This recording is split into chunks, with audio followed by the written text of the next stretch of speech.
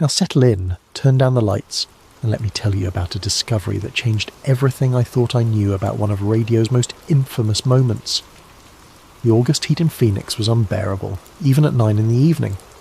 I'd been putting off cleaning out Dad's garage for 3 months since the funeral, but the estate sale was scheduled for next week and I couldn't delay any longer.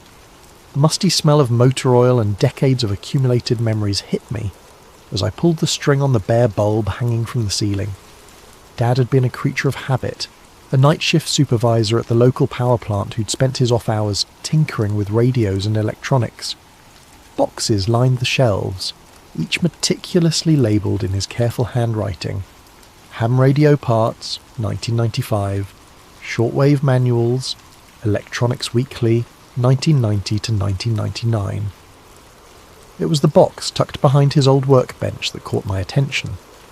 Unlike the others, this one bore a label that made no immediate sense. C2C, 1997.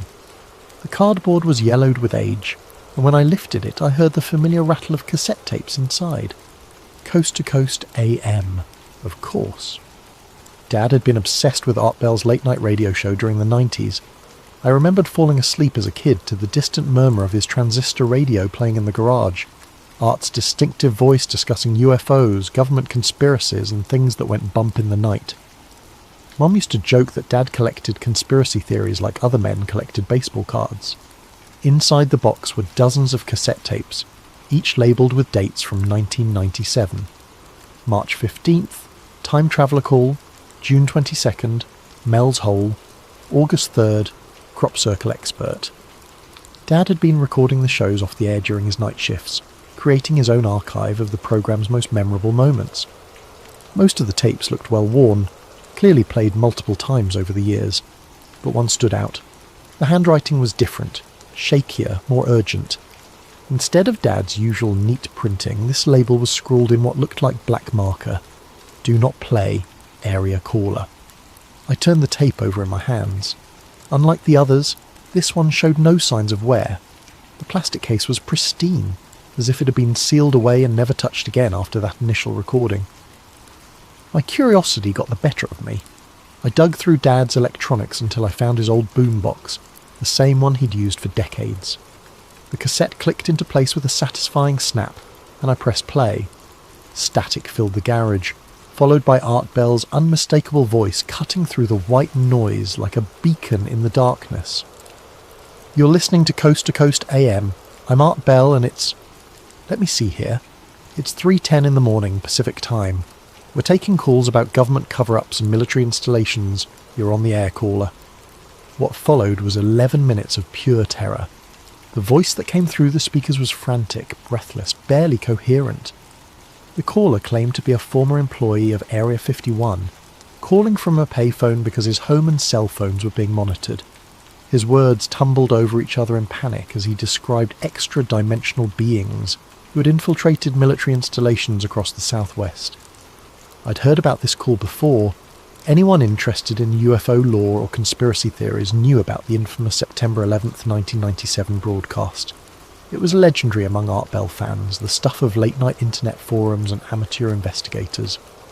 The satellite feed had mysteriously gone down right in the middle of the call, cutting off the transmission nationwide. But as I listened to Dad's tape, something was different. After the familiar abrupt end that every online upload contained, the tape kept playing. Where digital versions went silent, this one continued. I heard Art Bell's voice, off-air now. The professional broadcaster's facade completely dropped. What the hell just happened? We just lost the uplink. Jim, are you getting anything from the satellite? Nothing. Nothing at all. There was shuffling, muffled conversation in the background. Someone doesn't want this heard. Get me the engineer, now. More static than Art's voice again. Quieter now, as if he was speaking directly into his microphone. Ladies and gentlemen, we're experiencing technical difficulties. We seem to have lost our satellite feed. For those of you listening on terrestrial radio, we'll be back after this brief interruption. The tape clicked off. I sat in the sweltering garage staring at the boombox. This segment had never been rebroadcast. I'd scoured the internet over the years, listening to every available version of that infamous call, and none of them contained what I'd just heard. Art's genuine confusion, his immediate suspicion that the cut-off was deliberate. It had all been edited out of every subsequent broadcast and internet upload. Why had Dad recorded this? More importantly, why had he labelled it with that warning? Do not play. But he'd saved it for 28 years. I rewound the tape and played it again, this time focusing on the background. Beneath the caller's frantic voice and Art's responses, there was something else. A low hum, almost subsonic, threading through the entire recording like a hidden frequency. The hum wasn't random. It had a pattern, rising and falling in subtle waves that seemed almost purposeful. Sleep eluded me that night. I lay in bed, replaying the tape over and over in my mind, especially those final moments when Art Bell seemed genuinely shaken. By dawn, I was at my computer, diving deep into coast-to-coast AM archives and fan sites. The September 11th, 1997 call had inspired dozens of forum threads over the years. Most dismissed it as an elaborate hoax, but several listeners from that night remembered details that matched what I'd heard on Dad's tape.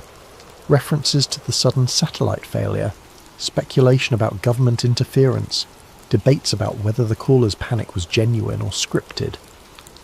One forum thread from 1999 caught my attention. The original post had been deleted, but the replies remained. Did anyone else notice the background frequency during the Area 51 call? My friend who's into ham radio thinks there might be coordinates embedded in the hum.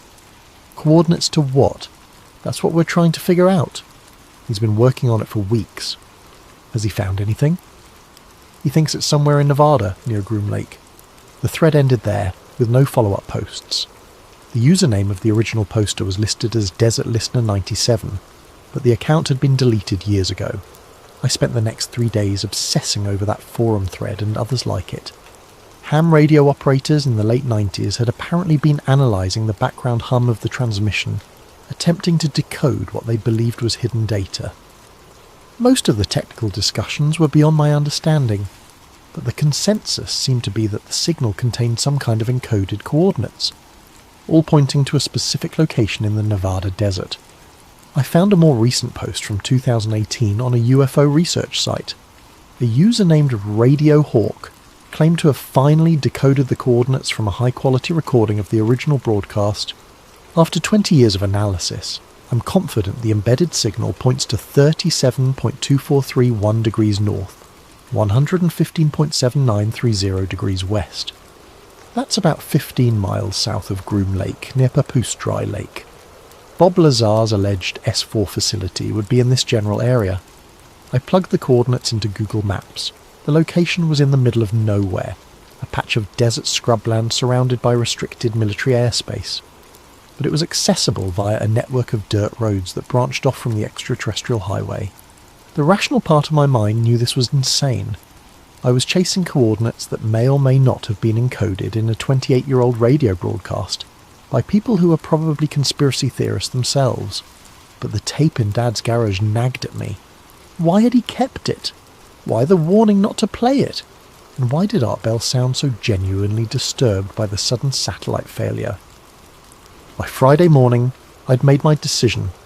I loaded camping gear into my SUV, printed out maps of the area around Rachel, Nevada, and began the 5-hour drive north into the desert. The little alien sat like a lonely outpost on Nevada's extraterrestrial highway, its weather-beaten sign promising earthly food for extraterrestrial appetites. I pulled into the gravel parking lot just as the sun was beginning its descent toward the western mountains, painting the desert in shades of amber and rust. Inside, the restaurant was exactly what I'd expected, a shrine to UFO culture with alien memorabilia covering every available surface. Faded photographs of supposed UFO sightings shared wall space with newspaper clippings about Area 51 and signed pictures of celebrities who'd visited over the years. The owner, a weathered man in his 70s named Joe, poured me coffee that looked like it had been brewing since the Clinton administration. When I mentioned I was researching the 1997 coast-to-coast AM call, his eyes lit up with recognition. "Oh, hell yes, I remember that call," he said, settling onto the stool behind the counter. "That was something else." Had folks driving out here for months afterward, all wanting to go skywatch where they thought the caller might have been transmitting from. Did anyone ever find anything? Joe chuckled. Depends on what you mean by find. A couple of weeks after that broadcast, we had this group of ham radio guys show up with all kinds of equipment. They'd been tracking radio signals, claimed they'd narrowed down where the call came from, spent 3 days out in the desert with their gear. What did they find? That's the funny thing. They found an old military relay station about 20 miles south of here. Been abandoned for years, but according to them it was still powered up, running on backup batteries that should have died decades ago. My heart rate quickened. Do you know exactly where? Joe studied me for a moment, then reached under the counter and pulled out a worn road atlas. He flipped to the Nevada section and pointed to a spot marked with a faded X in pencil. Right about here. But I gotta warn you, folks who went looking for that place, some of them came back pretty spooked. One old-timer told me they shut down that relay station a couple years after the call, said it was obsolete, but he swore he could still hear things out there after dark, like power humming under the sand. I memorised the location on the map and bought Joe's coffee and a pre-packaged sandwich for the road. As I was leaving, he called out, "You be careful out there. Desert's got a way of keeping secrets, and sometimes secrets don't want to be found."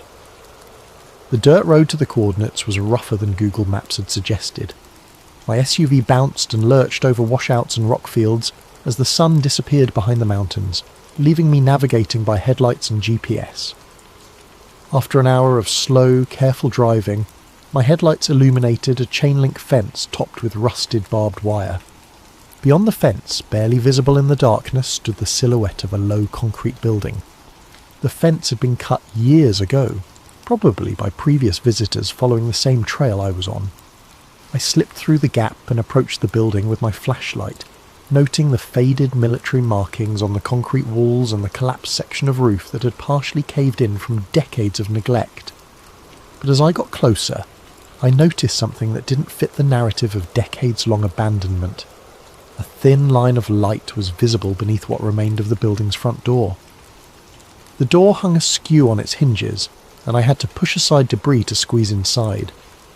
My flashlight beam revealed a single room filled with obsolete communications equipment, radio panels, frequency monitors, and banks of switches that looked like they belonged in a 1960s NASA control room. And in the centre of it all, impossibly, was a radio console that was still active. Green lights blinked steadily on the panel, and a low hum emanated from speakers mounted on the wall. According to a digital display, the system was running on backup power. Backup power that, according to the date stamps on nearby equipment, should have failed sometime in the early 2000s. I approached the console carefully, as if it might disappear if I moved too quickly. The main panel had been modified extensively, with additional wiring and components that looked far more modern than the rest of the equipment.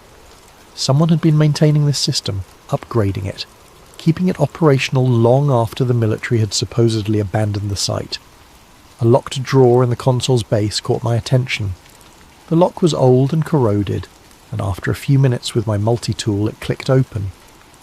Inside were logbooks and communication records dating back to 1997. My hands shook as I flipped through pages of entries, most of them routine maintenance reports and signal tests, but the entries for September 1997 were different. September 11th, 1997, 0310 PST. Unauthorized transmission detected on backup frequency.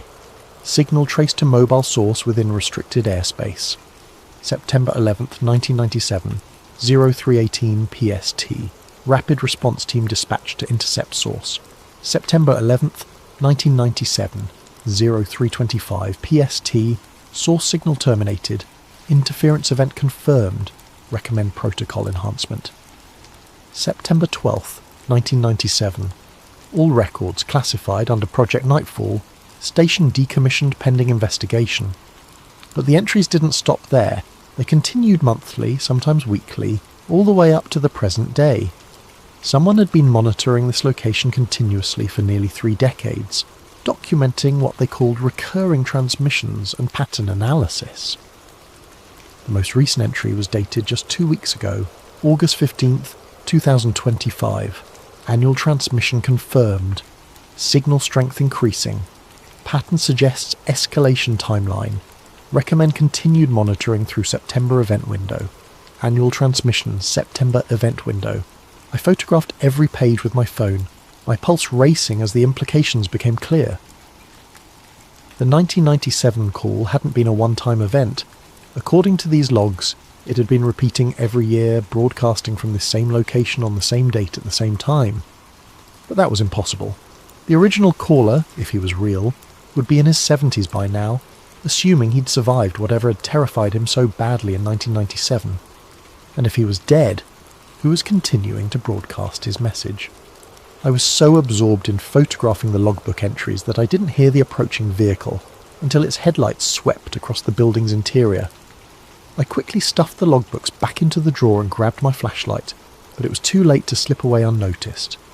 The truck's engine shut off outside and I heard footsteps approaching the building. A gravelly voice called out, "I know you're in there. Come on out slow and keep your hands where I can see them." I emerged from the building with my hands raised, squinting against the glare of a powerful flashlight. Behind it, I could make out the silhouette of a man in a wide-brimmed hat, standing next to a dust-covered pickup truck. "You another one of those internet investigators?" he asked, lowering the flashlight slightly. In the reduced glare, I could see he was in his 60s, with the weathered face of someone who had spent decades in the desert sun. "Just curious about this place," I replied carefully. "I heard about it from some old forum posts." He chuckled, but there was no humour in it. "Curious. That's what they all say." He gestured toward the building. "Find anything interesting in there?" "Just old military equipment. Most of it's been stripped out." But not all of it. It wasn't a question. He studied me for a long moment, then seemed to reach some kind of decision. "Name's Tom Briggs, retired Air Force. Spent 20 years working radio triangulation and signal intelligence out of Nellis." "What brings you out here?" "Same thing that brings all of you eventually. That goddamn radio call." He leaned against his truck, suddenly looking every one of his 60-plus years. "I was on duty that night in '97, working the monitoring station. We tracked that transmission in real time." My heart nearly stopped. "You were there." "Not there," he said, pointing toward the building, "but I was part of the team that pinpointed where it came from. And I can tell you right now, it didn't come from some payphone like everyone thinks." "Where did it come from?" Tom was quiet for so long I thought he wasn't going to answer. Finally he sighed. "Signal originated from inside restricted airspace, about 2 miles above this exact location, moving at approximately 80 miles per hour in a northwesterly direction." "Moving? Like from an aircraft?" That's what we thought at first. But no aircraft was supposed to be in that airspace, and the signal characteristics. He shook his head. Damn thing was broadcasting on frequencies that weren't even commercially available in 1997. The transmission equipment would have had to be decades ahead of anything we had at the time. I felt like the ground was shifting beneath my feet. "Are you saying the caller wasn't human?" Tom's laugh was bitter. "I'm saying the caller wasn't calling from Earth, at least not from the surface, whether he was human or not. That's above my pay grade, but I can tell you this. We tracked similar signals every year after that. Same date, same time, same general area. Always from altitude, always moving. Every year. Every September 11th, 3:10 a.m. Pacific, like clockwork." He pushed himself off the truck and walked toward me. "I've been coming out here for the anniversary for the past decade, ever since I retired. Call it professional curiosity." "Have you ever heard the transmission yourself?" "Not directly, but I've got equipment in the truck that can pick up the signal when it broadcasts." He paused. "Which, according to my calculations, should be happening in about 6 hours. I stared at him. "Tonight?" "Tonight's September 11th, isn't it? And if you're out here with questions about that old coast-to-coast call, then you've already been logged by whoever's been monitoring this site. Might as well stick around and see what happens." The casual way he mentioned being logged sent a chill down my spine. "What do you mean, logged?" Tom pointed toward the building. "That radio console in there is not just receiving signals. It's been transmitting location data on everyone who visits this site for the past 28 years. License plates, cell phone signatures, facial recognition if you get close enough to the building." I instinctively took a step back. Transmitting to who? Wish I knew. But whoever's been maintaining this place, they've got resources and technology that goes way beyond amateur radio enthusiasts. He studied my face in the dim light. If you heard that call and came looking, then you're part of whatever's happening here now. Question is, are you ready to find out what that means? Tom's truck was equipped with enough radio and monitoring equipment to stock a small electronics store. While he prepared his receivers, I set up my camping gear at what he assured me was a safe distance from the building. Close enough to observe, far enough away to avoid whatever scanning equipment might be hidden inside. As midnight approached, Tom became increasingly focused on his instruments, adjusting frequencies and checking signal strength indicators. I tried to make conversation, but he was clearly in professional mode now, decades of military training taking over. You ever think about what the caller was really warning about? I asked as we waited in the darkness. Every day for 28 years, Tom replied without looking up from his equipment. But I've learned that sometimes the warning isn't meant for the people who hear it first. Sometimes it's meant for the people who come looking later. At 2:30 a.m, Tom's equipment began detecting anomalies. Radio frequencies that had been silent all evening suddenly came alive with activity, though nothing we could hear clearly. Just bursts of what sounded like digital data transmission. Something's coming, Tom said quietly. Whatever's been broadcasting that signal, it's powering up. At exactly 3:09 a.m, every piece of radio equipment in Tom's truck went silent. The sudden absence of static and background hum was more unsettling than any sound could have been. "Here we go," Tom whispered. At 3:10 a.m, my shortwave radio crackled to life. The voice that emerged from the speakers was exactly the same as the one I'd heard on Dad's tape. The same frantic, breathless panic. The same desperate words spilling over each other in fear. But this wasn't a recording. The signal was live, broadcasting in real time with all the characteristics of a current transmission. "Hello? Hello? Is anybody out there? This is... I can't tell you my name. They're listening. They're always listening. I used to work at Area 51, at the facility they call S4. I need to tell someone what's happening there." Word for word, it was identical to the 1997 broadcast. But as I listened, I began to notice subtle differences in the background. The hum that had intrigued me on Dad's tape was stronger now, more complex. It sounded like machinery. Not electronic equipment, but something mechanical, rhythmic, like the steady beating of enormous gears. They're not from here. They're from somewhere else. Another dimension, another reality, I don't know. But they're here now, and they've been infiltrating our military installations. They look like us, but they're not us. They're preparing for something. Tom's equipment was going crazy, needles jumping across dials as he tried to triangulate the source of the transmission. "It's directly overhead," he whispered. 2,000 feet up and holding position. I looked up at the star-filled sky but saw nothing. No aircraft lights. No movement against the constellations. The transmission continued. "If anyone's listening, if anyone cares about this country, you need to know they're coming. They've been here for decades, but now they're ready to reveal themselves. The time is coming when they won't hide anymore." The frantic voice began to break up, just as it had in 1997. But instead of cutting to Art Bell's response, the signal faded to static, then silence. Tom and I sat in the darkness for several minutes, neither of us speaking. Finally he began shutting down his equipment. "Same message," he said quietly. "Word for word, exactly the same as 97. But that's impossible. It's been 28 years. Tom packed his equipment methodically, his movements careful and deliberate. Maybe the message wasn't meant for 1997. Maybe it was meant for now. As we prepared to leave, I made one final check of the building. The radio console that had been humming with activity was now dark, its green lights extinguished. But in the drawer where I'd found the logbooks, there was something new, a single sheet of paper that hadn't been there before. The paper contained a list of coordinates, hundreds of them, scattered across the United States and other countries. Below the coordinates was a date, September 11th, 2026. And at the bottom of the page, in the same shaky handwriting I'd seen on Dad's cassette tape, were 4 words. "The warning is complete." 3 months have passed since that night in the Nevada desert.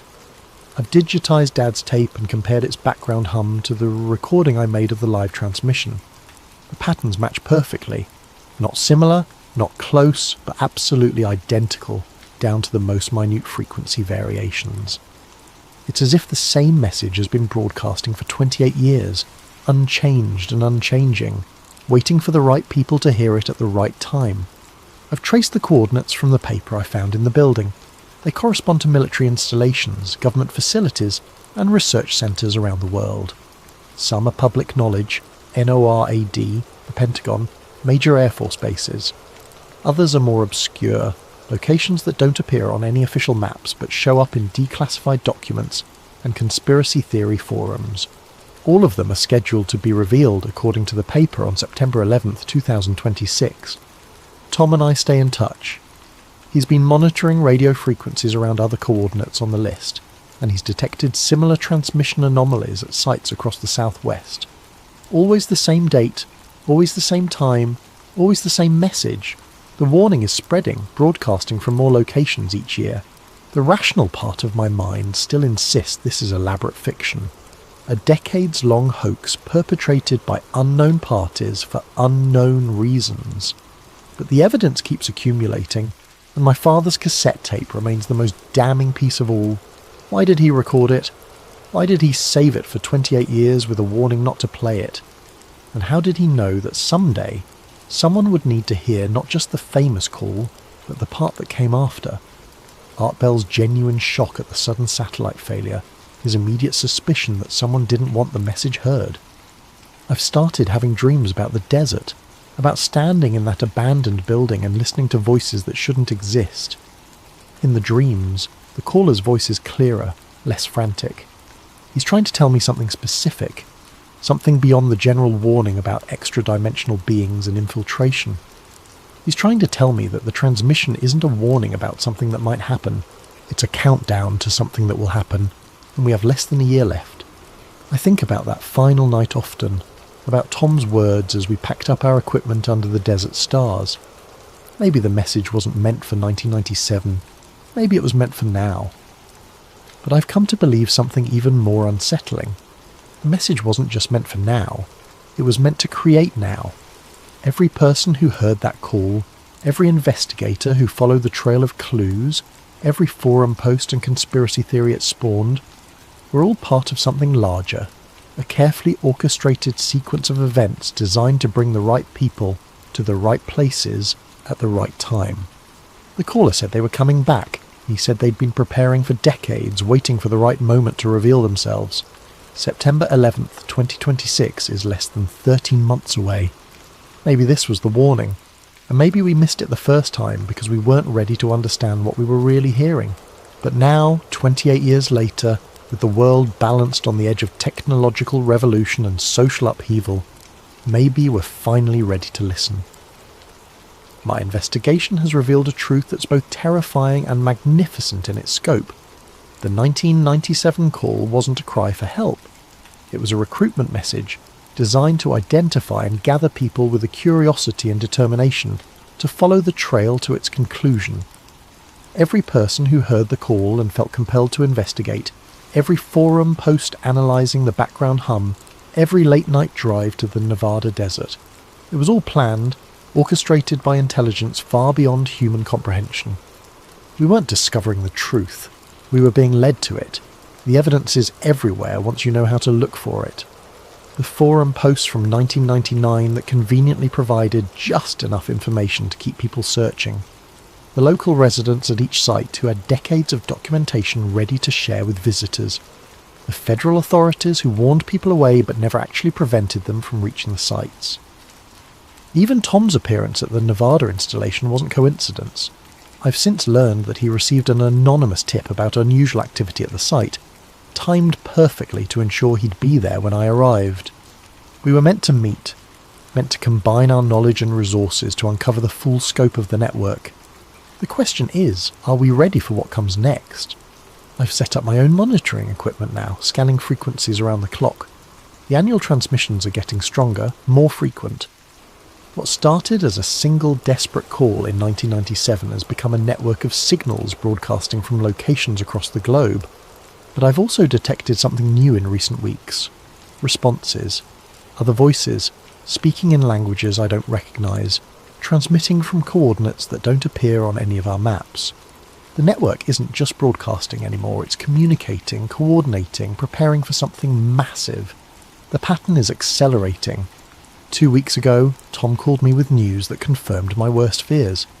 His equipment had detected a massive power surge across the entire southwestern United States, centred on the Nevada installation.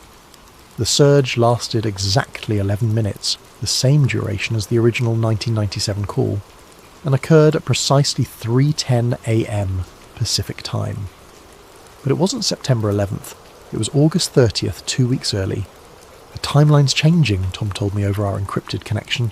Whatever they've been building toward, it's happening faster than planned. I drove back to Nevada that same night, arriving at the installation just before dawn.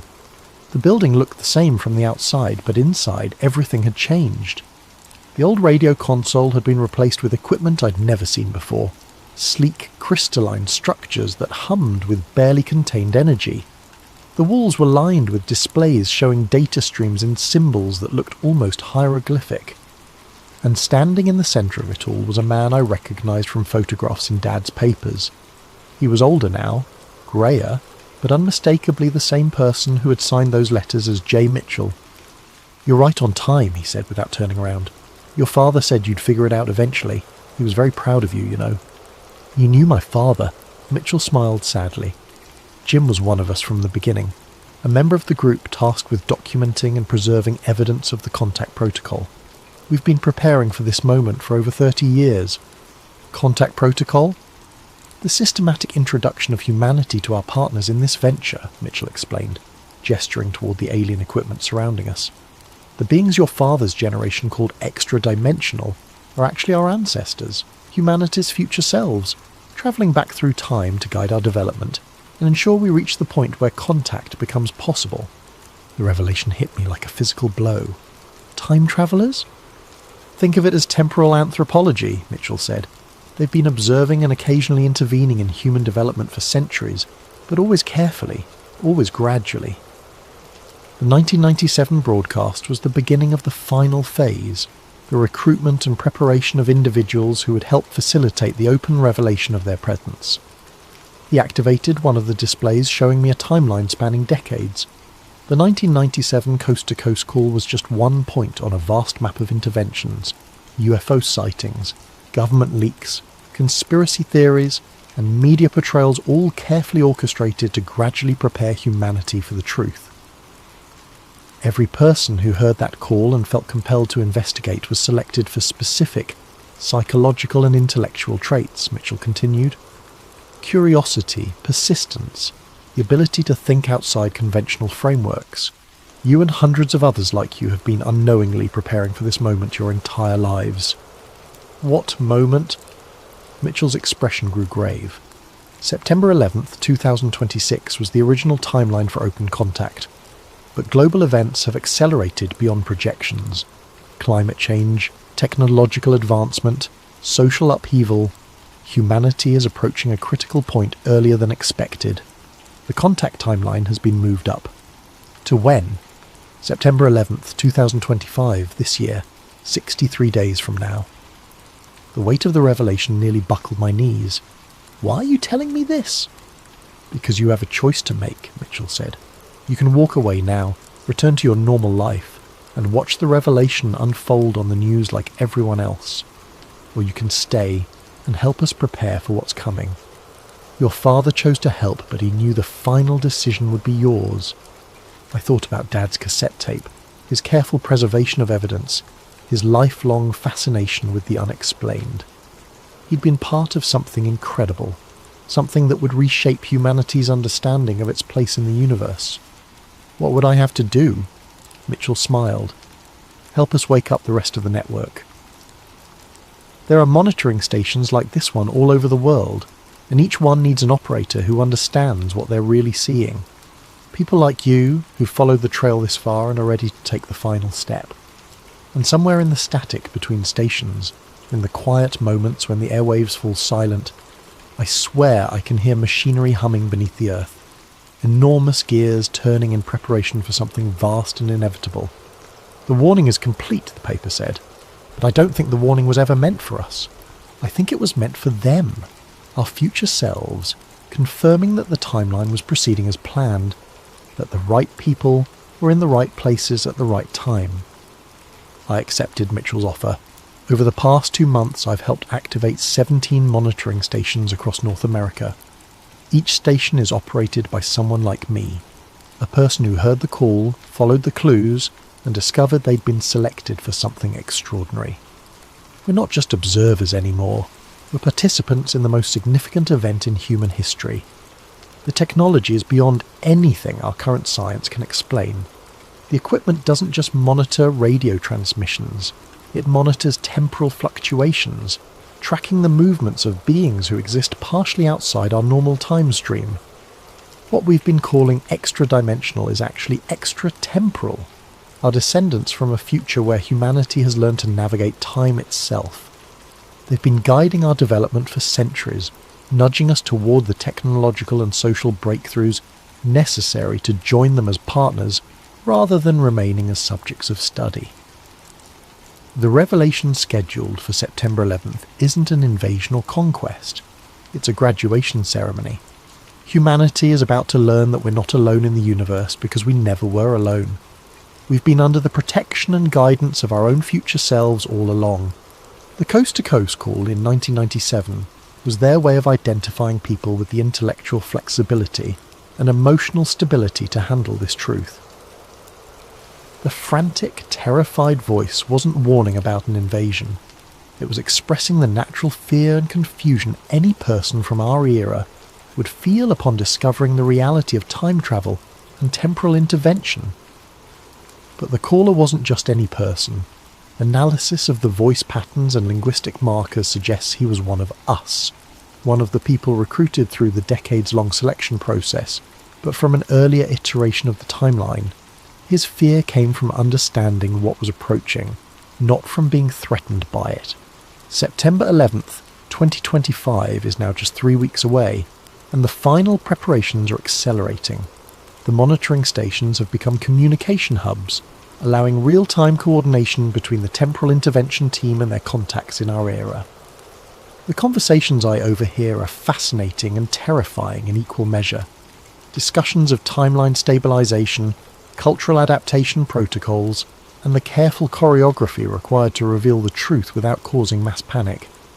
I've learned that the specific date, September 11th, was chosen not for its symbolic significance in our timeline, but because it represents a temporal intersection point where multiple probability streams converge. On that date, at exactly 3:10 a.m. Pacific time, the barriers between our time and theirs will be thin enough to allow for stable, permanent contact. The revelation won't be subtle. Every monitoring station will activate simultaneously, broadcasting a coordinated message that will override radio, television, and internet communications worldwide. The message will come not from mysterious callers or government spokespeople, but from recognizable human faces, our descendants, showing us what humanity becomes when we survive our current challenges and learn to work together on a cosmic scale. The future they represent isn't utopian, but it's hopeful. They've survived climate change, technological disruption, and social upheaval by learning to think beyond the limitations of linear time. They've become gardeners of their own past, nurturing the seeds of wisdom and cooperation that will grow into the civilization they represent. And in 21 days they're going to offer us the chance to join them. I think about my father often during these final weeks. He spent years preserving that cassette tape, knowing that someday his son would need to hear it and follow the trail to its conclusion. He was part of a generation that laid the groundwork for this moment, and now it's my generation's turn to take the next step. The choice that awaits humanity on September 11th isn't whether to accept or reject contact with alien beings. It's whether we're ready to accept responsibility for becoming the ancestors of a civilization capable of travelling through time to guide its own development. Are we ready to become gardeners of time itself? In 18 days, we'll find out.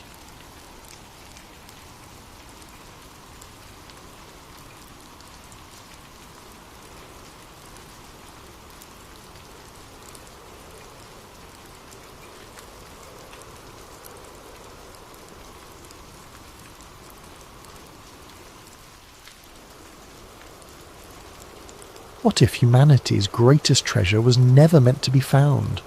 What if some doors were sealed not to keep us out, but to keep something else in? Tonight's story takes us deep into the heart of India's most sacred temple, where ancient warnings echo through marble halls and gold-laden chambers hide secrets that predate recorded history. Before we begin, I want to give a thank you to Brassneck23 for suggesting this chilling tale of forbidden knowledge and cosmic horror. If you have ideas for future stories, please leave them in the comments below. And if you enjoy these late-night journeys into the unknown, don't forget to like and subscribe to Sleep Theories for more stories that will keep you questioning what lurks in the shadows of our world. Now dim the lights, settle in, and prepare yourself for a story where curiosity becomes a curse and some mysteries are better left buried. The invitation arrived on cream-coloured paper, embossed with the seal of the Supreme Court of India. As a historian specialising in South Asian antiquities, I had expected many things in my career, but never a formal request to witness what the media was calling the greatest archaeological discovery of the modern era. The Sri Padmanabhaswamy Temple in Thiruvananthapuram, Kerala, had stood for over 1,000 years as one of India's most sacred sites. Dedicated to Lord Vishnu, its towering gopurams scraped the tropical sky like a stone finger pointing toward the divine. What made it extraordinary wasn't just its spiritual significance, but what lay hidden beneath its ancient stones. In 2011, a legal petition had demanded an inventory of the temple's treasures. What they found in the first 5 vaults defied comprehension. Gold coins dating back centuries, precious stones the size of eggs, jewellery that belonged to forgotten dynasties. The estimated value exceeded $100 billion, making it potentially the richest religious site on Earth. But there was a 6th vault. Vault B. I arrived in Kerala on a sweltering morning in March, the humid air thick with the scent of jasmine and incense. The temple complex buzzed with activity as legal officials, archaeologists and security personnel prepared for what everyone hoped would be the crown jewel of the discovery. The head priest, an elderly man named Kandararu Mahesh, met our legal team at the temple's main entrance. His weathered face bore the weight of generations, and his eyes held something I couldn't immediately identify. Fear, perhaps, or resignation. "The courts have spoken," he said in heavily accented English, his voice barely above a whisper. "But I must tell you what my predecessors told me, as theirs told them for 8 centuries. He gestured toward the inner sanctum where Vault B lay sealed behind an ornate iron door. That chamber is not like the others. It was never meant to hold treasure for earthly eyes. The legal team exchanged glances. They had heard such protests before, religious authorities reluctant to surrender their hoarded wealth to public scrutiny. But something in the priest's tone gave me pause.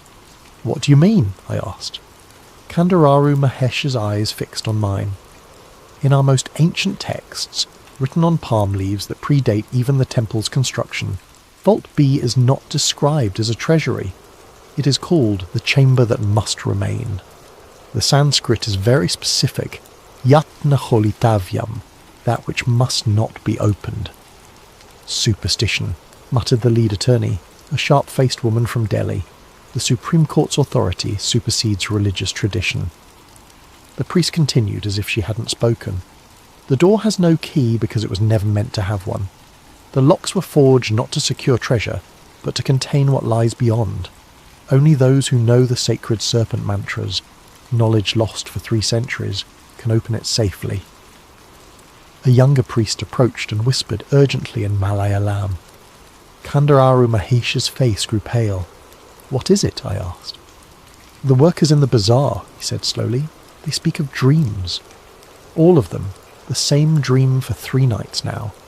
They see a great wind rising from beneath the temple, carrying with it the breath of destruction." The attorney scoffed, but I noticed her hand trembling slightly as she made notes on her tablet. The other officials seemed less confident now, their earlier enthusiasm dimmed by the weight of the priest's words. As we walked toward the inner sanctum, I caught fragments of conversation among the temple workers. They spoke in hushed tones, casting nervous glances toward the sealed vault. An old woman selling flowers outside the temple grabbed my arm as I passed. "Sahib," she whispered urgently, "my grandmother told me stories." She said when the British came to survey the temple in 1931, they tried to open that door. 3 of them died within a week. 1 drowned in his own bathtub. 1 fell from his horse. 1 simply stopped breathing. I gently freed my arm, but her words followed me like shadows. As a rational man of science, I dismissed such tales as folklore born of ignorance and superstition. Yet something about the atmosphere around Vault B felt different. The air seemed thicker there, charged with an energy that made my skin prickle. The vault's door stood before us now, a masterpiece of medieval craftsmanship. Unlike the other vaults, which had been sealed with relatively simple locks, Vault B presented a complex puzzle of interlocking mechanisms. 7 iron serpents wrapped around the door's frame, their mouths forming the keyholes. But there were no keys, hadn't been for centuries according to the temple records. The mantras were the keys, Kandararu Mahesh explained. Specific vibrations, spoken in precise sequence, would cause the mechanisms to release. But those who knew them took the knowledge to their graves in the 1750s, believing it safer that way. The legal team was growing impatient. They had come here to document treasure, not listen to religious lectures. But as I studied the door more closely, I began to understand the priest's reluctance. This wasn't just a vault. It was a seal, and seals by their very nature were meant to keep something in. As evening approached and we prepared to return to our hotel, I lingered in the temple courtyard. The setting sun painted the gopuram in shades of gold and crimson, and the evening prayers began their eternal rhythm. But beneath the familiar sounds of devotion, I could swear I heard something else. A low, almost inaudible humming that seemed to rise from the very stones beneath my feet. That night in my hotel room overlooking the temple, I made the first entry in what would become my final journal. There are doors in this world that remain closed not because we lack the key, but because we lack the wisdom to understand why they were locked in the first place. Tomorrow we attempt to open one such door. I pray we are prepared for whatever lies beyond. I had no way of knowing then how prescient those words would prove, or how dearly we would all pay for our curiosity. The next morning dawned clear and hot, the kind of day that makes the air shimmer like liquid glass. By 6 a.m. the temple complex was already bustling with activity. Security cordons kept the gathering crowd at bay while our team prepared for what the media had dubbed the greatest treasure hunt in modern history. The opening of vaults A, C, D, E and F had been methodical and spectacular. Each chamber revealed layer upon layer of unimaginable wealth. Golden idols studded with rubies and emeralds, ancient coins bearing the faces of forgotten kings, jewellery so intricate it seemed to have been crafted by divine hands rather than mortal ones. The inventory process had taken months, and still they were finding new treasures buried beneath the gold. But Vault B had remained sealed, waiting. The locksmith brought in for the task was Ravi Kumar, a slight man from Mumbai who specialised in historical mechanisms. He had successfully opened bank vaults from the British era, ancient strongboxes from Mughal times, even medieval treasure chests from Rajasthani forts. If anyone could breach the serpent locks of Vault B, it was him. The mechanism is unlike anything I have encountered, he admitted as he studied the door. These serpents are not merely decorative. Each one represents a different locking mechanism, and they appear to be interconnected. Opening one incorrectly might trigger a jamming system that would seal the vault permanently. The legal team was growing impatient. Photographers and videographers stood ready to document the moment. Government officials whispered among themselves about the economic implications of the discovery. The air thrummed with anticipation. Kandararu Mahesh stood apart from the group, his lips moving in what I assumed was silent prayer. When I approached him, he looked up with eyes that held the weight of centuries. "It is not too late," he said quietly. "The courts could be convinced to leave this one vault unopened. Sometimes the greatest treasure is wisdom, the wisdom to leave certain doors closed." "What exactly do you think is in there?" I asked. His answer chilled me to the bone. Something that was locked away for a reason our ancestors understood, even if we have forgotten. At precisely 10 a.m, Ravi Kumar began his work. He had decided to attempt the locks in sequence, starting with the serpent at the top and working clockwise. Each lock required different tools. Some responded to traditional picks. Others seemed to need specific pressure applied to hidden mechanisms. The first serpent yielded after an hour of careful manipulation. A soft click echoed through the chamber as its jaw opened, revealing the first keyhole. The crowd murmured with excitement. The second lock proved more challenging, requiring Ravi to simultaneously manipulate two different mechanisms while applying steady pressure to a third. Sweat beaded on his forehead as he worked, and I noticed his hands trembling slightly. It was during his attempt on the third lock that the first sign appeared. A cool breeze began to blow through the temple, unusual for the stifling heat of the day. The flames on the oil lamps flickered, and several went out entirely. The temperature dropped noticeably, raising goosebumps on arms despite the tropical climate. "The wind has changed," one of the younger priests whispered, his voice tight with fear. By noon, dark clouds had begun gathering over Thiruvananthapuram, rolling in from the Arabian Sea with unnatural speed. The meteorological department later claimed it was an unexpected monsoon front, but those of us at the temple knew better. The storm was forming directly overhead, its centre position precisely above the temple complex. Ravi had successfully opened 4 of the 7 locks when the first lightning strike hit. The bolt crashed down into the temple courtyard, missing the main shrine by mere meters. The sound was deafening, and several people were knocked to their feet by the shockwave. "Perhaps we should postpone this," suggested the chief legal officer, eyeing the darkening sky nervously. But Ravi was committed now, his professional pride overriding his caution. "2 more locks," he muttered, wiping rain from his face as the first drops began to fall. "I can finish this." The 5th lock clicked open just as the second lightning bolt struck the temple's outer wall. Stone chips scattered across the courtyard, and one of the camera operators was struck by flying debris, opening a gash across his cheek. The 6th lock resisted all of Ravi's efforts. He tried for 2 hours, his tools slipping in hands made slick by rain and nervous sweat. The storm intensified with each passing minute, as if the very sky was protesting our actions. It was nearly 4 p.m. when disaster struck. Ravi had finally managed to manipulate the 6th mechanism when a bolt of lightning struck the temple's lightning rod. The electrical surge travelled through the building's metal framework and arced across the vault chamber. Ravi Kumar was thrown backward against the stone wall, his body convulsing as electricity coursed through him. The medical team rushed to his aid, but the damage was severe. Burns covered his arms and chest, and his heart had stopped briefly before the medics managed to revive him. As they carried him away on a stretcher, barely conscious and mumbling incoherently about voices in the metal, the storm reached its full fury.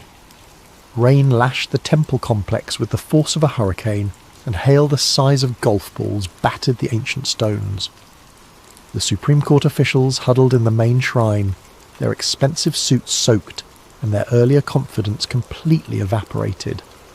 The lead attorney tried to maintain her composure, but I could see the fear in her eyes as she spoke into a satellite phone. "Yes, sir, I understand. Unusual circumstances. We'll suspend operations until—" "Yes, sir, immediately."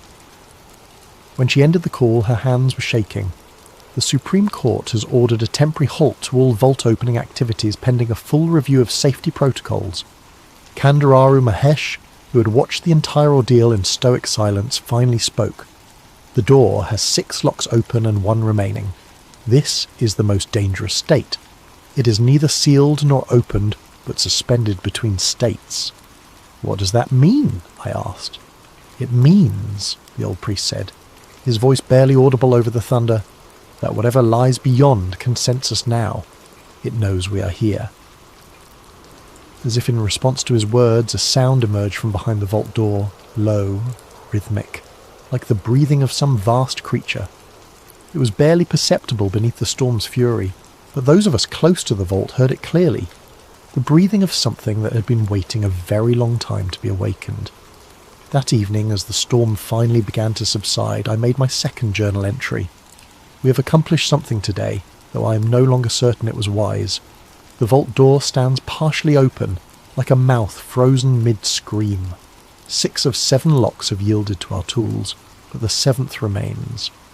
Ravi Kumar lies in the hospital, his condition stable but his mind changed.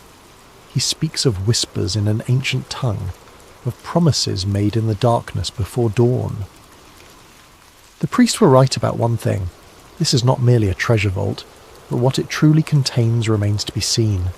The breathing has stopped for now, but I find myself straining to hear it return.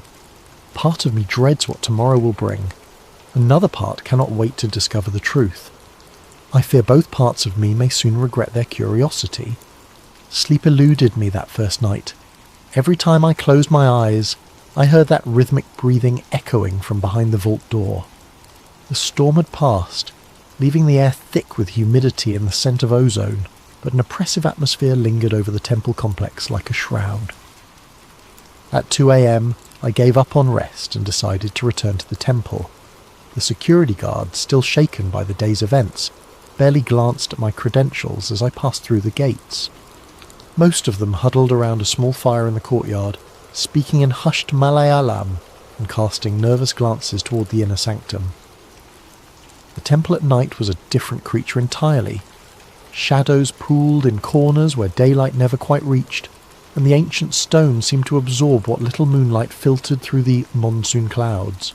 My footsteps echoed eerily in the silence, each sound magnified by the vaulted ceilings. I made my way to the temple's archives, housed in a smaller building adjacent to the main shrine.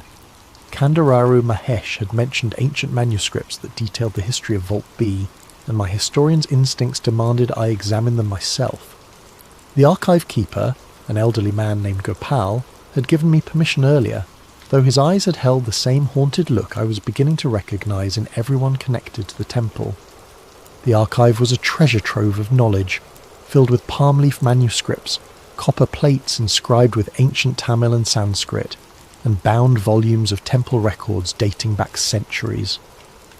Many were written in scripts I couldn't read, but I found several texts in Sanskrit that seemed relevant to my investigation. It was in a manuscript dated to the 14th century that I found the first clear reference to Vault B's true nature. The writing was cramped and difficult to decipher, but what I read made my blood run cold. In the year of the Great Plague, when death walked among the people like a familiar friend, the priests of the southern temple completed their terrible task. The devouring wind, which had consumed 3 kingdoms and turned fertile lands to dust, was bound within the chamber that must remain. 7 locks were forged, each one requiring the breath of sacred words to open. But the knowledge of these words was deemed too dangerous for any mortal to possess, and so the key speakers took poison rather than risk the wind's return. The devouring wind, not treasure, not gold, not jewels, but something the medieval priests considered so dangerous that they willingly died to keep it contained. I continued reading, my hands trembling slightly as I turned the fragile pages. The binding required the sacrifice of 49 Brahmin priests, their life breath woven into the mantras that hold the wind in check. Should the seals ever be broken without the proper words, the wind will taste freedom again and hunger for the breath of all living things. It will seek first those who disturbed its slumber, then spread outward like ripples on a pond, until all the world gasps for air that will not come. The sound from the main temple made me look up. It was faint, almost inaudible but distinctly rhythmic. The breathing had resumed.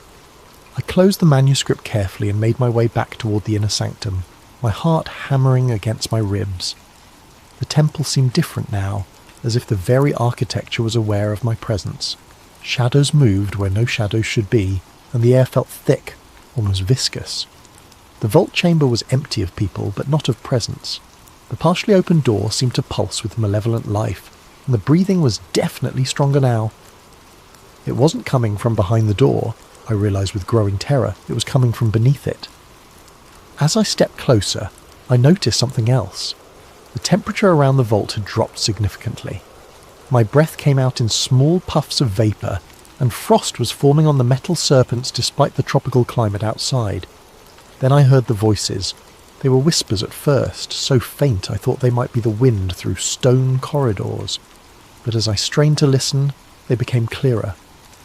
Multiple voices, speaking in a language I didn't recognise but which seemed hauntingly familiar. as if heard in half-remembered dreams. The whispers seemed to be coming from the gaps around the vault door, rising up from some vast space below. They spoke in rhythmic cadences that matched the breathing, and though I couldn't understand the words, their meaning was clear. Hunger, ancient and patient, promises of release, threats of what would come if the final lock was opened. I fumbled for my phone to record the phenomenon, but the device was completely dead despite having a full charge when I had entered the temple. The whispers grew louder, more insistent, and I realised they were becoming comprehensible. The seeker comes in the dark. The seeker who reads the old words. Closer. Seeker. Closer to the threshold. So long since warm breath filled these chambers. Terror flooded my system and I stumbled backward, knocking over a brass lamp that clattered against the stone floor. The sound echoed like gunshots through the temple, and suddenly the whispers stopped. The silence was somehow worse than the voices had been. I fled the temple, my academic composure completely shattered. Behind me I could swear I heard something like laughter. Dry, rustling laughter that seemed to emanate from the stones themselves. Back in my hotel room, I sat awake until dawn, staring out at the temple silhouette against the lightning sky. My hands shook as I wrote in my journal. I understand now why the priest tried to stop us. Vault B contains no earthly treasure, but something far older and more terrible. The manuscripts speak of the devouring wind, an entity or force bound within the chamber by sacrifices and mantras. We have partially broken the binding and it is beginning to wake. The voices called me Seeker and spoke of warm breath. I believe it feeds on life itself, not just death, but the very act of breathing, the essence of living things. The medieval priests who bound it understood this and chose death rather than risk its escape. 6 locks are open, 1 remains, but I fear that even with the 7th lock intact we may have already gone too far. The boundary between the chamber and our world is weakening. The devouring wind is testing its prison, looking for cracks in the ancient seals. God help us all if it finds one. The call came at 6 a.m, jolting me from the first real sleep I'd managed in 2 days. The voice on the other end was crisp, confident, with a slight accent that marked international education and global business dealings. Professor Malhotra, my name is Victor Ashworth. I represent certain interested parties regarding your work at the Padmanabha Swami Temple. I believe we need to talk. I had heard of Ashworth, of course. Everyone in academic circles had. British-born but internationally based, he had made his fortune in tech startups before transitioning into what he euphemistically called cultural preservation. In reality, he was one of the world's most sophisticated antiquities collectors. Legal when possible, questionably legal when necessary. I'm afraid I'm not at liberty to discuss the temple project, I began, but he cut me off smoothly. Professor, I'm sitting in the lobby of your hotel. The conversation is going to happen whether you come down willingly or I come up. Your choice, but I think you'll find what I have to say quite illuminating. 20 minutes later I sat across from Victor Ashworth in the hotel's restaurant. He was younger than I'd expected, perhaps 40, with prematurely silver hair and eyes the colour of a winter sky. His suit was perfectly tailored, and his manner suggested someone accustomed to getting exactly what he wanted. You look tired, Professor, he observed, signalling the waiter for coffee. Difficult night at the temple, I imagine. How do you... I started, then stopped. Of course he knew. Men like Ashworth had sources everywhere. I know about the breathing, he said quietly, his voice just loud enough for me to hear. I know about the whispers, and I know you've discovered what Vault B really contains. He leaned forward, his eyes intense. The question is, do you understand the implications? I understand that some things should remain buried, I replied, trying to sound more confident than I felt. Ashworth laughed, a sound like crystal breaking. Professor, you disappoint me. Here we have possibly the greatest discovery in human history, and you want to bury it again? Do you have any idea what the economic implications alone would be? This isn't about economics. Everything is about economics, he interrupted. Do you know what's happening in the financial capitals right now? Word has leaked about the temple treasures. Not the specifics, but enough. Gold prices are fluctuating wildly. Currency markets are in chaos. The mere possibility that India might dump $100 billion worth of precious metals and gems onto the world market has central bankers calling emergency meetings. He pulled out a tablet and showed me a series of graphs and charts. Now imagine what would happen if the true contents of Vault B were revealed. Not just gold, Professor, but something far more valuable. Proof that our understanding of human history is fundamentally flawed. What are you talking about? Ashworth's smile was predatory. You've read the manuscripts. The devouring wind, the binding rituals, the sacrifice of 49 priests. These aren't fairy tales, Professor. They're historical records of humanity's first encounter with something beyond our current understanding of reality. He leaned back, studying my reaction. Governments around the world are watching this situation very carefully. The Americans have a cultural attaché in Mumbai who's actually CIA. The Chinese have tripled their diplomatic presence in Kerala. The Russians have been making very generous offers to fund archaeological research in the region. Why? Because everyone understands what you're only beginning to grasp. Vault B doesn't just contain an entity or force, it contains knowledge. The medieval priests who bound it had to understand what they were dealing with. They developed technologies, techniques, methods of manipulating reality itself that we've lost. Ashworth gestured toward the temple, visible through the restaurant's windows. Think about it. They created a prison that has held for 8 centuries. No modern government has containment systems that sophisticated. What if we could reverse engineer their methods? What if we could learn to harness whatever they bound? You're talking about releasing it. I'm talking about studying it, controlling it. Imagine the applications: unlimited energy, matter manipulation, perhaps even the ability to influence consciousness itself. We could reset not just the global economy, but the entire trajectory of human civilization. I felt sick. The manuscripts are clear. The thing in that vault feeds on life itself, the moment you open it. The moment we open it properly, Ashworth corrected, with the right precautions and containment systems. Professor, I've spent the last decade acquiring artifacts and texts from private collections around the world. I have fragments of the binding mantras, not complete, but enough to begin understanding the mechanisms involved. He slid a leather portfolio across the table. Photographs of Sanskrit inscriptions from a Tibetan monastery, cuneiform tablets from a collector in Dubai, ancient Greek texts from a private library in Switzerland. All describing similar entities, Professor, similar binding rituals. This isn't an isolated phenomenon, it's part of a pattern that spans continents and millennia. Despite my revulsion, I found myself opening the portfolio. The documents inside were extraordinary. Clear evidence of other devouring winds, bound in locations across the ancient world. Tibet, Mesopotamia, the Greek islands, even references in Mayan codices from Central America. How many? I whispered. We've identified 17 probable sites, Ashworth said.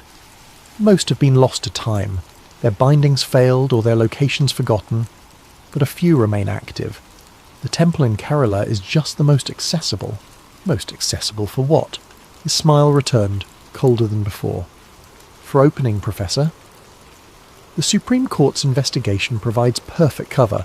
Legal authority, scientific oversight, global media attention. When we breach that final lock, the whole world will be watching, and recording, and learning. The government will stop you. Which government? The Indian authorities who authorised the investigation in the first place. The international observers who want their slice of the discovery. Professor, you're being naive. Everyone wants this opened. The only question is who controls what comes next. Ashworth stood, straightening his jacket. I'm offering you a position on my team. Full funding for your research, access to resources you've only dreamed of, and a chance to be part of the most significant discovery in human history. The alternative... He let the sentence hang. What alternative?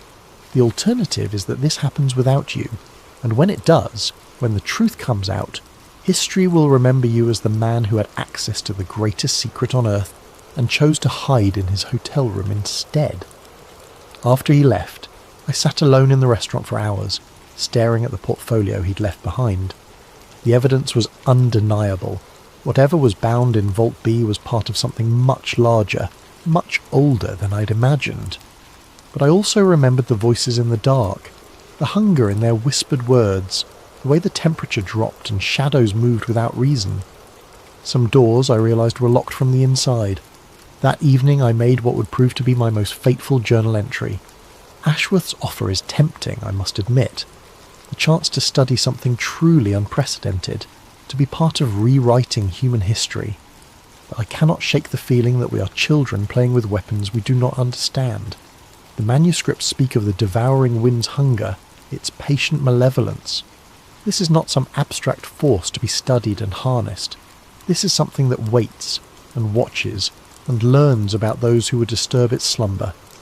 I have decided to decline Ashworth's offer, but I fear the decision has been made for all of us. One way or another, Vault B will be opened. The only question now is whether any of us will survive what comes next. The breathing grows stronger each night. Soon, I think, it will not matter what we choose. The choice will be made for us. 3 days passed in tense anticipation. The Supreme Court maintained its suspension of official vault opening operations, while Ravi Kumar recovered in the hospital, but the media attention only intensified. International news crews camped outside the temple, and the Indian government found itself under increasing pressure from various quarters to resume the investigation. I spent those days translating more of the ancient manuscripts, piecing together a clearer picture of what the medieval priests had done. The binding ritual had been extraordinarily complex, requiring not just the sacrifice of the 49 Brahmins, but the coordinated efforts of thousands of devotees across multiple temple sites. The devouring wind hadn't simply been locked away, it had been woven into a spiritual prison that drew its strength from collective faith and continuous prayer. But faith was a finite resource, and prayers could be interrupted. On the 4th night I was awakened by my phone buzzing with an urgent text message. "It is done. Come quickly if you want to witness history. V.A. Ashworth." I dressed quickly and made my way through the pre-dawn streets toward the temple. The security cordon was still in place, but I noticed immediately that something was wrong. Too many of the guards were looking up at the sky instead of watching the perimeter, and several were making rapid phone calls. The first thing I noticed when I reached the inner sanctum was the silence. No breathing, no whispers, just an oppressive quiet that seemed to press against my eardrums. The second thing I noticed was the smell. Ozone and heated metal, as if lightning had recently struck inside the temple itself. The vault door stood completely open. Ashworth waited in the chamber, along with 2 technicians I didn't recognise and a security team that looked more military than civilian. He wore a satisfied smile, and what appeared to be some kind of specialised breathing apparatus round his neck. "Professor," he greeted me warmly. "Perfect timing. We completed the breach about an hour ago." "How?" I managed to ask, staring at the open serpent locks. "Plasma cutting equipment," one of the technicians explained. "Industrial grade used for offshore oil rig construction. We simply severed the final lock mechanism rather than trying to manipulate it." "But the mantras," I protested. "The manuscript said—" "The manuscripts were written by medieval priests," Ashworth interrupted. "Brilliant for their time, but ultimately limited by the technology available to them. Sometimes, Professor, brute force is more effective than ancient wisdom." He gestured toward the open vault. "Would you like to see what 8 centuries of mystery looks like?" Against every instinct screaming in my head, I approached the doorway. What I saw beyond defied everything I had expected. The vault wasn't a chamber at all, or it was the entrance to a shaft that descended deep into the earth. Stone steps, worn smooth by age, spiraled downward into darkness so complete that our powerful flashlights couldn't penetrate more than a few dozen feet. The walls were carved with intricate reliefs depicting what appeared to be apocalyptic scenes. Cities consumed by winds that moved like living things, skies raining fire, figures in priestly robes performing desperate rituals as the world ended around them. But it was the air currents that truly frightened me. Wind rose continuously from the depths, carrying with it a scent like heated metal and ozone. The breeze was warm, almost body temperature, and it moved with an odd rhythm, in and out, in and out. like the breathing of some vast creature. "How deep does it go?" I whispered. "We've dropped weighted lines to over 300 feet, Ashworth replied. "No bottom yet. The shaft appears to be natural, but the stairs are definitely human-made, or at least made by something with human-level intelligence." One of the technicians, a young woman with short dark hair, looked up from her instruments. "Sir, the atmospheric readings are getting more unusual. Oxygen content is actually higher than normal, but there's something else in the air. Some kind of complex hydrocarbon chain we can't identify." "Breathable?" Ashworth asked. "Technically, yes, but I wouldn't recommend it without filtration." As if summoned by her words, a sound echoed up from the depths. It wasn't quite a voice, but it wasn't quite wind either. Something between the two, like words spoken by air itself. The temperature in the chamber began to drop rapidly. Frost formed on the metal equipment, and our breath came out in visible puffs despite the tropical climate outside. "Sir," the male technician called urgently, "the seismic monitors are picking up vibrations." "Something's moving down there."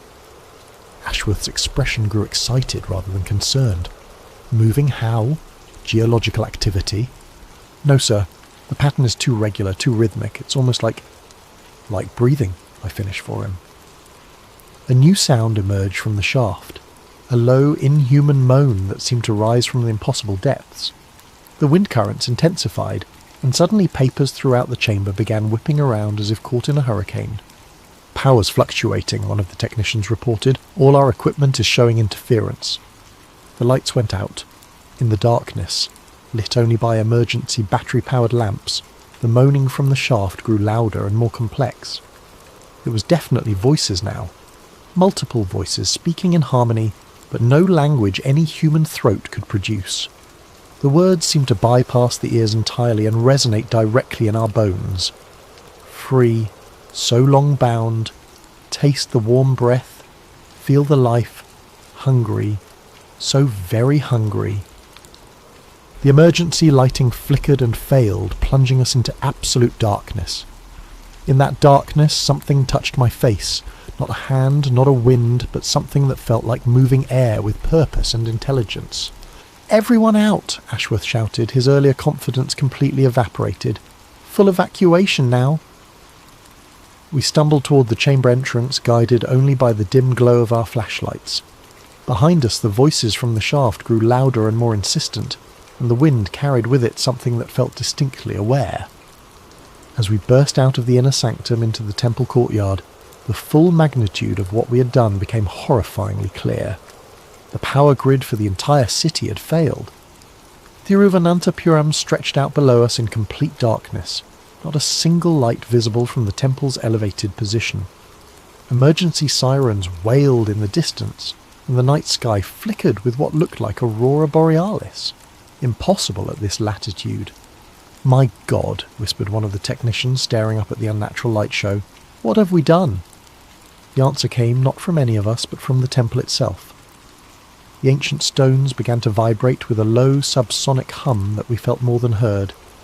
Cracks appeared in the walls of the inner sanctum, spreading outward like spider webs. And from every crack, every crevice, every gap in the stonework came that warm, metallic-smelling wind. Ashworth was frantically making phone calls on what appeared to be a satellite phone, but the device kept cutting out. "Damn it," he muttered. "Something's interfering with all electronic communications." "It's not interference," I said, a terrible certainty filling me. "It's intention. The thing down there, it doesn't want us calling for help."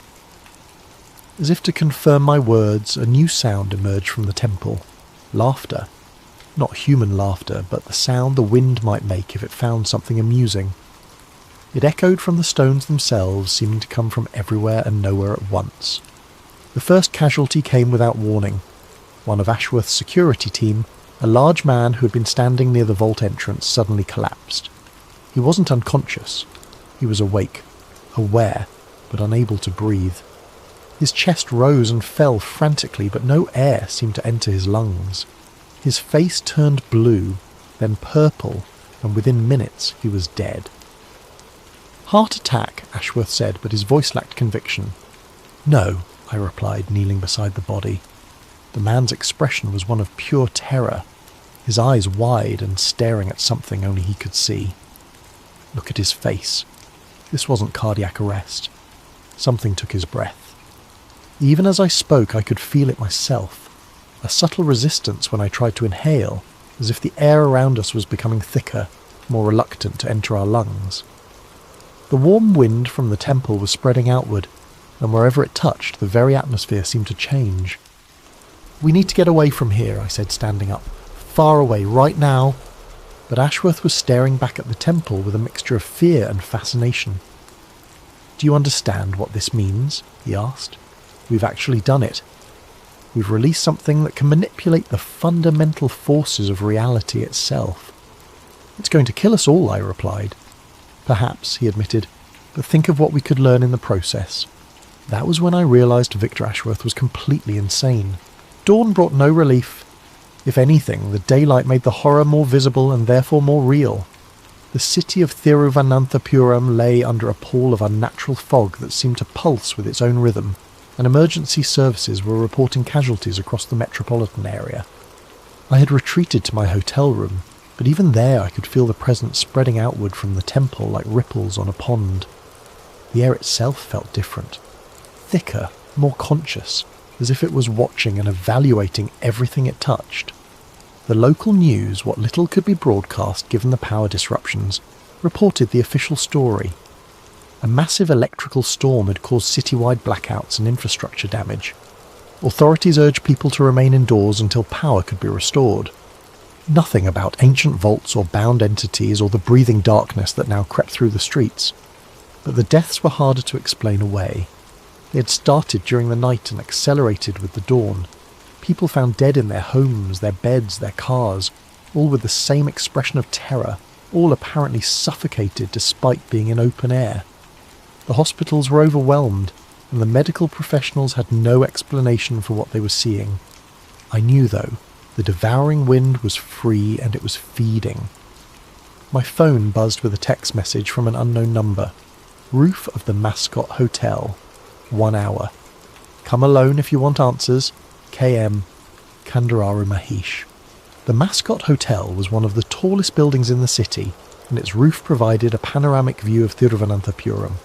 When I arrived, I found the old priest standing at the edge, looking out over his wounded city with eyes full of ancient sadness. "You came," he said without turning around. "I thought you might." "You are perhaps the only one among the outsiders who truly understands what has been done." "Can it be stopped?" I asked directly. He was quiet for a long moment, then slowly shook his head. The binding took 49 lives and 8 centuries of continuous prayer to maintain. We have neither the knowledge nor the time to recreate such measures. Then everyone in the city is going to die. "Everyone in the city is already dead," he corrected sadly. "They simply haven't stopped breathing yet." The devouring wind is patient. It prefers to savour its meals rather than consume them quickly. Below us, the unnatural fog continued to spread outward in slow, deliberate spirals. I could see people moving through it, apparently unaware that they were walking through their own doom. "Tell me about it," I said. "The real story, not the sanitized version from the manuscripts." Kandararu Mahesh sighed deeply. In the year 1264, according to our most secret records, a merchant ship arrived in Kochi carrying treasures from the court of Kublai Khan.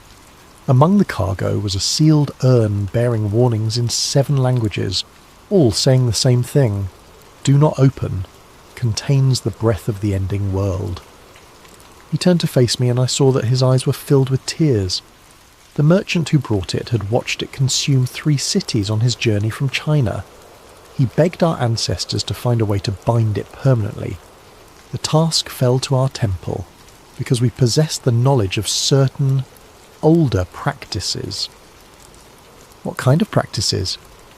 The kind that modern men would dismiss as superstition. But you have seen the results of those practices, Professor. They worked for 8 centuries. A new sound reached us from the city below, screaming. Not the screams of injury or fear, but the screams of people discovering that the air they breathed was becoming their enemy. The binding ritual, I pressed. Can any part of it be recreated? The ritual required 49 volunteers to surrender their life breath to strengthen the prison. Each one had to die while speaking specific mantras, their last words becoming part of the seal itself. Even if we could find such volunteers, the knowledge of the mantras died with the last key speaker in 1751. There must be something. There is one possibility, he interrupted. The devouring wind is not truly alive in the way we understand life. It is hunger given form, appetite made manifest. But even hunger can be satisfied, at least temporarily. What do you mean? It feeds on the breath of living things, not just the act of breathing, but the life force that breath represents. If it could be given a sufficiently large offering, it might return to dormancy long enough for new bindings to be crafted. The implication hit me like a physical blow. You're talking about feeding it an entire city. I am talking about the choice that will soon face the world. Feed it one city, or watch it spread across continents. The devouring wind grows stronger with each life it consumes. Soon, it will be powerful enough to cross oceans. Below us, the fog had thickened to the point where entire city blocks were invisible. Emergency sirens had fallen silent, either because the vehicles had stopped working, or because there was no one left to operate them. Ashworth, I said suddenly. Where is he now? Kandararu Mahesh's expression darkened. The fool who opened the vault? He has retreated to a compound outside the city. He believes he can study the entity, learn to control it. He does not understand that it is studying him in return. We have to stop him. We have to survive him, the priest corrected. The devouring wind can sense those who disturbed its prison. It will hunt each of us individually before turning its attention to the general population. You, Professor, are already marked. As if summoned by his words, I felt that familiar touch on my face, the sensation of intelligent air, evaluating and tasting. The temperature around us dropped by 20 degrees in seconds, and frost began forming on the rooftop despite the tropical heat. It has found us, Kandararu Mahesh said calmly. Now we run. But even as we headed for the stairwell, I wondered, in a city being consumed by living wind, where exactly could we run to? The fog was rising now, climbing the sides of buildings like a slow-motion tsunami, and within its grey depths, I could swear I saw shapes moving. Shapes that looked almost human, but moved with the fluid grace of air currents. The dead, I realised. The devouring wind wasn't just killing people, it was incorporating them, making them part of itself. We weren't just facing an ancient entity. We were facing an entity that was learning, growing, and building an army from its victims. The temple compound had become a fortress of desperate faith. When Kandararu Mahesh and I arrived, we found thousands of devotees gathered in the outer courtyards, their voices raised in continuous prayer and their oil lamps creating islands of light in the encroaching grey fog.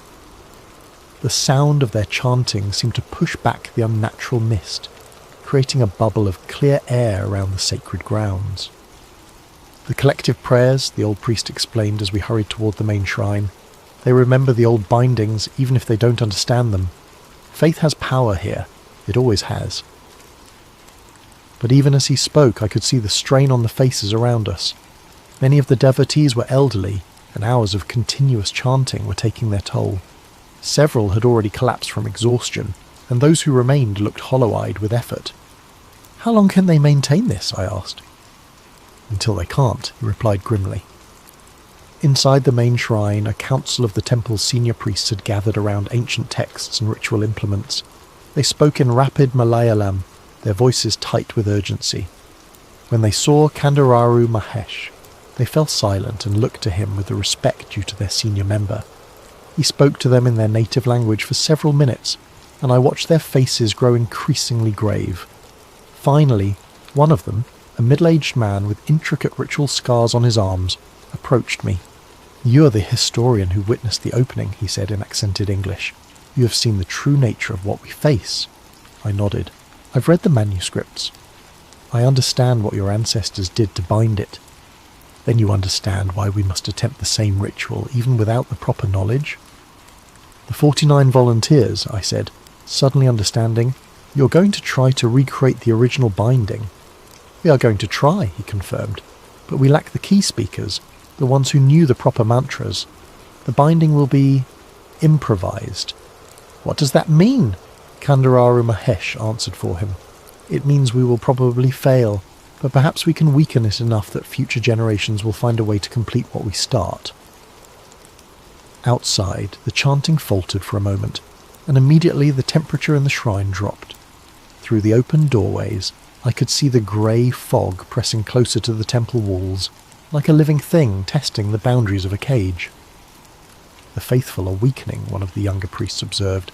Soon the prayers will not be enough. Then we begin now, Kandararu Mahesh decided. Gather the volunteers. I watched in horrified fascination as 49 temple priests and devoted laypeople stepped forward to offer their lives. They ranged in age from teenagers to elderly men and women, but all shared the same expression of serene determination. They understood exactly what was being asked of them, and they accepted it willingly.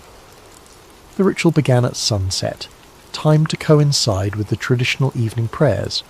The volunteers arranged themselves in a complex pattern around the temple's central shrine, each one positioned according to ancient diagrams that the priest had reconstructed from fragments of surviving texts. "What should I do?" I asked Kandararu Mahesh. "You should witness," he replied. "Someone must survive to tell what happened here. Someone must remember the sacrifice." The chanting began slowly, a low harmonic drone that seemed to resonate through the temple stones themselves. The volunteers spoke in Sanskrit, reciting mantras that had been preserved in the temple's oral tradition even though their specific purpose had been forgotten. As the ritual progressed, I began to understand the mechanism of the original binding. The volunteers weren't simply dying. They were transforming their life force into something else, weaving their essential being into a spiritual barrier that could contain entities like the devouring wind. The first volunteer, an elderly woman who had served the temple for 60 years, began to glow with a faint golden light. The light grew brighter as she continued chanting, and I realized that I could see through her, as if she was becoming translucent. One by one, the others began to show the same phenomenon. Their bodies became vehicles for something greater than individual consciousness, their voices harmonizing in ways that transcended normal human vocal cords. And the devouring wind noticed. The fog around the temple suddenly contracted, pulling back like a predator preparing to strike. The temperature plummeted so rapidly that frost formed on every surface within seconds. The oil lamps flickered but held their flames, kept burning by the collective will of the faithful. Then the attack began. The fog didn't simply advance. It exploded inward, moving with the speed and force of a hurricane. The devotees in the outer courtyard screamed as the grey mist enveloped them, but their screams were cut short as their breath was literally pulled from their lungs. Inside the shrine, the 49 volunteers continued their chanting, even as the devouring wind pressed against the walls like a living siege engine. Cracks appeared in the ancient stonework, and through each crack came tendrils of that intelligent fog. "Hold fast," Kandararu Mahesh called out in English, then repeated the words in Malayalam. "The binding is almost complete." But I could see that several of the volunteers were beginning to fail. The transformation process was accelerating beyond their ability to control it, and instead of becoming part of a spiritual barrier, they were simply burning out like overloaded circuits. The devouring wind sensed the weakness and pressed its advantage. The main door of the shrine burst open, and the grey fog poured in like a living tide. I felt that familiar resistance when I tried to breathe, as if the air itself was turning hostile. 3 more volunteers collapsed, their light extinguished, then 5 more. The binding pattern was falling apart, and with it, our last hope of containing the entity. That was when the impossible happened. The elderly woman, who had been the first to begin glowing, suddenly blazed with brilliant light. Not golden now, but white hot and painful to look at directly. Her voice rose above the others, and the words she spoke were not in any human language, but somehow I understood them. By breath, given freely, by life offered willingly, by faith made manifest, be bound. The light spread from her to the remaining volunteers, linking them in a web of pure energy that filled the entire shrine.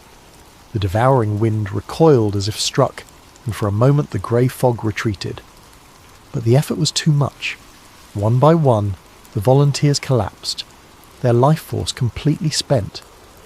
Within minutes, only Kandararu, Mahesh and I remained conscious in the shrine, surrounded by the still forms of those who had given everything to buy us a temporary reprieve. Outside, the fog began to advance again, slower now but with renewed malevolent purpose. The binding had wounded it, but not destroyed it, and now it was angry. "Did it work?" I asked, though I already knew the answer. Kandararu Mahesh looked at me with eyes full of sorrow. "We have given the world perhaps a day, maybe 2. The devouring wind will need time to heal from what was done to it here. But then it continues feeding. Then it continues feeding," he confirmed, "and it will remember those who hurt it. It will come for us first, Professor. You and I, and the man who opened its prison. The hunt has already begun." As if to emphasize his words, that familiar touch caressed my face, cold now instead of warm, and infinitely patient. The devouring wind had learned to hate. The official response came with military precision. By dawn, the temple complex had been cordoned off by units of the Indian Army, and the media was reporting a catastrophic gas leak that had necessitated the evacuation of central Thiruvananthapuram.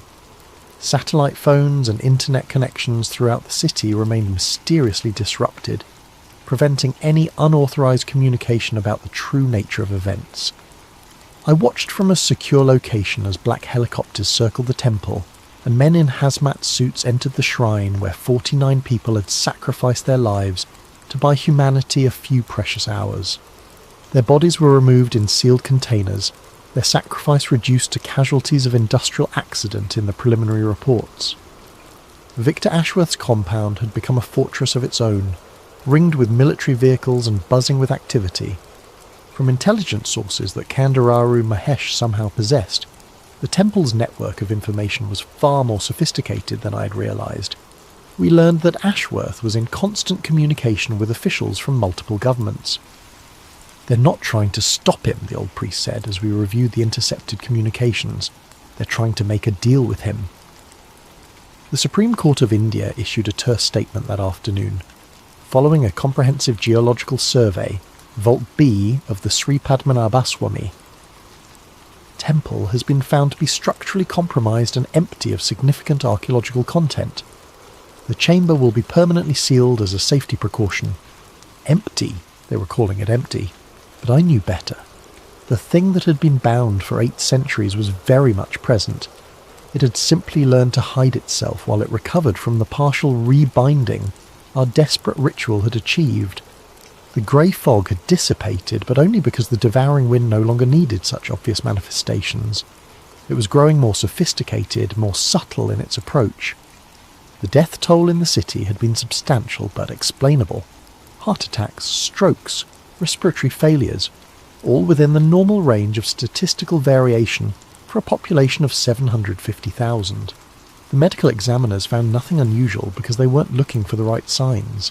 How do you autopsy someone whose life force has been gradually drained away? My official debriefing took place in a nondescript government building, conducted by officials who spoke in bureaucratic euphemisms and asked questions designed to establish a narrative rather than uncover truth.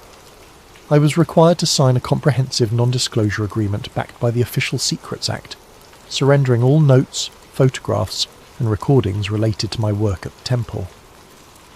"Professor Malhotra," said the lead investigator, a thin woman with steel grey hair and eyes like winter, "I trust you understand the sensitivity of this matter.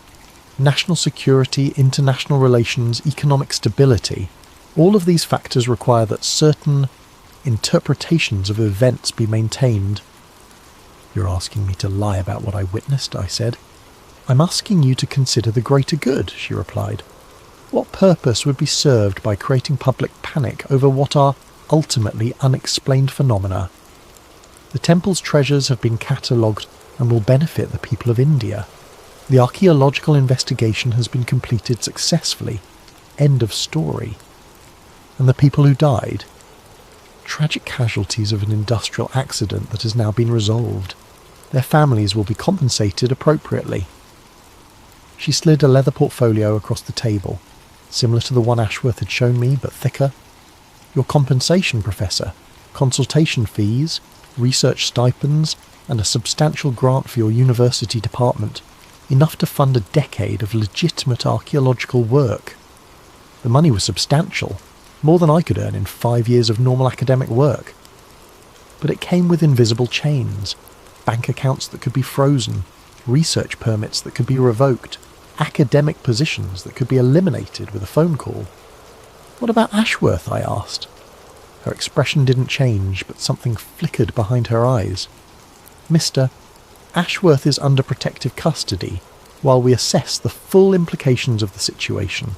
His cooperation with ongoing investigations has been valuable. Protective custody or house arrest? The distinction is irrelevant, Professor. What matters is that all parties involved understand their responsibilities moving forward."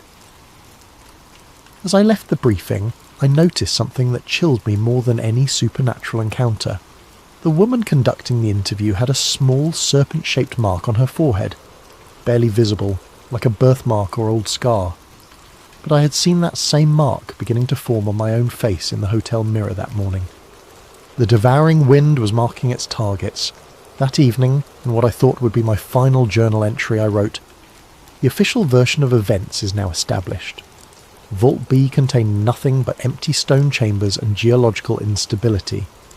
The deaths in the city were caused by industrial accidents and natural causes. The strange phenomena witnessed by multiple people were hallucinations caused by stress and suggestion. Everyone who matters has been paid, threatened, or discredited into silence.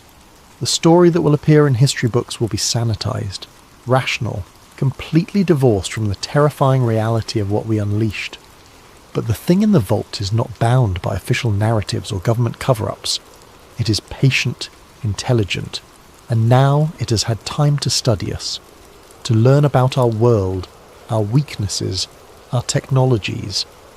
Ashworth was wrong about one thing.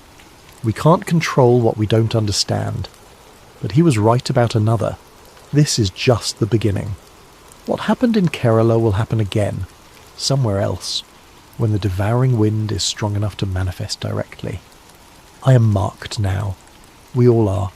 Everyone who participated in opening the vault, everyone who witnessed its contents. It will come for us first, one by one, taking our breath and our lives as payment for the disturbance we caused. But perhaps that is justice. Perhaps those who break ancient seals deserve to pay the price for their curiosity. The wind has been very patient. Soon, I think, its patience will end. I closed the journal and locked it in my hotel safe, though I suspected such precautions were meaningless. In the morning, I would fly back to Delhi, resume my teaching position, and attempt to pretend that nothing had changed. But in the distance, barely audible over the city's night sounds, I could hear something like breathing, slow, steady, and getting closer. The deaths began exactly 1 week after the vault was sealed. I was back in Delhi, attempting to resume my normal life, when the first news reached me. Victor Ashworth's private jet had disappeared somewhere over the Indian Ocean, during what should have been a routine flight to Singapore.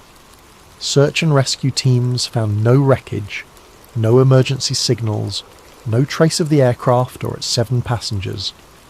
But that wasn't the strangest part. According to radar records and satellite tracking, the jet had been flying normally at 35,000 feet when it simply stopped. Not crashed, not descended, stopped. The radar signature had remained stationary in midair for 17 minutes before vanishing entirely from all tracking systems.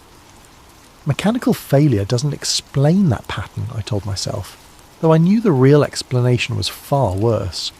The devouring wind had claimed its first victim from among those who had directly participated in the vault's opening. 2 days later, I received a call from the hospital in Tiruvananthapuram. Ravi Kumar, the locksmith who had opened 6 of the 7 serpent locks, was dead. The official cause was listed as sudden cardiac arrest, but the nurse who spoke to me mentioned details that didn't make it into the medical report. "It was very strange, sir," she said in accented English. He had been recovering well from his electrical injuries, but last night he began speaking in Sanskrit, complex verses that none of our translators could understand. He claimed that voices were calling to him from the chamber beneath the chamber. Then he tried to leave the hospital, saying he had to complete the work and open the final lock. How did he die? He was found in the hospital's basement, sir. In a storage room that had been flooded with water, though there were no broken pipes or leaks. He had drowned, sir. Drowned while standing upright, with his lungs full of brackish water that tasted of the sea. Drowned in a locked room, hundreds of miles from any ocean. The parallels to the ancient texts were unmistakable. The devouring wind could manipulate more than just air. It could call forth the elements themselves to claim its victims. The pattern accelerated over the following weeks.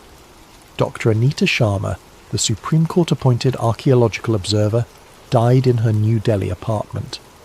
Her neighbours reported hearing her screaming about voices in the ventilation system before she was found suffocated in a room with all windows open and perfect air circulation. Professor James Mitchell, the British geological expert who had consulted on the vault's structural integrity, was discovered dead in his London office.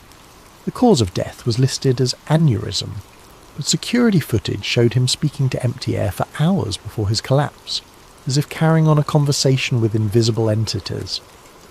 Each death followed the same pattern.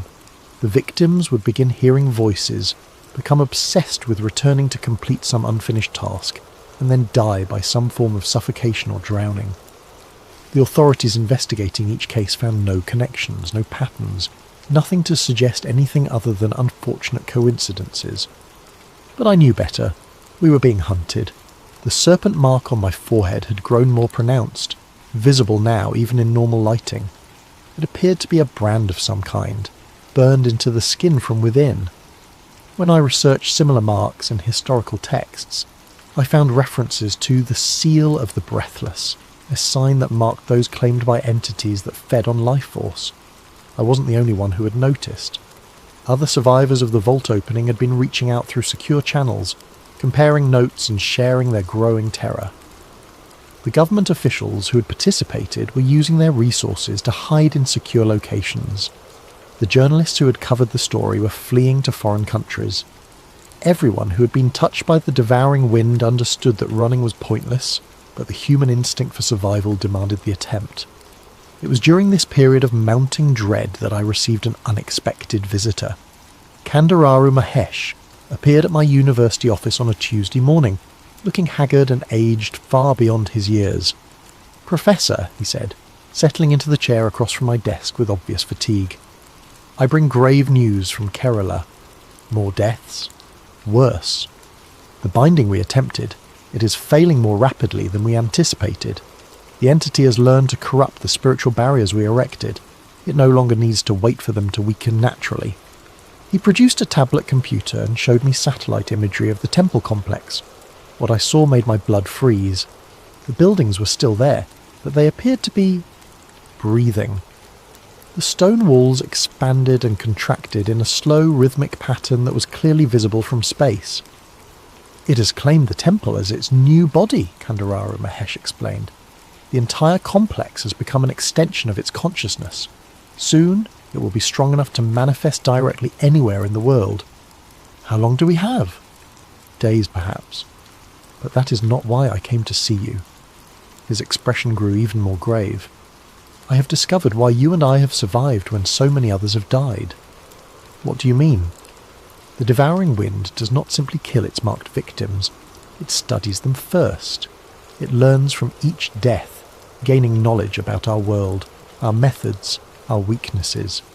You and I represent the two sources of information it values most: academic knowledge and spiritual tradition."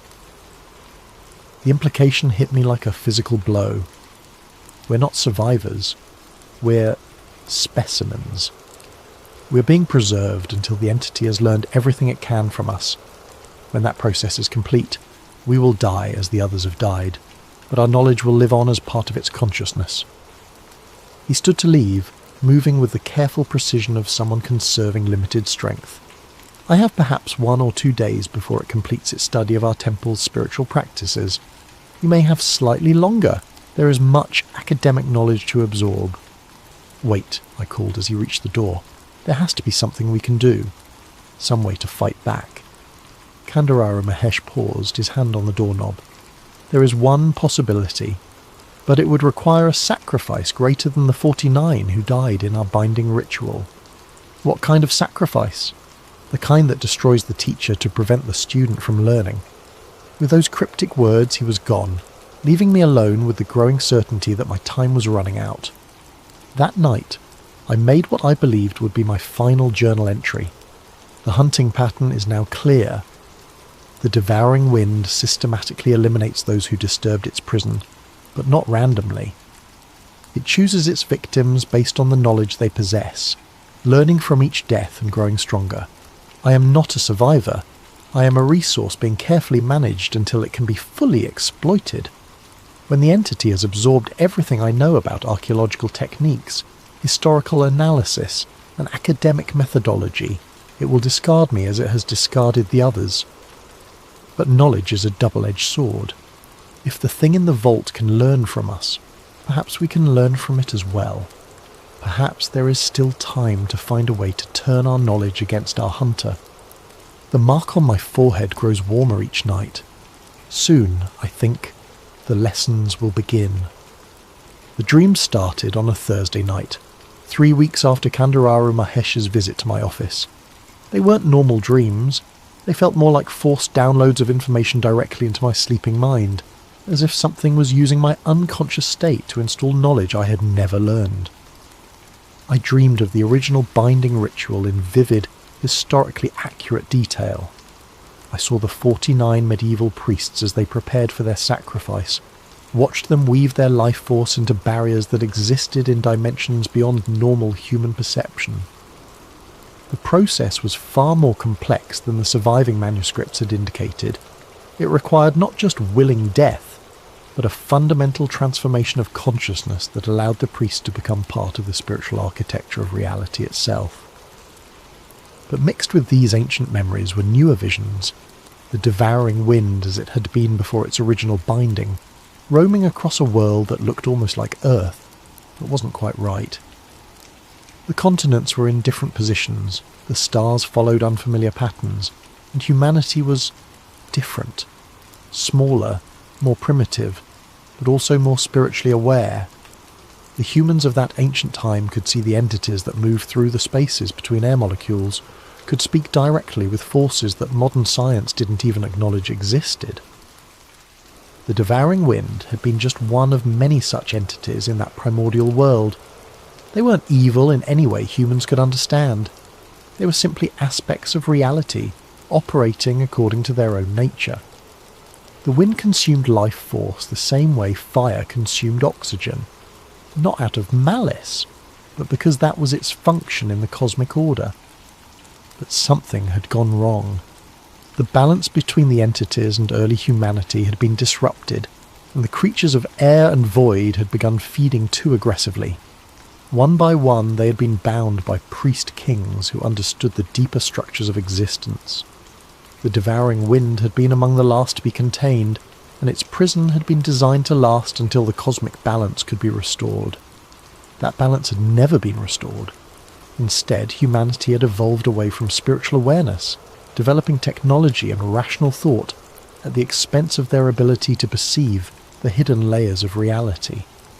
Modern humans couldn't even see the entities that surrounded them, let alone bind or control them. I woke from these dreams with knowledge I had never learned, complex formulas for calculating spiritual energy, detailed instructions for manipulating consciousness itself, theoretical frameworks that bridged the gap between ancient mysticism and quantum physics. The information felt foreign in my mind, like files downloaded into a computer that wasn't designed to process them. The serpent mark on my forehead had begun to pulse with its own rhythm, synchronized with my heartbeat, but slightly out of phase. When I looked in the mirror, I could see thin lines of silver light beneath the skin, spreading outward from the mark like the branches of a tree. The pattern was beautiful in a terrifying way, resembling both neural networks and ritual diagrams from ancient texts. More disturbing was the way my perception was changing. I could see things that weren't quite there, shadows that moved independently of their sources, ripples in the air that suggested invisible presences, patterns of light and darkness that seemed to carry meaning like a form of visual language. and I could hear the devouring wind more clearly now. Its voice came not through my ears, but directly into my consciousness, bypassing normal sensory channels entirely. "The teacher awakens to the lesson," it whispered during my waking hours. "Soon the knowledge will be complete, and the gift can be fully given." Gift. It considered the stolen knowledge a gift, as if it was doing me a favour by downloading alien information into my human mind. I tried to fight back by documenting everything, writing detailed accounts of each dream and vision, in hopes that someone else might find a way to use the information constructively. But as I wrote, I realised that my handwriting was changing. The letters were becoming more angular, more precise, and occasionally I would find myself unconsciously writing in scripts I had never learned, Sanskrit variations and symbolic systems that shouldn't have existed. The entity was changing me from the inside out, replacing my natural thoughts and memories with its own alien knowledge. On the seventh night of dreams, I finally understood what Kandararu Mahesh had meant about destroying the teacher, to prevent the student from learning. The old priest had found a way to corrupt the knowledge transfer process, introducing errors and contradictions into the information being absorbed by the devouring wind. He had committed ritual suicide in the traditional manner, using meditation techniques to fragment his consciousness as death approached. Instead of dying cleanly and surrendering his knowledge intact, he had deliberately corrupted his own memories, filling them with false information and spiritual poison that would damage anything that tried to absorb them. The devouring wind had learned this too late, after it had already consumed the tainted knowledge. The entity was now struggling with contradictory information that was slowly eating away at its ability to maintain coherence. But I was running out of time to follow his example. Final journal entry found on desk 3 days later. "The house is breathing now. I can feel the walls expanding and contracting with each pulse of my heart, synchronized to the rhythm of the mark on my forehead. The devouring wind has found me at last, and it no longer bothers with subtlety.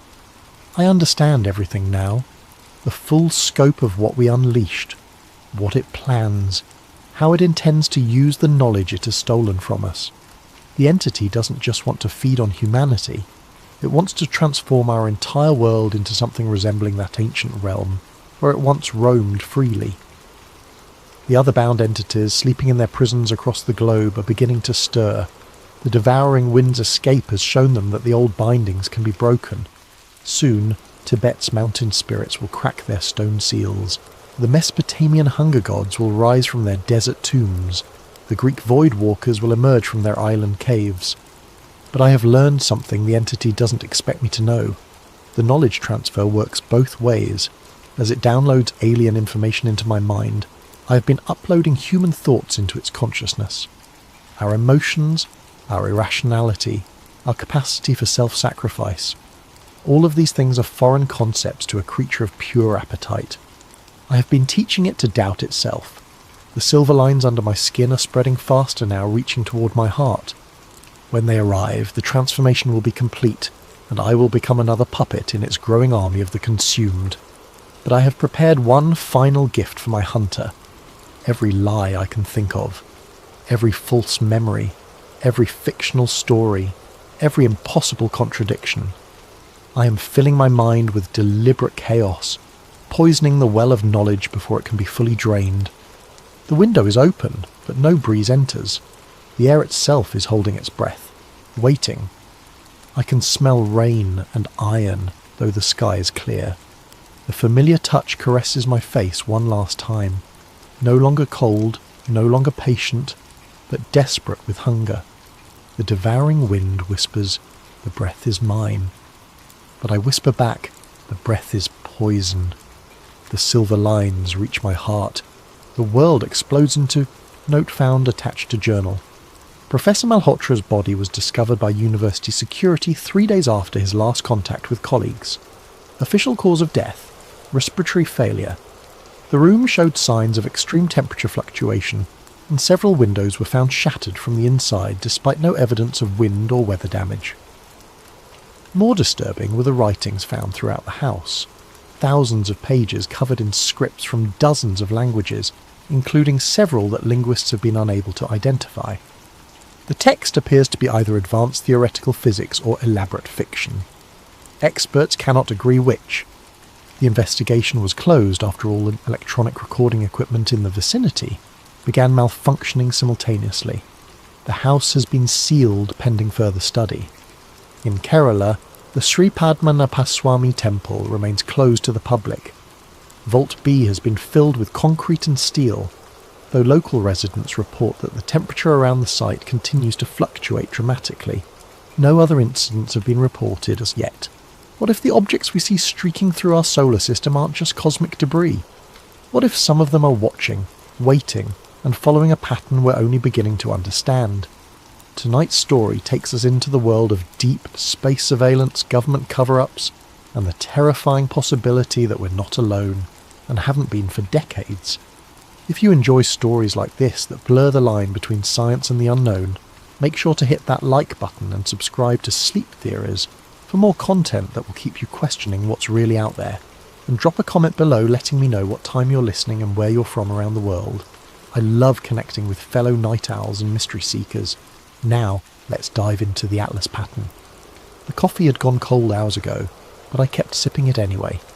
Room temperature caffeine was better than no caffeine, especially when you're staring at endless streams of astronomical data at 3:47 AM. My name is Marcus Webb, and I'm what you might charitably call a data analyst for the Near-Earth Object Surveillance Network, though glorified pattern-matching drone would be more accurate.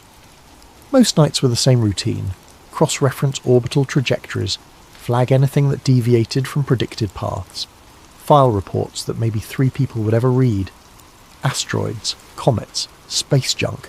It all blurred together into points of light moving predictably through the void. The work was mind-numbing, but it paid the bills and kept me close to the stars I'd loved since childhood. That night was different, though I didn't realise it at first. I was reviewing data from 3I Atlas, the interstellar comet that had been making headlines for the past few months. Unlike most comets that originate from our own solar system, this one had come from deep space, only the 3rd confirmed interstellar visitor we'd ever detected. The media loved stories about cosmic wanderers, and 3I Atlas fit the bill perfectly. Except something was wrong with the data. At first I thought it was an equipment malfunction. Comets develop distinctive comas, those glowing halos of gas and dust, when they get close to the sun. It's basic astronomy. But according to my instruments, 3I Atlas showed no signs of outgassing despite being well within the zone, where it should have been blazing like a celestial torch. I pulled up the trajectory data and felt my stomach drop.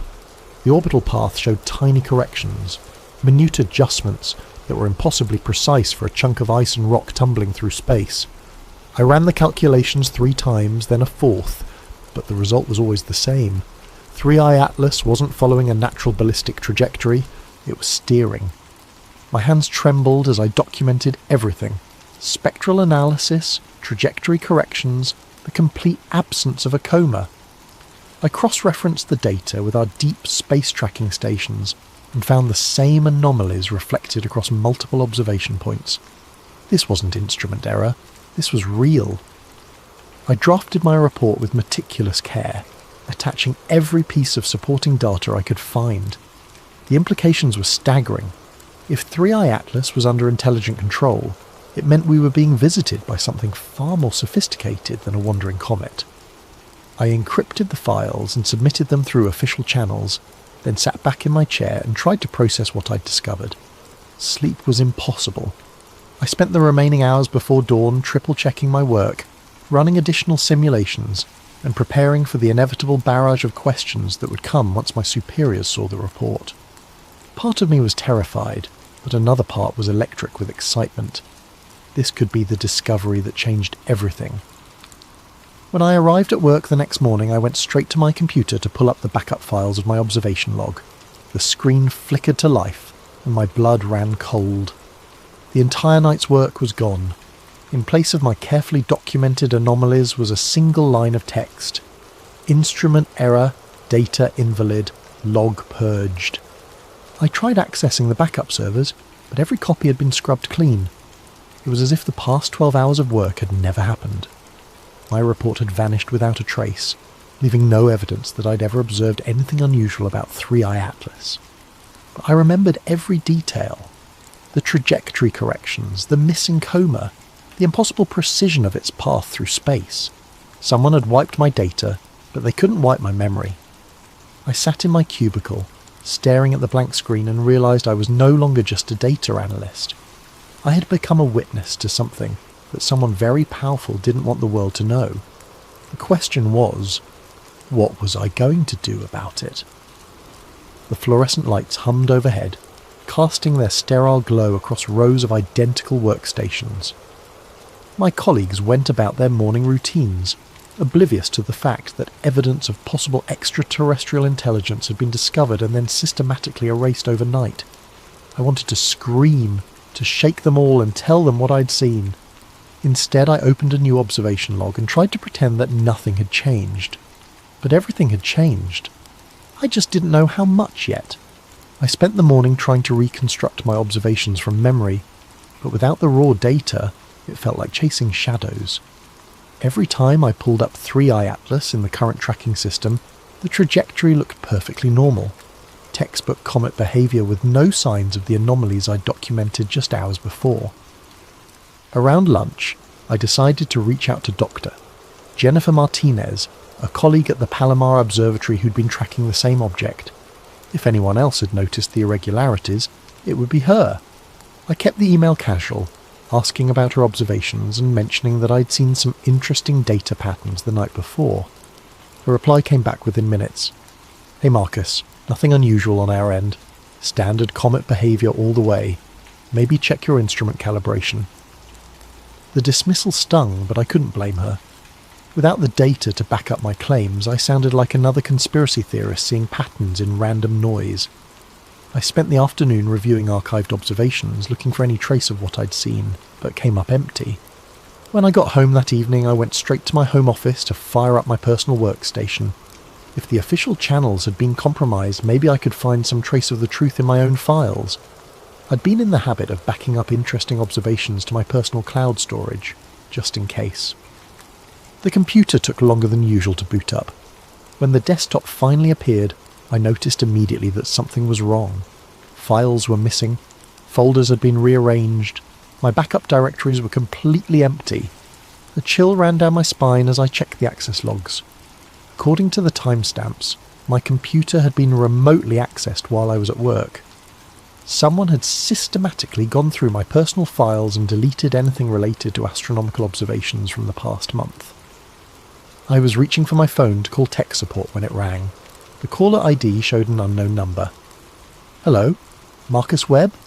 The voice was calm, professional, with a slight electronic distortion that suggested it was being run through a voice changer. "Who is this?" "Someone who wants to help you avoid making a very serious mistake. You filed a report last night about anomalous observations of Object 3i Atlas. That report has been classified and removed from all systems." My mouth went dry. "I don't know what you're talking about." "Mr. Webb, we know exactly what you saw, and we know you backed up the data. We also know you've already reached out to colleagues trying to verify your observations. This is your only warning. You didn't see what you think you saw. Drop it." "Listen, I don't know who you are, but we know where you live, Marcus. We know about your sister in Portland, your ex-wife in Denver, your elderly parents in Florida. We know about your mortgage, your student loans, your chronic insomnia, and your prescription for Ambien. We know everything about you, and we're asking you nicely to forget about last night." The line went dead. I sat in my darkened office, phone still pressed to my ear, trying to process what had just happened. The specificity of the threats was terrifying. They weren't bluffing. Someone had compiled a complete dossier on my life, and they were willing to use it to keep me quiet. But quiet about what? If 3i Atlas was just a comet, why go to such elaborate lengths to cover up my observations? The very existence of this conspiracy suggested that what I'd seen was real, and more significant than I'd imagined. I walked through my apartment, checking locks and drawing curtains. Every shadow seemed to harbour potential surveillance, every car passing on the street a possible threat. I'd stumbled onto something that powerful people desperately wanted hidden, and now I was in their crosshairs. The smart thing would be to listen to the warning, delete whatever remaining files I could find, and pretend the whole thing never happened. I could go back to my quiet life of routine observations and meaningless reports. I could be safe. But I couldn't get the image out of my head. That metallic glint making impossible course corrections as it sailed through the void. If this was evidence of extraterrestrial intelligence, didn't the world have a right to know? I made a decision that would haunt me for months to come. Instead of backing down, I was going to dig deeper. The next few days passed in a haze of paranoia and careful routine. I went to work, processed data on mundane asteroids, and avoided anything remotely connected to 3i Atlas. My supervisors seemed satisfied that I'd gotten the message, but I could feel their eyes on me whenever I moved through the office. At home, I'd become obsessive about security. I disconnected my personal computer from the internet and started using an old laptop with a VPN connection from various coffee shops around the city. If someone was monitoring my activities, I was going to make it as difficult as possible. It was on Thursday night, exactly a week after my initial observations, that everything changed again. I was reviewing innocuous comet data on the disconnected computer when a notification chimed from the old laptop. New email. That was odd. I hadn't given the address to anyone, and it was supposed to be completely anonymous. The sender field was blank. The subject line read simply, "You're not alone." My cursor hovered over the message for several long minutes. Every instinct screamed that this was a trap, another layer of the conspiracy designed to draw me deeper into danger. But curiosity won out, and I clicked. The email contained no text, just a single encrypted attachment. The file name was project_Atlas_1987_declassified.pdf. I stared at the screen, heart pounding. 1987. That was decades before the discovery of our first confirmed interstellar visitor. Yet here was a file suggesting that something called Project Atlas had been operational for over 30 years. The decryption key was embedded in the file metadata, almost as if someone wanted to make sure I could access it easily. I ran the file through every security scanner I could find, but it came back clean. Finally, I opened it. What I saw made my hands shake so badly I nearly dropped the laptop. The document was a partial intelligence briefing stamped with classifications I'd never seen before. The header read, "Interstellar Object Reconnaissance Program, Project Atlas, Eyes Only." The first page contained an executive summary that made my blood run cold. Analysis of Object Designation 1/2017 U1 Oumuamua confirms artificial origin and reconnaissance capabilities consistent with previous visitations dating to 1987. Object demonstrated controlled trajectory adjustments, non-gravitational acceleration, and structural properties incompatible with natural formation. Recommend continuation of monitoring protocols and information containment procedures. I scrolled through page after page of technical analysis, trajectory data, and spectroscopic readings that painted a picture I could barely comprehend. Oumuamua, the first officially recognised interstellar visitor, hadn't been a natural object at all. According to this document, it was some kind of reconnaissance probe, and it wasn't the first. The file included a timeline that made my stomach churn. 1987, first confirmed artificial interstellar object, designation classified. 1996, second visitor, trajectory adjusted to avoid detection. 2003, third visitor demonstrated active camouflage capabilities. 2017, Oumuamua arrival, too large to conceal from public observation. 2019, 2I/Borisov, partial artificial characteristics detected, and at the bottom of the timeline, a chilling projection. Pattern analysis suggests visitation cycle of 6 to 7 years, with each object following optimized surveillance trajectories through inner solar system.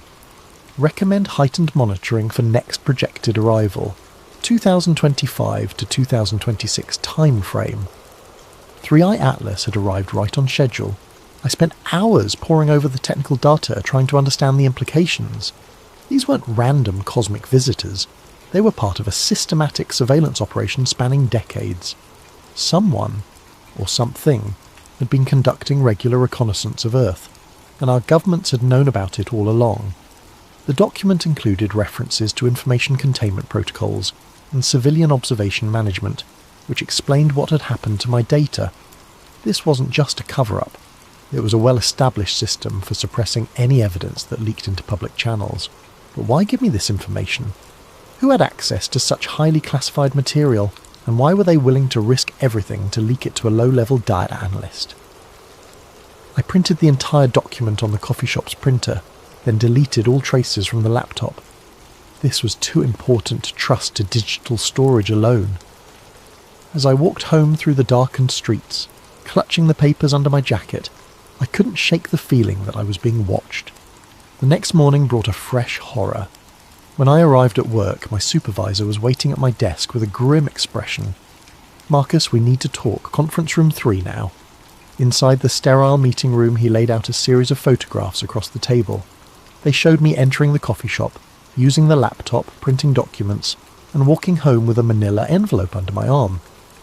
"We've been very patient with you," he said quietly, "but this ends now. Whatever game you think you're playing, it stops today." I stared at the surveillance photos, realizing just how completely I was outmatched. They'd been watching every move, documenting every attempt to investigate further. The leaked document wasn't help. It was bait, designed to draw me out and prove that I couldn't be trusted to stay quiet. "I don't know what you want me to say," I managed. "I want you to say that you understand. You're a good analyst, Marcus, but you're in way over your head. Take a vacation, 2 weeks, paid leave.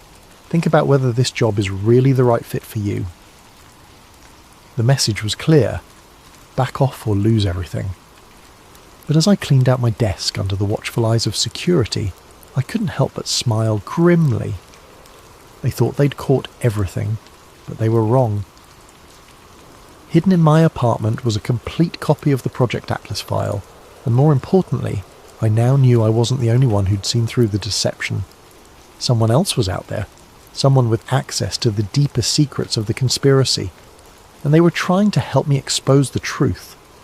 2 weeks of forced vacation gave me time to think, but sleep remained elusive. Every night I found myself staring out my bedroom window at the stars, wondering how many of those points of light had been visited by the Watchers. The Project Atlas document had opened a door to a reality I couldn't close again. I'd hidden the printed files in a safety deposit box at a bank across town, but I'd memorized every crucial detail.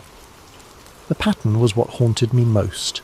Regular intervals, a systematic coverage, and a level of coordination that suggested long-term planning spanning multiple decades. During the day, I visited libraries and used their public computers to dig through archived astronomical data. I was looking for gaps, objects that had been observed briefly and then forgotten, trajectory anomalies that had been dismissed as instrument error, anything that might fit the pattern described in the classified document. What I found was more disturbing than I'd imagined. In 1987, the Harvard-Smithsonian Center for Astrophysics had published a brief note about an unusual object designated 1987 QX. The initial observations showed it on an interstellar trajectory, but follow-up attempts failed to relocate it. The official explanation was insufficient data for continued tracking. But buried in the technical appendix, I found a reference to anomalous spectral characteristics suggesting metallic composition and non-gravitational acceleration inconsistent with comet outgassing. 1987, QX had been the first visitor, exactly as described in the leaked document. I found similar patterns throughout the historical record, objects that appeared briefly in official catalogues before being reclassified or forgotten entirely, always at the predicted intervals, always showing subtle signs of artificial origin, always disappearing from public view after initial detection. The 1996 visitor had been detected by 3 different observatories, but within months, all references to it had been removed from published papers. I found fragments in old conference abstracts and preliminary reports, but the object itself had been erased from the official record. By 2003, the concealment efforts had become more sophisticated. That year's visitor never appeared in any public catalogues at all, but I found oblique references to it in budget documents, requesting additional funding for deep space monitoring equipment, and personnel evaluations praising staff for exceptional discretion in sensitive operations. The pattern was undeniable. For over 30 years, someone had been systematically monitoring and covering up evidence of artificial objects entering our solar system. The only question was, who was doing the covering up, and what were they hiding? My research was interrupted by a phone call from an unknown number. I almost didn't answer, but something made me pick up. "Is this Marcus Webb?" The voice was elderly, gravelly, with a slight tremor. "Who's asking?" "Someone who's been watching your library research with great interest.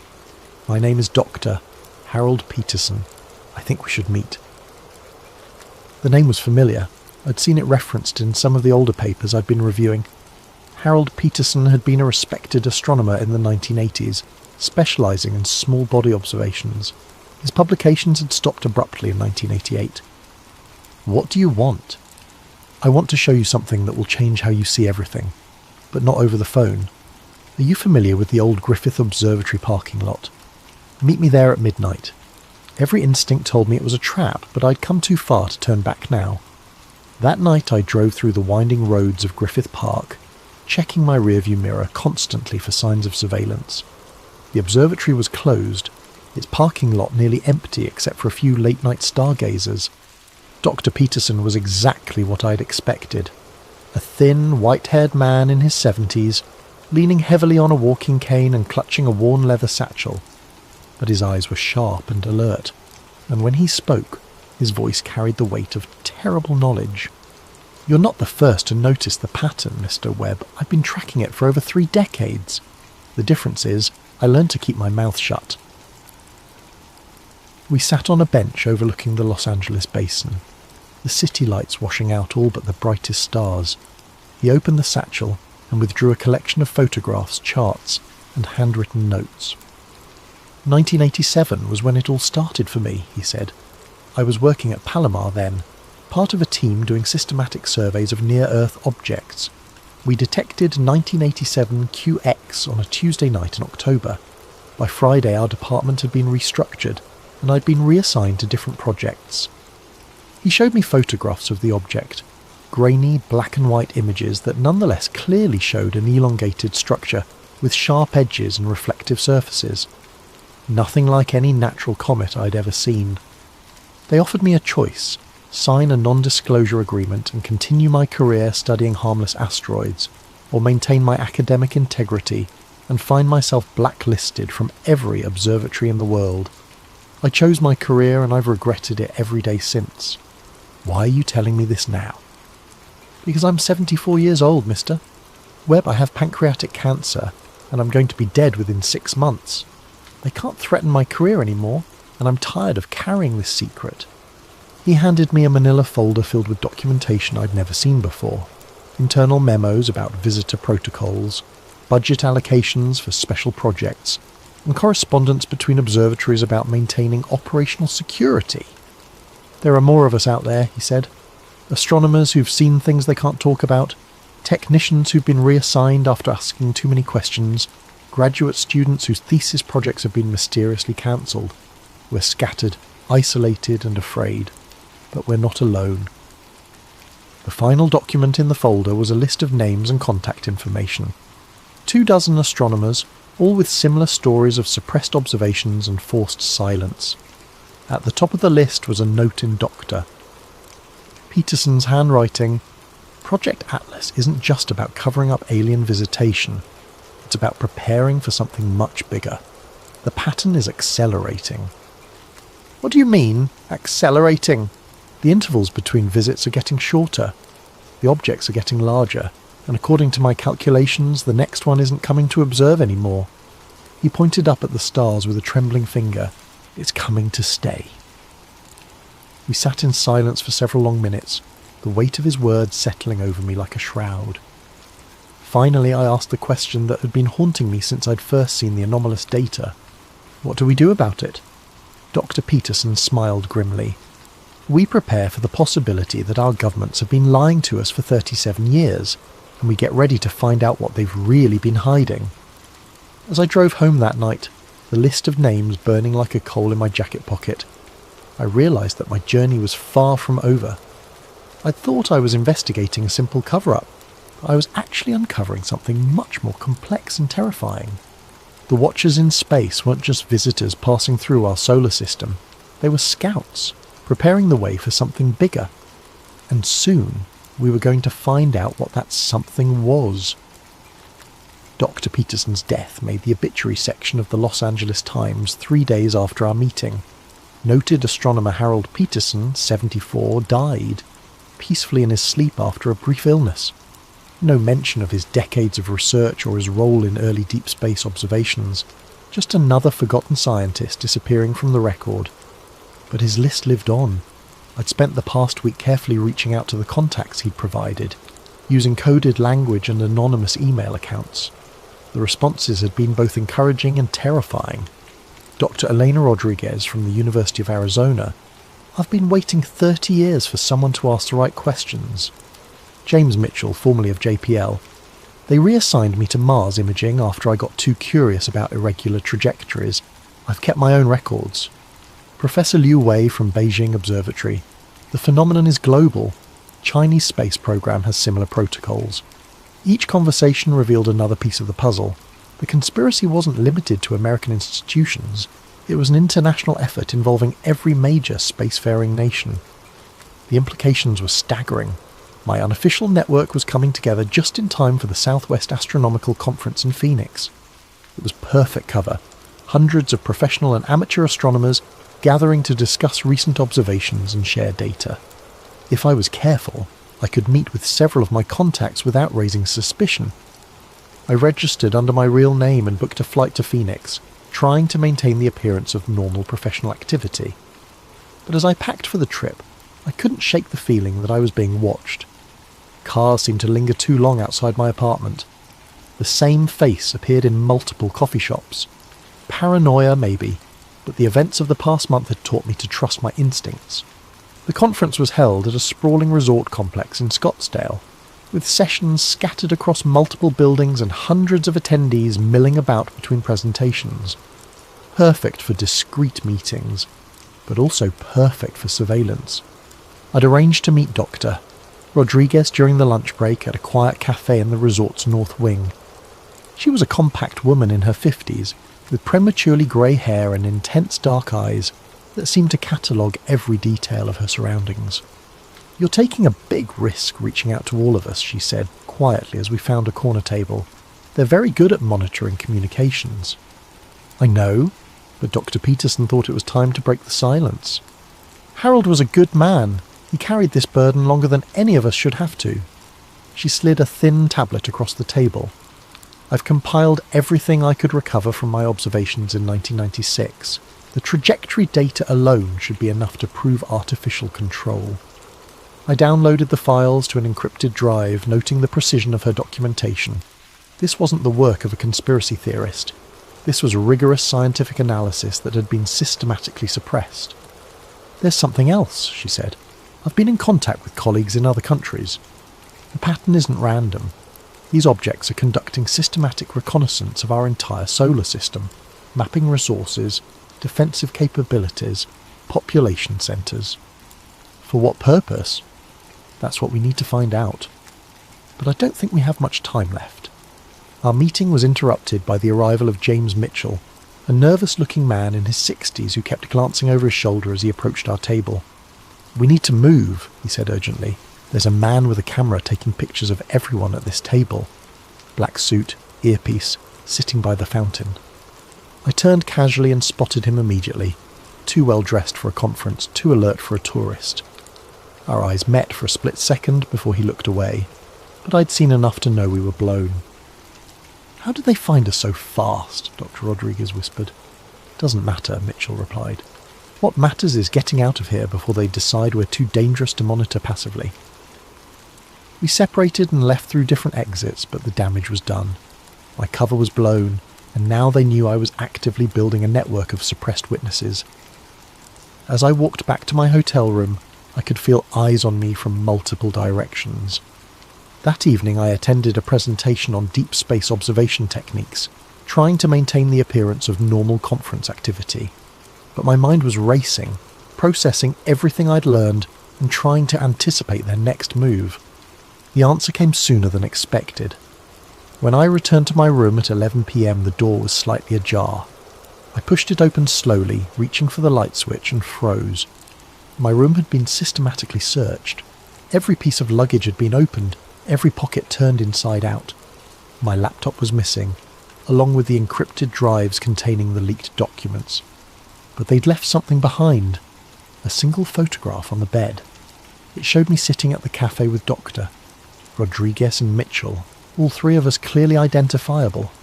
Written across the bottom in red ink, "Last warning." I grabbed my passport and the few items they'd left behind and got out of there immediately. The hotel lobby was filled with conference attendees, but I could spot at least 3 people who didn't belong, too alert, too focused on me specifically. I made it to my rental car and drove straight to the airport, abandoning my scheduled return flight for the first available departure to anywhere. As the plane lifted off, I watched Phoenix's lights disappear below and tried to process how completely my life had changed. I was no longer an investigator uncovering a conspiracy. I was a fugitive being actively pursued by forces with unlimited resources and no apparent limits on their willingness to use them. But I'd also gained something invaluable, proof that I wasn't alone and confirmation that the pattern was real. Whatever was coming, there were others who'd been preparing for it, and together we might stand a chance of exposing the truth. The question now was whether we could do it before they silenced us all permanently. I spent 3 weeks moving between cheap motels and internet cafes, using cash and fake names, trying to stay one step ahead of whoever was hunting me. The paranoia was exhausting, but the leaked documents I'd memorized kept me focused on the bigger picture. If the pattern was real, if something was coming, then the world deserved to know. My breakthrough came through an unexpected connection. Professor Liu Wei had put me in touch with a contact in the hacktivist community, someone known only as Ghost Signal, who specialised in hijacking broadcast streams for political messages. If I could provide credible evidence, they could get it in front of millions of people before anyone could stop them. The meeting was set up through an elaborate chain of encrypted communications. I found myself in a 24-hour diner in Albuquerque, sitting across from a 20-something woman with purple hair and enough facial piercings to set off a metal detector. She introduced herself only as Maya, and seemed to take the whole thing as a personal challenge. "So you're telling me the government's been covering up alien visitors for 30 years, she said, stirring sugar into her coffee. "Not alien visitors, reconnaissance probes. There's a difference." "Is there?" "Either way, it's the biggest story in human history and they've been lying about it." She pulled out a modified tablet and began typing rapidly. "I can get you into any broadcast stream you want. Major networks, streaming services, social media feeds. The question is, what exactly do you want to tell people?"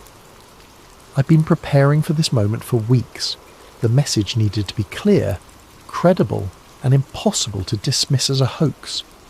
I outlined my plan, a 10-minute presentation laying out the evidence, supported by the data I'd compiled from multiple sources.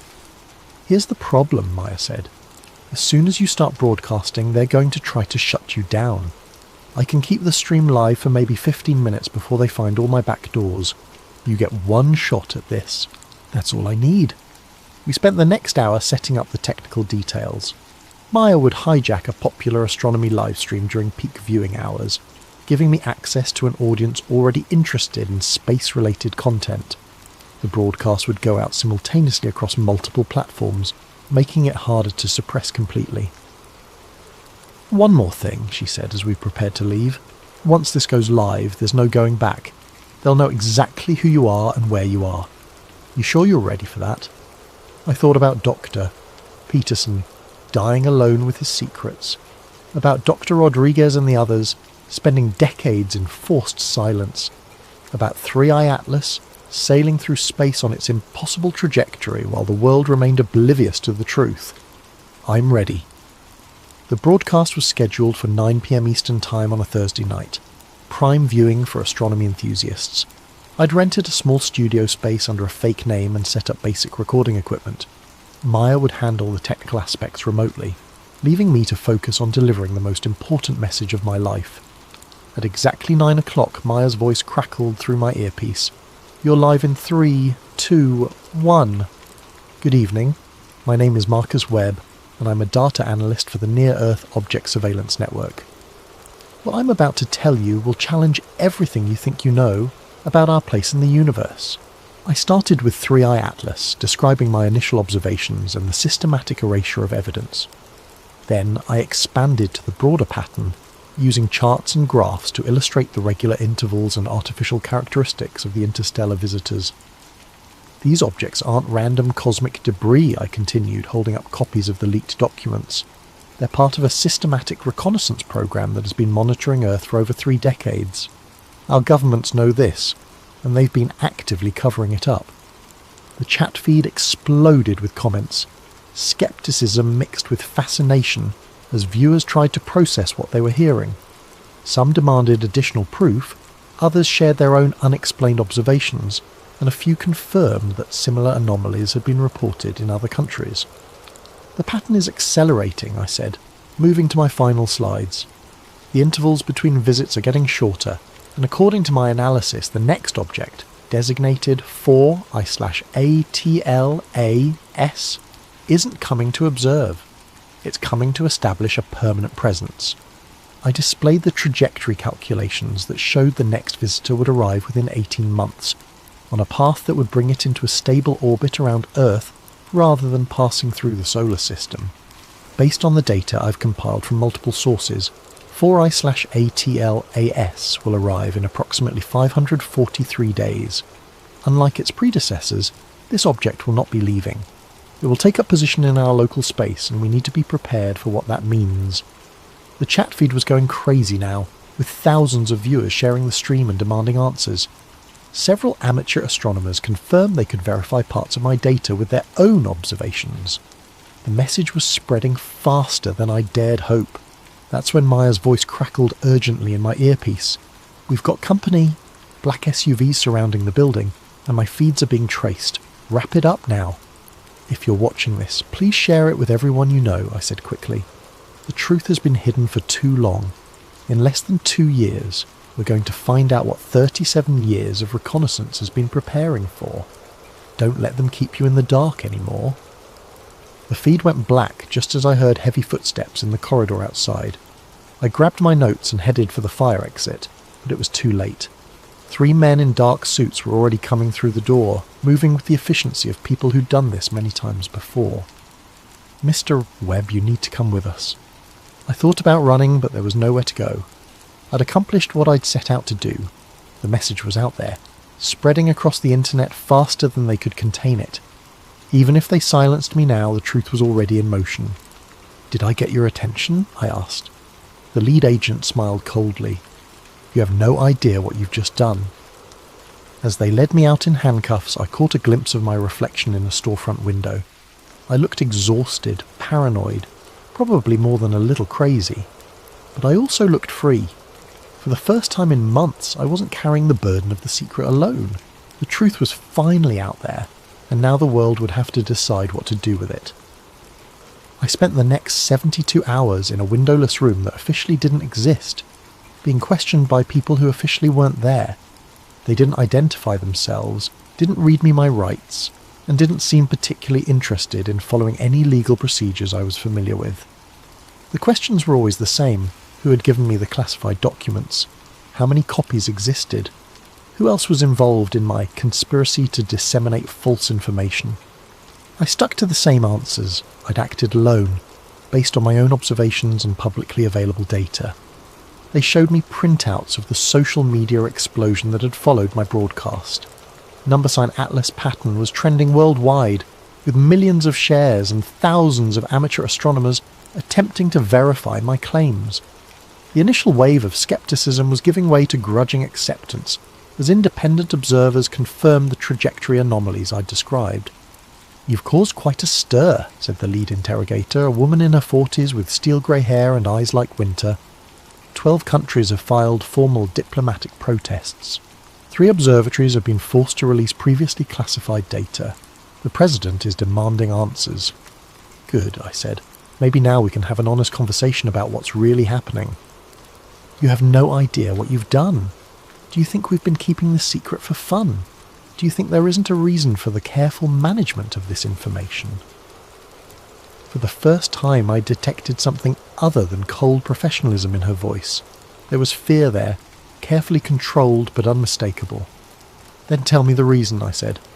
She was quiet for a long moment, studying my face as if trying to decide something important. Finally she spoke. The reason is panic, mister. Webb. The reason is the complete collapse of social order when 6 billion people realise they're not alone in the universe and that their governments have been lying to them for decades. The reason is mass hysteria, economic collapse and the end of civilization as we know it. People have a right to know. People have a right to survive. And sometimes those 2 rights are incompatible. She pulled out a tablet and showed me a series of news reports from the past few days. Stock markets crashing as investors fled anything connected to space technology. Religious leaders declaring the end times. Protest movements demanding government transparency. Military bases around the world placed on high alert. This is just the beginning, she said. Your little broadcast has started something that none of us can control anymore. I hope you're proud of yourself. They released me that evening without explanation, dropping me off at a bus station in a city I didn't recognise with nothing but my wallet and a warning to maintain a low profile. As I waited for a bus back to Los Angeles, I checked my phone for the first time in 3 days. The internet had exploded. My broadcast had been downloaded millions of times before the original streams were taken down. Amateur astronomers around the world were confirming the trajectory anomalies. Government officials were being pressed for statements, offering carefully worded non-denials that only fueled more speculation. But there was also a disturbing counter-narrative emerging. Professional debunkers were dissecting my presentation, pointing out inconsistencies and questioning my credentials. News outlets were running pieces about dangerous conspiracy theories and the psychology of false pattern recognition. My personal life was being scrutinised, with emphasis on my history of insomnia and anxiety medication. By the time I made it back to Los Angeles, the story was already shifting. The initial excitement was fading, replaced by sophisticated disinformation campaigns that made my claims seem increasingly implausible. Fake documents were circulating that contradicted my evidence. Expert witnesses were appearing on news programs to explain how natural phenomena could account for the observed anomalies. The cover-up was adapting, evolving to contain the damage I'd caused. I found my apartment exactly as I'd left it, but something felt different. The locks hadn't been changed. Nothing appeared to be missing, but there was a subtle wrongness that I couldn't quite identify. It wasn't until I checked my computer that I understood. Every file related to my investigation was gone, replaced by different versions that told a completely different story. The trajectory data now showed normal comet behaviour.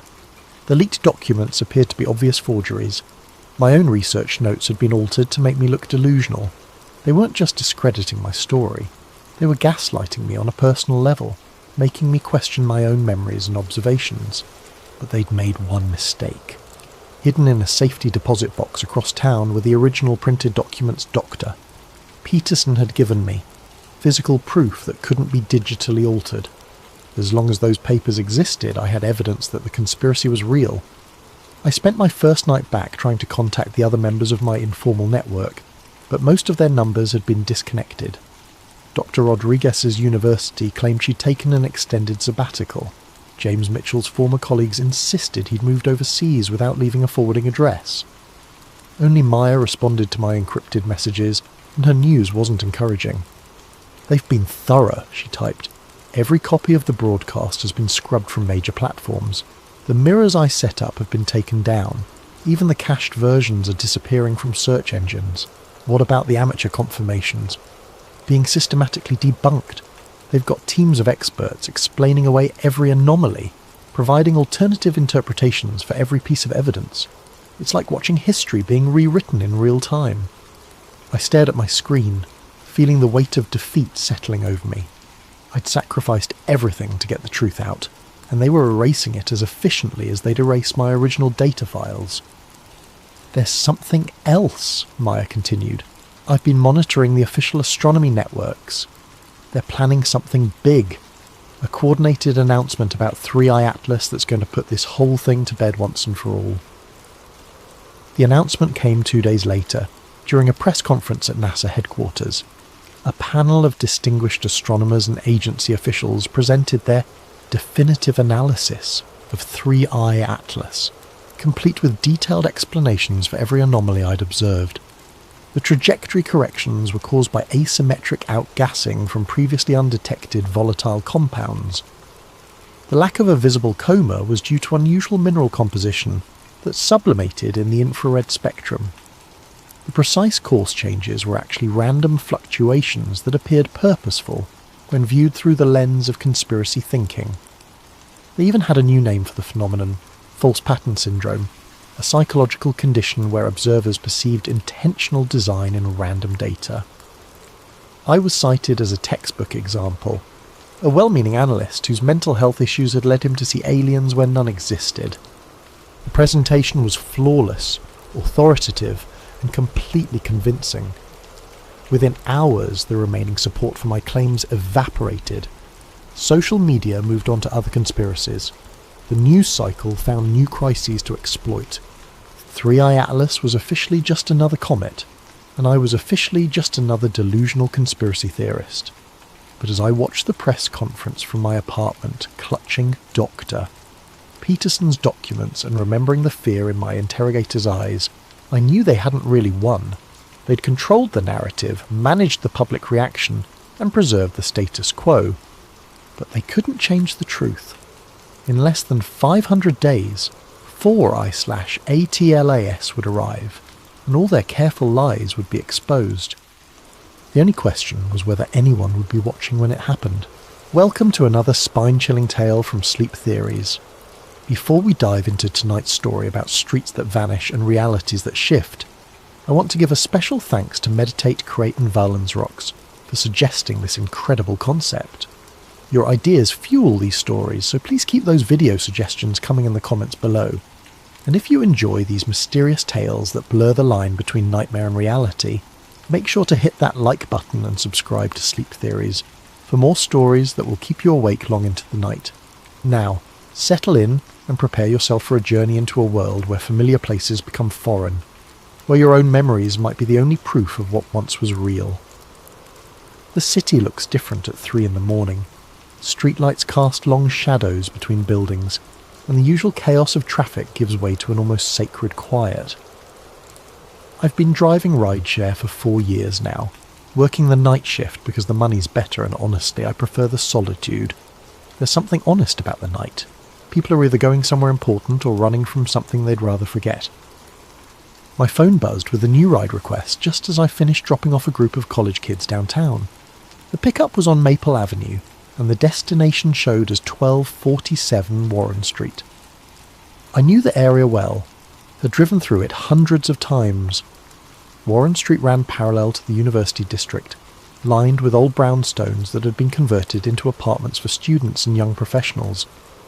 The passenger was already waiting outside when I pulled up. Middle-aged woman with greying hair clutching a small overnight bag. She looked tired in that bone-deep way that comes from more than just staying up late. "You're going to Warren Street," I confirmed as she settled into the back seat. "Yes, 1247. Thank you for coming so quickly." Her voice carried a slight accent I couldn't place. I've been visiting my sister there for years, but tonight, I'm not sure why, but I kept getting turned around trying to find it myself. I pulled away from the curb and headed toward the familiar route. The GPS showed a straight shot, down Maple, left on University, then right onto Warren Street. Simple enough. I'd probably driven that exact route 50 times this year alone. "How long has your sister lived there?" I asked, making conversation to fill the comfortable silence. "Oh, about 15 years now. Same apartment the whole time. She's always joking about how she'll never move because she finally memorized her address." The woman laughed softly. "Though between you and me, the neighbourhood has changed quite a bit. Not necessarily for the worse, just different." We made the left onto University Avenue, passing the late-night coffee shop that catered to cramming students and the 24-hour laundromat where I'd seen the same homeless man sleeping in the doorway for the past 2 years. Everything looked normal, exactly as it should. Then I made the right turn where Warren Street should have been. The street sign read Miller Avenue in crisp official lettering. Not a makeshift replacement or a temporary sign. This looked like it had been there for decades. The metal showed the right amount of weathering, the same faded green paint as all the other street signs in the district. I slowed the car, checking my GPS. The blue line still showed us travelling on Warren Street, but the street sign clearly said Miller Avenue. I glanced in my rearview mirror at my passenger, who was looking out the window with a puzzled expression. "This is strange," she murmured. "This doesn't look quite right." I pulled over and studied the buildings. They were similar to what I remembered. The same general style of architecture, the same height and spacing. But the details were wrong. The corner building had been painted a warm terracotta colour in my memory. Now it was a muted sage green. The small community garden that used to occupy the lot between 2 apartment buildings had been replaced by a pocket park with different trees, different layout, different everything. "The address should be right down there," I said, pointing toward where the 1200 block should have been. But even the building numbers seemed off somehow. My passenger was quiet for a long moment, staring out at the street. "This is Miller Avenue," she said finally. "But I could have sworn. I've been coming here for 15 years. I know this was Warren Street last week." We drove slowly down the block looking for 1247. We found it, a narrow brownstone wedged between 2 larger buildings with the right number painted on the door. But something felt fundamentally wrong about the whole scene, like looking at a photograph where someone had digitally altered small details. "This is it," my passenger said as we pulled up to the address. But she didn't sound certain. She sat in the car for several more seconds studying the building. The door used to be blue. I'm sure it was blue last time I was here. The door was dark green with paint that looked like it had been that colour for years. She paid me through the app and got out, but hesitated on the sidewalk. "Driver, you've been through this area before, right? Have you ever heard of Warren Street?" I nodded slowly. I thought I had. I could have sworn this was Warren Street. So did I. She walked toward the building, then turned back one more time. Maybe we're both just tired. Maybe I've been calling it the wrong name all these years. But as I drove away, checking my mirrors to make sure I was heading in the right direction, I knew she was wrong. I had definitely driven down Warren Street before, many times, and it had definitely been Warren Street, not Miller Avenue. I made a mental note to check my paper map when I got home. I kept an old road atlas in my glove compartment, one of those habits left over from before GPS became reliable. But first I had 3 more rides to finish before my shift ended. The rest of the night passed normally, but I couldn't shake the feeling that something fundamental had shifted. It was like when you rearrange furniture in a room you've lived in for years. Everything is technically correct, but your body keeps expecting things to be in the wrong places. By the time I got home at dawn, I'd almost convinced myself it was just fatigue. Night shift work can play tricks on your mind, especially after working 6 straight days. Maybe I had been misremembering the street name. Maybe my passenger had too. Stranger coincidences had happened. But as I sat in my driveway watching the sunrise paint the sky in shades of orange and pink, one thought kept nagging at me. If it had always been Miller Avenue, why did my GPS still think we had been travelling on Warren Street? I slept until 3 in the afternoon, which was normal for my schedule, but the dreams were anything but normal. All night long, I kept dreaming about driving down familiar streets that led to places I'd never seen before. In one dream, I was trying to get home, but every turn led to a different version of my neighbourhood. Same houses, different colours, different numbers, different trees. When I finally dragged myself out of bed and made coffee, the first thing I did was dig through my glove compartment for my paper road atlas. It was a 2019 edition, still relatively new, with detailed street maps of the entire metropolitan area. I flipped to page 47, the section that covered the University District. My finger traced down University Avenue to the intersection where I had made the right turn the night before. Warren Street, clear as day, printed in the same font as every other street name on the map. Not Miller Avenue, Warren Street, exactly where I remembered it being. I stared at the map for several minutes, then checked the GPS on my phone. When I searched for Warren Street in that area, it came up with no results. When I searched for Miller Avenue, it showed exactly the route I had driven the night before.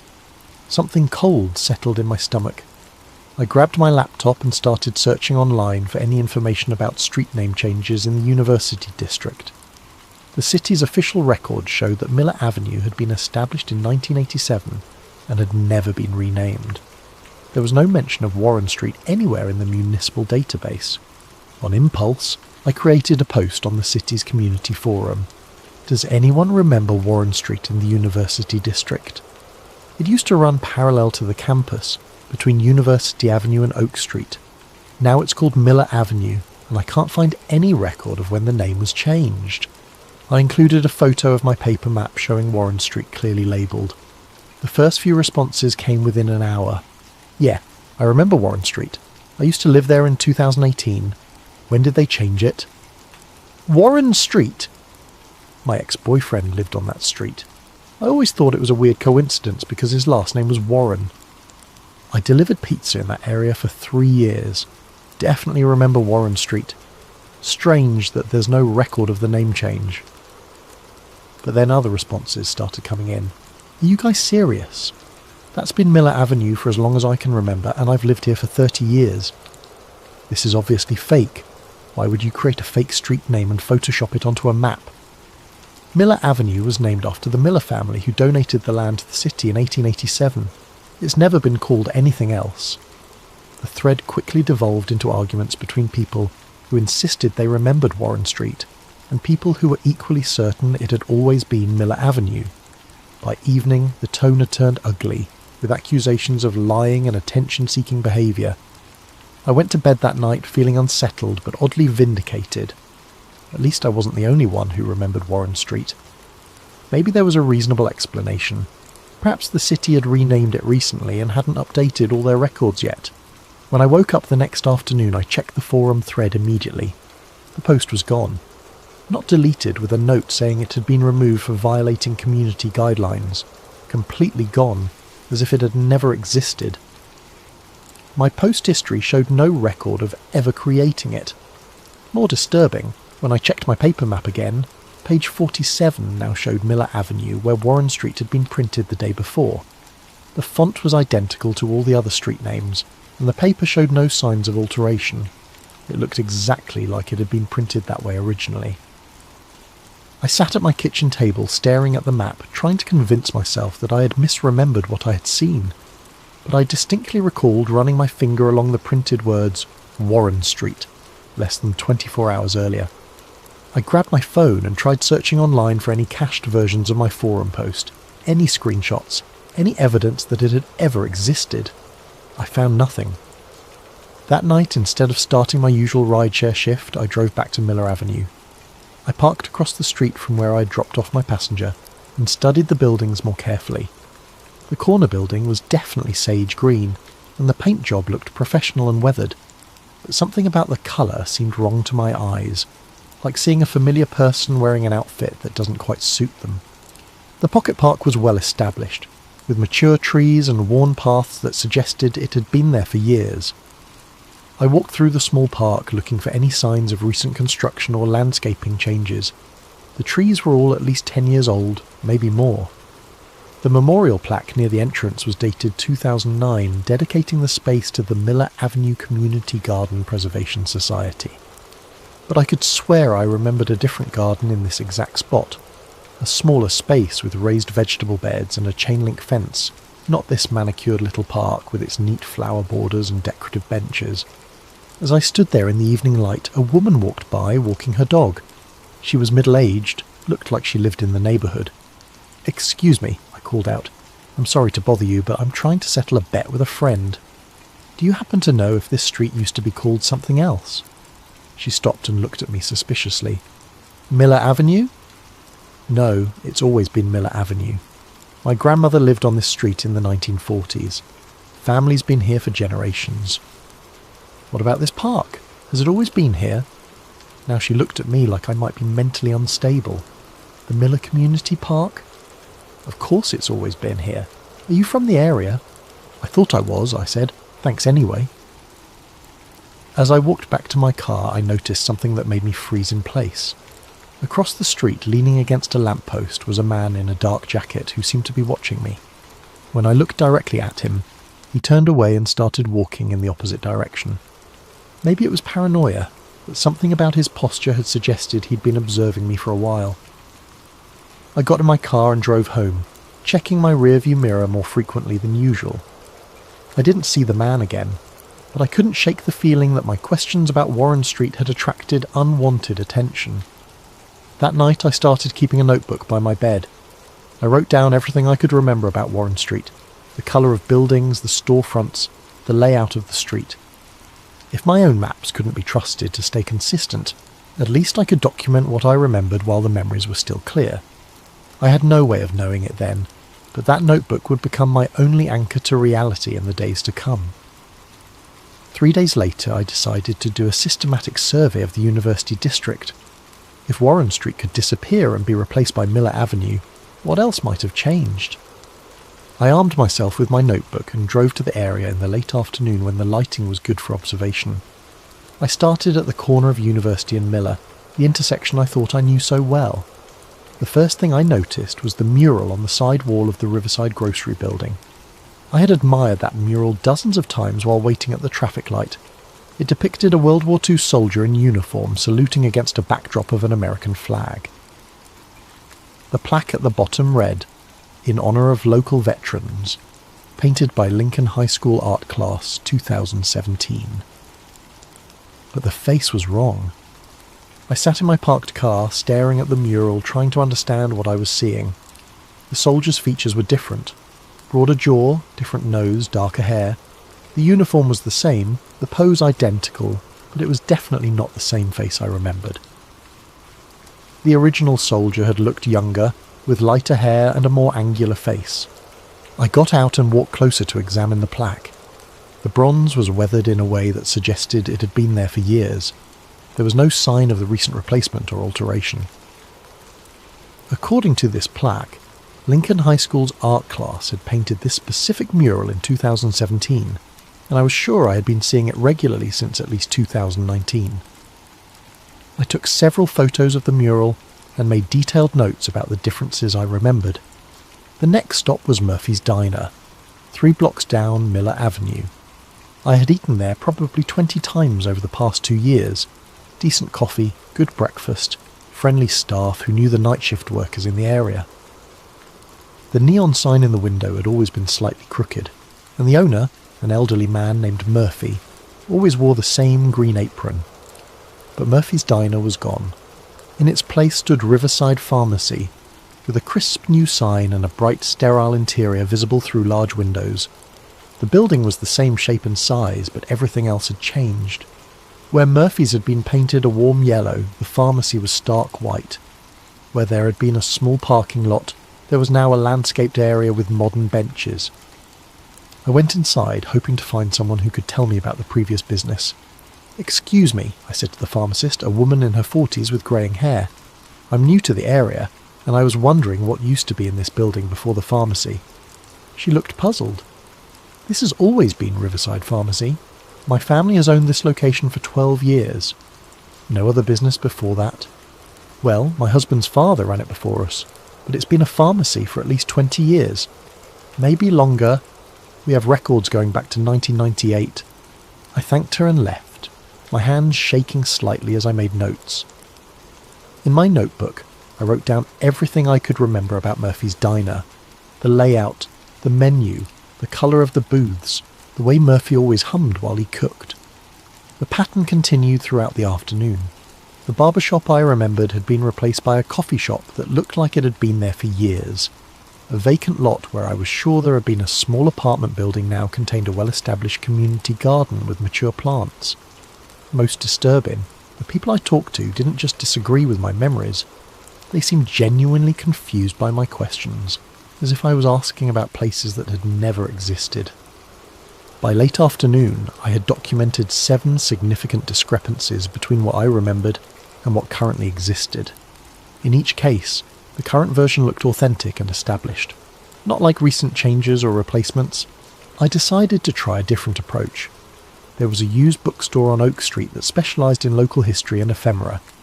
If changes had been made to the neighbourhood, there might be some record of what had been there before. Paperback Paradise was exactly as I remembered it. Dusty, cramped, with towers of books reaching toward the ceiling, and narrow aisles that barely allowed one person to pass. The owner, an elderly woman named Mrs. Henderson, was sorting through a box of old magazines behind the counter. "I'm looking for anything about the university district," I told her. "Old photos, newspapers, anything that might show what the neighbourhood looked like in the past few years. Any particular time period? Actually, I'm most interested in very recent history, like 2019 to now. I'm trying to track some changes in the area." She directed me to a section near the back where she kept local newspapers and university publications. I spent an hour going through issues of the student newspaper, looking for any mention of Murphy's Diner, Warren Street, or the other places I remembered. In a stack of community newsletters from 2020, I found something that made my pulse quicken. There was a small classified ad that read, "Murphy's Diner closing after 15 years. Thanks to all our loyal customers. Final day, March 15th, 2020. I stared at the ad, reading it over and over. Here was proof that Murphy's Diner had existed, that I wasn't imagining things. I looked around for Mrs. Henderson to ask about purchasing the newsletter, but she had stepped away from the counter. While I waited for her to return, I continued searching through the papers. In a university newsletter from 2019, I found a small article about a community art project that mentioned the Warren Street Mural Renovation Project. The article was brief, but it clearly referred to Warren Street as a real place. I gathered both publications and brought them to the counter, but Mrs. Henderson was still nowhere to be seen. After waiting for several minutes, I heard voices coming from the back room, Mrs. Henderson talking to someone in low, urgent tones. "I'll be right with you," she called out. But something about her tone had changed. When she emerged from the back room a few minutes later, she looked flustered and avoided making eye contact. "I'm sorry, but we're closing early today," she said. "Family emergency." "I just wanted to buy these 2 newsletters," I said, holding up the publications with the Murphy's Diner ad and the Warren Street reference. She glanced at the papers in my hand and her expression became even more uncomfortable. "I'm sorry, but those items aren't for sale. They're part of a private collection that was brought in by mistake." "But they were in the public section." "Please leave," she said firmly. "We're closed." I had no choice but to put the newsletters back and leave the store. As I walked to my car, I noticed a dark sedan parked across the street with 2 people inside. The passenger seemed to be watching the bookstore. I drove around the block and parked where I could observe Paperback Paradise without being obvious about it. Within 10 minutes, I saw Mrs. Henderson lock up the store and flip the sign to closed. The dark sedan pulled away from the curb and followed her as she walked to her own car. That night I tried calling the bookstore. The phone rang and rang, but nobody answered. When I drove by the next afternoon, there was a sign in the window, "Closed due to illness, reopening date TBD." I never saw those newsletters again. And when the store reopened 2 weeks later, Mrs. Henderson claimed to have no memory of our conversation about local history publications. But I had seen them. The Murphy's Diner ad and the Warren Street reference had been real, printed in black and white. Someone was making sure that evidence of the old neighbourhood disappeared as quickly as I found it. That night, I started taking precautions. I made copies of everything I wrote in my notebook and hid them in different locations around my apartment. If my written records could somehow be altered like the maps had been, I wanted to make sure I had backups. I also started taking photos of everything. Street signs, buildings, murals, storefronts. If reality was being edited somehow, maybe photographs would provide a more permanent record. I had no idea how naive that hope was. After the incident at Paperback Paradise, I realised I needed to be more careful about how I investigated the changes in the neighbourhood. If someone was monitoring people who asked too many questions about Warren Street, I couldn't just walk around interviewing random strangers. Instead, I decided to focus my search online. The internet was vast and decentralised. Surely it would be harder to scrub every reference to places and events that had apparently been erased from physical reality, I started with basic searches: Warren Street University District, Murphy's Diner, street name changes. Most of the results were irrelevant, but I found a few forum posts and social media comments that seemed promising. However, when I tried to access them, I kept getting page not found errors, or finding that the posts had been deleted. It was frustrating, but I kept trying different search terms and looking deeper into cached results. After several hours of this tedious work, I found something interesting. Buried in the comments section of a paranormal blog was a cryptic post from someone with the username Reality Archivist. For those experiencing geographical discontinuities, timeline displacement, or collective memory revision events, there is a place to document and discuss these phenomena safely. Search for Forgotten Archive on Tor. Use standard precautions. I had heard of Tor, the anonymizing browser used to access hidden parts of the internet. I had never needed it before, but the idea of geographical discontinuities was too close to my own experience to ignore. It took me a few hours to figure out how to install and configure Tor properly, and another hour to find the Forgotten Archive forum. When I finally accessed it, I found a simple, text-based discussion board with several dozen active threads. The forum's description read, "A space for documenting and discussing places, events, and people that no longer exist. Share your memories, compare experiences, and preserve what has been forgotten. Anonymity required. Verification encouraged."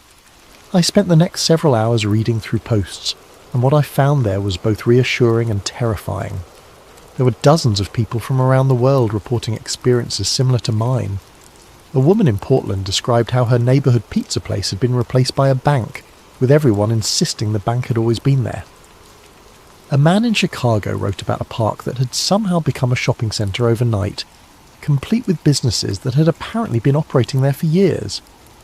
But the post that really caught my attention was from someone called Phase Walker. Phoenix residents, has anyone noticed changes in the Midtown district? Specifically, I'm looking for anyone who remembers Central Avenue, between 7th and 15th Streets, being completely different last month. Buildings are the same height and general style, but wrong colours, wrong businesses, wrong details. Also, does anyone remember the Morrison building having a different architectural style? The post had been made 3 weeks earlier and had several responses. People confirmed similar experiences in Phoenix, but what was most interesting were the details Phase Walker provided in follow-up comments. The changes happened all at once, sometime between Tuesday night and Wednesday morning. I noticed a bright flash in the sky around 3:30 a.m. Tuesday, followed by a low rumbling sound. By Wednesday, the entire 6-block area had these subtle but consistent differences. The pattern seems to be systematic, like someone ran a find and replace function on Reality. Same overall structure, but with details swapped out for alternatives that look equally real and established. I've been tracking the phenomenon for 8 months now. It's happened 3 times in Phoenix, always preceded by the same atmospheric disturbance. Always between 3 and 4 a.m. Always affecting a specific geographic area in a grid pattern. I created an account with the username Night Driver and posted my own experience. University District, major metropolitan area, keeping location vague for now. Warren Street became Miller Avenue overnight. All records changed to match new reality. Physical evidence disappears when discovered. People who remember the old version seem to attract attention from unknown parties. Anyone else experience active suppression of investigation? The response was immediate and overwhelming. Within an hour, I had a dozen replies from people who had experienced similar reality shifts. More importantly, 3 people had direct messages for me, including one from Phase Walker. Check your private messages, the forum's built-in system informed me. PMS are automatically encrypted and delete after 48 hours. Phase Walker's message was brief but specific. Your pattern matches Phoenix event number 3. Grid-based replacement, systematic documentation destruction, observer monitoring, need to talk. Same time tomorrow in encrypted chat room number 7734. The second message was from someone called Temporal Witness. If you're experiencing active suppression, you're past the point of casual observation. They know you remember. Be careful what you search for online from now on. The third was from Grid Theory. The university district changes you describe match predicted coordinates from the projection model. If you're willing to help with documentation, there may be a way to predict the next event. I spent the rest of the night reading everything I could find on the forum. The more I read, the more convinced I became that what I was experiencing wasn't unique or isolated. There was a pattern here, a systematic process of reality alteration that was affecting people around the world. The forum users had developed their own terminology and theories. Reality shifts, sudden changes to physical locations that appeared to have always been that way, memory islands. People who retained memories of the pre-shift reality, evidence decay, the tendency for physical proof of old reality to disappear or be altered, grid events, reality shifts that followed systematic patterns across urban areas, adjustment teams, mysterious groups that seemed to monitor and suppress investigation. The most disturbing thread was titled Disappeared Observers. It contained reports of people who had been actively investigating reality shifts and had subsequently vanished entirely. In some cases, family members and friends claimed no memory of the missing person ever existing. One post from Archive Keeper read, "Toronto Mapper has been offline for 3 weeks. Checked with contacts in the city. No record of anyone by his real name at his last known address.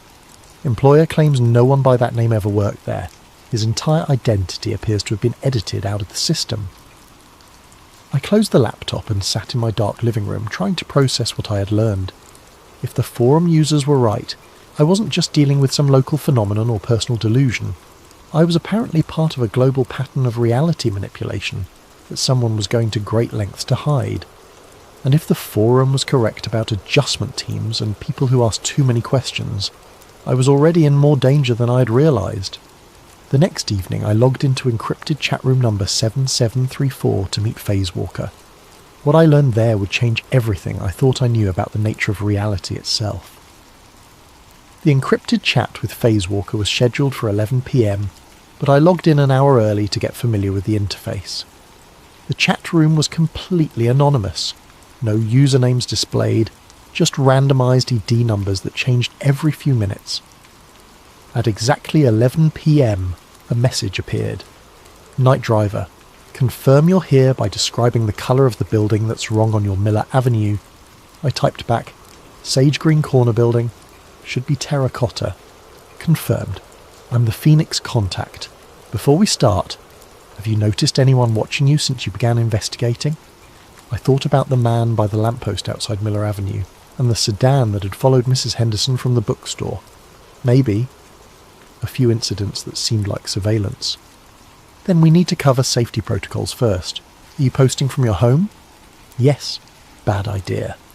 From now on, only access the forum and chats from public Wi-Fi, preferably locations you can leave quickly. Never the same place twice. Assume your home internet is monitored if you've been flagged as an observer. This was getting into territory that felt paranoid, but given everything I had experienced, I decided to take the advice seriously. Flagged by who? We call them adjustment teams, but we don't know exactly who they work for. Government black project, private corporation, something else. The source doesn't matter as much as the pattern. They monitor for people who remember pre-shift reality and document evidence. At first they just clean up loose ends, remove evidence, discredit witnesses.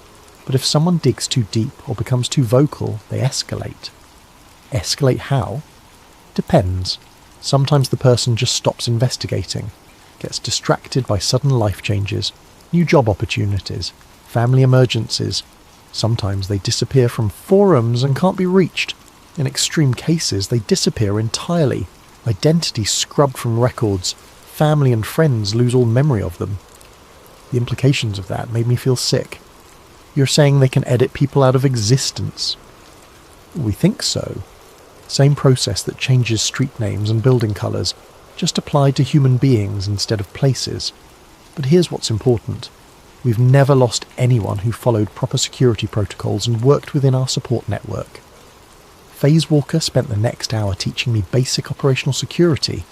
Use public Wi-Fi exclusively for forum access. Never search for shift-related terms on personal devices or networks. Vary my travel patterns and avoid predictable routines. Most importantly, document everything offline and in multiple hidden locations. The documentation is crucial, Phasewalker explained. They can alter physical evidence, but they seem to have trouble with distributed, redundant records. If you hide copies of your notes in 10 different places, they might find and alter some of them, but usually not all.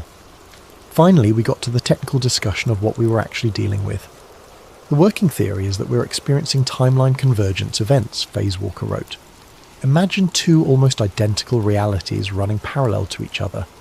Same basic structure, same historical events, but small differences in details, street names, building colours, business locations, individual faces. You're saying there are multiple versions of reality? Multiple versions, yes, but usually kept separate by what physicists call quantum decoherence. Think of it like radio stations.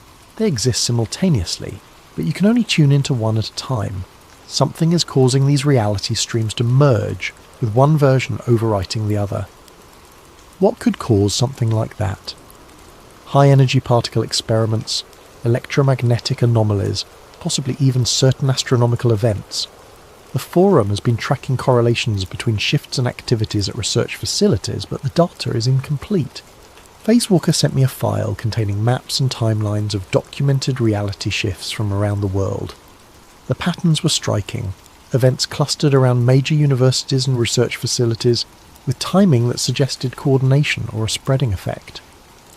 Phoenix has a major particle physics lab 30 miles south of the city, Phasewalker noted. Every shift event here has occurred within 72 hours of high-energy experiments. Your university district, any major research facilities nearby? I thought about it. The university had a physics department, but I didn't know about major experimental work. However, about 20 miles northwest of the city was Brookhaven Research Institute, a private facility that did contract work for the government. Possibly, I'll need to research it. Be careful how you research it. Don't use normal search engines or library computers. The adjustment teams monitor for certain types of inquiries. We agreed to meet again in 3 days, same time, same protocol.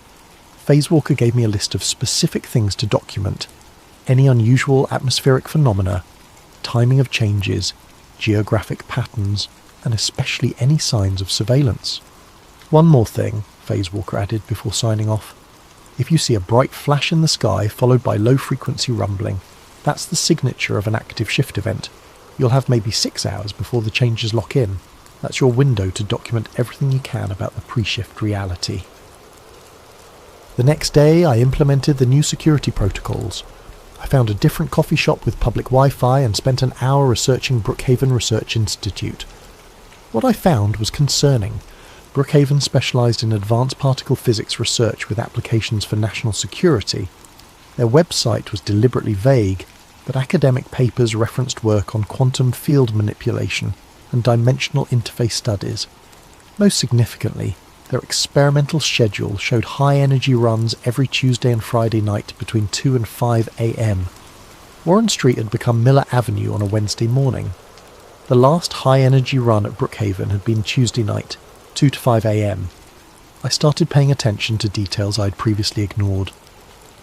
On Friday afternoon, I positioned myself in the Miller Avenue area with my notebook and camera, planning to monitor the area through the night. At 11 p.m. I noticed the first watcher. He was sitting in a car parked at the far end of the street, positioned to have a clear view of the entire block. Middle-aged, wearing dark clothes, professional demeanour. He wasn't trying to hide his presence, but he wasn't obvious about surveillance either. At midnight, a second watcher appeared on foot, casually strolling through the area but lingering near streetlights and stopping frequently to check his phone. At 1 a.m, a van with tinted windows parked near the corner intersection. By 2 a.m, there were at least 5 people in the area who seemed to be conducting some kind of coordinated observation. They weren't focused on me specifically. They seemed to be monitoring the entire neighbourhood. At 3:17 a.m, I saw the flash. It started as a bright point of light in the northwestern sky, roughly in the direction of Brookhaven Research Institute. The light expanded rapidly, not like an explosion, but more like a ripple spreading across the sky. For about 3 seconds, the entire northwestern horizon was illuminated with an eerie blue-white glow. Then came the sound, a deep thrumming rumble that seemed to come from underground rather than the sky. It was felt as much as heard, a vibration that made car alarms start going off throughout the neighbourhood. The watchers immediately became more active. I saw them talking into radios and checking devices that looked more sophisticated than cell phones. The van started its engine. I spent the next hour documenting everything I could see in the area, taking photos and writing detailed descriptions. At first, nothing seemed different, but around 5 a.m. I noticed subtle changes beginning to appear. The streetlight on the corner flickered and went out. When it came back on a few minutes later, it was a different style, same height and position, but with a more modern LED fixture instead of the old sodium vapour lamp. The stop sign at the intersection looked slightly different. The red was a shade deeper, and the reflective strips were positioned differently. Most unsettling, when I looked back at photos I'd taken just 2 hours earlier, some of them showed these new versions instead of what I remembered photographing. By dawn, the watchers had disappeared. I drove home, my hands shaking as I realised I had just witnessed a reality shift in progress. That afternoon, I returned to Miller Avenue to document the full extent of the changes. The differences were subtle but consistent. Paint colours slightly different. Business signs in new fonts. Even the memorial plaque in the park had been altered. The dedication date was now 2011 instead of 2009, and it honoured the Miller Avenue Heritage Preservation Society instead of the Community Garden Group. Most disturbing of all, when I tried to access the photos I had taken during the night, half of them had been automatically corrected by my phone software to match the new reality. My camera had somehow been convinced that it had always photographed the updated version of the neighbourhood. But my handwritten notes remained unchanged. Whatever technology was altering physical evidence couldn't seem to affect ink on paper, at least not immediately.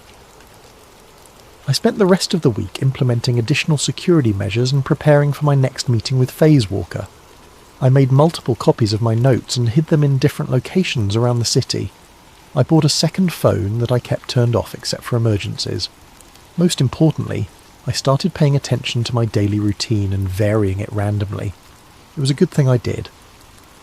On Wednesday morning, I noticed a car that had been parked outside my apartment building for 3 days straight.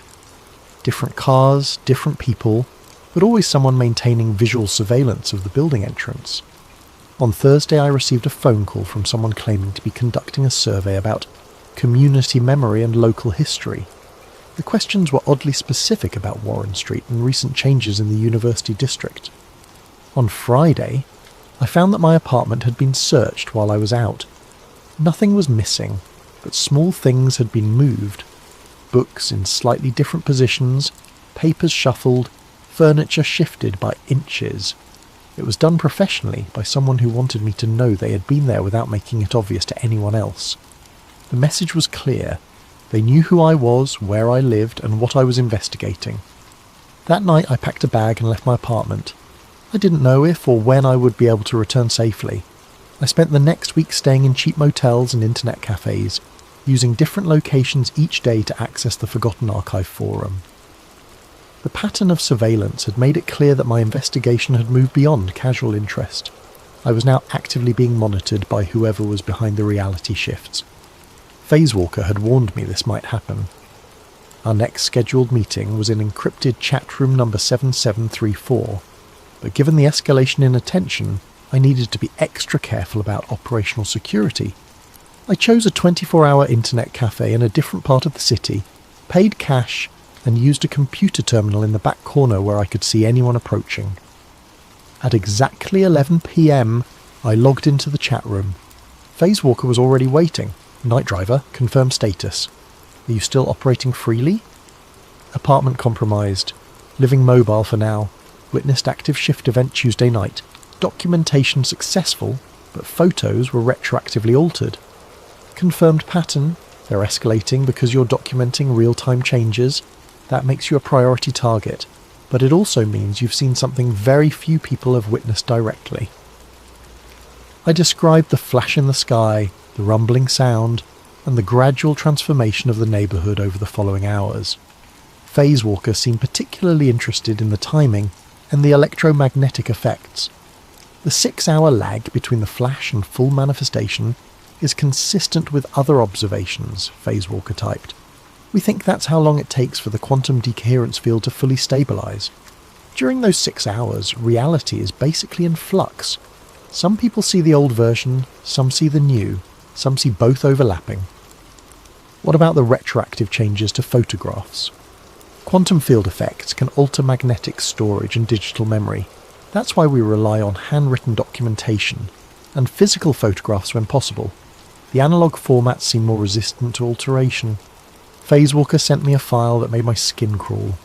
It was a detailed map of my city with a grid overlay, marking predicted locations for future reality shifts. We've been tracking the pattern for 8 months now, Phasewalker explained. The shifts aren't random. They follow a systematic grid pattern radiating outward from specific central points, usually research facilities or locations with unusual electromagnetic properties. The map showed Brookhaven Research Institute at the centre of concentric circles, with predicted shift zones marked at regular intervals. The university district where I had witnessed the Warren Street change was in the second ring. According to the projection, the next affected area would be the downtown financial district, approximately 3 miles southeast of Brookhaven. When? I typed. If the pattern holds, next Tuesday night. The high-energy experiments at Brookhaven run on a regular schedule, and each cycle seems to push the effect field a little further outward. I studied the map more carefully. The grid was precise, almost mechanical in its layout. Each shift zone was approximately the same size, roughly 6 city blocks in a square pattern. Within each zone, the changes appeared to follow consistent rules. Same basic infrastructure, but with details altered in systematic ways. This looks like a spreading wave pattern, I observed. Exactly. Like ripples in a pond, but moving through dimensional space instead of water. Each experimental cycle at Brookhaven creates another pulse, and each pulse pushes the effect boundary a little further out. Phasewalker sent me additional files, documentation from other cities where similar patterns had been observed. Phoenix, Seattle, Austin, Atlanta, all had research facilities at the centre of expanding grids of reality shifts. Is this coordinated? Are all these facilities working together? We don't know. Could be coordinated, could be that multiple groups are working on similar technology and creating interference patterns. What we do know is that it's accelerating. The time between shift events is getting shorter, and the affected areas are getting larger. The implications were staggering. If the pattern continued, eventually the entire metropolitan area would be affected. Millions of people would wake up one day in a slightly different version of their own city, with most of them never realising anything had changed. Why don't more people notice? I asked. Most people don't pay attention to small details. If your street sign changes colour or a building gets painted a different shade, do you really notice? Even if you do, you assume there's a mundane explanation, routine maintenance, normal updates. The human brain is remarkably good at rationalising small inconsistencies. But some people do notice. About 1 in 1,000, based on our estimates. Usually people with strong observational skills or particular attention to detail. Night shift workers see it more often, probably because they're more aware of their environment during quiet hours. Phasewalker sent me detailed instructions for documenting the predicted shift in the financial district. The key was to be in position before the experimental window, document the pre-shift state thoroughly, then track changes in real time during the 6-hour transformation period. This is dangerous, Phasewalker warned. If you're caught in an active shift zone during the transition, there can be complications. What kind of complications? People have reported disorientation, memory confusion, in extreme cases temporary existence in both realities simultaneously. One observer in Seattle claimed to spend 3 hours in a version of the city where she had never been born. She could see her apartment, but strangers were living there, and no one recognised her name. I closed my eyes, trying to imagine what that would feel like, being erased from your own life, even temporarily. There's something else, Phasewalker continued. The Forum has been tracking missing persons reports in areas that have experienced multiple shift events. The numbers are statistically significant. People don't just disappear from records. They disappear from reality entirely. How many people? Hard to get exact numbers because of the nature of the disappearances, but we estimate between 50 and 100 people nationwide over the past year. All of them were either active observers or people who had been asking questions about reality shifts. I thought about the disappeared observers thread on the forum and the reports of people who had simply stopped existing. If Phase Walker was right, I was not just investigating a strange phenomenon, I was documenting what amounted to a systematic alteration of reality that was claiming human casualties. Why are you telling me this? Wouldn't it be safer for me to just stop investigating? Because stopping doesn't seem to protect people once they've been flagged, and because we need documentation of real-time shifts if we're ever going to understand how to stop this process. Stop it? You think it can be stopped? We have to believe it can be, because if it can't, eventually there won't be anyone left who remembers what the world was supposed to look like. We arranged to meet again after the predicted financial district shift. Phase Walker would monitor from Phoenix while I documented locally, and we would compare observations to refine the prediction model. Before signing off, Phase Walker gave me one final piece of advice. If you're going to do this, you need to accept that you might not be able to return to your normal life. Once you've seen reality change in real time, once you've documented evidence of systematic alteration, you become part of a very small group of people who know what's really happening. That knowledge comes with a price. I logged off and sat in the internet cafe for a long time, staring at the map of predicted shift zones. My apartment was in the 5th ring out from Brookhaven. If the pattern continued, my own neighbourhood would be affected within a few months. I could try to return to my normal life, pretend I'd never noticed anything unusual, hope that ignorance would protect me. But I had already seen too much, asked too many questions, attracted too much attention, and somewhere in the back of my mind a terrible thought was forming. What if this had happened before?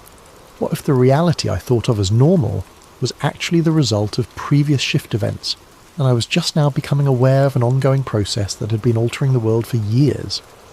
What if the life I remembered was already gone, and I was just a memory island floating in someone else's version of reality? The financial district shift was scheduled for Tuesday night, but on Monday afternoon I received an encrypted message through the forum's private messaging system. It wasn't from Phase Walker. The sender was identified as Dr._Cassandra_Mills, with a verification code I didn't recognise. Night Driver, I know you don't know me, but I've been following your documentation work through mutual contacts. I have information about the source of the reality shifts that could help your investigation. If you're willing to meet in person, I can explain what's really happening and why. I understand the risks of face-to-face contact, but some things can't be communicated safely through digital channels. The message included detailed instructions for a meeting location, a 24-hour diner in an industrial area about 15 miles from downtown, and specific security protocols. The sender claimed to be a former researcher at Brookhaven Institute who had left the project after discovering the true scope of what they were attempting. Every instinct told me this was dangerous.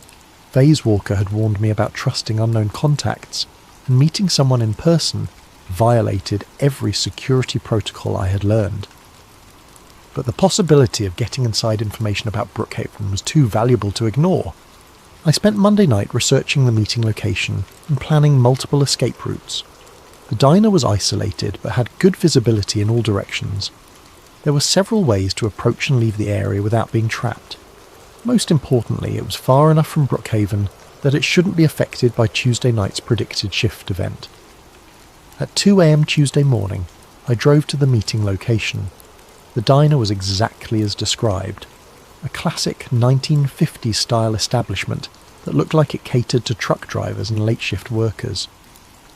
I arrived 30 minutes early and positioned myself at a corner booth where I could watch both the entrance and the parking lot. At exactly 2:30 a.m, a woman in her 40s entered the diner. She was tall, with greying brown hair and the kind of intense, intelligent eyes that suggested an academic background. She looked around the restaurant carefully before approaching my table. "You must be the rideshare driver," she said quietly. "I'm Cassandra Mills. Thank you for coming."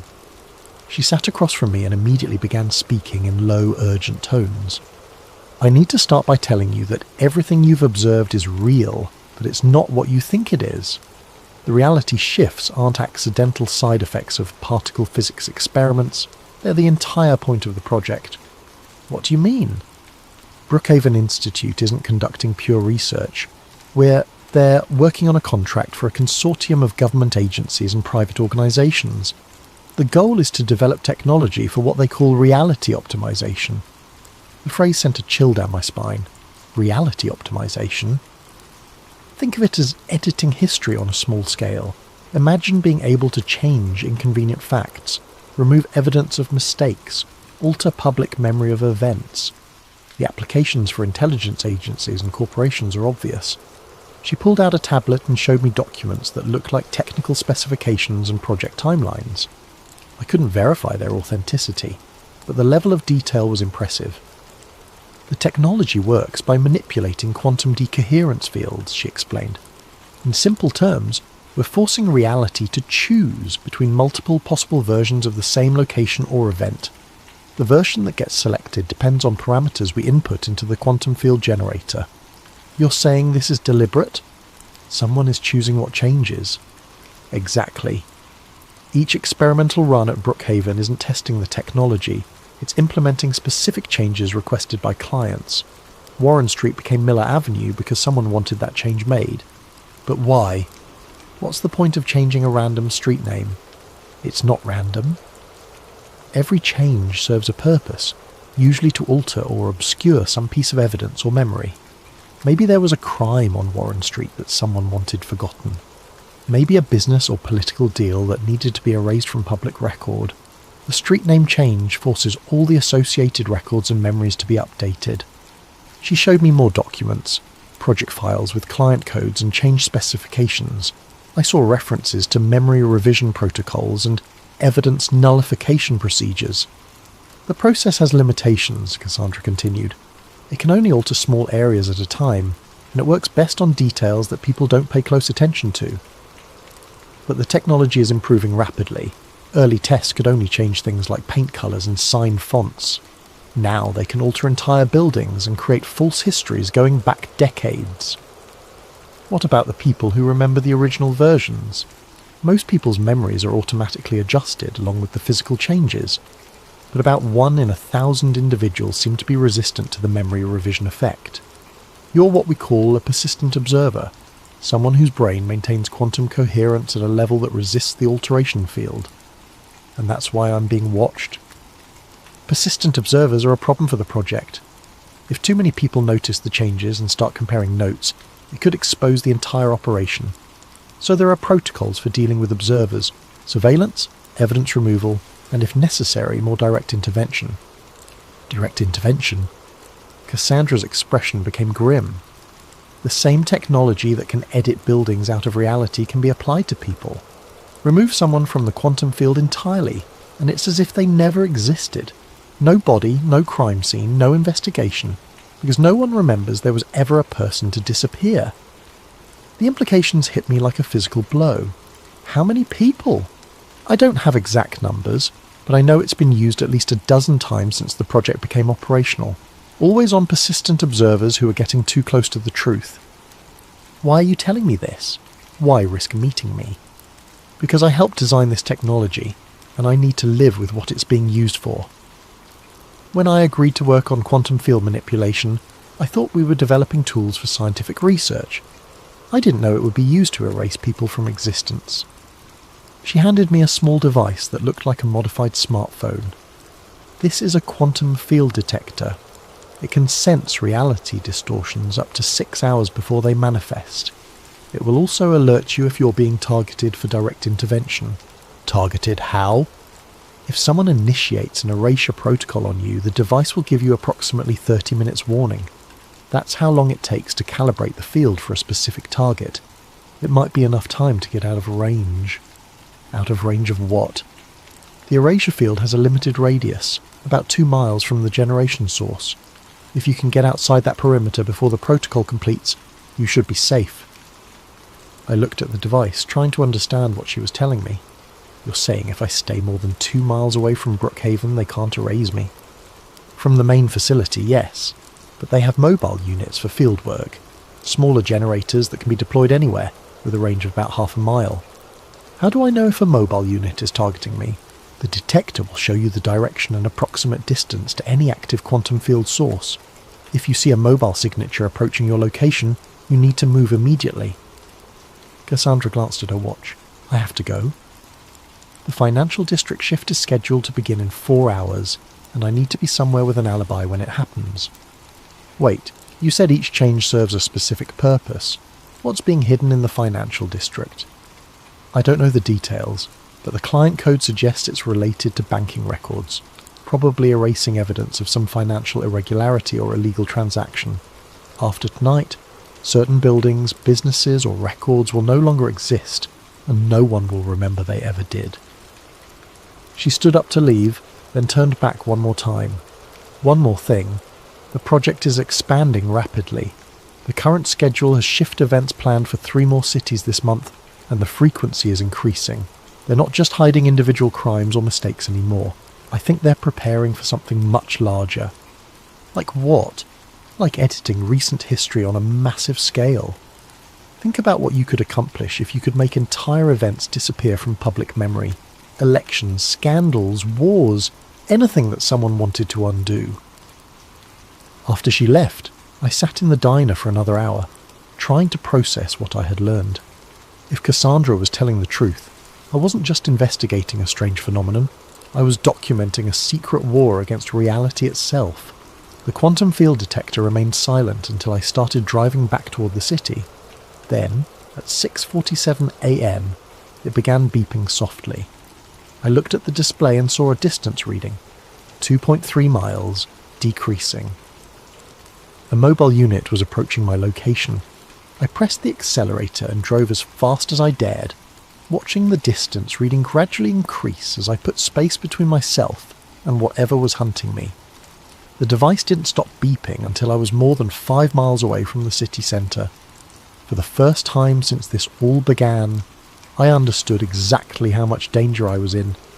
The quantum field detector that Cassandra had given me became my constant companion over the next 3 days. It remained mostly quiet, but twice I had to quickly change locations when it detected mobile field sources approaching. The cat and mouse game was exhausting, but it also gave me valuable information about how the erasure teams operated. They seemed to work in predictable patterns, sweeping through areas where I had been seen, checking locations where I might seek shelter. More importantly, they appeared to have limitations. The mobile units couldn't maintain their quantum fields indefinitely, and they needed several hours to recharge between deployment attempts.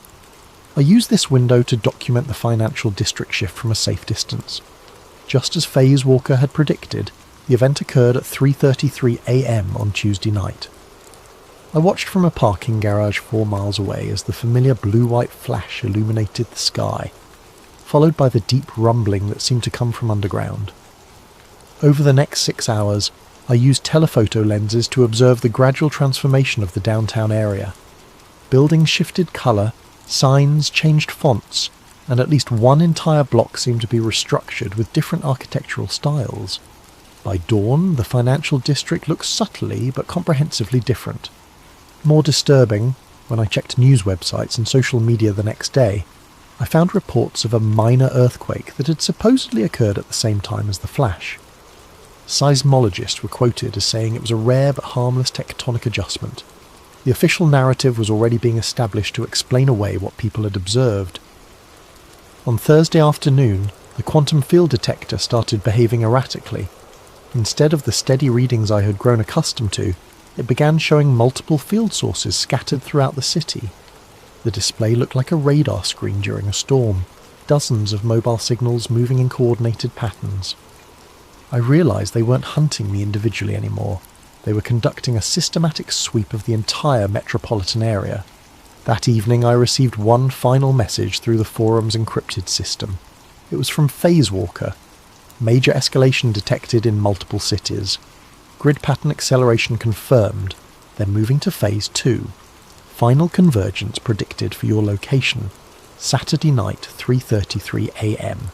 This is not a normal shift event.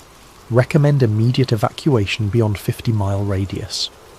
I tried to respond, but the forum was no longer accessible. When I attempted to reach any of the Forgotten Archive servers, I received only error messages. It was as if the entire network had been taken offline.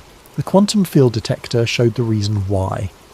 Field sources were now active at locations throughout the city, including several positions that surrounded the internet cafe, where I was trying to access the forum. They weren't just hunting persistent observers anymore, they were systematically suppressing all communication channels that could be used to coordinate resistance. I spent Thursday night driving aimlessly through the outer suburbs, staying ahead of the mobile units while trying to understand what final convergence might mean. The detector showed an increasingly dense network of field sources, all of them moving in perfect coordination towards some kind of centralised pattern. By Friday morning I understood what they were planning. Instead of the usual isolated shift affecting a few city blocks, they were preparing to alter the entire metropolitan area simultaneously. Every mobile unit, every field generator, every piece of quantum manipulation technology they had was being positioned for a coordinated reality revision on a scale I had never imagined possible. But what were they trying to hide that would require editing an entire city? The answer came to me while I was studying a map of the field source positions. The pattern wasn't random. The mobile units were positioned at specific locations throughout the city, locations that corresponded to government buildings, research facilities, major corporate headquarters, and media centres. They weren't hiding evidence of individual crimes. They were preparing to erase something that had left traces throughout the entire power structure of the city. Something big enough that removing all evidence of it required changing the reality of 3 million people simultaneously. Friday night, I positioned myself on a hilltop 20 miles outside the city limits, well beyond the range of any quantum field technology I knew about. The detector showed the massive build-up of field sources throughout the metropolitan area, all synchronised for simultaneous activation. At exactly 3:33 a.m. on Saturday, the sky above the city exploded with light. It wasn't the localised flash I had seen during previous shift events. The entire horizon lit up with brilliant blue-white radiance that lasted for nearly 30 seconds.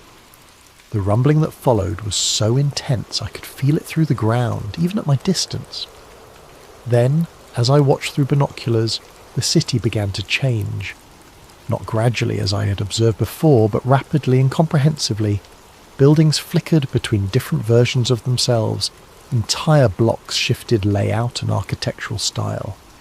The skyline itself was being rewritten in real time, but something went wrong.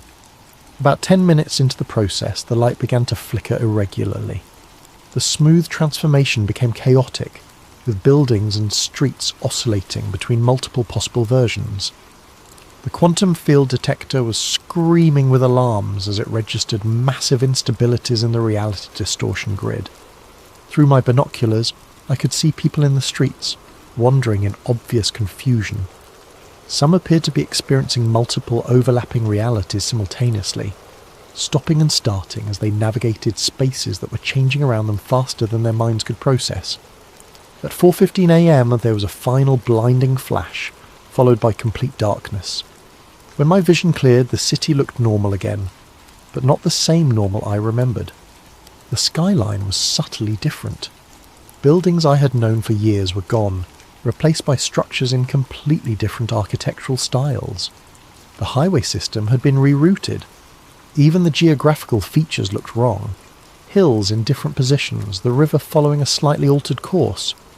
I tried to use my phone to call someone, anyone, to see if they remembered the old version of the city. But when I checked my contacts list, it was empty. When I tried to dial my sister's number from memory, the recording said it had never been assigned. Worse, when I checked my driver's license, my own name was spelled differently. Not dramatically, just one letter changed, but enough to make me question my own identity.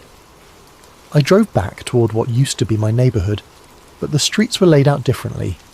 Where my apartment building should have been, there was a small park with a memorial plaque dated 1987, dedicating the space to those lost in the Great Reconstruction.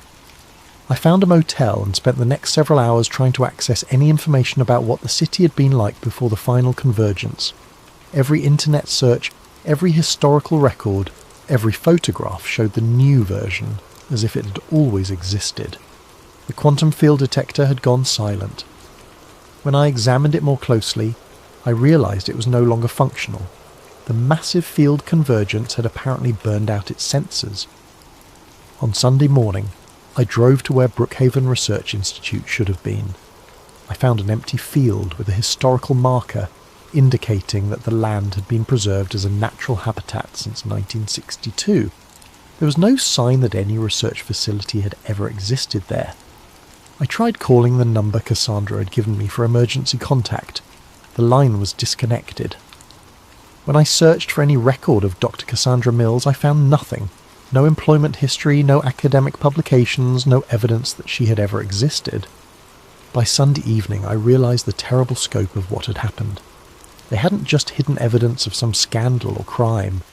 They had rewritten the entire history of the city, creating a version of reality where their project had never existed at all.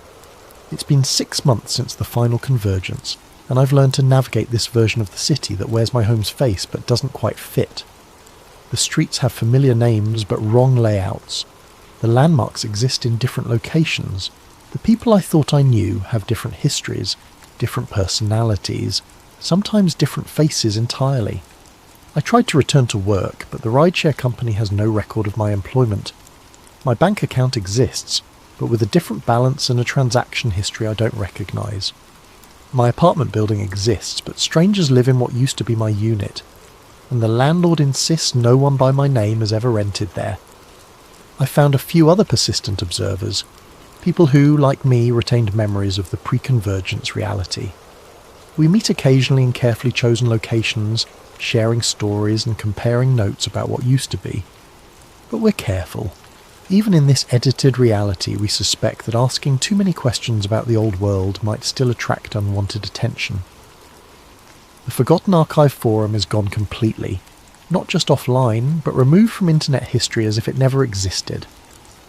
The search terms that used to lead to discussions of reality shifts now produce only academic papers about memory disorders and psychological delusions.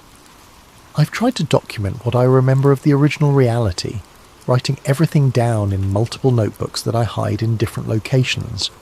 But sometimes, when I check on them, I find that my own handwriting has changed subtly. Words altered, details modified, as if the editing process is still ongoing even now. The quantum field detector sits on my desk, permanently dead.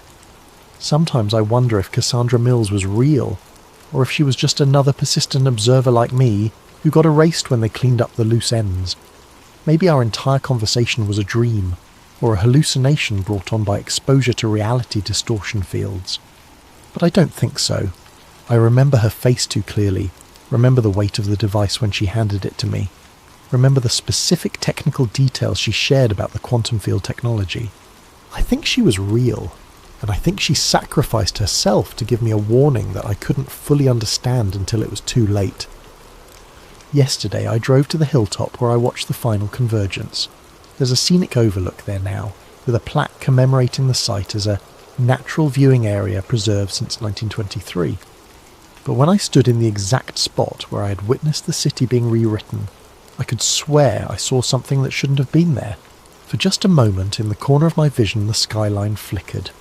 For less than a second, I saw the old version of the city, the buildings I remembered, the highway system I had driven for years, the landscape that matched my mental map of home. Then it was gone, and I was looking at this new version that everyone else believes has always been there. I don't know if what I saw was real or just my mind's desperate attempt to hold on to memories that are being systematically erased. But it gives me hope that somewhere, somehow, the original reality still exists. Maybe that's all I can do now, remember what was, and hope that memory itself is enough to keep the truth alive, even in a world that's been edited to deny it ever existed. I think Warren Street was just the first stitch to tear. Whatever world I came from, it's gone, and this one doesn't want me here. But I'm still here anyway, carrying the ghost of a reality that only a few dozen people remember. And as long as we remember, maybe it's not entirely lost. Maybe remembering is enough. Maybe remembering is all we have left. What if I told you that everything Bob Lazar said was true? What if the most controversial UFO whistleblower in history wasn't lying? wasn't delusional, and wasn't seeking fame? What if buried beneath the Nevada desert sits a craft so advanced that the government would kill to keep it secret? Tonight, we're going deep into the classified world of S4, following a trail of evidence that leads to a discovery so terrifying it changed everything I thought I knew about what's really out there. But first, I want to thank Danny, that one guy 412, for suggesting this story. If you have ideas for future episodes, drop them in the comments below. And if you're enjoying these deep dives into the unknown, hit that like button and subscribe to Sleep Theories. It helps more than you know. This is my story. This is what I found. And this is why I'll never sleep soundly again. My name doesn't matter. What matters is what I found, and what found me in return. I'm just a guy with a microphone, a cheap audio setup, and an unhealthy obsession with the truth that powerful people don't want you to know. My podcast, Fringe Frequencies, barely scraped together a few thousand downloads per episode. I covered the usual suspects: Bigfoot sightings, ghost encounters, government conspiracies, the kind of stories that make people roll their eyes and change the subject at dinner parties. But everything changed 3 months ago when a package arrived at my P.O. box with no return address. Inside was a weathered VHS tape and a single sheet of paper with 2 words scrawled in shaky handwriting: "Play alone." The label on the tape read S4/Lazar in faded black marker. My hands actually trembled as I fed it into the old VCR I kept, specifically for moments like this. The screen flickered with static before resolving into grainy black and white security footage. The timestamp read March 15th, 1989, 2:47:33. What I saw next made my blood run cold. The footage showed a massive hangar, clearly underground based on the concrete walls and industrial lighting. In the centre of the frame, barely visible in the shadows, was something that defied every rational explanation I'd ever clung to. A disc-shaped craft, maybe 30 feet across, being carefully manoeuvred by what appeared to be a specialised lifting apparatus. The object was smooth, seamless, reflecting the harsh hangar lights in ways that seemed almost liquid. But it was the people that really got to me. Figures in white hazmat suits moved around the craft with the careful precision of bomb disposal experts. Even through the grainy footage, their body language screamed caution, fear, respect for something they didn't fully understand. The audio was mostly static, but I could make out fragments of radio chatter. Moving Element 7 to Storage Bay 9. Propulsion system remains active. Maintain minimum safe distance. Element 7, Storage Bay 9. The words echoed in my head as I rewound and watched the footage again. And again. By the 4th viewing, I noticed something that made my stomach drop. In the bottom right corner of the screen, barely visible, was a small placard that read, S4 authorised personnel only. S4, Site 4, the legendary facility that Bob Lazar claimed to have worked at in the late 1980s, where he said the government was reverse engineering extraterrestrial technology. The same facility that officials insisted never existed, that Lazar's critics said was a product of his imagination or delusion. Yet here it was, captured on security footage with a timestamp that perfectly aligned with Lazar's timeline. I must have watched that tape 100 times over the next week, freeze-framing every detail, analysing every pixel. The more I studied it, the more convinced I became that this was genuine. The lighting was consistent, the shadows fell naturally, and most importantly the technology visible in the background, the lifting equipment, the monitoring devices, even the hazmat suits, all matched exactly what would have been available in 1989. This wasn't some modern hoax created with digital effects. This was real. But the tape raised more questions than it answered. If this was Element 7, what happened to Elements 1 through 6?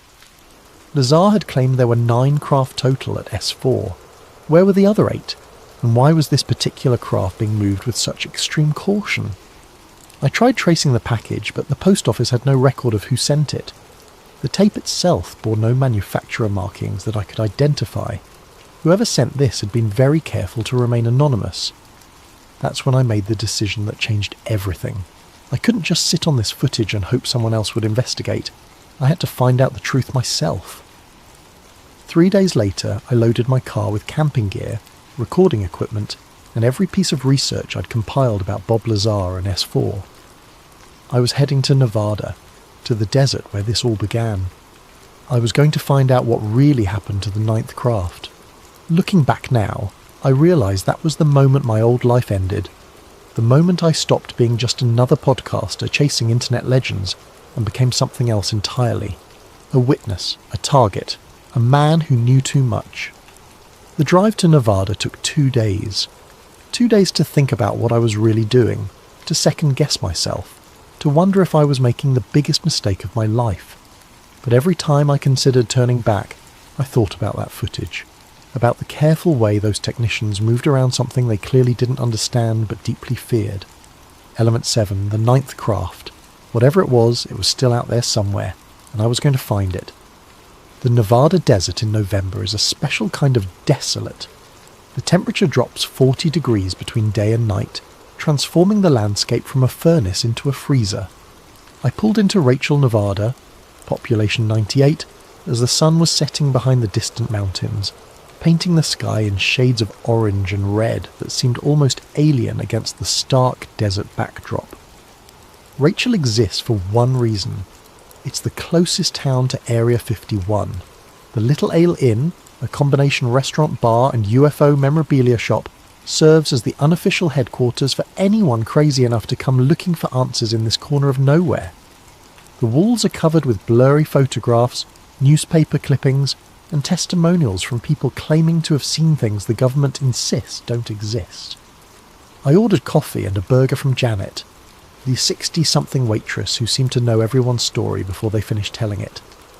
When I mentioned I was researching Bob Lazar, her expression shifted from friendly curiosity to cautious interest. "You media?" she asked, refilling my coffee cup without being asked. "Podcaster, small time."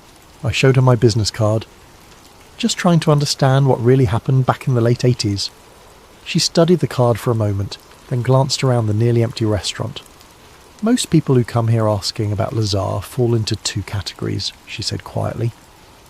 "Believers who want to prove he was right, and debunkers who want to prove he was lying. Which are you?" "I'm the 3rd category," I said. "Someone who's seen something that suggests he might have been telling the truth." That got her attention. She sat down across from me, her weathered hands wrapped around her own coffee cup. What kind of something? I couldn't show her the tape. Too risky, too public, but I could describe it. Her eyes widened as I detailed the hangar footage, the timestamp, the S4 markings. "Jesus," she whispered. "Where did you get that?" "Anonymous source. That's why I'm here.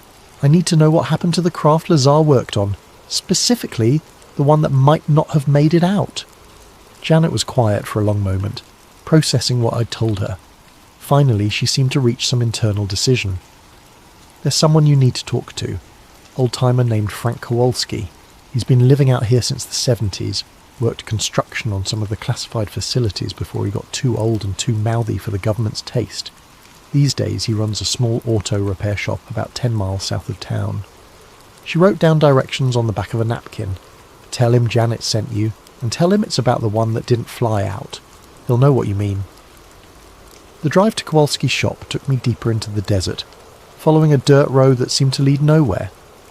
Just when I was starting to wonder if I'd gotten lost, I saw a collection of rusted vehicles and a small building with a hand-painted sign reading "Frank's Fix-It." Frank Kowalski looked exactly like central casting would order for grizzled desert hermit.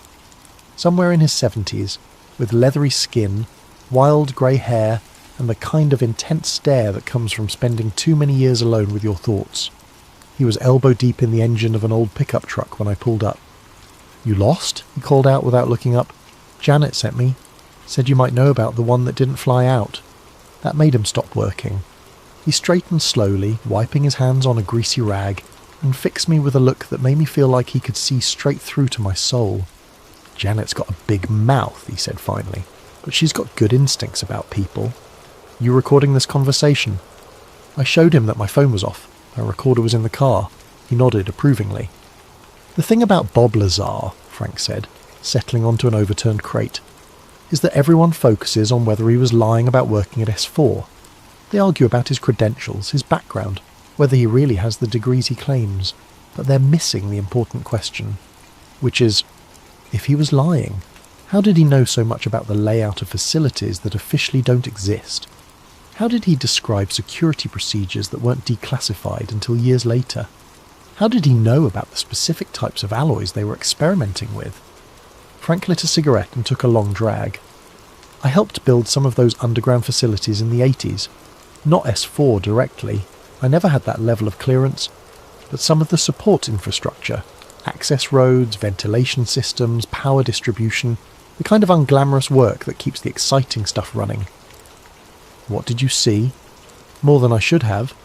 One night in early '89, I was working late on a generator installation about 5 miles from what we all knew was S4, even if we weren't supposed to talk about it. Around 3 in the morning, I saw lights in the sky. Not aircraft lights, something else entirely. Objects that moved in ways that defied physics, making turns that should have torn any pilot apart from the G-forces. He paused, studying my reaction. But the interesting thing wasn't what I saw in the sky. It was what I saw on the ground the next morning. Convoy of trucks heading in the opposite direction from all the others. While most traffic was heading toward the test facilities, these trucks were heading away, toward Papoose Lake. What was in the trucks? Couldn't see the cargo directly, but the way they were loaded, the way the drivers were moving, something heavy, something important, and something they wanted to get as far away from S4 as possible. Frank finished his cigarette and flicked the butt into the desert. About a week later, word started filtering through the construction crews. There had been an incident during a test flight. One of the experimental aircraft had malfunctioned, nearly crashed. Instead of risking another failure, they decided to mothball it. Mothball it where? That's where it gets interesting. Most of the experimental craft were eventually moved to other facilities when the program ended. But according to my sources, one was never moved. They sealed it underground and left it there. My heart was pounding. Where underground? Frank stood up, walked over to a battered filing cabinet and pulled out a sheet of paper covered with hand-drawn maps and notations. This is everything I've pieced together over the years. Underground facility networks, access points, ventilation systems. If I had to guess where they'd hide something they didn't want found, it would be here. He pointed to a location near Papoose Lake, marked with a red X. Old access tunnel that was supposed to be filled in when they decommissioned part of S4. But the paperwork shows it was only sealed, not destroyed. He handed me the map. But I'm warning you, son. If what you told Janet is true, if there's really evidence that Lazar was right about everything, then you're walking into something that powerful people have spent 30 years trying to keep buried. They've killed for less. The weight of his words settled over me like a cold blanket. But I'd come too far to turn back now. One more thing, Frank said as I prepared to leave. If you find what I think you're going to find, don't try to take it public directly. They'll discredit you, destroy your life, make you disappear if necessary. Document everything, but be smart about how you release it. I thanked him and headed back toward Rachel as the desert night closed in around me. But I didn't go back to my motel room. Instead, I drove to the coordinates Frank had marked on the map, parking about a mile away and hiking in with a flashlight and my camera. The access tunnel was exactly where he said it would be. A concrete opening set into a hillside sealed with a metal door that bore faded warnings about authorised personnel only. But Frank was right about something else too. The door wasn't welded shut or filled with concrete. It was sealed with a heavy padlock that looked much newer than the rest of the installation. Someone had been here recently. Someone who wanted to be able to get back in. Standing in the desert darkness, staring at that sealed door, I realised I'd reached the point of no return. Everything up to this moment had been research, investigation, the kind of work any curious person might do. But breaking into a classified government facility was something else entirely. It was the line between being a podcaster with questions and becoming a criminal with answers. I thought about the footage on that anonymous tape, about the careful way those technicians had moved around something they clearly feared and didn't understand, about Frank's warning that people had been killed for less than what I was contemplating. Then I thought about the truth, about the possibility that 30 feet underground, sealed in a concrete tomb, sat proof that we are not alone in the universe, proof that the government had been lying to us for decades. I went back to my car and retrieved the bolt cutters I'd bought in Las Vegas. Some truths are worth the risk. The padlock was newer than it appeared in the darkness. As my bolt cutters bit through the hardened steel, I realised it couldn't have been there for more than a few years. Someone else had been maintaining access to this tunnel. Someone who wanted to keep their options open. The metal door swung open with a groan that echoed into the blackness beyond. I stood at the threshold, flashlight in hand, breathing in air that tasted of concrete dust and something else. Something metallic and sharp that made my sinuses burn. The tunnel stretched ahead of me, sloping downward at a gentle angle, lined with ribbed concrete and studded with emergency lighting fixtures that hadn't seen power in decades.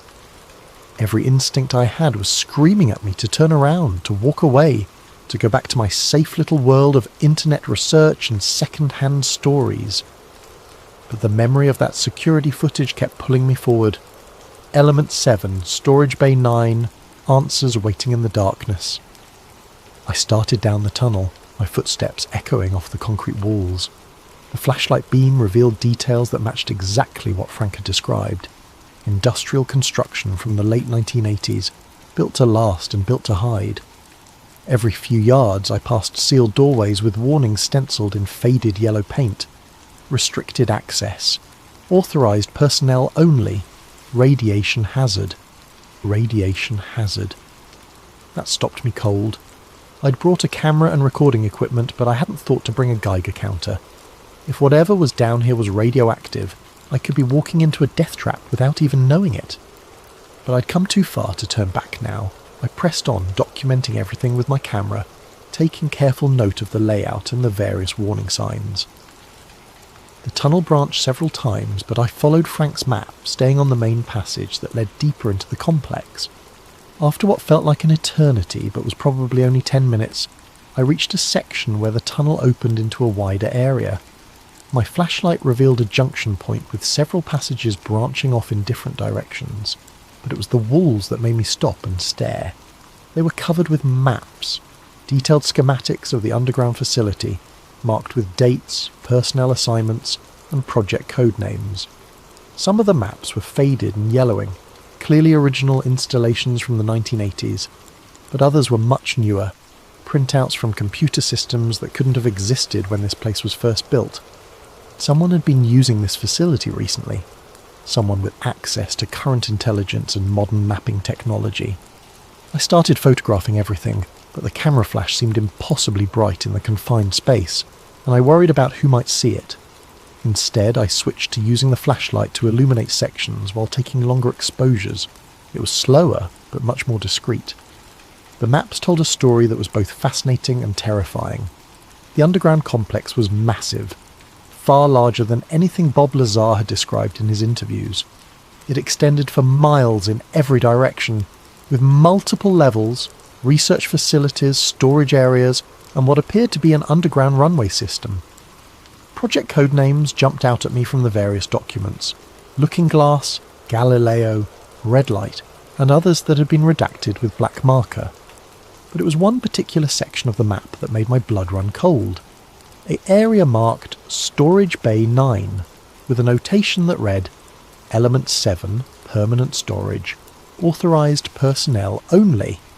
Element 7, the craft from the security footage. According to the map, Storage Bay 9 was accessible through a service tunnel that branched off from this main junction, but the notation also included a warning that chilled me to the bone.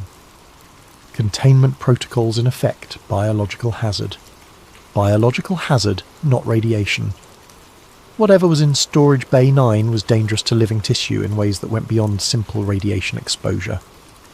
I checked Frank's map against what I was seeing on the wall schematics. The service tunnel to Storage Bay 9 was the third passage on the right, marked with additional warnings and what appeared to be a security checkpoint. But according to the newer notations, the security checkpoint had been decommissioned pending facility review. Someone had deliberately disabled the security measures protecting Storage Bay 9. The service tunnel was narrower than the main passage, and the air grew noticeably colder as I descended. My breath began to fog in the flashlight beam, and I realised that this section of the facility was still climate controlled. Somewhere, power was still flowing to maintain environmental conditions in Storage Bay 9. After another 5 minutes of careful navigation, I reached a blast door that looked like something from a nuclear submarine. It was massive, easily 8 inches of reinforced steel, with warning symbols that I recognised as international biohazard markers. But the door was standing open, held by what appeared to be an emergency override system. Beyond the blast door was an airlock chamber with decontamination showers and radiation monitoring equipment. All of it was inactive, but the LED displays were still glowing, indicating that power was flowing to the system. Someone had recently passed through this airlock and left it in standby mode. The inner door of the airlock was also open, revealing a chamber beyond that was illuminated by emergency lighting. The air that drifted through the airlock was warm and humid, carrying scents that I couldn't identify, something like ozone and copper, with an underlying sweetness that reminded me uncomfortably of decay. I stepped through the airlock and into Storage Bay 9. The chamber was enormous, easily the size of an aircraft hangar, but it wasn't the size that took my breath away. It was what occupied the centre of the room. Even covered by a heavy tarp, the object was unmistakably the same craft I'd seen in the security footage, 30 feet across, disc-shaped, sitting on what appeared to be specialised support equipment that kept it several feet off the concrete floor. But where the footage had shown a smooth, pristine surface, the tarp revealed the outline of something damaged. One section of the craft appeared to be collapsed inward, as if it had suffered some kind of catastrophic structural failure. The walls of Storage Bay 9 were lined with equipment that looked like a combination of laboratory and machine shop, computer terminals, analysis devices, tool racks, and storage lockers filled every available space. But it was the papers scattered across the work tables that really caught my attention. Blueprints, technical specifications, research notes in multiple handwritings, some dating back to the 1980s, and others that were clearly much more recent. I started photographing everything, my hands shaking with excitement and terror in equal measure. The blueprints showed cross-sections of the craft's interior, revealing a propulsion system that defied everything I thought I knew about physics. The technical notes described something called a gravity amplification matrix, and element manipulation chambers that could somehow bend space-time around the vehicle. But it was the research notes that really made my skin crawl. References to biological integration protocols and consciousness interface systems suggested that this wasn't just a machine. It was something that required living interaction to function properly, and the newest notes, written in a handwriting I didn't recognise, described reactivation attempts and containment failures that dated back only a few months. Someone had been trying to get this thing working again. Recently, I was so absorbed in photographing the documents that I almost missed the sound of footsteps in the outer tunnel.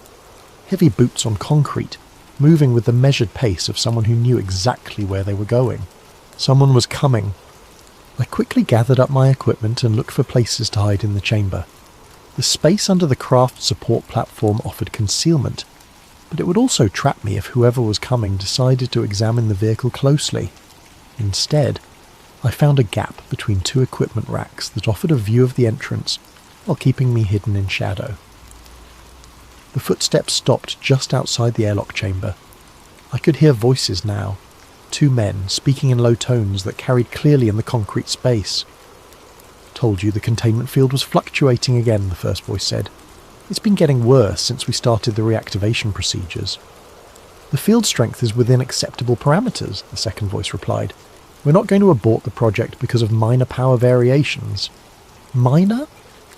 The biological readings spiked to nearly twice normal levels last week. "Whatever this thing does to living tissue, it's getting stronger." The voices were getting closer. I pressed myself deeper into the shadows between the equipment racks, trying to control my breathing, and hoping the emergency lighting wouldn't give away my position. "That's why we're here," the second voice said. "To recalibrate the containment systems before tomorrow's test." They entered Storage Bay 9, and I got my first look at them through the gap in the equipment. 2 men in their 40s, wearing civilian clothes but moving with military precision. One carried a tablet computer and what appeared to be sensor equipment. The other had a large toolbox and wore the kind of expression that suggested he'd rather be anywhere else. "I still think this is a mistake," the first man said as they approached the covered craft. "This technology was sealed for a reason. The original research team documented severe psychological effects on anyone who spent extended time near an active unit." "The original research team didn't have 30 years of technological advancement to work with," the second man replied. "Our containment protocols are far more sophisticated than anything they had in the 1980s. They began setting up equipment around the craft, connecting sensors to various points on the support structure. The man with the tablet started taking readings, his frown deepening as the numbers appeared on the screen. "The ambient energy field is definitely increasing," he said. "It's almost like the craft is sensing our presence and responding to it." "That's exactly what it's doing," the second man replied. "According to the original notes, these vehicles were designed to interface with their operators on a neurological level. The more people interact with it, the more active it becomes." They pulled back the tarp, and I saw the craft clearly for the first time. It was beautiful and terrifying in equal measure. The hull was a seamless metallic surface that seemed to shift colour as the light hit it from different angles, sometimes silver, sometimes bronze, sometimes a deep blue that hurt to look at directly. But the damaged section I'd noticed under the tarp was even worse than I'd imagined. A jagged hole about 6 feet across had been torn in the craft's side, revealing an interior that seemed to glow with its own faint light. "Jesus," the first man whispered, "look at the breach integrity, it's healing." He was right. The edges of the damaged section were slowly, visibly growing back together. As I watched, metallic tendrils reached across the gap, weaving themselves into new hull material that was indistinguishable from the original surface. "The self-repair systems are accelerating," the second man said, checking his tablet. "At this rate, the hull breach will be completely sealed within 72 hours. "And then what?" "We try to fly something that killed its last crew. We follow the protocol. Full activation sequence, unmanned test flight, then human crew if everything checks out." They worked in silence for several minutes, taking readings and adjusting settings on equipment I couldn't identify. But it was clear from their body language that something was making them increasingly uncomfortable. They kept glancing at the craft as if they expected it to suddenly move or make noise. Finally, the first man stood up and backed away from the vehicle. "That's it. I'm done. The neural activity readings are off the charts. This thing is trying to make contact." "It's just responding to our presence," the second man said, but he didn't sound convinced. "The original research indicated that prolonged exposure could cause hallucinations and paranoid episodes. Then maybe we should listen to the original research and leave this thing buried where we found it." They began packing up their equipment, moving with the quick efficiency of people who wanted to be somewhere else as soon as possible. But just as they were preparing to leave, the second man stopped and looked around the chamber with a puzzled expression. "Did you hear that?" "Hear what?" "It sounded like breathing. Heavy breathing, like someone was trying to stay quiet." My blood turned to ice. I'd been holding my breath for so long that when I finally had to inhale, it must have been audible in the concrete chamber. I pressed myself even deeper into the shadows, praying they couldn't see me. The second man pulled a flashlight from his toolbox and began sweeping it around the chamber, focusing on the areas behind the equipment racks. The beam passed within inches of my hiding spot, but the angle wasn't quite right for him to see me. "There's someone here," he said quietly. "Someone who shouldn't be." "Impossible. The access tunnel was sealed and the security sensors would have detected any intrusion." "Then explain the breathing sounds. And look at this." He walked over to the work tables where I'd been photographing documents. "These papers have been moved. Someone's been going through the research files." The first man pulled out what looked like a radio. "Control, this is Assessment Team 2. We have a possible security breach in Storage Bay 9. Request immediate backup and a full facility sweep." The radio crackled with static before a voice responded, "Copy, Assessment Team 2. Backup is en route. Estimated arrival in 15 minutes. Maintain your position and do not approach any unauthorized personnel." 15 minutes. I had 15 minutes to get out of Storage Bay 9, through the airlock, up the service tunnel, through the main facility, and out to the surface before armed security teams sealed the entire complex. The two men positioned themselves near the entrance to the chamber, effectively blocking my direct route out. but I'd noticed something while they were working, a ventilation grate in the far wall that appeared to lead to a different section of the facility. If I could reach it without being seen, I might be able to find another way out. The problem was that crossing the chamber to reach the ventilation grate would require me to pass within 10 feet of the covered craft. And based on what the men had said about the vehicle responding to human presence, getting that close might trigger something that would give away my position. But I didn't have a choice.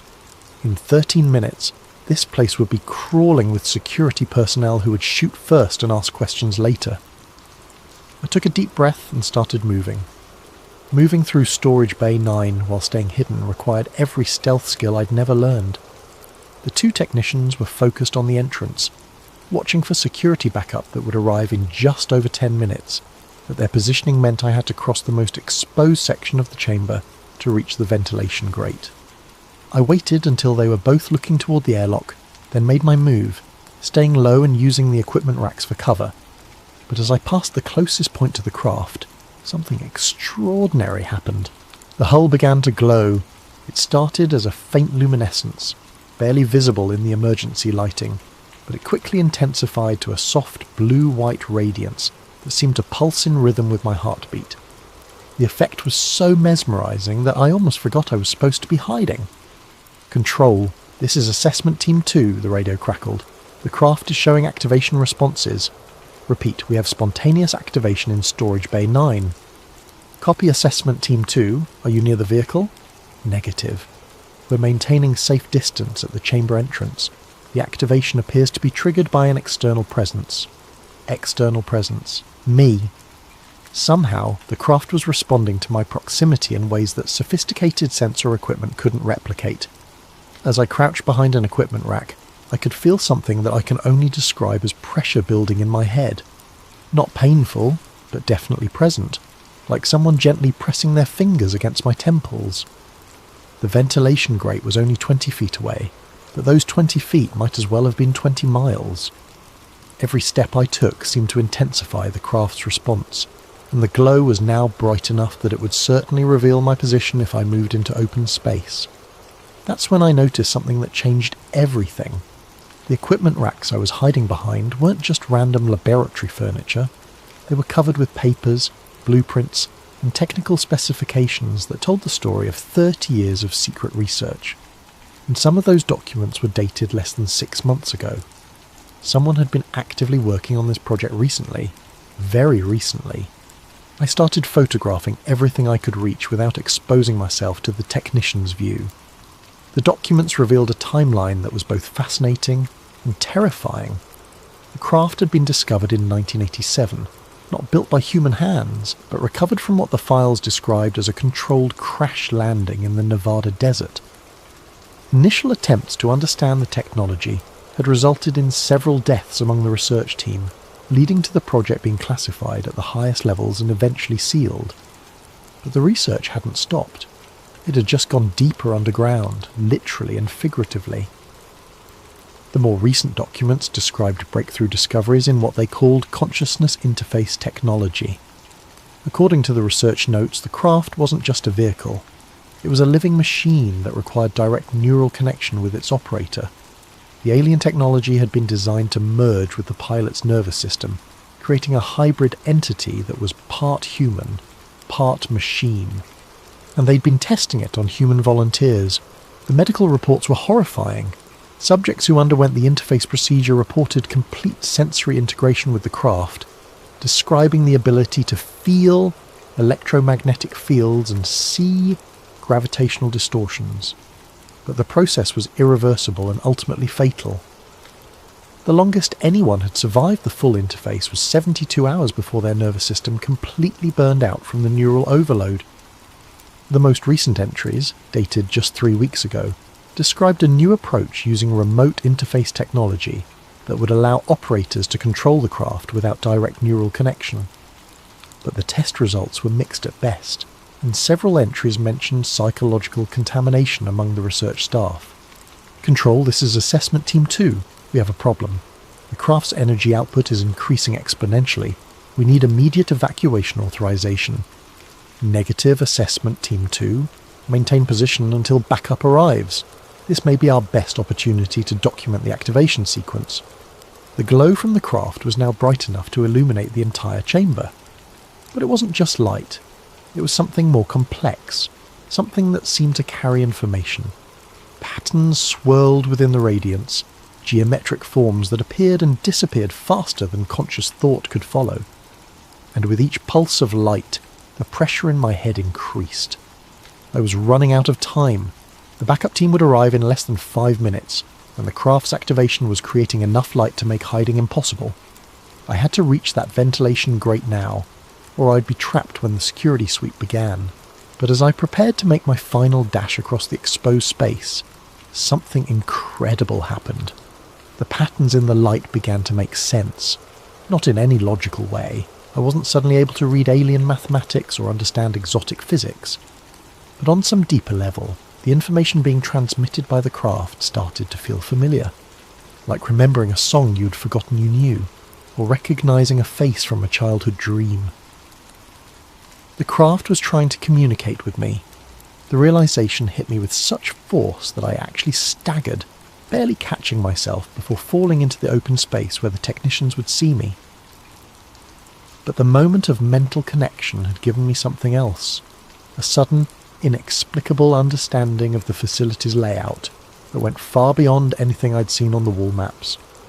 I knew there was another way out. The ventilation system didn't just connect to other parts of the facility, it tied into a network of maintenance tunnels that extended all the way to the surface. But more importantly, I somehow knew that the tunnels were unmonitored, designed as emergency escape routes for personnel working on classified projects. How I knew this, I couldn't say. The information had simply appeared in my mind, complete and certain, like accessing a memory that wasn't my own. Assessment Team 2, be advised that backup has arrived at the facility entrance. ETA to your position is 3 minutes. 3 minutes. I looked at the ventilation grate, then back at the glowing craft. The neural pressure in my head was becoming overwhelming, but I couldn't leave without physical proof. I spotted a fragment of the craft's hull material that had broken off during the original damage. A piece about the size of a smartphone sitting on a nearby workbench.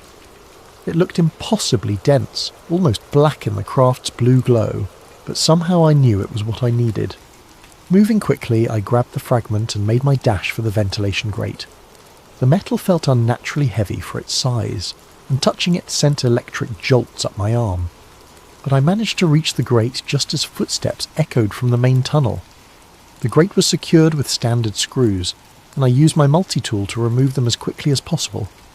Behind me, the craft's glow was intensifying, and I could hear the technicians talking nervously into their radios.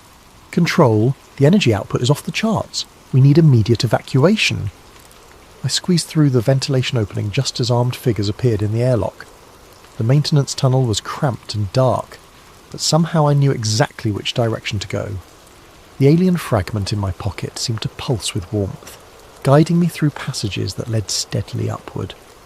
20 minutes later, I emerged from a hidden exit nearly a mile from the main facility, gasping desert air and watching black SUVs race toward the underground complex. I made it back to my car and drove straight through to Las Vegas, my hands shaking on the steering wheel. The alien fragment sat in my jacket pocket, radiating an unnatural warmth that I could feel against my ribs. Every few miles I glanced in the rearview mirror, expecting to see government vehicles in pursuit, but the highway remained empty. It wasn't until I reached the outskirts of Vegas that I noticed the car following me. A silver sedan staying exactly 3 cars back, matching my speed changes with mechanical precision. When I took the next exit, it followed. When I pulled into a gas station, it parked across the street at a fast food restaurant. I was filling my tank when a man in his 50s approached me. Average height, greying hair, wearing civilian clothes that somehow screamed government employee. He moved with the careful deliberation of someone who'd spent years in classified environments. "You look like someone who's had an interesting evening," he said quietly. Every instinct told me to run, but something in his demeanour suggested that running would be pointless. Instead, I finished filling the tank and turned to face him directly. "Depends on your definition of interesting," he smiled, not a friendly expression but not threatening either. "My name is Robert Kellerman. I worked at S4 from 1987 to 1991. I was one of the original technicians assigned to Element 7. Element 7. He knew about the craft. I know who you are, he continued. More importantly, I know what you found tonight, and I know you took something that doesn't belong to you. My hand instinctively moved toward the fragment in my pocket. The metal felt almost hot now, as if responding to Kellerman's presence. That piece of hull material you're carrying, he said, it's not just metal. It's part of a living system that's been dormant for 30 years. By taking it from the containment field, you've reactivated protocols that were supposed to stay buried forever. What kind of protocols? Kellerman glanced around the gas station, then gestured toward a coffee shop next door. The kind we can't discuss in public. Buy me a coffee, and I'll tell you why Bob Lazar was both completely right and completely wrong about what we found at S4. 10 minutes later, we sat in a corner booth while Kellerman told me a story that redefined everything I thought I knew about the government's UFO programs. There were 9 craft originally, he said, but they weren't recovered from crash sites like everyone assumes. They were gifts. Gifts from who? From them. The original pilots. First contact didn't happen in the 1940s with Roswell. It happened in 1983 in the Nevada desert, when they landed voluntarily and offered to share their technology. Kellerman stirred his coffee, his eyes distant with memory. The problem was that their technology wasn't just advanced machinery.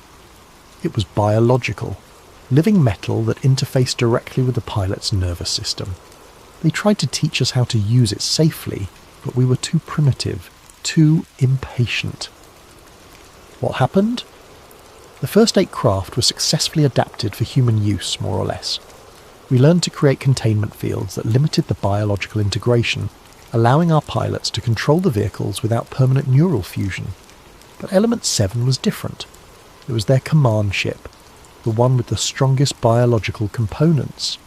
He paused, studying my reaction. When we tried to test it, the craft bonded with the pilot so completely that separating them would have meant killing both. The pilot lasted 3 days before the neural integration burned out his brain. We sealed the craft immediately, hoping to contain whatever biological contamination might spread to other personnel. But it didn't stay contained. No, the craft went dormant, but it didn't die. For 30 years, it's been slowly healing, slowly rebuilding its biological systems. And now, thanks to your little visit tonight, it's starting to wake up. Kellerman pulled out a tablet and showed me real-time sensor data from the S4 facility. Energy readings that were climbing steadily, biological activity indicators that were off the charts, and most disturbing of all, electromagnetic emissions that were reaching into space. It's calling them, he said quietly. The original pilots, or others like them. The fragment you're carrying is acting like a beacon, telling them that their command ship is active again. The implications hit me like a physical blow. By stealing a piece of alien technology, I hadn't just committed theft. I'd potentially triggered a new round of extraterrestrial contact. How long before they respond? Based on the emission patterns, probably 72 hours, maybe less if they have ships in the outer solar system. What do you want from me? Kellerman leaned forward, his expression intense. I want you to give me that fragment, and I want you to forget everything you saw tonight. In exchange, I'll make sure you live long enough to go back to your normal life. And if I refuse, then in 3 days, when the sky lights up with ships that officially don't exist, you'll be the person they blame for ending the world as we know it. I looked at the tablet screen, watching the energy readings climb. The fragment in my pocket felt like it was burning now, and I could swear I was hearing something. Not voices exactly, but something like music playing at the very edge of audible range. There's a third option, I said finally, which is, I keep the fragment, but we work together. You help me document what's really happening, and when they come, we make sure the world knows the truth. Kellerman was quiet for a long moment, processing the offer. Finally, he reached into his jacket and pulled out a small device that looked like a cross between a radio and a Geiger counter. This is a biosignature detector, he said. It monitors the biological activity of alien technology. If you're going to keep that fragment, you need to understand what you're dealing with. He turned on the device and pointed it toward my pocket. The readings were immediately off the scale, with biological activity indicators that were higher than anything shown in the S4 data. The fragment isn't just active, he said, it's evolving, learning, adapting to human biology in ways that the original craft never could. Whatever happens next, you're not just a witness anymore, you're part of it. We drove back toward the facility in Kellerman's car, leaving mine at the gas station. The plan was simple in concept but terrifying in execution. Use his clearance to get us back into S4 officially, document the craft's activation sequence and prepare for whatever response my theft of the fragment might trigger. The facility will be on high alert after tonight's security breach, Kellerman warned as we approached the checkpoint. But the advantage of working in classified programs for 30 years is that you accumulate enough dirt on enough people to guarantee cooperation when you need it. He was right. The guards at the checkpoint clearly recognized him, and while they logged our entry with obvious reluctance, no one tried to stop us. Within 20 minutes, we were back in the underground complex following corridors that I now recognized from my panicked escape just hours earlier. But Storage Bay 9 was completely transformed. The craft was no longer covered by a tarp, and its hull was blazing with bioluminescent patterns that seemed to flow like liquid light across the metallic surface. The damaged section I'd seen earlier was nearly healed, with new hull material growing visibly as we watched. But it was the sound that really got to me. A low harmonic frequency that seemed to resonate in my bones. "It's singing," I whispered. "Not singing," Kellerman corrected, "communicating. Probably with the fragment you're carrying." The chamber was crowded with technicians and monitoring equipment, all focused on the craft's unprecedented activity levels. But as soon as we entered, something changed. The harmonic frequency shifted to a higher pitch, and the bioluminescent patterns began pulsing in a rhythm that matched my heartbeat. "Jesus Christ," one of the technicians called out. "The biological integration readings just spiked. There's someone here with active alien technology." All eyes turned toward us, and I realized that hiding the fragment was no longer an option. I pulled it from my pocket, and the effect was immediate and dramatic. The craft's song became a roar. The bioluminescent patterns exploded into brilliant cascades of colour that bathed the entire chamber in shifting light. And the air itself seemed to thicken, carrying scents and sounds that had no earthly origin. "Get everyone out!" Kellerman shouted over the noise. "Full evacuation now!" But it was too late. The craft was fully active now, and the hull breach that had been slowly healing suddenly sealed itself with a flash of light that temporarily blinded everyone in the chamber. When my vision cleared, the craft was rising from its support platform, hovering 3 feet above the concrete floor without any visible means of propulsion. The fragment in my hand was now glowing with the same bioluminescent patterns as the craft, and I could feel something that I can only describe as presence reaching into my mind. Not thoughts exactly, but concepts, images, emotions that definitely weren't my own. "Welcome back." The words appeared in my consciousness without passing through my ears. Not English, not any human language, but somehow perfectly comprehensible. The ship has been waiting. The ship has been healing. The ship has been calling. "It's trying to communicate," I called out to Kellerman, who was frantically working at a control panel. "Don't listen to it," he shouted back. "The psychological contamination starts with communication. Once it's in your head, it doesn't leave." But the presence was already in my head, and fighting it felt like trying to hold back an ocean with my bare hands. Images flooded my consciousness. Star systems I'd never seen. Technologies that defied physics. And most disturbing of all, memories of the craft's original pilot. I saw him die. Felt him die. Experienced the moment when the biological integration reached critical levels and his human nervous system simply burned out from the overload. But I also felt his joy in those final moments, the incredible sensation of becoming one with a machine that could bend space and time, that could travel between stars as easily as crossing a room. The new pilot understands. The new pilot carries the seed. The fragment in my hand was now too hot to hold, but I couldn't let go. It was fusing with my palm, sending tendrils of alien metal into my skin and bloodstream. But instead of pain, I felt expansion, my senses extending beyond the boundaries of my physical body, to encompass the entire facility.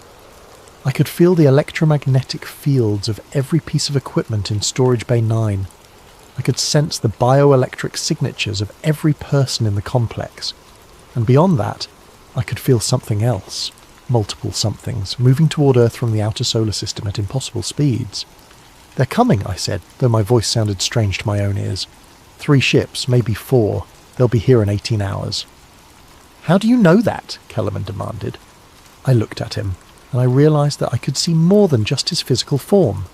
I could see the electromagnetic pattern of his nervous system, the quantum fluctuations in his brain that corresponded to thoughts and memories. He was terrified, but he was also fascinated by what was happening to me. Because I'm connected to their navigation network, the fragment isn't just a piece of hull material, it's a communication device. It's been broadcasting our location since the moment I took it from the chamber. The craft moved closer to me, its hull now close enough to touch. The bioluminescent patterns were hypnotic, drawing me forward despite every rational instinct screaming at me to run. "Don't touch it," Kellerman warned. "If you make direct contact with the hull, the integration process will accelerate beyond any hope of reversal." But I was already reaching out, my hand moving without conscious direction. The moment my palm touched the craft's surface, the world exploded into sensation. The integration happened faster than Kellerman had predicted. One moment I was a human being standing next to an alien spacecraft, and the next I was something else entirely. Part human, part machine, part something that transcended both categories.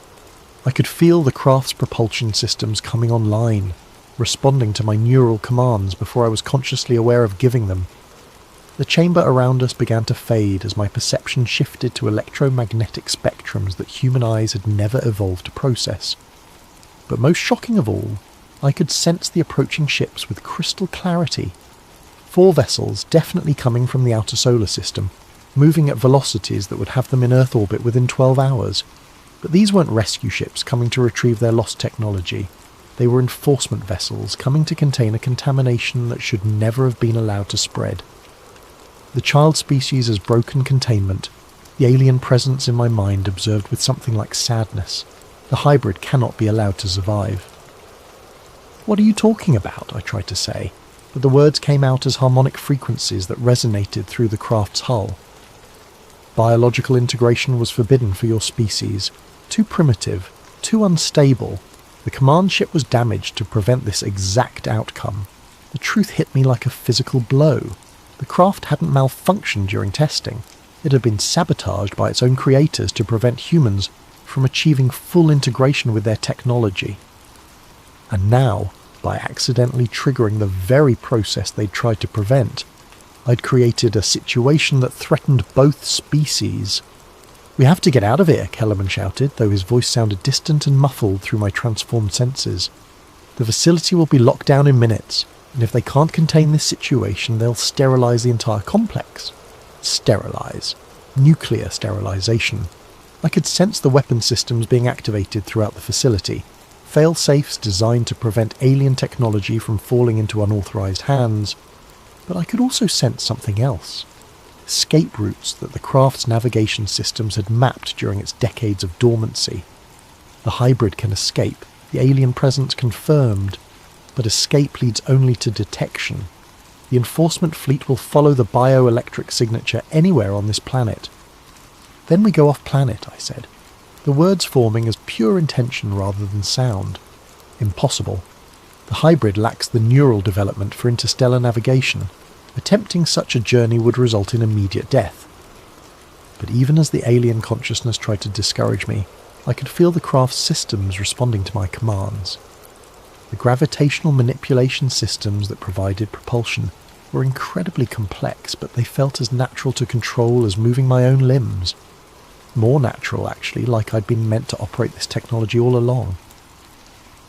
The blast doors that had been sealing Storage Bay 9 began to buckle and warp as the craft's gravity field destabilized the surrounding space.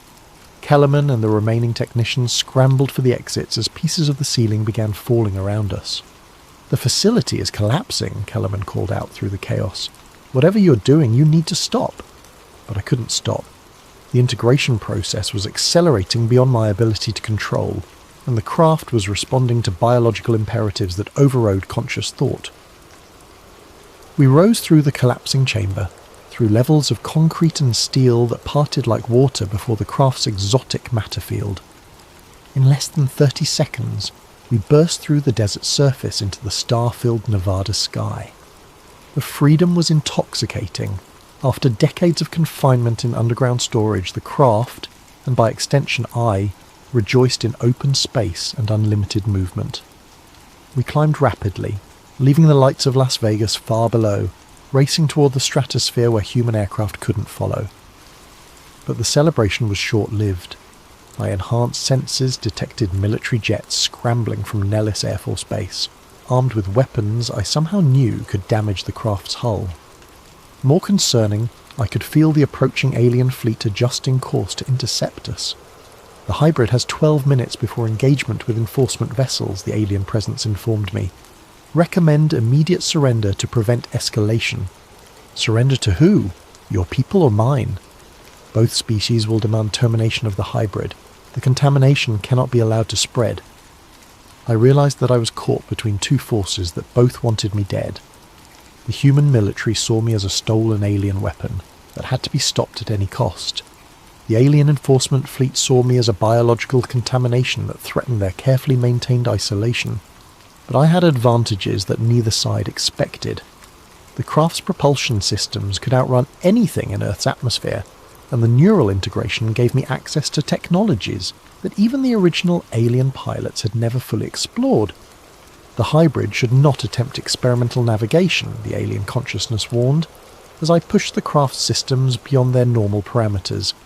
Untested combinations of human creativity and alien technology have unpredictable consequences. Unpredictable is exactly what we need right now. I dove back toward the surface, using the craft's gravity manipulation to create a wake of distorted space-time that would confuse both human radar and alien sensors. The pursuing jets fell behind immediately, unable to match our acceleration or maneuverability. But the alien fleet was adapting, adjusting their approach to account for my erratic flight patterns. That's when I felt something that changed everything. A transmission from Earth, broadcast on frequencies that only the integrated craft could detect. Someone else was out there. Someone with access to alien communication technology. The signal was coming from a location in the desert about 50 miles from our current position. Someone who knew about the craft, who understood the integration process, and who was offering help. Do not trust the transmission, the alien presence warned. Humans frequently use deception in tactical situations. But I was out of options. The enforcement fleet would be in engagement range within 8 minutes, and while the craft's defensive systems were formidable, they weren't designed to fight 4 ships simultaneously.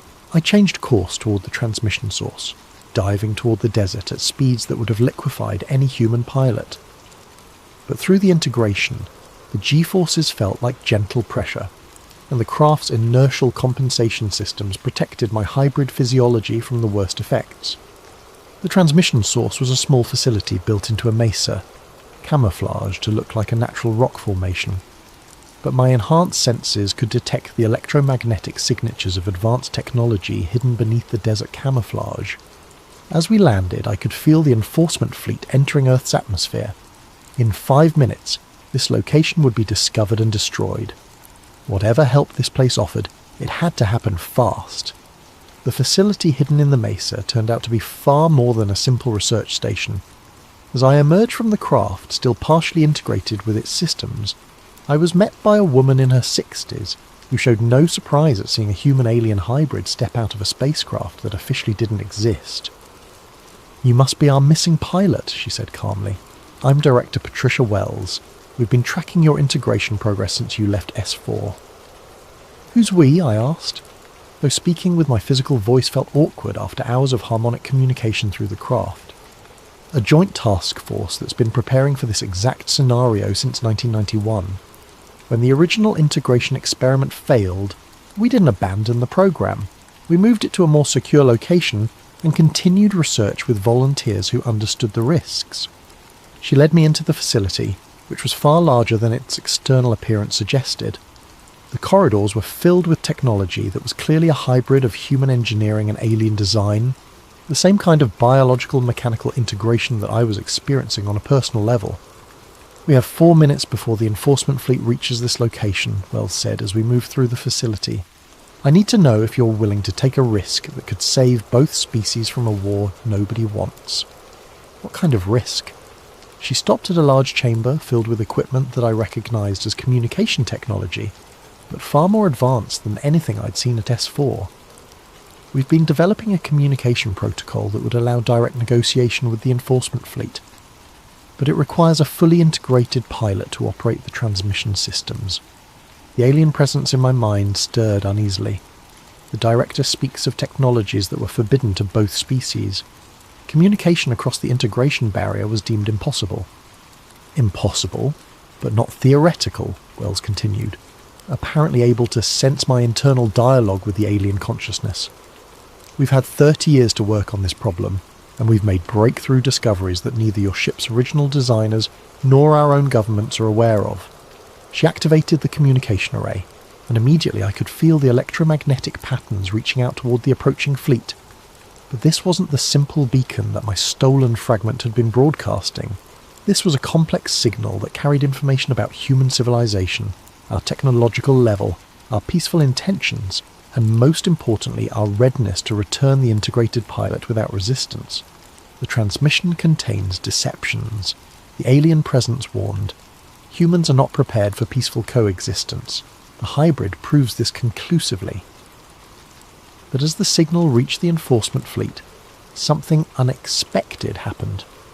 Instead of continuing their attack approach, the alien ships began to slow, entering a holding pattern in high orbit, while they analysed the information we transmitted. "They're listening," Wells said with obvious relief. "The communication protocol is working." "The enforcers request direct communication with the hybrid," the alien presence informed me. "They wish to understand how integration was achieved without the safeguards that were installed to prevent this outcome." The next few minutes involved a communication exchange that took place on levels I didn't know existed. Through the facility's enhanced transmission systems, I was able to interface directly with the enforcement fleet's command consciousness, a collective intelligence that spoke for their entire species. What I learned changed everything I thought I understood about the situation. The original aliens hadn't been visitors or invaders, they were refugees. Their homeworld had been destroyed by the same kind of uncontrolled biological integration that was now happening to me. They'd spent centuries developing safeguards to prevent their technology from creating new hybrid intelligences that could threaten other species. But humans had done something that their scientists had thought impossible. We'd achieved integration while retaining individual consciousness. Instead of being absorbed into a collective mind, I remained fundamentally human while gaining access to capabilities that should have been beyond our species' comprehension. The hybrid represents a new evolutionary path, the collective consciousness admitted, one that our models did not predict. This changes the parameters of engagement significantly. "What does that mean?" I asked through the communication link. "It means that instead of containing a contamination, we may be witnessing the birth of a new form of intelligence, one that combines the creativity of individual consciousness with the capabilities of integrated technology." The communication continued for what felt like hours but was probably only minutes. The alien collective described their civilization's history, their reasons for limiting contact with developing species, and their growing realization that humanity might represent something genuinely new in the galaxy. But they also explained the dangers. Uncontrolled integration had destroyed worlds, created hybrid intelligences that consumed entire solar systems, while trying to expand their capabilities. Even if I represented a new evolutionary step, the risks were enormous. The hybrid must choose. The collective finally transmitted. Integration can be reversed, returning the human to baseline consciousness while preserving the lessons learned. Or integration can be completed, accepting the risks and responsibilities of becoming something beyond current human limitations. "What are the responsibilities?" I asked. "To serve as an interface between species, to help humanity develop integration safeguards before the technology spreads, to accept isolation from both human and alien societies, until the risks are better understood. The choice was impossible. Return to normal humanity and lose the incredible capabilities I'd gained, or accept permanent exile as something that neither species would fully trust. But as I considered the options, I realised there was a third possibility that neither the aliens nor the humans had considered. I made my choice 6 months ago, and I'm still not sure if it was the right one. I chose integration, but on terms that neither species had anticipated. Instead of accepting isolation, I became something else entirely, a bridge between worlds, operating in the spaces between human and alien civilization. The enforcement fleet returned to the outer system, but they left monitoring stations that track my movements and capabilities.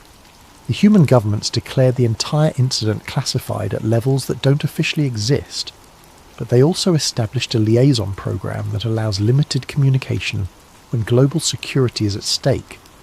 And I've spent the last 6 months learning to use capabilities that I'm only beginning to understand. The craft and I are no longer separate entities. We exist as a hybrid consciousness that can operate in multiple realities simultaneously. I can interface with human technology and alien systems with equal ease.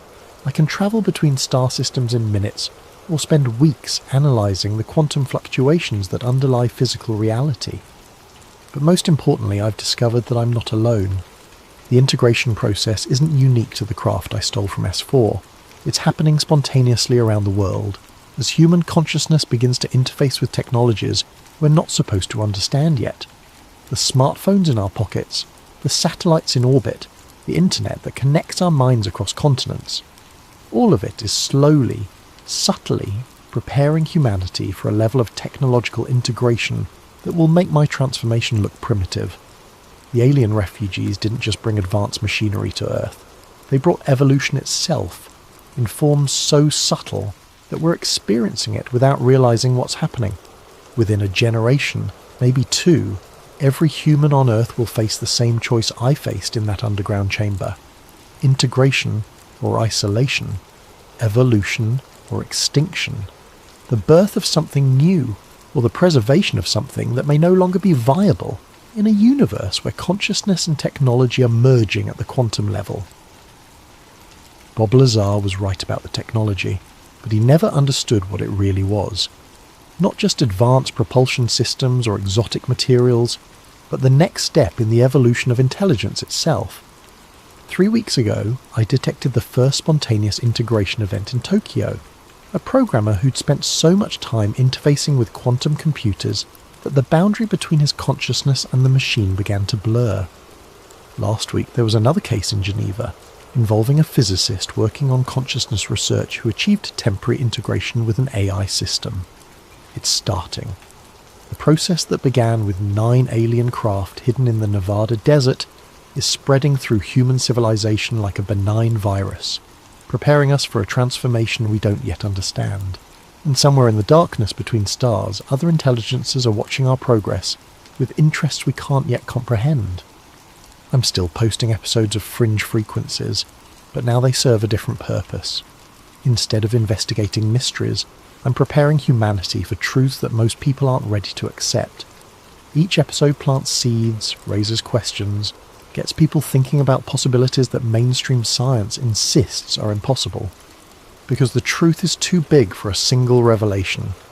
It has to be absorbed gradually, one mind at a time, until enough people understand what's really happening that disclosure becomes inevitable. The 9th craft is flying again. Not just the one I integrated with, but others that are awakening as human consciousness evolves to the point where we can safely interface with technology that operates on principles we're only beginning to discover.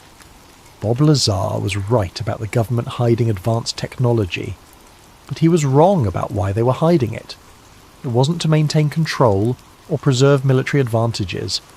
They were hiding it because they knew that once humanity started down the path of consciousness integration, there would be no way to stop the process, no way to contain evolution itself. And now that process has begun. The sky lights up most nights now if you know how to look. Ships that aren't quite alien and aren't quite human, piloted by intelligences that are becoming something new. The next step in the evolution of consciousness itself. Keep watching the skies, keep asking questions, keep preparing for a future that will arrive whether we're ready or not. The 9th craft was just the beginning, and we're all going to fly. Welcome back to Sleep Theories. Before we dive into tonight's chilling tale, I want to give a thank you to Firehead Productions for suggesting this incredible story concept.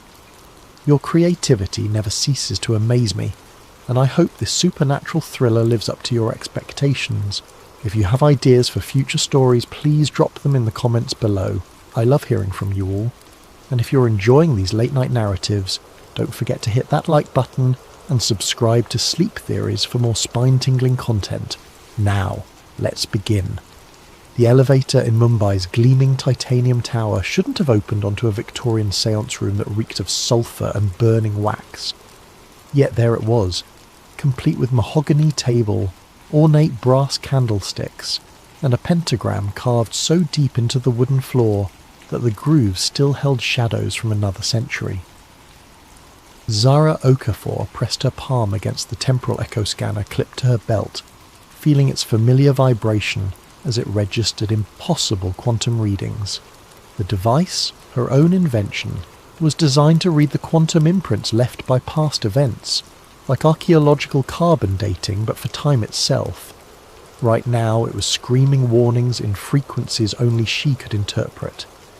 "This is what you called me halfway across the world for?" she asked the building manager, a nervous man named Patel, who kept dabbing sweat from his forehead despite the room's inexplicable chill. "A period film set someone forgot to clean up." "Please, Professor Okafor," Patel stammered. "Look at the blueprints. This space should be the 42nd floor executive conference room. But yesterday morning, maintenance opened the elevator and found this." Zara stepped deeper into the room, her boots echoing on floors that shouldn't exist. The candles were still warm, their wax pools fresh. Victorian chairs surrounded the table in perfect ritual formation, and books bound in cracked leather lay open to pages covered in symbols that seemed to writhe when she wasn't looking directly at them. Her scanner's readings intensified. According to the quantum signatures, this room had existed here for over a century, but the building had only been completed 3 years ago.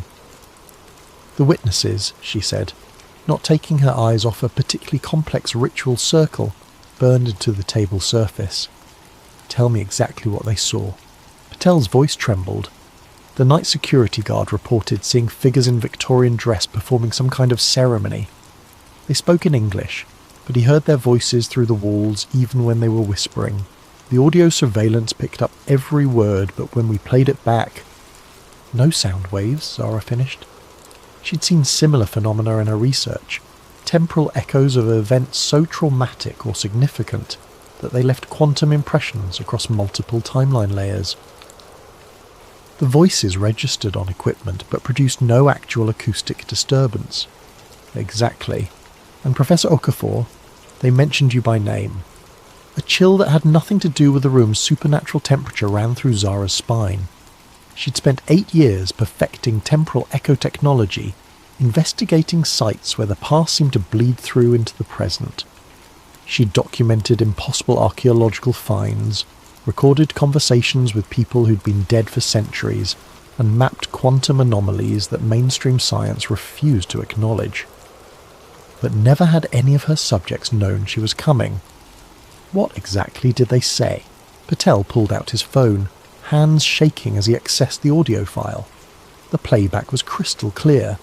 Victorian English accents discussing ritual preparation, astronomical alignments, and something called the 9th convergence. Then, cutting through the ceremonial chanting like a blade through silk, came words that made Zara's chest tighten. She approaches. The quantum archaeologist, sister to the lost one. When Zara Okafor crosses our threshold, the final seal weakens. The 9th cipher reveals itself, and all worlds converge as one. The recording ended in silence that felt heavier than sound. Zara's hand instinctively moved to the silver pendant around her neck, the last thing her brother Kwame had given her before he disappeared during a university séance 15 years ago. The police had called it a missing person case. The other students claimed he'd simply vanished mid-sentence while attempting to contact a Victorian-era spirit. No one had believed the supernatural explanations except Zara, and that belief had driven her to develop technology that could prove the impossible. Now, standing in a room that couldn't exist, listening to voices from the past speak her name, she wondered if Kwame's disappearance had been the beginning of something far larger than she had ever imagined. Her scanner detected movement behind her. She spun around to find a man in an expensive suit standing in the doorway, tall, silver-haired, with the kind of authoritative presence that suggested military or intelligence background. "Professor Okafor," he said in a crisp British accent, "I'm Marcus Chen, formerly of MI6. We need to talk." "The building was sealed," Patel protested. "How did you—" "The same way this room appeared where it shouldn't exist," Marcus replied smoothly. "Reality has been developing significant structural problems lately, and I believe the good professor's expertise is exactly what we need to understand why." Zara studied him carefully. Her scanner was picking up unusual quantum signatures from his direction. Not temporal echoes, but something else. Something that suggested he'd been exposed to the same kind of anomaly she was detecting here. "You've seen this before," she said. It wasn't a question. 9 times in the last 3 months across 6 continents. Victorian seance rooms materializing in modern buildings. Golden Dawn ritual chambers appearing in locations where the organization once operated. Each incident stronger than the last, each one corresponding to specific dates from 1888 to 1900. Marcus stepped into the room, seemingly unaffected by its supernatural atmosphere. The Hermetic Order of the Golden Dawn wasn't just practicing ceremonial magic, Professor Okafor. They were the world's first quantum consciousness researchers, and their so-called failed rituals were actually successful beyond their wildest dreams. They fractured reality across parallel timelines, and now those fractures are healing by merging all possible worlds into one chaotic singularity. "That's impossible," Zara said automatically, even as her scanner confirmed readings that supported his outrageous claims. "Is it? You've spent years proving that time isn't linear, that consciousness can leave quantum imprints that persist across centuries. Your brother disappeared during a séance, didn't he? Not missing, displaced. Shifted to a parallel timeline where the Golden Dawn succeeded in their ultimate goal." Zara's chest constricted. "How could you possibly know about Kwame?" "Because I've been tracking Golden Dawn descendants and their activities for 23 years. Because I've seen what happens when reality fractures start to converge. And because 3 days ago, I received a message from someone claiming to be your brother, sent from a timeline where magic and science evolved together, warning that our reality is about to be consumed by something far worse than mere chaos." Marcus pulled out a tablet, swiping to a recorded video message. The screen showed a man in his 30s wearing Victorian-style clothing mixed with futuristic technology. Brass goggles with quantum processors, a coat that seemed to shift between textures, devices that combined ancient symbols with advanced engineering. But the face was unmistakably familiar, aged 15 years, but still recognisably her little brother. "Zara," Kwame's voice said from the recording, slightly distorted by interdimensional static. "I don't know if this message will reach the right timeline, but if you're hearing this, then the convergence has begun. The Golden Dawn didn't just fracture reality, they created a failsafe. 9 rituals designed to reset existence if humanity ever faced extinction. But they were never meant to be activated simultaneously. Something is using the fractures to complete all 9 ceremonies at once, and when it succeeds, every possible world will collapse into a single point of absolute chaos. You have to find the others. You have to stop the 9th cipher before..." The message cut off in a burst of static that made Zara's scanner scream warnings. "The others?" she asked, her scientific skepticism warring with desperate hope that her brother might still be alive, even in another reality. "A team I've been assembling for years, people with the skills and knowledge necessary to prevent a multiverse collapse. A quantum physicist who's been developing interdimensional communication technology, an occult historian who happens to be descended from Golden Dawn founders, a priest who's been documenting supernatural manifestations across multiple religions. We're going to need all of them if we want to save not just our world, but every possible version of it. Zara looked around the impossible Victorian room one more time, her scanner confirming that reality was indeed becoming increasingly unstable. The quantum signatures were growing stronger, as if the barrier between past and present, between possible and actual, was wearing thin. "If I agree to help," she said carefully, "I want answers. Real ones. How did the Golden Dawn actually fracture reality? What exactly are these 9 rituals? And what's powerful enough to manipulate quantum fractures across multiple timelines?" Marcus smiled grimly. "Professor, those are exactly the right questions. Unfortunately, the answers are going to challenge everything you thought you knew about the nature of existence itself." As if in response to his words, the Victorian room shimmered, its edges becoming translucent. Through the wavering reality, Zara glimpsed other versions of the same space, one where advanced technology mixed with magical symbols, one where the room was filled with shadows that moved independently of their sources, one where she herself stood in the same spot but wearing clothes she'd never owned. "The fractures are accelerating," Marcus said urgently. "We have perhaps a week before the convergence reaches critical mass. Will you help us prevent every possible reality from collapsing into chaos?" Zara thought of her brother's face on the screen, aged by years in another timeline but still unmistakably Kwame. She thought of the quantum signatures that proved the impossible was not only possible but actively happening. She thought of the responsibility that came with being one of the only people on Earth who could detect and potentially stop a multiverse-level catastrophe. "Where do we start?" she asked. Professor Esther Blackwood's London office looked exactly like what people expected from a 70-year-old occult historian. Floor-to-ceiling bookshelves filled with leather-bound volumes, crystal formations that caught afternoon light in rainbow patterns, and artifacts from a dozen different magical traditions displayed in glass cases. What they didn't expect was the quantum field generator humming quietly in the corner, or the holographic displays showing multiverse probability calculations floating above antique ritual implements. "You're late," she said without looking up from her work as Zara and Marcus entered. She was examining a brass ceremonial cup through what appeared to be a high-tech magnifying device that projected detailed molecular analyses into the air. The Canterbury manifestation occurred 17 minutes ago. Reality fracture duration: 4 minutes and 37 seconds, 11 seconds longer than yesterday's incident in Prague. Zara's scanner immediately began registering the same impossible quantum signatures she'd detected in Mumbai, but here they were layered and complex, as if multiple temporal echoes were overlapping in the same space. "You can measure the fractures?" Zara asked, impressed despite her caution. "My dear," Esther said, finally looking up with eyes that sparkled with intelligence and something else, knowledge that carried the weight of terrible secrets. "My great-great-grandmother was Isabella Frances Blackwood, one of the founding members of the Golden Dawn.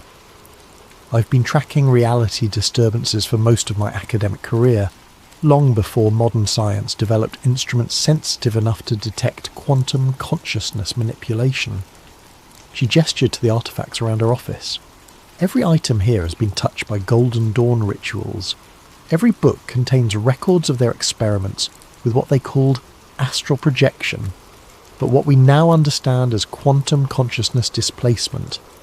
And every reading I've taken in the past 3 months confirms what my family has known for over a century. The 9 founding rituals weren't failures. They were too successful." Marcus moved to examine a detailed map of the world covered in pins and connecting strings. "Show her the pattern." Esther joined him at the map, pointing to locations marked in different colours. Red pins mark completed manifestations: Mumbai, Prague, Canterbury, San Francisco, Cairo, Athens, Berlin and Tokyo.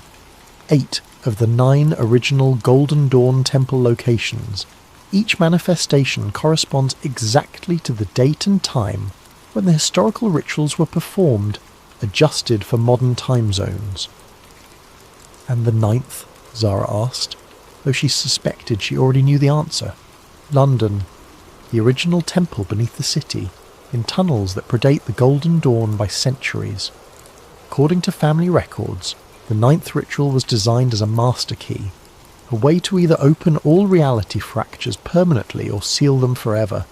It was scheduled for October 31st, 1899, but was never performed because the order disbanded after internal conflicts. Zara studied the map more carefully, noting the mathematical precision of the location relationships. The positioning isn't random. The 8 completed sites form a geometric pattern. An octagram, Esther confirmed. 8 points of a star with London at the centre. Sacred geometry combined with quantum mechanics. Consciousness manipulation through precise spatial and temporal coordinates. The Victorian occultists were more sophisticated than anyone realised. A new voice interrupted from the doorway. They were also completely insane, but that's what made them effective. All 3 turned to see a young Japanese man in his late 20s, wearing a lab coat over casual clothes, his hair dishevelled and his eyes bright with the manic intensity of someone who'd been awake for days pursuing a breakthrough discovery. "Kai Nakamura," he said, extending his hand to Zara.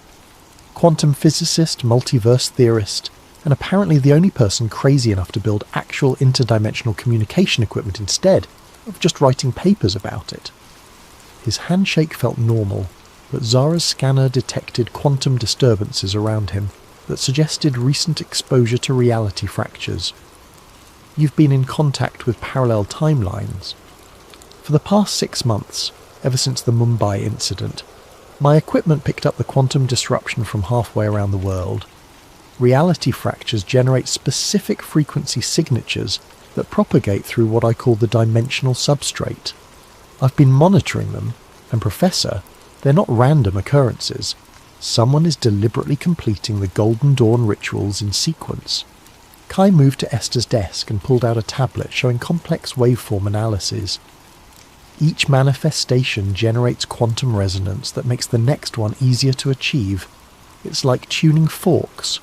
Once one starts vibrating at the right frequency, it encourages harmonic resonance in the others. The fractures are building toward a crescendo." "The 9th ritual," Marcus said grimly.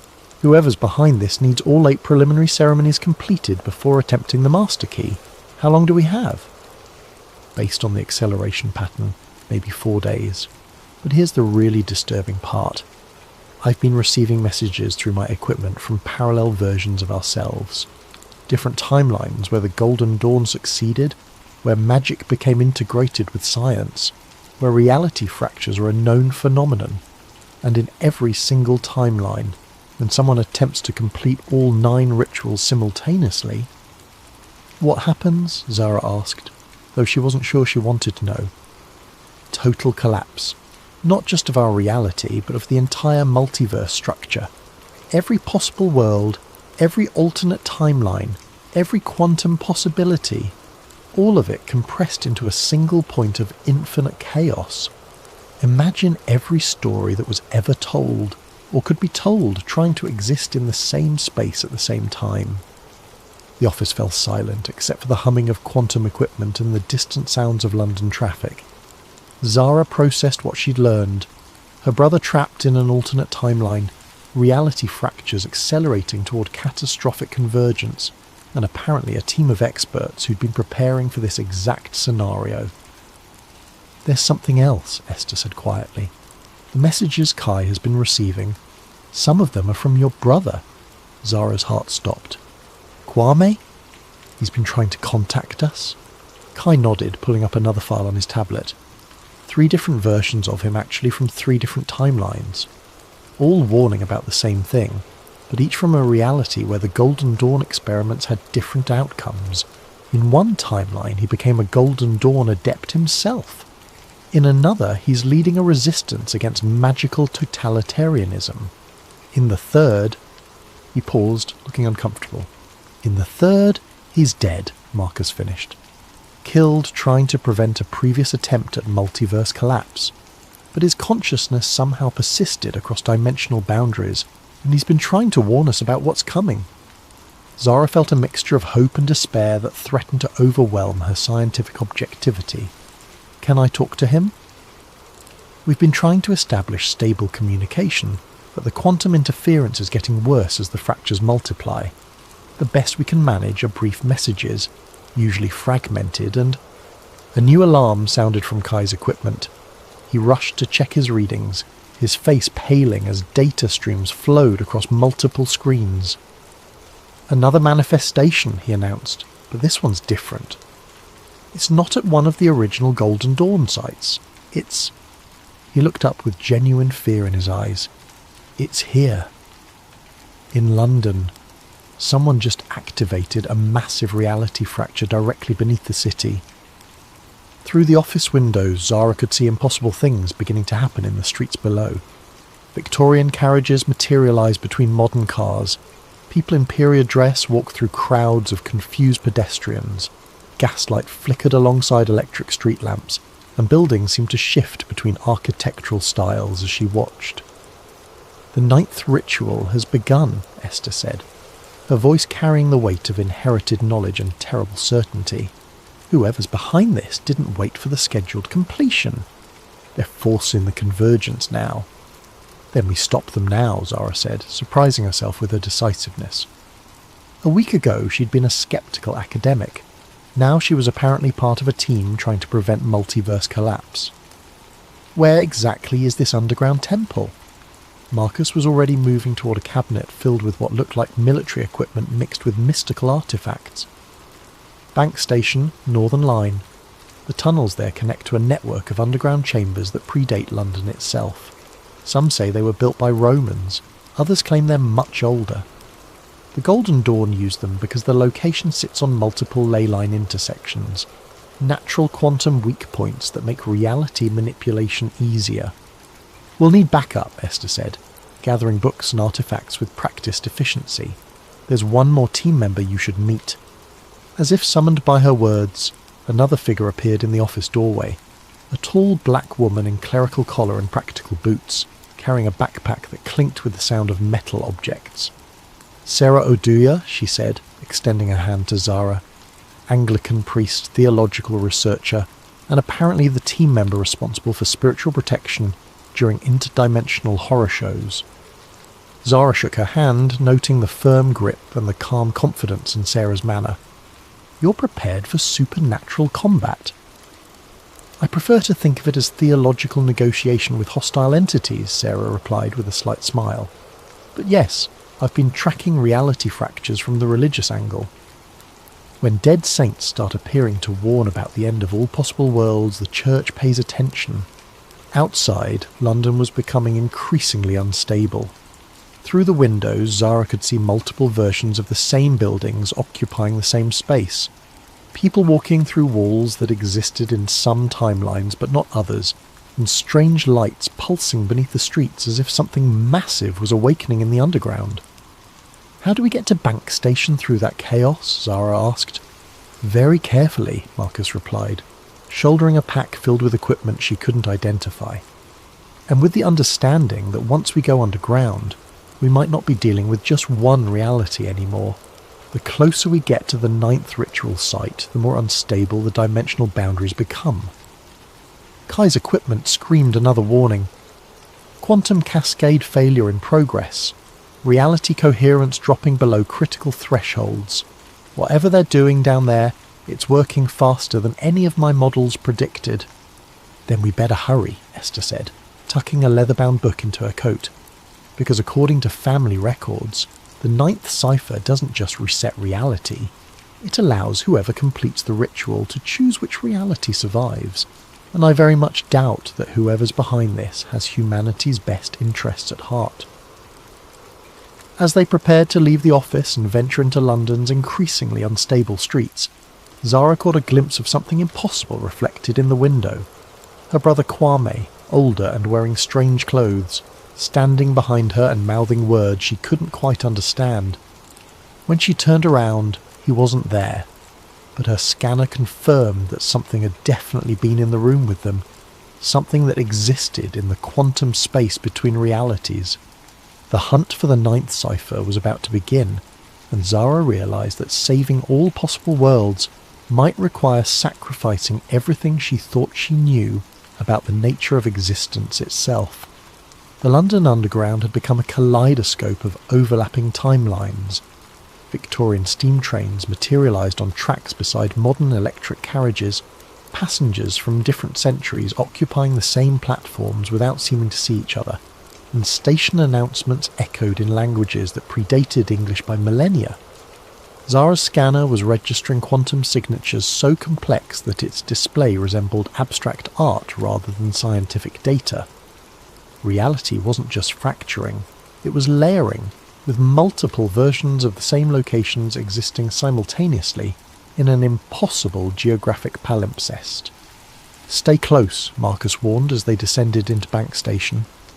"The dimensional boundaries are completely unstable here. Step through the wrong doorway, and you might find yourself in a timeline where the Blitz never ended, or where the Great Fire consumed all of London." Sarah clutched her backpack tighter, the metal objects inside chiming like wind chimes with each step. "I'm detecting spiritual entities from at least 4 different historical periods. Some are human souls displaced by the reality fractures, but others." She paused, listening to something only she could hear. Others are something else entirely. Something that was never human but has been waiting in the spaces between worlds for exactly this kind of dimensional chaos. The platform around Bank Station was a maze of conflicting architectures. Victorian ironwork intersected with Roman stone, medieval timber supported modern concrete, and everywhere the eye looked, passages led into tunnels that belonged to different eras entirely. Other passengers moved through the space like ghosts, each existing fully in their own timeline but only partially visible to the others. "There," Esther said, pointing toward a maintenance door marked with symbols that seemed to shift between runic scripts, alchemical notation, and mathematical formulas. "That doorway shouldn't exist in any normal timeline. It's a Golden Dawn modification keyed to specific quantum frequencies." Kai consulted his portable equipment, frowning at readings that defied conventional physics. The reality distortion is strongest in that direction. Whatever's generating the dimensional cascade, it's directly beneath us, maybe 50 metres down, in tunnels that my scans suggest are significantly older than London itself. As they approached the doorway, Zara's scanner detected movement in her peripheral vision. She turned to see figures in Victorian dress performing some kind of ritual, in what appeared to be a gaslit version of the same platform. They were translucent but becoming more solid with each passing moment, as if the boundary between their timeline and the present was dissolving. "The original Golden Dawn members," Esther whispered. "Somehow the reality fractures are pulling their consciousness forward from the past. They're trying to complete rituals that were interrupted over a century ago." One of the Victorian figures looked directly at Zara, his eyes burning with an intensity that transcended temporal boundaries. When he spoke, his voice carried across dimensions with perfect clarity. "The 9th cipher awakens. The architecture of all worlds bends toward convergence. She who reads the quantum echoes must choose preservation or transformation, stasis or evolution. The shadow of the lost brother guides, but the final decision rests with she who bridges science and mystery." Before Zara could respond, the figure dissipated like smoke, leaving only the lingering scent of sulphur and old books. "They know you're here," Marcus observed grimly. "Whatever's behind the reality fractures, it's not just completing the Golden Dawn rituals, it's using the original practitioners as quantum anchors, pulling their consciousness through time to empower the ceremonies." The maintenance door opened at Esther's touch, revealing a spiral staircase that descended far deeper than should have been possible, given London's underground infrastructure.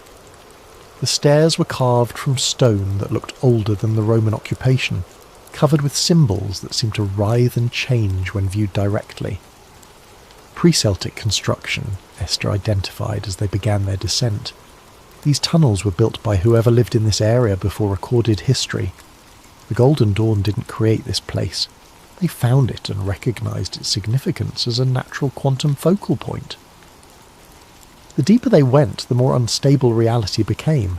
Zara's scanner was detecting temporal echoes from dozens of different historical periods, all overlapping in the same physical space.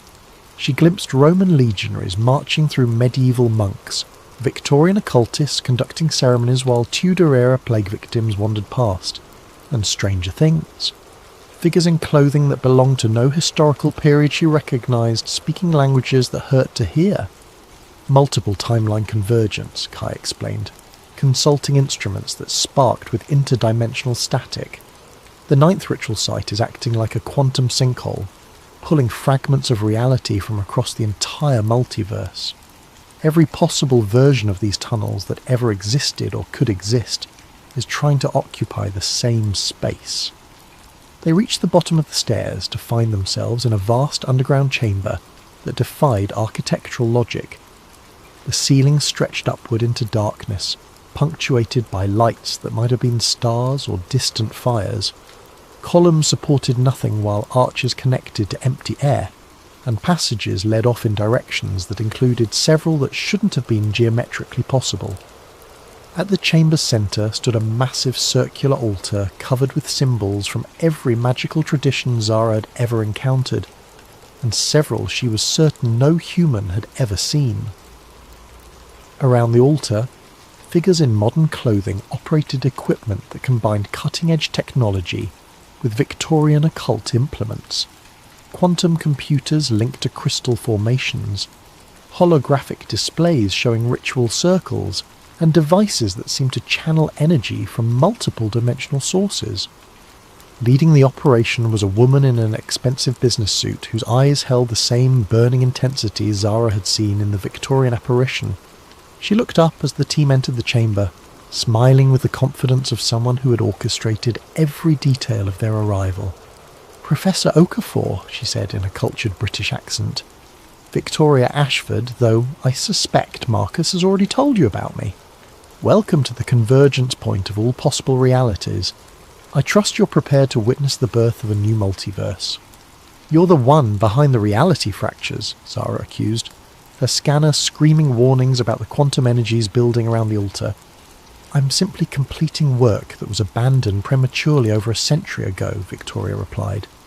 The Golden Dawn understood that consciousness shapes reality at the quantum level, but they lack the technology to achieve stable multiverse manipulation. I'm rectifying that oversight. Around the altar, her technicians continued their work with practiced efficiency. Holographic displays showed the 8 completed ritual sites, each one pulsing with energy that fed into the London nexus. Reality distortions rippled outward from their location, growing stronger with each pulse.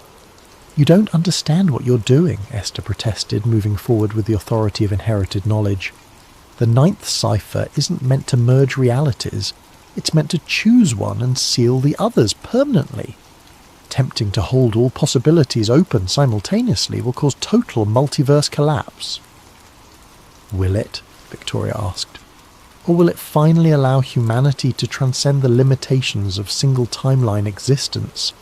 Imagine a reality where every choice leads to success, where death is temporary because consciousness can shift between alternate versions of itself, where the barriers between magic and science, between possible and actual, no longer exist." She gestured to the equipment around the altar, where readings showed reality coherence dropping toward critical thresholds. "My calculations indicate that controlled multiverse convergence will create a stable hybrid reality, incorporating the best elements from every possible timeline. Magic, advanced technology, expanded consciousness, all coexisting in perfect harmony." "Your calculations are wrong," Kai interrupted, pulling out his own equipment to show waveform analyses that painted a very different picture. "I've been monitoring interdimensional communications for months. Every timeline where someone attempts total convergence results in the same outcome: complete collapse into quantum chaos. You're not creating a better reality, you're destroying all realities." Victoria's smile never wavered. "Perhaps that's exactly what needs to happen. Perhaps existence itself needs to be reset, freed from the constraints of linear time and singular possibility. I've been in contact with entities from parallel timelines who assure me that what appears to be destruction is actually transformation into something far more magnificent. What entities? Sarah asked, her clerical training apparently providing insight into the spiritual dimensions of the situation. The collective consciousness of every failed timeline, Victoria replied. Every reality that collapsed due to war, environmental destruction, or simple entropy.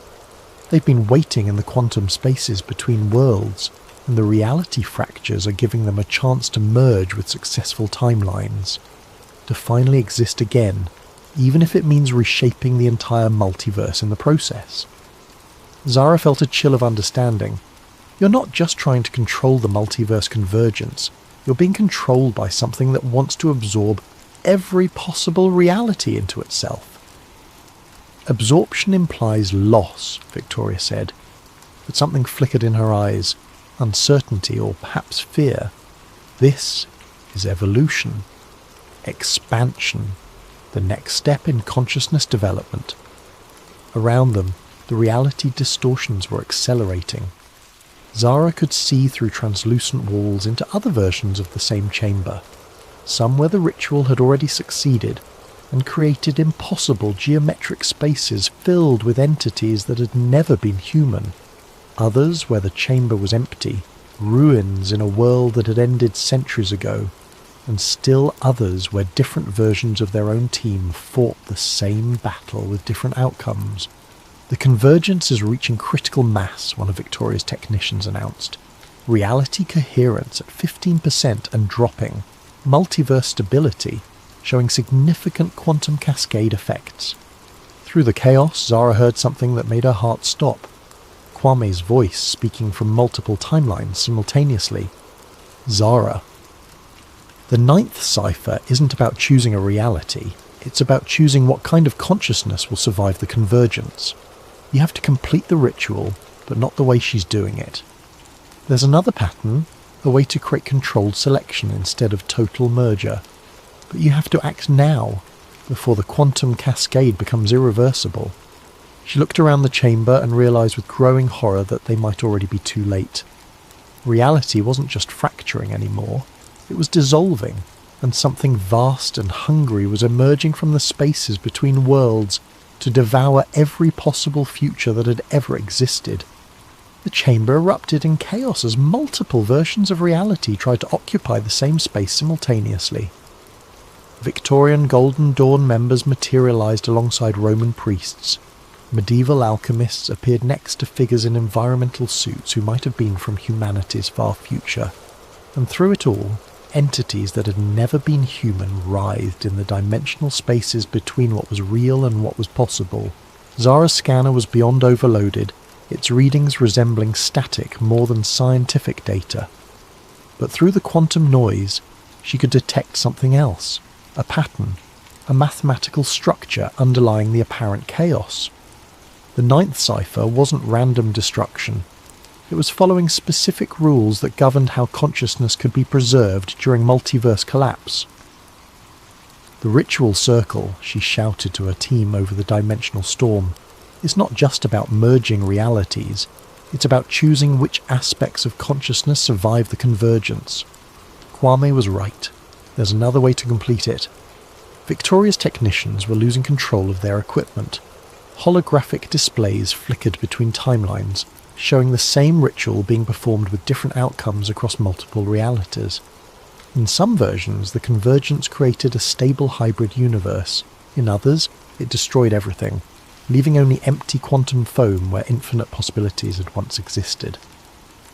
The quantum cascade is accelerating beyond our parameters, one technician reported, his voice tight with fear. Reality coherence at 8%. We're approaching total dimensional breakdown. Then we adapt, Victoria replied. But Zara could see the first cracks in her confidence. Whatever entities had been guiding her calculations weren't providing solutions for outcomes that deviated from their predictions. Sarah had opened her backpack and was arranging metal objects in a defensive pattern around the team. Crucifixes, ceremonial daggers, symbols from multiple religious traditions, and other items that seemed designed for spiritual combat. The entities Victoria mentioned, she called out, they're not just collective consciousness from failed timelines, There's something else, something that feeds on collapse realities. They've been manipulating events to create the convergence because they need the quantum energy released by multiverse destruction. Parasites, Esther confirmed, consulting one of her ancient books, even as reality warped around them. My family records describe them as devourers of possibility, beings that exist in the conceptual space between what is and what could be. They can only fully manifest when reality itself becomes unstable enough to bridge that gap. Through the chamber's shifting geometry, Zara could see these entities more clearly now, shapes that hurt to look at directly, geometries that included angles that shouldn't exist, consciousness that was simultaneously vast and empty. They were emerging from the quantum fractures like living shadows, drawn by the energy being released as infinite realities collapse toward a single point. "Kai," she called out, "can your equipment establish communication with the parallel timelines? I need to talk to Kwame directly. I'm trying, but the dimensional interferences..." His tablet sparked and went dark, then flickered back to life, showing a face that was unmistakably her brother, though aged and marked by experiences she couldn't imagine. "Zara, listen carefully. The entities feeding Victoria false calculations. They're not from failed timelines. They're what creates failed timelines. They exist by consuming the quantum potential of collapsed realities. The ninth ritual can stop them, but only if it's performed as a selection process instead of a merger." "How?" she asked, moving toward the altar where Victoria's technicians were still trying to control equipment that was responding to forces beyond their understanding. The original Golden Dawn design included a safeguard, Kwame's image explained, his voice cutting through interdimensional static.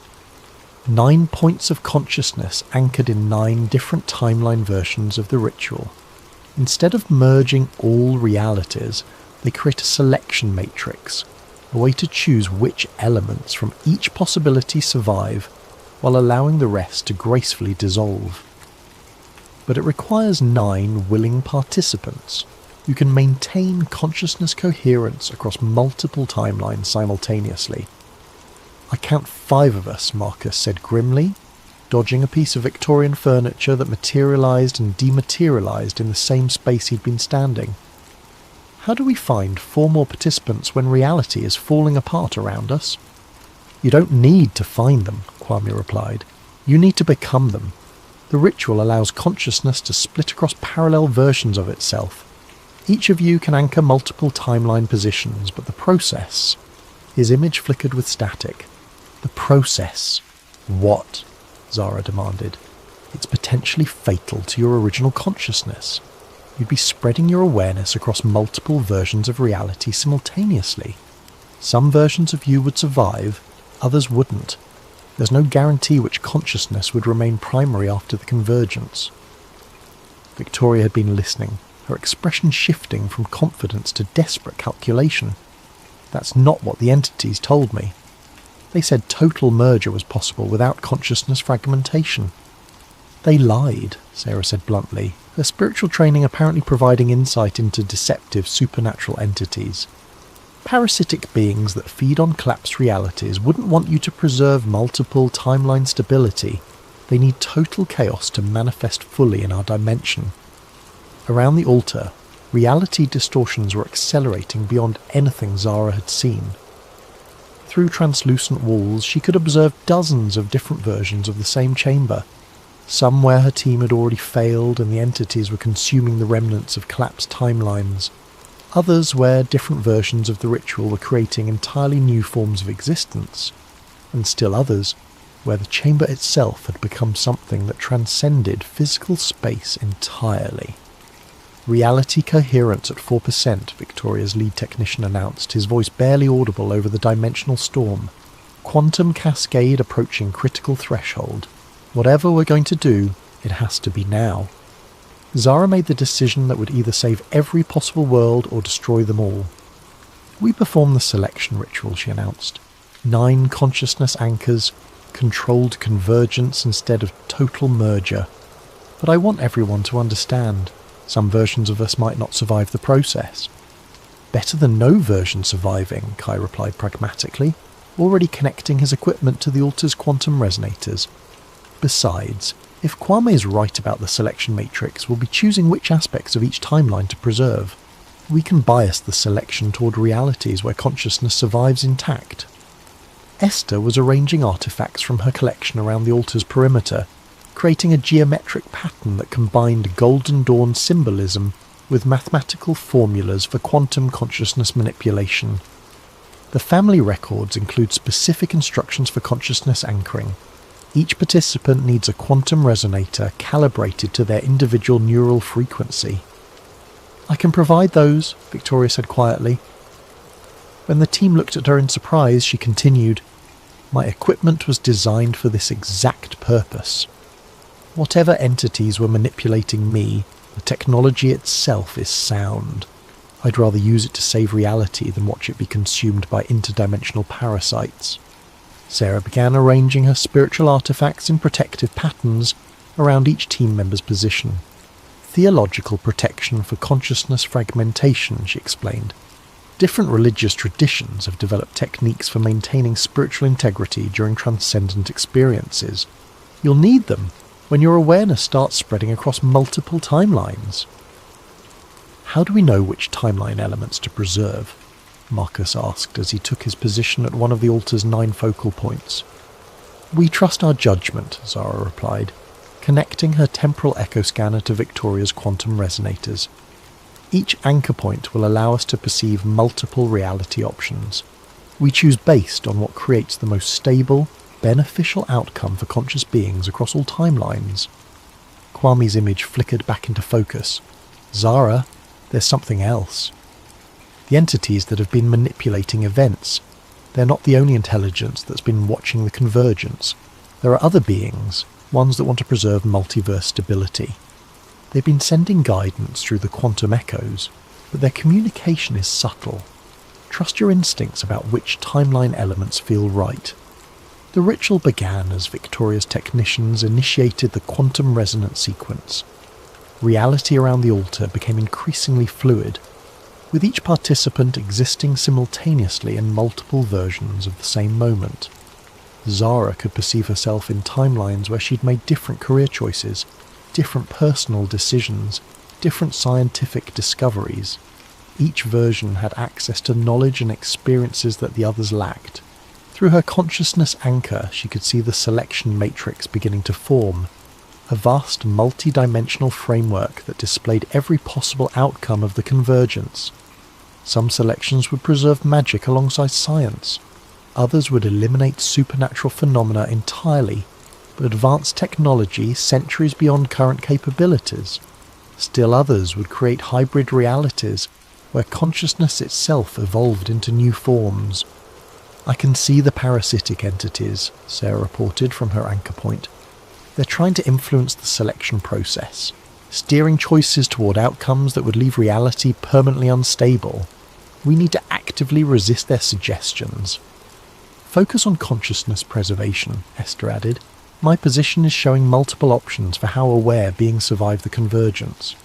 Some preserve individual identity, others merge consciousness into collective intelligences, still others create new forms of awareness entirely." Kai's scientific training was proving invaluable as he analysed the quantum mechanics underlying each selection option. Mathematics are stable for controlled selection, but we need to maintain perfect synchronization. If any anchor point loses coherence, the entire matrix could collapse into chaotic merger. Around them, the entities that had been manipulating Victoria were becoming increasingly desperate, manifesting as geometric impossibilities that tried to disrupt the selection process.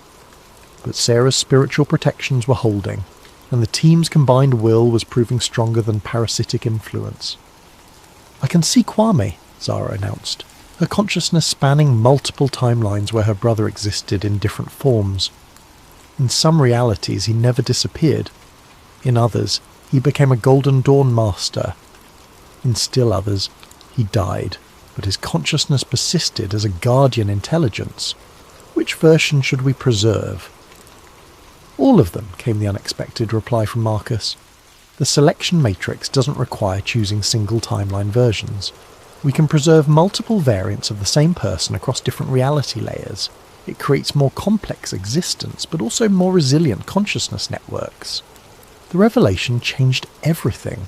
Instead of choosing between different timeline options, they could create a layered reality where multiple versions coexisted in parallel dimensional space. Magic and science, individual and collective consciousness, technological advancement and spiritual evolution, all could be preserved simultaneously in a stable multiverse configuration. Beginning final selection sequence, Victoria announced, her equipment now fully integrated with the team's consciousness anchors. Reality coherence stabilizing at controlled threshold, quantum cascade shifting from destructive to constructive merger. Through the selection matrix, Zara could see the new reality beginning to form, a complex but stable structure where consciousness could exist in multiple forms simultaneously, where the barriers between possible and actual were permeable but controlled, where beings could access knowledge and experiences from parallel versions of themselves without losing individual identity.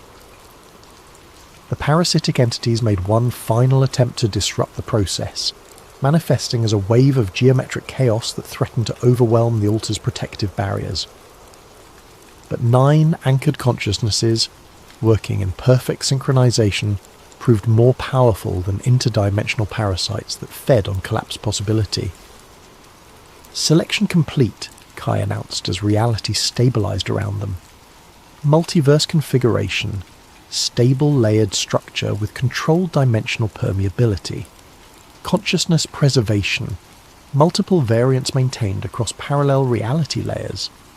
The chamber had transformed. Where before there had been chaotic dimensional overlap, now there was ordered complexity, multiple versions of the same space existing in harmony, accessible but distinct.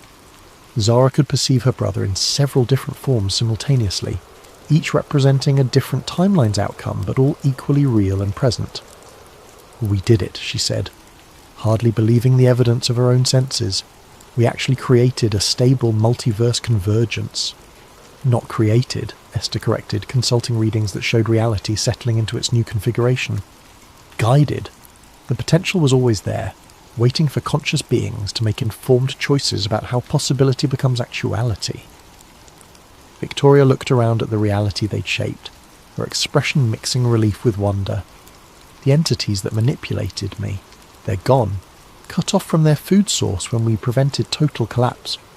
But the benefits they promised, expanded consciousness, magical integration with science, transcendence of linear time, those are all actually happening, just in a stable way instead of chaotic destruction." Sarah was gathering her spiritual artifacts, their purpose fulfilled. "The theological implications are staggering.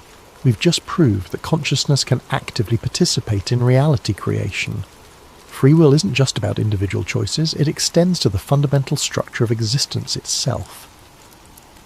"And the scientific implications," Kai added, his equipment registering quantum signatures that would revolutionize physics, suggest that magic and technology aren't opposite approaches to understanding reality.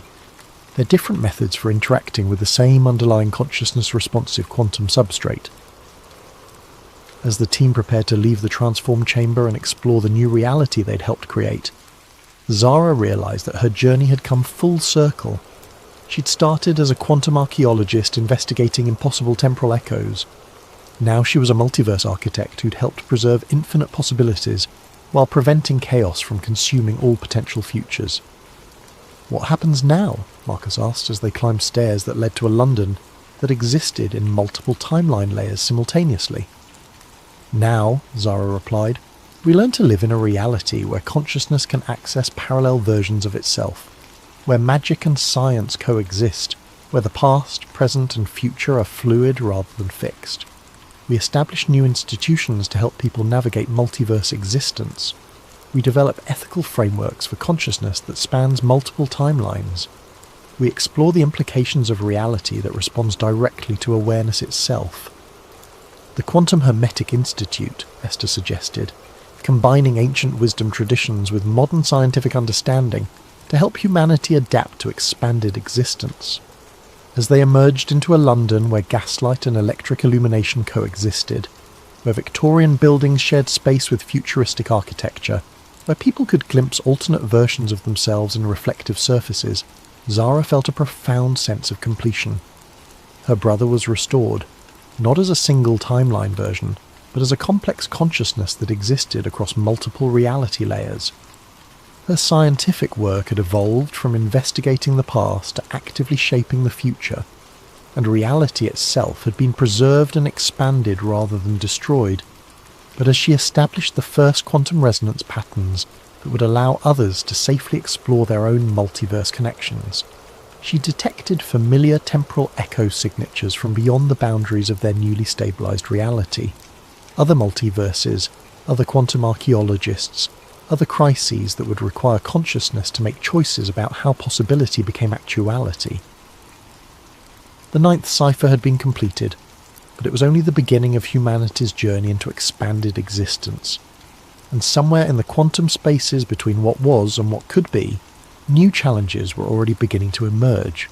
6 months after the convergence, Zara stood in her new office at the Quantum Hermetic Institute, watching through windows that displayed multiple timeline versions of London simultaneously.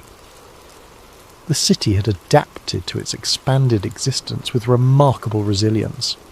People learned to navigate spaces where past and present coexisted, where magical phenomena appeared alongside technological marvels, where consciousness could access memories and knowledge from parallel versions of itself.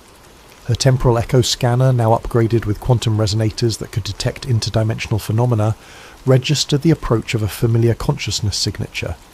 She turned to see Kwame entering her office, not as a single individual, but as a complex pattern of existence that included versions from multiple timelines.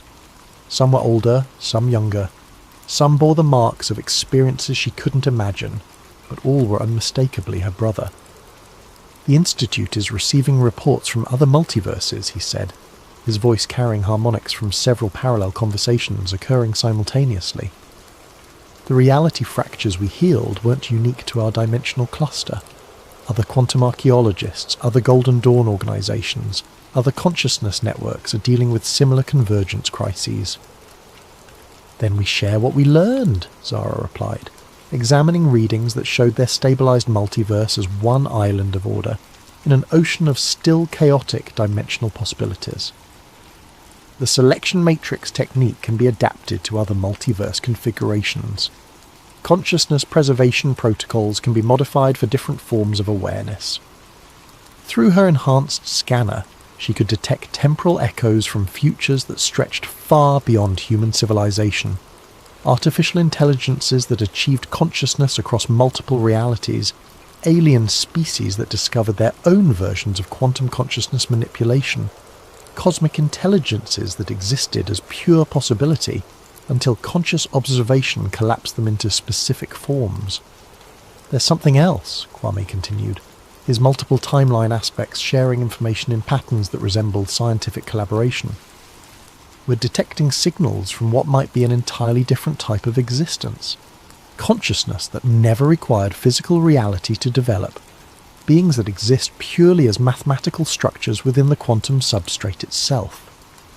Zara felt the familiar thrill of discovery that had driven her to become a quantum archaeologist. Reality wasn't just stranger than they had imagined. It was stranger than they could imagine, and consciousness played a fundamental role in determining how strangeness became structure.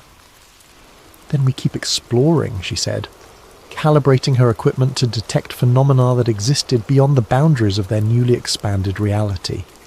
"We've learned that consciousness can actively participate in shaping existence itself. Now we discover what other forms that participation might take." As she prepared to investigate temporal echoes from civilizations that might exist purely as mathematical consciousness, Zara reflected on how far she'd travelled from the skeptical academic who had first encountered a Victorian séance room in a Mumbai skyscraper. She'd started by reading quantum imprints of the past. Now she was helping to write the quantum architecture of possible futures. The 9th cipher had been completed, but in solving it, they discovered that reality itself was just the first level of a far larger mystery. Consciousness, possibility, and existence were engaged in an eternal collaboration that stretched across dimensions, timelines, and forms of being that transcended current understanding. And somewhere in the quantum spaces between what was known and what remained to be discovered, new temporal echoes were beginning to form, echoes that would require future archaeologists to dig even deeper into the fundamental structures of consciousness and reality. The convergence was complete, but the real exploration was just beginning. Welcome back to Sleep Theories, where we explore the mysteries that keep us awake at night. Before we dive into today's chilling tale, I want to thank the countless comments that suggested this incredible story. If you have ideas for future videos, please leave them in the comments below, and don't forget to like and subscribe if you enjoy these mysterious narratives that blur the line between fiction and reality. What if everything you've been taught about the planet is a lie, and one person finally uncovers the truth? Marcus Reed had always been the type of person who questioned everything. While his classmates accepted textbook diagrams of Earth's curvature without question, Marcus found himself staring at the horizon during family beach trips, wondering why he couldn't see the curve everyone insisted was there. While others trusted satellite images from NASA, Marcus wondered who controlled those cameras, and why certain areas always seemed conveniently obscured by clouds. By his 30s, Marcus had built a modest career as a freelance researcher, specialising in declassified government documents and historical anomalies. His small apartment in Denver was cluttered with filing cabinets, corkboards covered in red string connecting various conspiracy theories, and multiple computer monitors displaying satellite feeds, weather patterns, and archived military documents. Friends called him obsessive. Marcus preferred the term thorough. What Marcus didn't know was that his methodical nature and refusal to accept conventional wisdom would soon lead him on the most dangerous journey of his life, one that would challenge everything humanity believed about the very ground beneath their feet. This is the story of how one man's curiosity became a threat so significant that powerful forces would stop at nothing to silence him. The truth, as Marcus would discover, wasn't just stranger than fiction. It was sharper than anyone could imagine. The email arrived on a Tuesday morning in March, buried among the usual spam and newsletter subscriptions that filled Marcus's inbox. The subject line read, "Classified Antarctic Survey, Eyes Only, 1962. The sender's address was a random string of letters and numbers from a temporary email service. Marcus almost deleted it. He received dozens of hoax documents every week from attention seekers and pranksters who knew about his research into government cover-ups. But something about this particular message felt different. The attachment was a high-resolution scan of what appeared to be an authentic military document, complete with official letterhead, classification stamps, and the kind of bureaucratic language that was difficult to fake convincingly.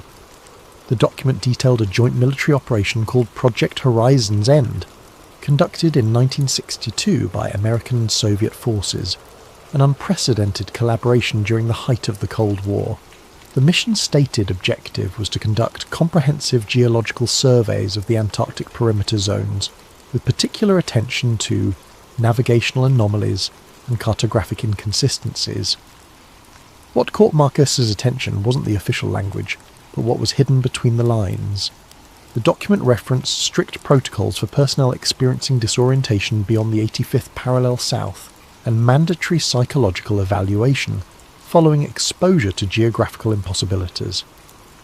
Most intriguingly, there were multiple references to a Zone 7 that required special clearance due to the sensitive nature of cosmological implications. Marcus spent the rest of that day attempting to verify the document's authenticity. The letterhead matched archived examples he found in legitimate military databases. The formatting, typography, and even the quality of paper visible in the scan all suggested this was genuine. But when he tried to cross-reference Project Horizon's End with other declassified operations from the same period, he found nothing. It was as if the entire mission had been scrubbed from official records. That evening, Marcus pulled up Google Earth and began examining satellite images of Antarctica. He focused his attention on areas beyond the 85th parallel south, looking for anything that might correspond to the mysterious Zone 7 mentioned in the document. What he found made his hand shake as he gripped his coffee mug. In a region of Antarctica that should have been clearly visible, there was a massive area obscured by what the satellite data labelled as persistent cloud cover. The clouds formed an almost perfect rectangle stretching for hundreds of miles. Marcus checked historical satellite data going back 15 years. The cloud cover was always there, in exactly the same position, with exactly the same shape. Clouds don't behave that way. Weather patterns shift constantly, but this anomaly remained fixed like a digital censorship bar placed over something Google didn't want people to see. Marcus leaned back in his chair, his mind racing. Throughout his years of research, he had investigated claims about flat Earth theory, typically dismissing them as pseudoscience promoted by attention seekers and conspiracy theorists. But the evidence in front of him suggested something far more disturbing than simple misinformation. What if the flat Earth theorists were wrong about the details but right about the cover-up? What if the truth about Earth's shape wasn't that it was flat, but that its actual configuration was so different from what people believed that revealing it would cause global panic? Marcus opened a new browser tab and began researching everything he could find about Antarctica's restricted zones, military operations in polar regions, and historical attempts to map the continent's true borders. The deeper he dug, the more questions emerged. Why were civilian flights forbidden from crossing Antarctic airspace? Why did every Antarctic expedition require extensive government approval and military escort? And why, despite decades of satellite technology, were large portions of the continent still marked as unmapped on official charts? By 3 a.m, Marcus had filled 17 pages with notes, printed dozens of satellite images, and created a timeline of suspicious Antarctic activities dating back to the 1940s. As he finally prepared for bed, one thought echoed in his mind. If someone had gone to the trouble of sending him that classified document, they wanted him to find something. The question was whether they were trying to help him uncover the truth or lure him into a trap. The next morning brought another email from the same anonymous address. This time there was no document attached, just a single line of text. The maps are wrong. Look for yourself. Marcus spent the following weeks attempting to contact anyone who might have first-hand knowledge of Antarctic anomalies. Through online forums and research networks, he managed to connect with a retired Navy pilot named James Patterson, who had flown supply missions to research stations in the 1980s. They met at a coffee shop in Colorado Springs, and Marcus was immediately struck by Patterson's nervous demeanour. The former pilot kept glancing around the cafe as if expecting to be overheard, and his hands trembled slightly as he stirred his coffee. "I shouldn't be talking to you about this," Patterson said quietly. "I signed NDAs that don't expire until I'm dead. But I'm 73 years old, and I've been carrying this for 40 years. Patterson explained that during his Antarctic missions, he had been required to follow extremely specific flight paths. Deviation from approved routes, even by a few miles, resulted in immediate radio contact from ground control ordering immediate course correction. When Patterson asked his commanding officer about the restrictions, he was told it was to avoid dangerous weather patterns and preserve fuel efficiency. But here's the thing, Patterson continued, lowering his voice further. On my final mission in 1987, we had an equipment malfunction that forced us off the approved route. I was flying at 15,000 feet, clear visibility, perfect weather. As we approached what my charts showed as the edge of the Ross Ice Shelf, I saw something that shouldn't have existed." Marcus leaned forward. "What did you see?" "A wall," Patterson whispered. "Not a regular ice formation or glacier. A vertical wall of ice extending as far as I could see in both directions. It had to be at least 200 feet high, maybe more. And here's the part that still gives me nightmares. It was perfectly straight. Nature doesn't create straight lines like that, especially not across hundreds of miles." Patterson explained that before he could investigate further, his radio crackled with urgent commands to return to base immediately. When he landed, he was debriefed by officers he had never seen before. They confiscated all of his navigation logs, film, and personal notes from the flight. The official incident report claimed he had experienced altitude sickness and hallucinations due to equipment failure. "They transferred me to desk duty the next week," Patterson said. "Never flew Antarctic missions again, but I know what I saw, and I know they didn't want me to see it. After the meeting with Patterson, Marcus decided to conduct his own experiments. If Earth's curvature was different from what people believed, he should be able to detect inconsistencies using simple physics and optical equipment. Marcus drove to several large lakes in Colorado and Wyoming, bringing with him a high-powered laser, telescopic camera equipment, and a notebook full of calculations based on the standard Earth curvature formulas he had learned in school. According to conventional geometry, a laser beam shot across a lake should demonstrate a specific amount of curvature drop over distance. The results of his experiments were deeply unsettling. At Horsetooth Reservoir, Marcus positioned his laser on the north shore and aimed it at a target on the south shore, approximately 6 miles away. According to Earth curvature calculations, the laser should have been approximately 24 feet below his target due to the planet's curve. Instead, the laser hit the target dead centre. Marcus repeated the experiment at 5 different lakes, each time achieving the same impossible result.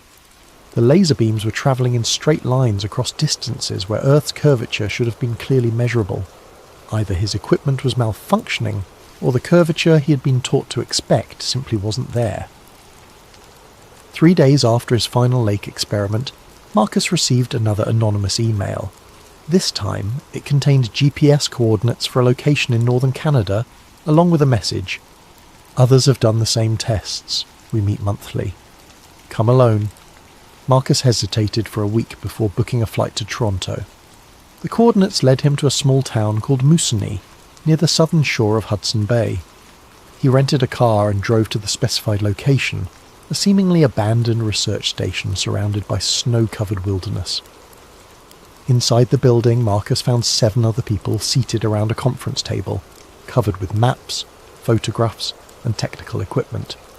They introduced themselves as scientists, engineers, pilots, and researchers who had all discovered similar inconsistencies in Earth's supposed curvature. The group's leader was a woman named Elena Vasquez, a former cartographer who had worked for the National Oceanic and Atmospheric Administration for 15 years. Elena explained that she had first noticed discrepancies while creating coastal navigation charts in the early 2000s. Satellite data, ground surveys, and maritime reports kept contradicting each other, Elena said. When I brought these inconsistencies to my supervisors, I was told the equipment was malfunctioning or that I was making calculation errors, but the pattern was too consistent to be random mistakes. Elena showed Marcus dozens of examples where official maps showed curved coastlines and distances that didn't match real-world measurements. Ships reported travelling shorter distances than their charts indicated. Pilots found themselves reaching destinations ahead of schedule on routes that should have taken longer due to Earth's curvature. The more evidence we gathered, the more we realised we weren't dealing with isolated measurement errors, Elena continued. Someone has been systematically altering geographical data to make the world appear more curved than it actually is. Marcus shared his own research, including the Antarctic document and his laser experiments. The group listened intently, occasionally nodding in recognition when he described phenomena they had also encountered. A former surveyor named Thomas Wright explained that he had been fired from his job with the US Geological Survey after questioning discrepancies in land elevation measurements. A meteorologist named Catherine Lee described how weather prediction models only worked when she ignored official atmospheric curvature data and used flat plane calculations instead. The question, Eleanor said as the meeting concluded, is what are they hiding and why go to such lengths to hide it? Marcus left the meeting with more questions than answers, but also with a growing certainty that he was part of something much larger than a simple geographical conspiracy. As his plane lifted off from Toronto, he stared out the window at the horizon, trying to see any evidence of the curve he'd been taught existed since childhood. The horizon looked completely flat. The breakthrough came in the form of an unexpected phone call 6 weeks later. Marcus was working late in his apartment when his phone rang, displaying a blocked number. The voice on the other end was electronically distorted, making it impossible to identify the caller's gender or age. "Marcus Reed," the voice said. "You've been asking questions about Antarctica." Marcus's heart began pounding. "Who is this?" "Someone who knows what you're looking for is real. Are you prepared to see it for yourself?" The caller explained that a private expedition was being organised for early December, summer in the southern hemisphere. The group would consist of Marcus and 2 other researchers who had been investigating similar anomalies. They would travel to Chile, then board a private vessel capable of ice navigation for a journey to the restricted zones beyond the 85th parallel. "This isn't a tourist trip," the voice warned. "The people who control access to that region don't want anyone seeing what's there. If we're caught, we'll be detained indefinitely under international security protocols. Are you willing to take that risk?" Marcus thought about James Patterson's trembling hands, Eleanor Vasquez's career destroyed by asking questions, and the months he had spent conducting experiments that defied everything he thought he knew about the planet. "Yes," he said, "I'll go." 2 weeks later, Marcus found himself on a plane to Santiago, Chile, carrying only essential cold weather gear and hidden recording equipment. His companions for the journey were Rebecca Torres, a physicist from UC Berkeley, who'd been investigating gravitational anomalies in polar regions, and David Kim, a former intelligence analyst who claimed to have discovered evidence of secret military installations in Antarctica. They met their guide, a grizzled Norwegian ship captain named Eric Larsen, at the port city of Punta Arenas. Larsen's vessel, the Aurora's Edge, was a modified icebreaker originally built for scientific research but now operating under private charter. Larsen himself was tight-lipped about who was funding their expedition, saying only that certain parties wanted them to document what they found. The journey south took 4 days through increasingly rough seas. As they approached the Antarctic convergence zone where cold polar waters meet warmer ocean currents, Marcus noticed his electronic equipment beginning to malfunction. His GPS unit displayed increasingly erratic readings, showing their position jumping between locations hundreds of miles apart. His digital compass spun wildly, unable to maintain a consistent bearing. Rebecca, monitoring gravitational readings with sensitive equipment, reported similar anomalies. "The magnetic field readings don't make sense," she said, studying her instruments with growing concern. "It's as if we were approaching an area where normal physics breaks down." On their 5th day at sea, they encountered the ice wall. Marcus had thought James Patterson's description was exaggerated, perhaps distorted by memory and fear. The reality was far more shocking than anything the former pilot had described. Rising from the dark Antarctic waters like a massive concrete barrier was a wall of ice that seemed to stretch infinitely in both directions. The wall was not jagged and irregular, like natural glacial formations. It was remarkably smooth and vertical, rising at least 300 feet above the waterline. "This is impossible," David whispered, staring up at the towering ice formation. "Glaciers don't form vertical walls like this.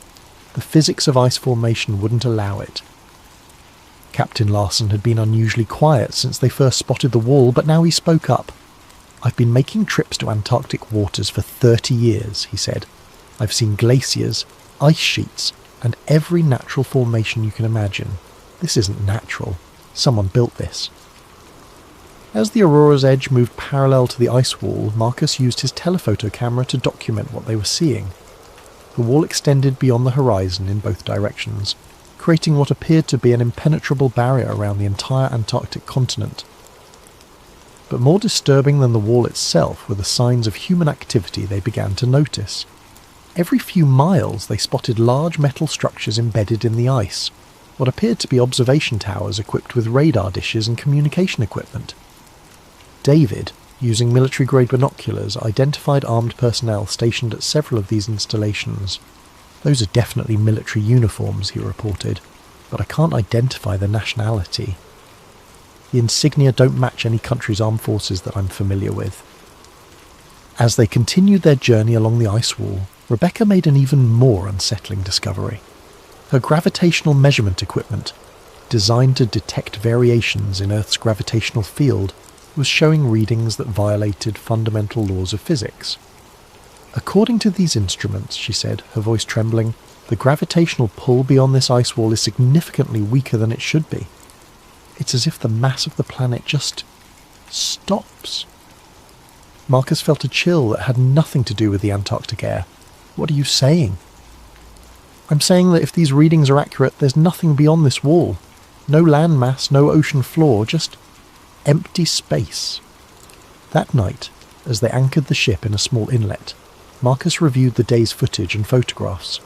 Every image showed the same impossible sight, a perfectly constructed ice barrier that seemed designed to prevent anyone from seeing what lay beyond. The more he studied the evidence, the more one terrifying conclusion became unavoidable. The ice wall wasn't protecting Antarctica from the outside world. It was protecting the outside world from discovering what wasn't there. Captain Larson woke them before dawn with urgent whispers. "We have a window," he said, his weathered face grim in the dim light of the cabin. "My contacts report that the patrol schedule has a gap between 0500 and 0630. If we're going to find a way through the wall, it has to be now." Marcus, Rebecca and David quickly gathered their equipment and followed Larson onto the ship's deck. The captain had spotted what appeared to be a narrow channel in the ice wall, barely wide enough for their vessel to navigate. Ice formations often shifted due to temperature changes and ocean currents, but this opening seemed too perfectly positioned to be natural. "It could be a trap," David warned, scanning the surrounding ice with his binoculars. "If someone wanted to lure us into a restricted zone, this would be the perfect way to do it." "We didn't come this far to turn back now," Marcus replied, though his own instincts were screaming warnings. "We need to see what's on the other side." As the Aurora's edge slowly navigated through the narrow channel, Marcus noticed that the ice walls on either side showed clear evidence of artificial modification. Tool marks were visible in the frozen surfaces, and the opening maintained a consistent width that would have been impossible for natural ice formation. Beyond the channel, they emerged into an area unlike anything any of them had expected to find. Instead of more ice or the Antarctic continent, they found themselves in a vast open space, surrounded by the ice wall on all sides. The area was roughly circular, perhaps 20 miles in diameter, and contained what appeared to be a massive research installation. The facility consisted of dozens of buildings, communications towers, aircraft landing strips, and what looked like mining operations. But most unsettling of all was what lay beyond the research installation, a massive opening in what should have been the ground. Marcus positioned his telephoto camera and began documenting everything they could see. The opening was perfectly circular, perhaps 2 miles in diameter, and appeared to be artificially constructed with metal reinforcements around its edges. Powerful lights illuminated the opening's perimeter, but the interior was so dark that even with Marcus's best equipment, he couldn't see the bottom. "That's not a natural geological formation," Rebecca said, studying the scene through binoculars. "Someone excavated that opening.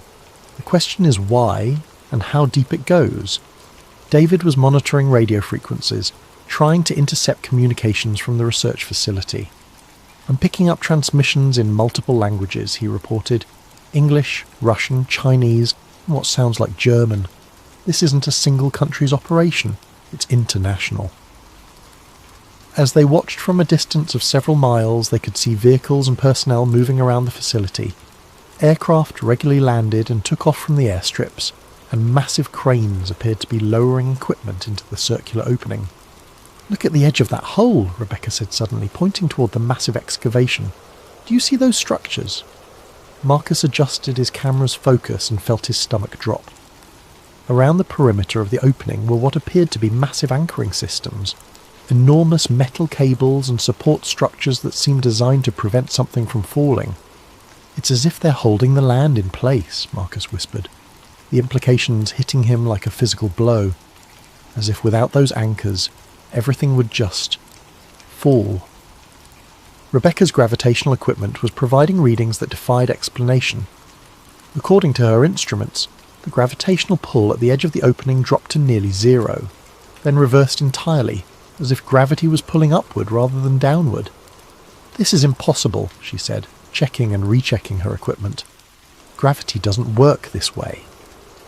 There's no scientific explanation for these readings. David had managed to intercept a radio transmission from the facility. The message was brief, but chilling. "Perimeter breach detected in Sector 7. Unknown vessel beyond the ice wall. Initiate containment protocol immediately." "We need to leave," Captain Larson said urgently. "Now." But as the Aurora's edge turned toward the narrow channel through which they had entered, they discovered their escape route had been blocked. A large military vessel now occupied the opening, and additional ships were approaching from multiple directions. Marcus continued photographing and filming everything they could see as the military vessels closed in. His camera captured images of personnel wearing uniforms without national insignia, sophisticated weapon systems unlike anything in conventional military arsenals, and most disturbing of all, what appeared to be aircraft using propulsion systems that produced no visible exhaust or sound. "Whatever this place is," Marcus said, still recording, "it's not just about hiding Earth's shape. They're hiding technology that's decades ahead of anything the public knows exists."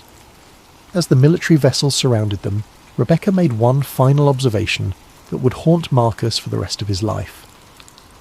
"The gravitational readings," she said, staring at her instruments in disbelief. "According to these measurements, we're not on Earth anymore. The gravitational signature is completely different." "What do you mean?" David asked. "I mean," Rebecca replied, her voice barely a whisper, "that either my equipment is completely malfunctioning, or we've somehow travelled to a different planet." The boarding party from the military vessels consisted of armed personnel in full combat gear, who spoke no words as they confiscated all recording equipment, detained Marcus and his companions, and placed black bags over their heads. As Marcus felt himself being transferred to one of the military ships, his last coherent thought was a terrifying realization. They hadn't discovered that Earth was flat. They had discovered something far worse, that Earth, as humanity understood it, might not exist at all. Marcus awoke in what appeared to be a medical facility, though unlike any hospital he had ever seen. The walls were pristine white, the lighting was perfectly even without visible sources, and the air carried a sterile quality that seemed artificially maintained. He was lying on an examination table, wearing a hospital gown with no memory of how he had gotten there. A woman in a white coat entered the room, carrying a tablet and wearing the kind of neutral expression Marcus associated with government officials. She appeared to be in her 40s, with prematurely grey hair and eyes that seemed to evaluate Marcus as if he were a specimen rather than a person. "Mr. Reed," she said, settling into a chair beside his bed. "I'm Agent Sarah Collins with the Antarctic Treaty Enforcement Division. You've been unconscious for 3 days following your unauthorized incursion into restricted Antarctic territory." Marcus tried to sit up but discovered his movements were sluggish and uncoordinated. "What did you do to me? Where are my companions?" "You suffered severe hypothermia and altitude sickness during your expedition," Agent Collins replied, consulting her tablet. "Your companions are receiving similar medical treatment. You're fortunate to be alive." Marcus's mind was foggy, but he retained clear memories of what they had discovered beyond the ice wall. "That's not what happened. We found the research facility, the excavation site, the gravitational anomalies. I have it all documented." Agent Collins showed him a collection of photographs and video files on her tablet. They showed the Aurora's edge approaching the ice wall, but beyond that, the images showed nothing but empty ocean and natural ice formations. According to the footage, their expedition had encountered nothing more unusual than typical Antarctic scenery. "Your recording equipment was damaged by the extreme cold," Agent Collins explained. "These are the only images that were recoverable. As you can see, you found exactly what we would expect in that region: ice, water, and natural geological formations." Marcus stared at the sanitized footage in disbelief.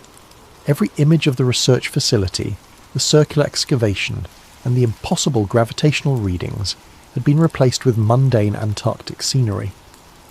Either his memory was completely unreliable, or someone had gone to extraordinary lengths to alter the evidence. "I know what I saw," Marcus insisted. "The facility, the technology, the opening in the ground. Rebecca's gravitational readings showed dash." "Miss Torres suffered a severe concussion during your expedition," Agent Collins interrupted. "Her equipment malfunctioned due to extreme weather conditions. Mr. Kim experienced similar disorientation. All 3 of you were affected by altitude sickness and hypothermia, which commonly cause hallucinations and false memories." Agent Collins leaned forward, her expression becoming more serious. "Mr. Reed, you've stumbled into a situation that involves international security protocols. The Antarctic Treaty strictly prohibits unauthorized civilian access to certain regions for very good reasons. The area you entered contains hazardous geological formations and extreme weather conditions that have killed dozens of researchers over the years." She showed him documents detailing his expedition's official record. According to the files, Marcus, Rebecca and David had hired Captain Larson for a routine Antarctic tourism trip that had gone dangerously off course due to equipment failure and poor weather. They had been rescued by international treaty enforcement personnel before dying of exposure. "You're free to return home," Agent Collins concluded, "but you'll need to sign documentation, acknowledging that you understand the national security implications of spreading false information about classified Antarctic operations.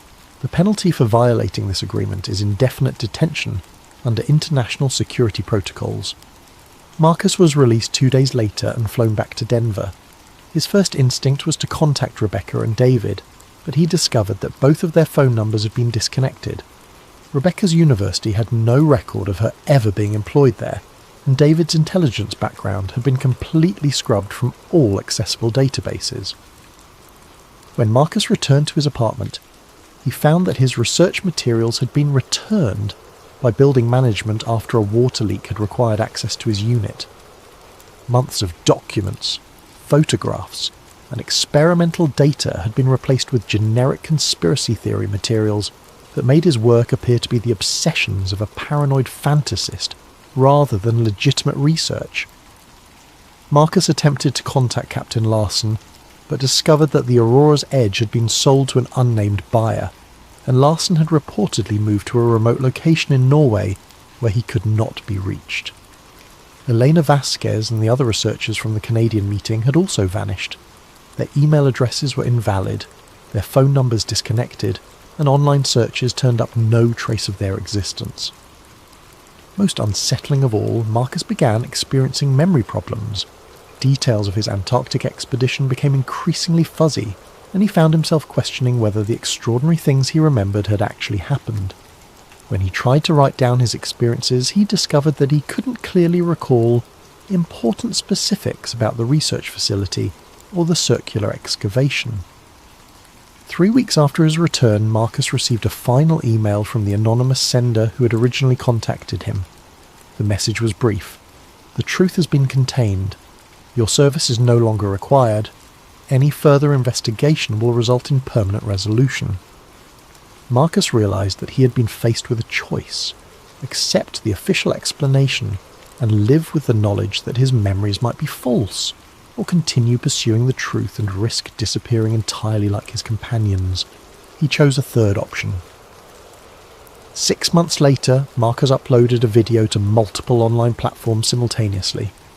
The file was encrypted, distributed through anonymous servers, and designed to be nearly impossible to remove completely from the internet. In the video, Marcus appeared tired and gaunt, speaking directly to the camera from an undisclosed location. "My name is Marcus Reed," he began, "and I'm probably going to disappear after releasing this message. 6 months ago, I discovered something about our planet that certain people don't want you to know.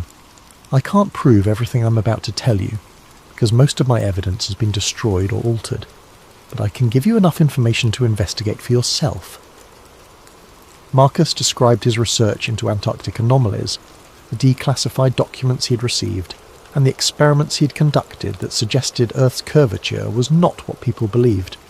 He provided GPS coordinates for locations where others could replicate his laser experiments, and detailed instructions for identifying the inconsistencies in satellite imagery that had first led him to question official geographical data. "I'm not asking you to believe me," Marcus continued. "I'm asking you to look for yourselves. Test the horizon with your own equipment.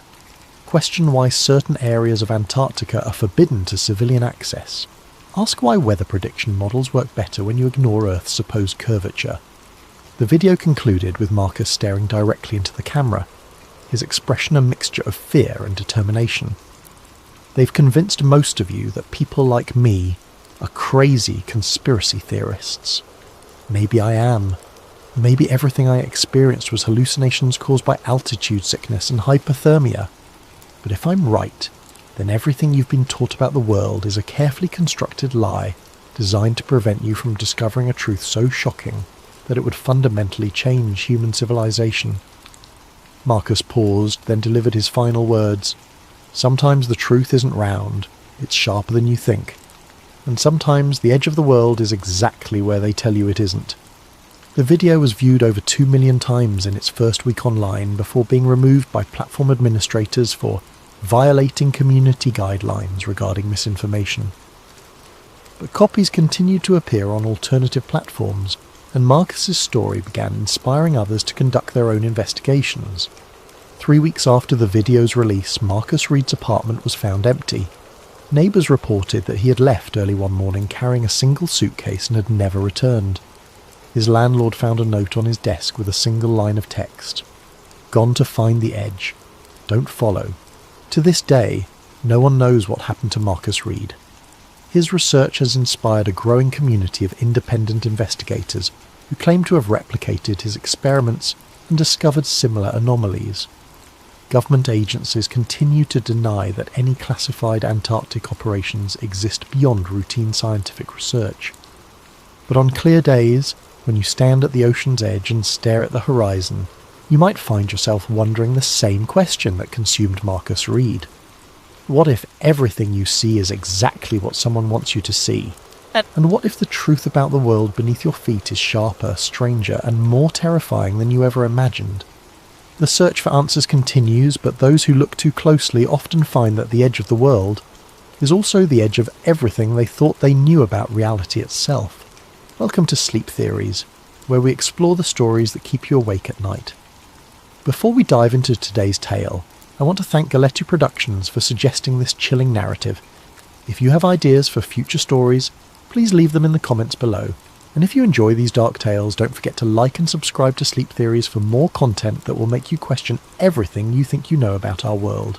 What you're about to hear is a first-person account that surfaced on various encrypted forums before mysteriously disappearing. The narrator's identity remains unknown. Some claim it's fiction, others believe it's a warning. You'll have to decide for yourself. My name doesn't matter anymore. What matters is what I found, and what it cost me to share it with the world. 6 months ago, I was just another face in the cubicle farm, a mid-level data analyst working for Meridian Consulting, a contractor that specialised in processing documentation for various United Nations partner agencies. It was boring work, the kind that pays the bills but doesn't exactly inspire water-cooler conversations. My job was simple. Take massive folders of open-source documents related to sustainable development goals and organise them into digestible reports for policymakers. Climate data, poverty statistics, education metrics, all the dry stuff that makes the world go round, theoretically. I'd been doing it for 3 years, long enough to recognise the patterns, long enough to know when something didn't belong. It was a Tuesday morning in March when everything changed. I was working through my usual queue of files when a new folder appeared in my secure inbox. SDG Compliance. Phase 3, Internal Use Only. The timestamp showed it had been uploaded at 3:47 AM, which struck me as odd. Most of our documentation came through during business hours, properly labelled and categorised. I should have flagged it immediately. Protocol dictated that any file marked Internal Use Only should be forwarded to my supervisor without opening. But curiosity killed more than just cats, and I'd always been too curious for my own good. The folder contained 47 documents, most of them PDFs with official UN letterheads. At first glance they looked legitimate: charts, graphs, policy recommendations. But as I scrolled through the first document, something felt wrong. The language was different from the usual bureaucratic speak I was used to processing. Instead of vague references to sustainable urban development, I found detailed maps showing what were labelled as population consolidation zones. Major cities were divided into coloured sections. Green zones marked compliant residential areas, yellow zones labelled transition monitoring required, and red zones ominously tagged relocation priority. My hands trembled as I opened the second document. It was a spreadsheet titled Behavioural Compliance Credits, Phase 3 Implementation. Each row represented a different category of human activity: private vehicle ownership, meat consumption, energy usage, travel frequency. Next to each category were point values, negative numbers that would be deducted from something called a citizenship score. The third document made my stomach drop. It was a timeline, meticulously planned and colour-coded, with one phrase repeated at the top of every page: Target year 2030. The timeline started in 2025 with Phase 1 Infrastructure Digitisation. Banking systems, identification cards, payment processing, everything would be converted to digital platforms with mandatory government oversight. Phase 2, scheduled for 2027, was labelled Voluntary Compliance Incentivisation. Tax breaks and social benefits would be tied to behaviour modification programmes. But Phase 3, set for 2029, sent chills down my spine. Mandatory compliance enforcement. Citizens who failed to meet behavioural standards would lose access to housing subsidies, food distribution networks, and healthcare services. The document coldly referred to this as natural selection through administrative channels. I found myself reading the same sentences over and over, trying to make sense of what I was seeing. This couldn't be real.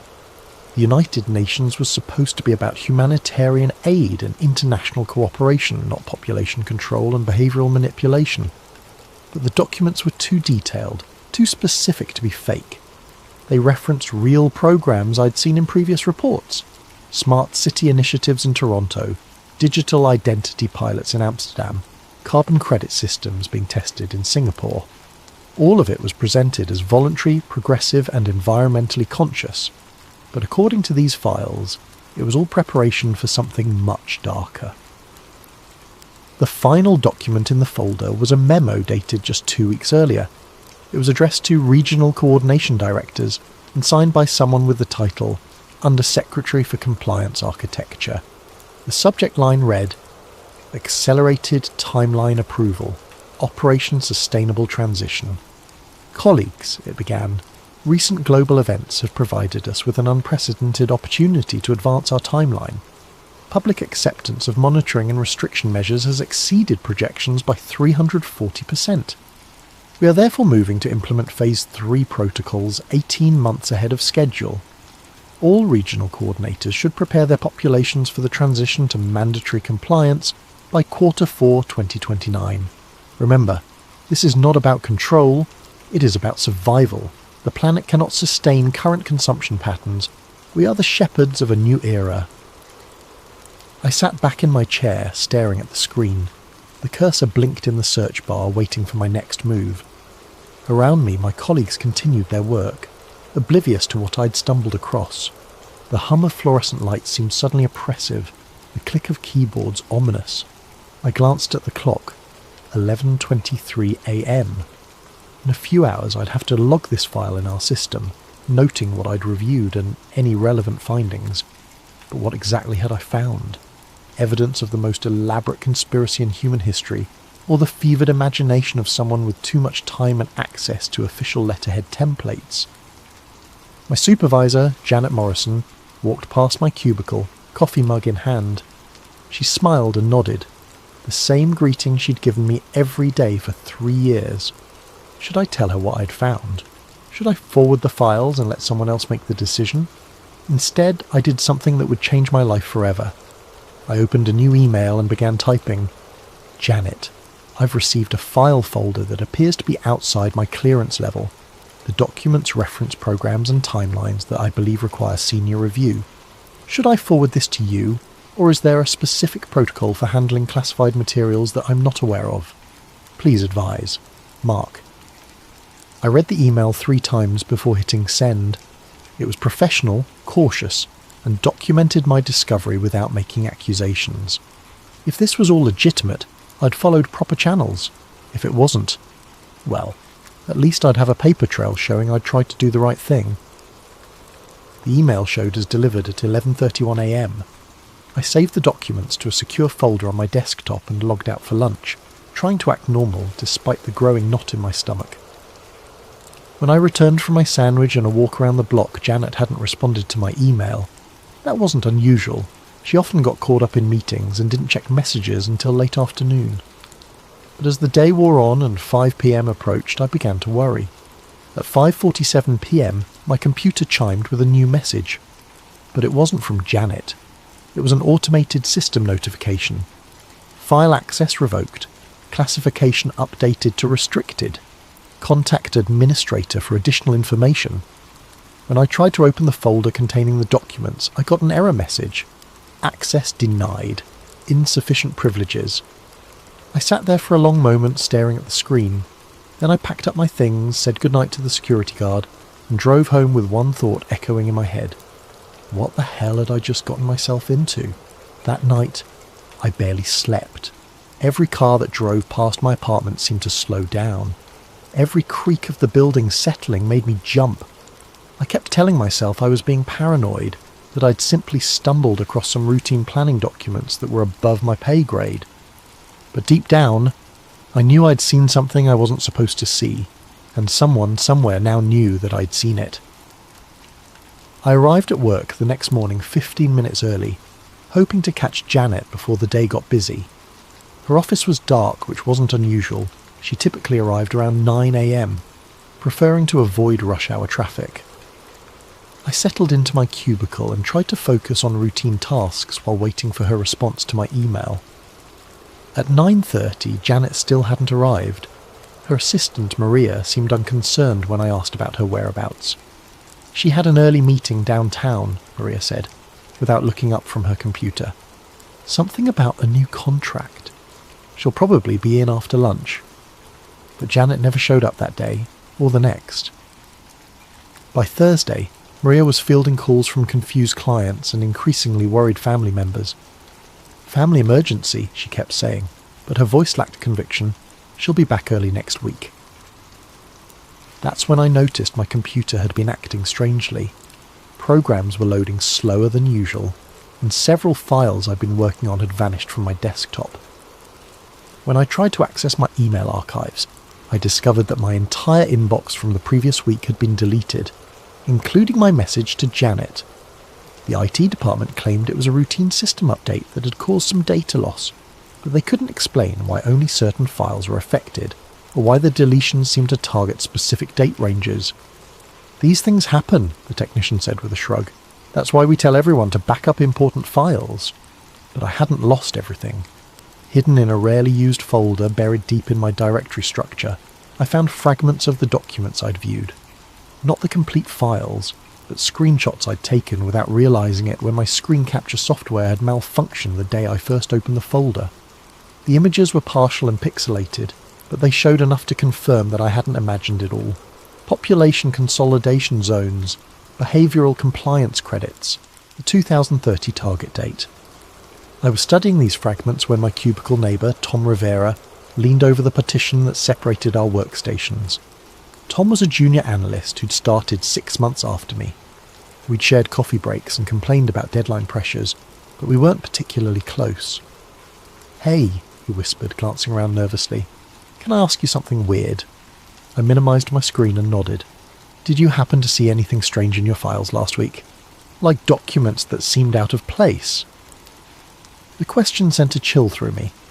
"What kind of document?" Tom looked around again, then rolled his chair closer. "I got this folder by mistake, I think. Had all these maps and charts about moving people around, controlling where they could live and work. Really creepy stuff." "What did you do with it?"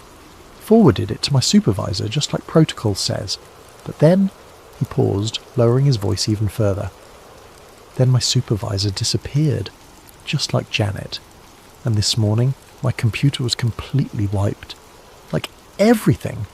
They gave me some story about a virus, but I know that's not what happened."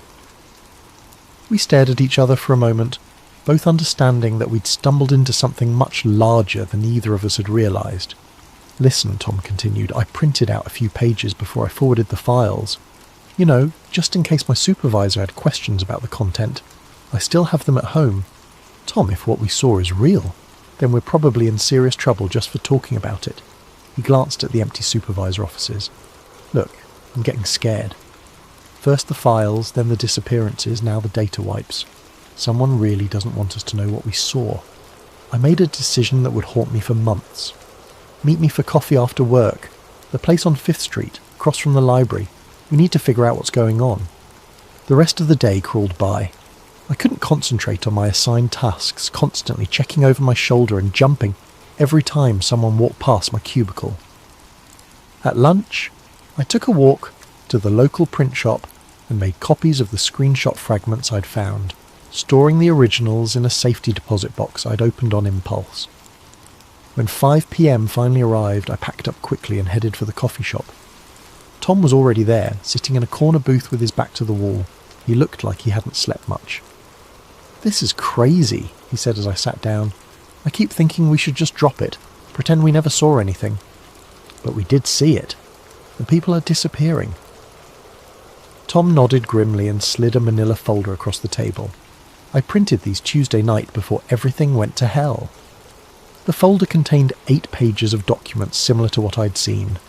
Maps of major cities divided into coloured zones, a budget allocation chart for something called Voluntary Relocation Assistance Programs.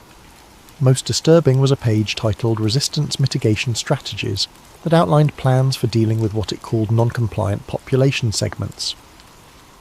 "Look at the dates," Tom said, pointing to timestamps in the corner of each page. "These were created last month, but they reference events scheduled for next year. It's like they're planning everything in advance." "Planning what exactly?" Tom pulled out his phone and opened a news app. "I've been researching all day. Look at this."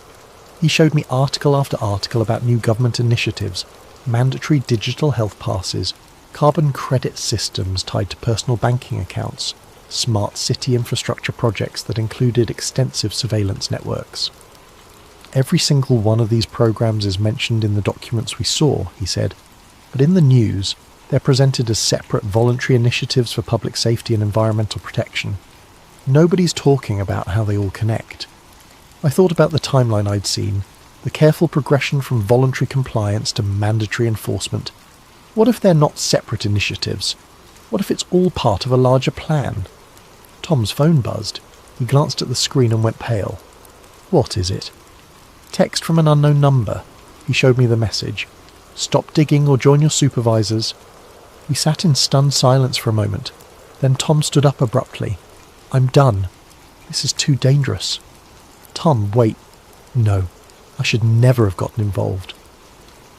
"I'm going home, and tomorrow I'm requesting a transfer to a different department.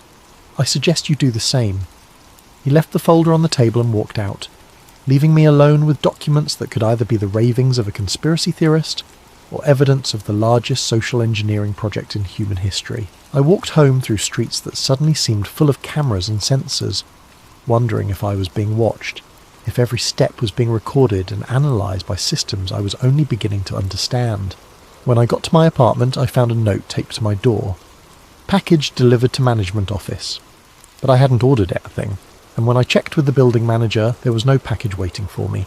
The note was dated that morning, written in handwriting I didn't recognise. That night I made another impulsive decision. I drove to an internet cafe on the other side of town and used a public computer to create anonymous email accounts on several platforms. Then I uploaded the documents Tom had given me, along with my screenshot fragments, to multiple cloud storage services. If something happened to me, at least there would be a record. But as I drove home, I couldn't shake the feeling that I was already too late, that I'd been marked from the moment I opened that first folder.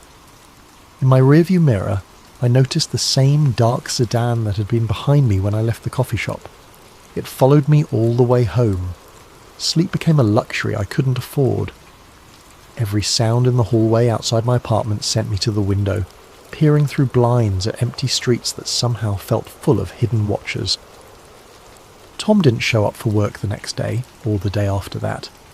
His desk was cleared out by the weekend, and when I asked Maria about it, she said he'd requested an immediate transfer to pursue other opportunities. But I knew better. Tom had been scared, and scared people in our situation didn't get transfers, they got disappeared. With Janet gone and Tom relocated to who knows where, I was left alone with fragments of documents that painted a picture too terrifying to ignore and too dangerous to pursue. But I had to know more. If this was real, if there truly was a coordinated plan to reshape society by 2030, then someone needed to document it. I began my research carefully, using the public library's computers and paying cash for internet access at various cafes around the city. I created a simple methodology, cross-referenced the terms and programs mentioned in the leaked documents with publicly available information, looking for patterns and connections that might confirm or refute what I'd seen. The results were more disturbing than I'd expected. Smart city gateways was mentioned in 17 different documents I'd glimpsed. The quick search revealed that Toronto had announced a partnership with a tech consortium to implement exactly such a system by 2026. The project would integrate biometric identification, real-time location tracking, and automated behavioural assessment into a single platform designed to optimise urban resource distribution. The public announcement described it as a voluntary programme to help residents access services more efficiently. But buried in the technical specifications, I found references to compliance monitoring algorithms and automated privilege adjustment protocols. Amsterdam's digital citizenship pilot was even more explicit. Citizens who participated would receive carbon credits for demonstrating environmentally conscious behaviour, measured through smartphone tracking, purchase monitoring, and periodic check-ins at verification stations throughout the city.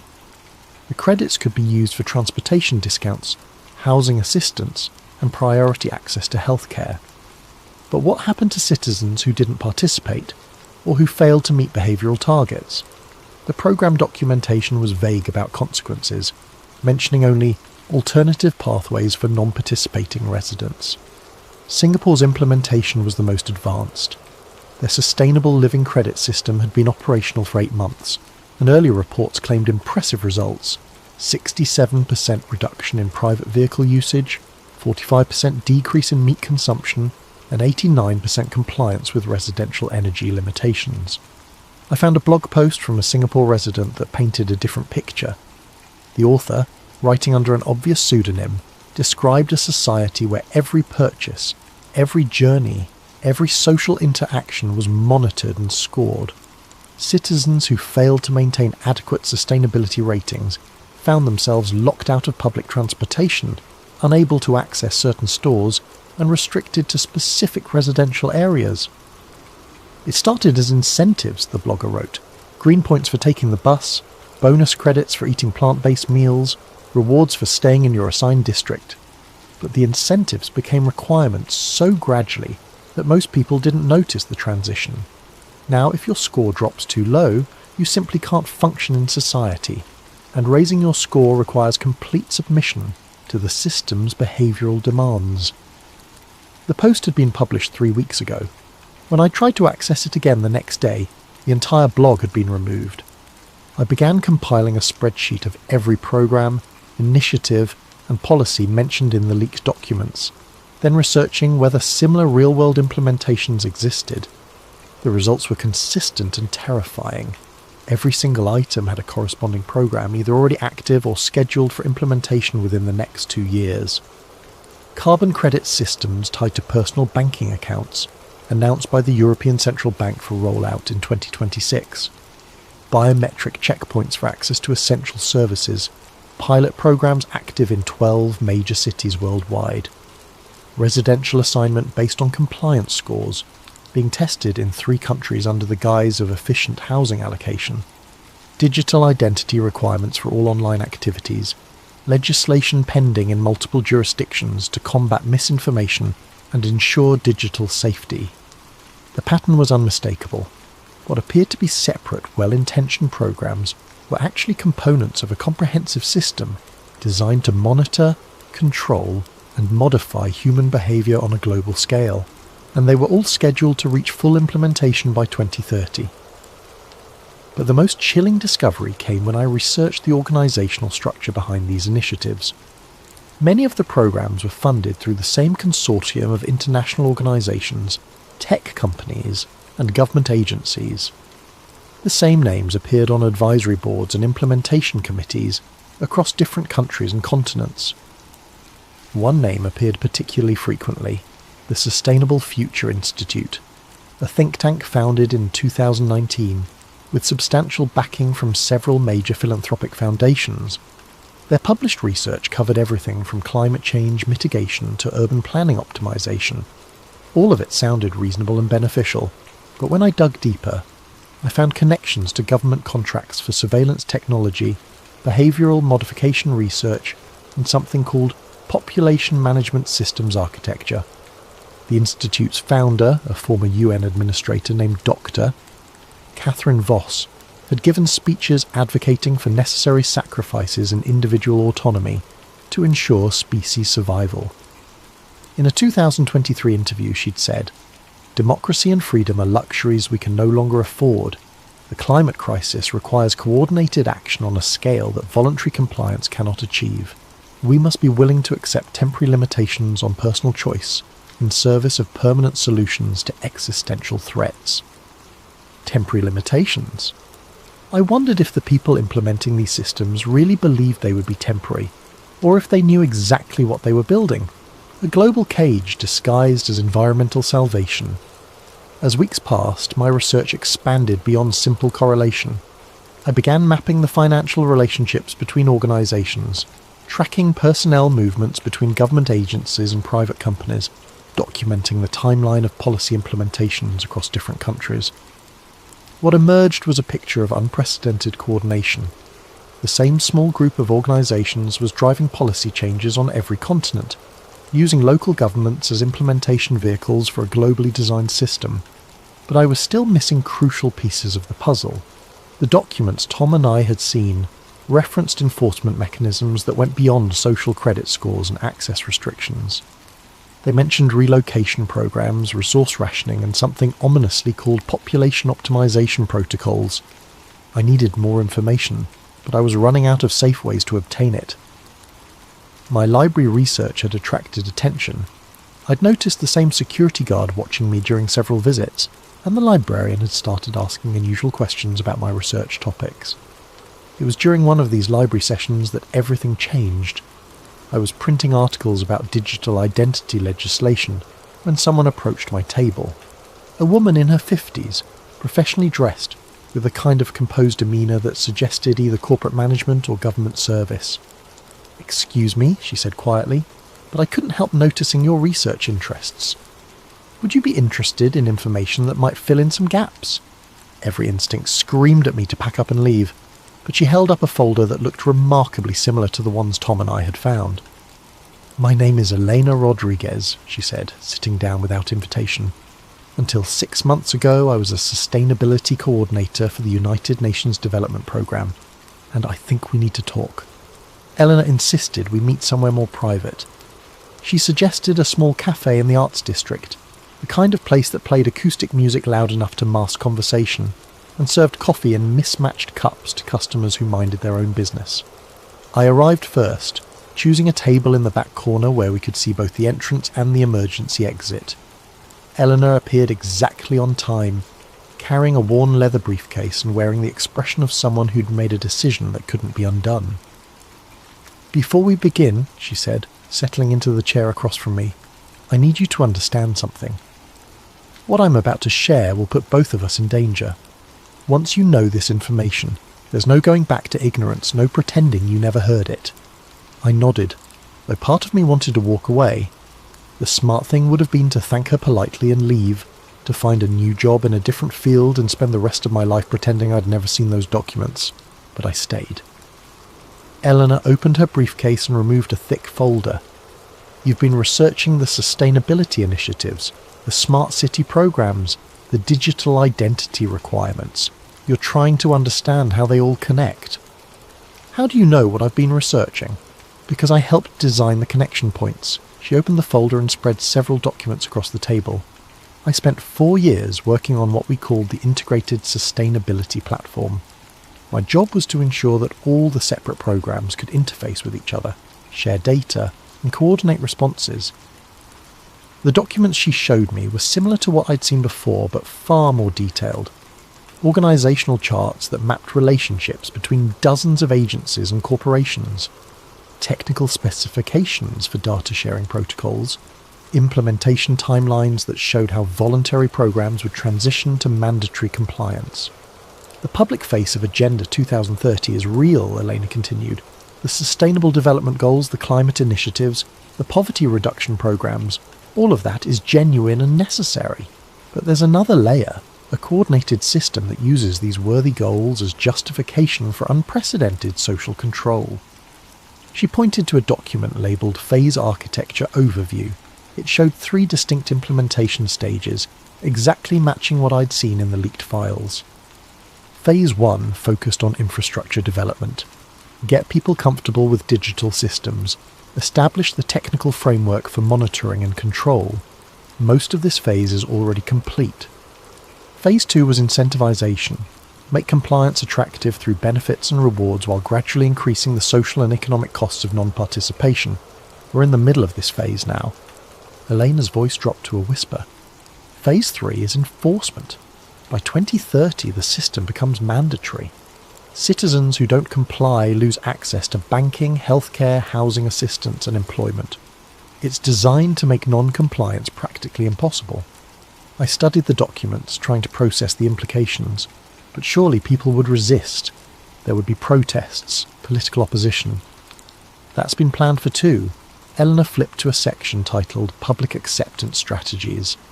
It outlined a comprehensive approach to managing public opinion through media partnerships, social media manipulation, and strategic crisis deployment. Every potential objection has been anticipated and countered, she said. Privacy concerns are dismissed as selfish in the face of climate emergency. Economic fears are addressed through promises of universal basic income tied to compliance. Religious or cultural objections are characterised as dangerous extremism. She showed me polling data that tracked public acceptance of various control measures over time. The numbers were sobering. Support for digital identity requirements had grown from 23% to 67% in just 2 years, driven by concerns about online security and misinformation. Acceptance of carbon credit systems had increased even more dramatically after several high-profile climate disasters. People want to do the right thing, Elena said. They want to help save the planet and protect their communities. The system exploits that desire, channeling genuine concern into acceptance of comprehensive control. If this is all true, why did you leave? And why are you talking to me?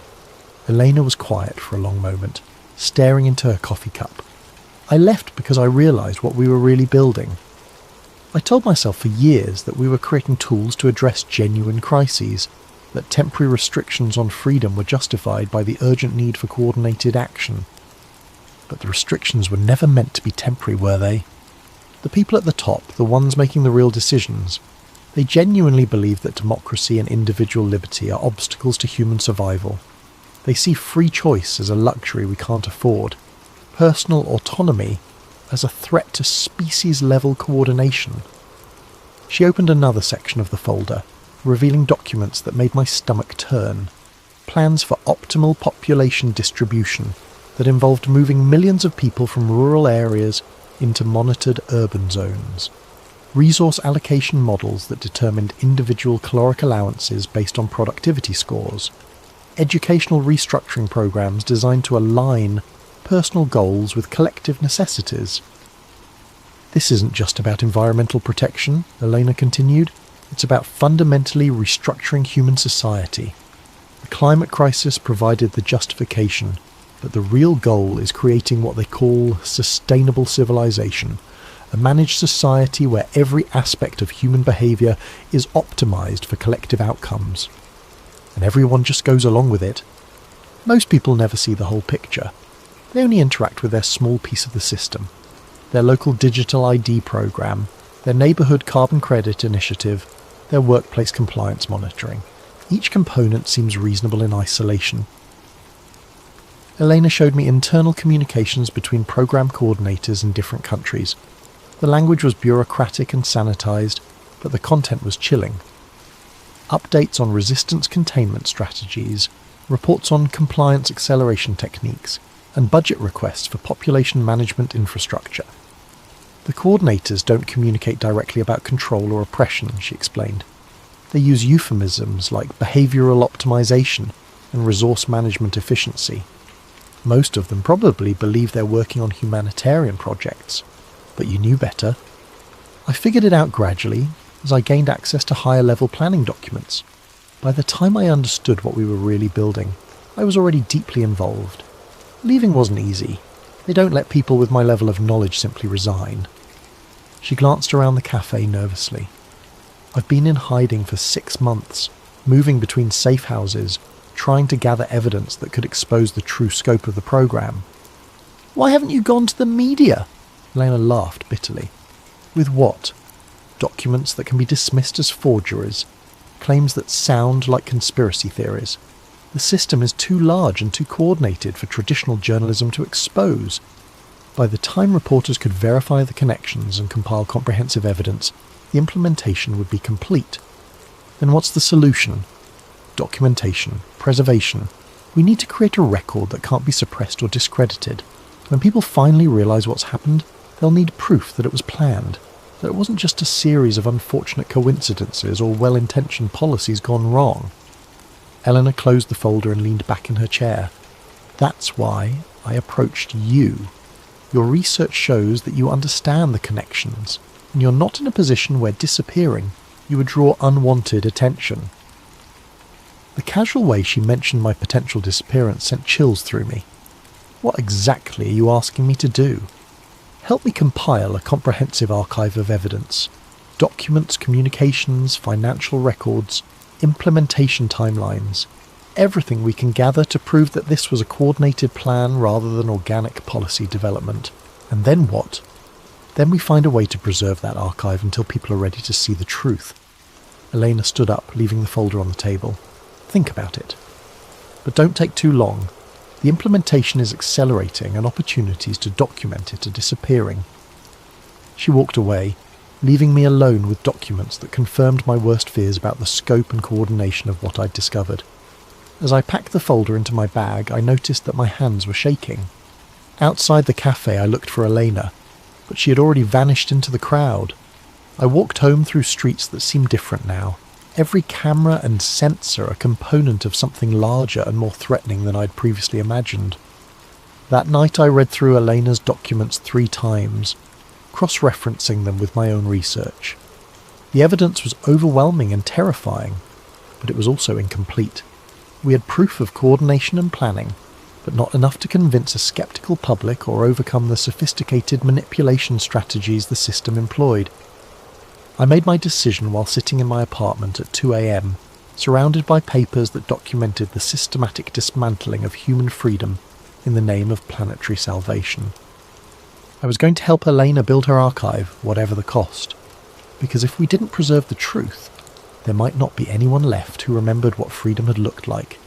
Eleanor and I established a communication protocol using encrypted messaging apps and anonymous email accounts. We met weekly at different locations, libraries, parks, shopping centres, never the same place twice. She provided documents and insider knowledge. I contributed research skills and a growing network of contacts who were beginning to ask uncomfortable questions about the sustainability programs. For 3 weeks, our collaboration produced results. We mapped the financial relationships between implementing organisations, documented the timeline of policy rollouts, and identified key personnel who moved between government agencies and private contractors. The archive grew to include hundreds of pages of evidence showing coordination that extended far beyond what any legitimate policy initiative would require. But our success made us careless. Eleanor was supposed to meet me at a downtown park on a Thursday evening. When she didn't show up after 30 minutes, I assumed she'd been delayed or forced to cancel for security reasons. But when I got home, I found an encrypted message waiting. They know, burning everything. Stay safe. That was the last communication I received from her. The next morning I tried calling the phone number she'd given me, but it went straight to a disconnected signal. Her backup email address returned an error message indicating the account had been terminated. It was as if Elena Rodriguez had never existed, but someone knew she had existed, and someone knew we'd been working together. I returned home from work that Friday to find my apartment door standing slightly ajar. Not wide open, just enough that I could tell it had been disturbed. The lock showed no signs of damage, which meant whoever had entered either had keys or possessed sophisticated lock-picking skills. Nothing obvious was missing. My television, computer equipment and jewellery were all exactly where I'd left them, but my laptop was gone, along with the portable drive where I'd been backing up our research. More disturbing, the folder Elena had given me was missing from the hiding place where I'd secured it. They'd taken only what they came for, leaving everything else untouched to maintain the illusion that nothing had happened. A professional job designed to look like nothing more than a minor break-in where the intruders had been scared away before taking anything valuable, but I knew better. I packed a bag with essentials and checked into a motel across town, paying cash and using a false name. From the safety of that anonymous room, I tried to assess the situation. Eleanor was gone, possibly dead. Our research had been compromised, and whoever was responsible for the break-in now knew that I'd seen evidence of their coordination. The smart thing to do would have been to run. Leave town, find a new job somewhere far away, and hope they'd consider me neutralised without taking more direct action. But I couldn't shake the feeling that running would only delay the inevitable. If Elena had been right about the scope and timeline of the implementation, then there would be nowhere to run. By 2030, the system would be global, and geographic escape would be impossible. The only real safety lay in exposure and resistance. But first, I needed to retrieve the backup files I'd hidden at the bank. I waited until Monday morning, then took a deliberately circuitous route to the safety deposit box location, watching for signs of surveillance. The street seemed normal, but I'd learned not to trust appearances. 3 different times I noticed the same dark sedan in my peripheral vision, always maintaining distance, never close enough to be obviously tailing me. The safety deposit box contained everything Elena and I had compiled, plus additional materials I'd gathered independently. Financial records, organisational charts, communications intercepts, and technical specifications for systems that hadn't been publicly announced. Enough evidence to prove coordination, but presented in a way that could easily be dismissed as coincidence by anyone not already convinced of the conspiracy. I was photocopying key documents when I noticed increased activity in the bank lobby. More security guards than usual, and customers who seemed more interested in watching the clientele than conducting banking business. The manager kept glancing in my direction with an expression that suggested he was expecting something to happen. I finished copying the most critical documents and returned the originals to the safety deposit box, but I could feel the walls closing in. As I walked toward the exit, my phone buzzed with a text from an unknown number. Exit through the rear service corridor. You have approximately 90 seconds. Elena. Somehow she was still alive and watching. I followed the instructions, slipping through a maintenance door that led to an alley behind the bank. A motorcycle was waiting, engine running, with a helmet hanging from the handlebars. No rider in sight, just another anonymous message taped to the fuel tank. Take Highway 9 north. Abandon bike at mile marker 47. Continue on foot. I'd never ridden a motorcycle before, but desperation made for a quick learning curve. The bike lurched and stalled twice before I managed to get it moving, but soon I was weaving through traffic toward the highway, a bag of copied documents secured under my jacket. In the rearview mirror I watched the dark sedan emerge from the bank parking lot, followed by 2 more vehicles that had materialised from side streets. They maintained professional distance, but their coordination was obvious to anyone who knew what to look for. Highway 9 wound through rural farmland before entering forested hills. I pushed the motorcycle faster than was safe, taking curves at speeds that made the bike lean dangerously. But my pursuers had more powerful vehicles, and the gap between us was slowly closing. Mile marker 47 appeared just as the first sedan was close enough that I could see the driver's face in my mirror. I pulled off the road into a dense stand of trees, abandoned the bike as instructed, and plunged into the forest carrying my bag and hoping that Elena's plan included more than just continue on foot. The woods were thick enough to provide cover, but I could hear car doors slamming behind me and the voices coordinating a search. These weren't local police or federal agents conducting a routine investigation. The communication I overheard was too professional, too military in its efficiency. I'd been hiking for 20 minutes when I heard the helicopter. The aircraft appeared through the canopy overhead, flying in a search pattern with what looked like thermal imaging equipment. I pressed myself against the largest tree I could find and tried to remain motionless, but the helicopter circled back twice, its searchlight probing the forest floor. That's when I realised how far beyond normal law enforcement this had escalated. Whatever Eleanor and I had discovered, it was important enough to justify significant resources and risk considerable exposure. They weren't just trying to silence us. They were treating us as threats to something vital enough to deploy military-grade assets. The helicopter moved on, but I could hear searchers working their way through the trees, calling out grid coordinates and maintaining radio contact with their command structure. I needed to find better shelter, and I needed to get my evidence to someone who could use it. I was stumbling through undergrowth, trying to put distance between myself and the search teams, when I nearly walked into the woman standing behind a massive oak tree.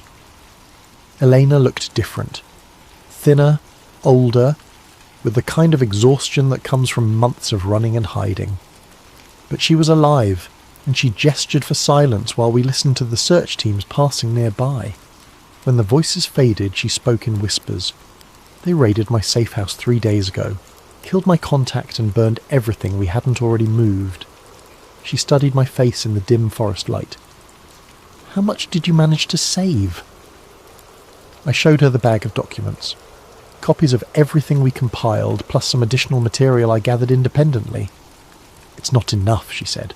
Not nearly enough to convince anyone who isn't already looking for the truth. We need something undeniable, something that can't be dismissed or discredited. What do you have in mind? Elena pulled out a small device that looked like a modified smartphone. I still have access to some internal systems. My credentials haven't been revoked yet, probably because they don't want to create obvious evidence of a security breach, but it's only a matter of time. Access to what? Planning databases, communication archives, financial tracking systems. She activated the device, and its screen showed a complex interface with multiple security layers. If we can get to a hardwired connection point, I can download comprehensive proof of the coordination and planning. Where do we find a connection point? There's a data center about 15 miles from here. Meridian Consulting has server space there for their government contracts. If your employee credentials are still active, we might be able to get inside.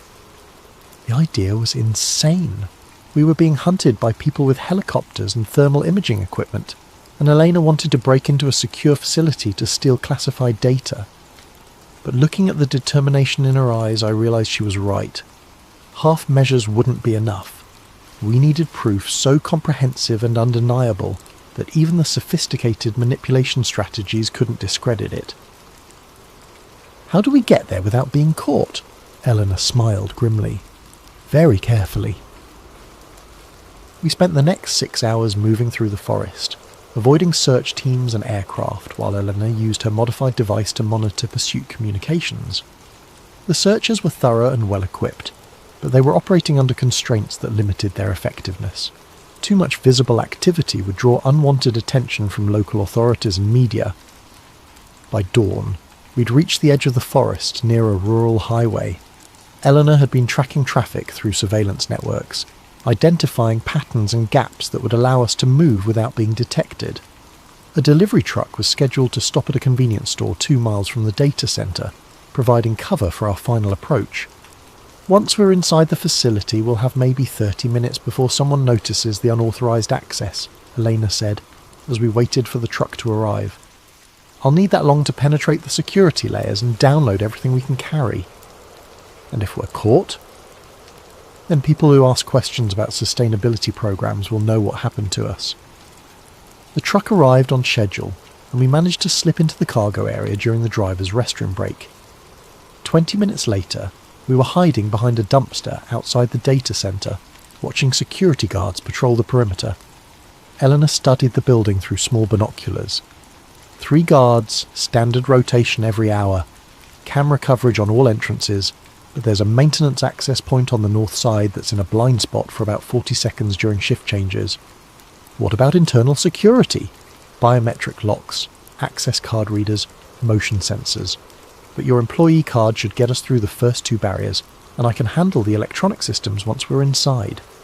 We waited for the next guard rotation, then sprinted across an open parking area to the maintenance door.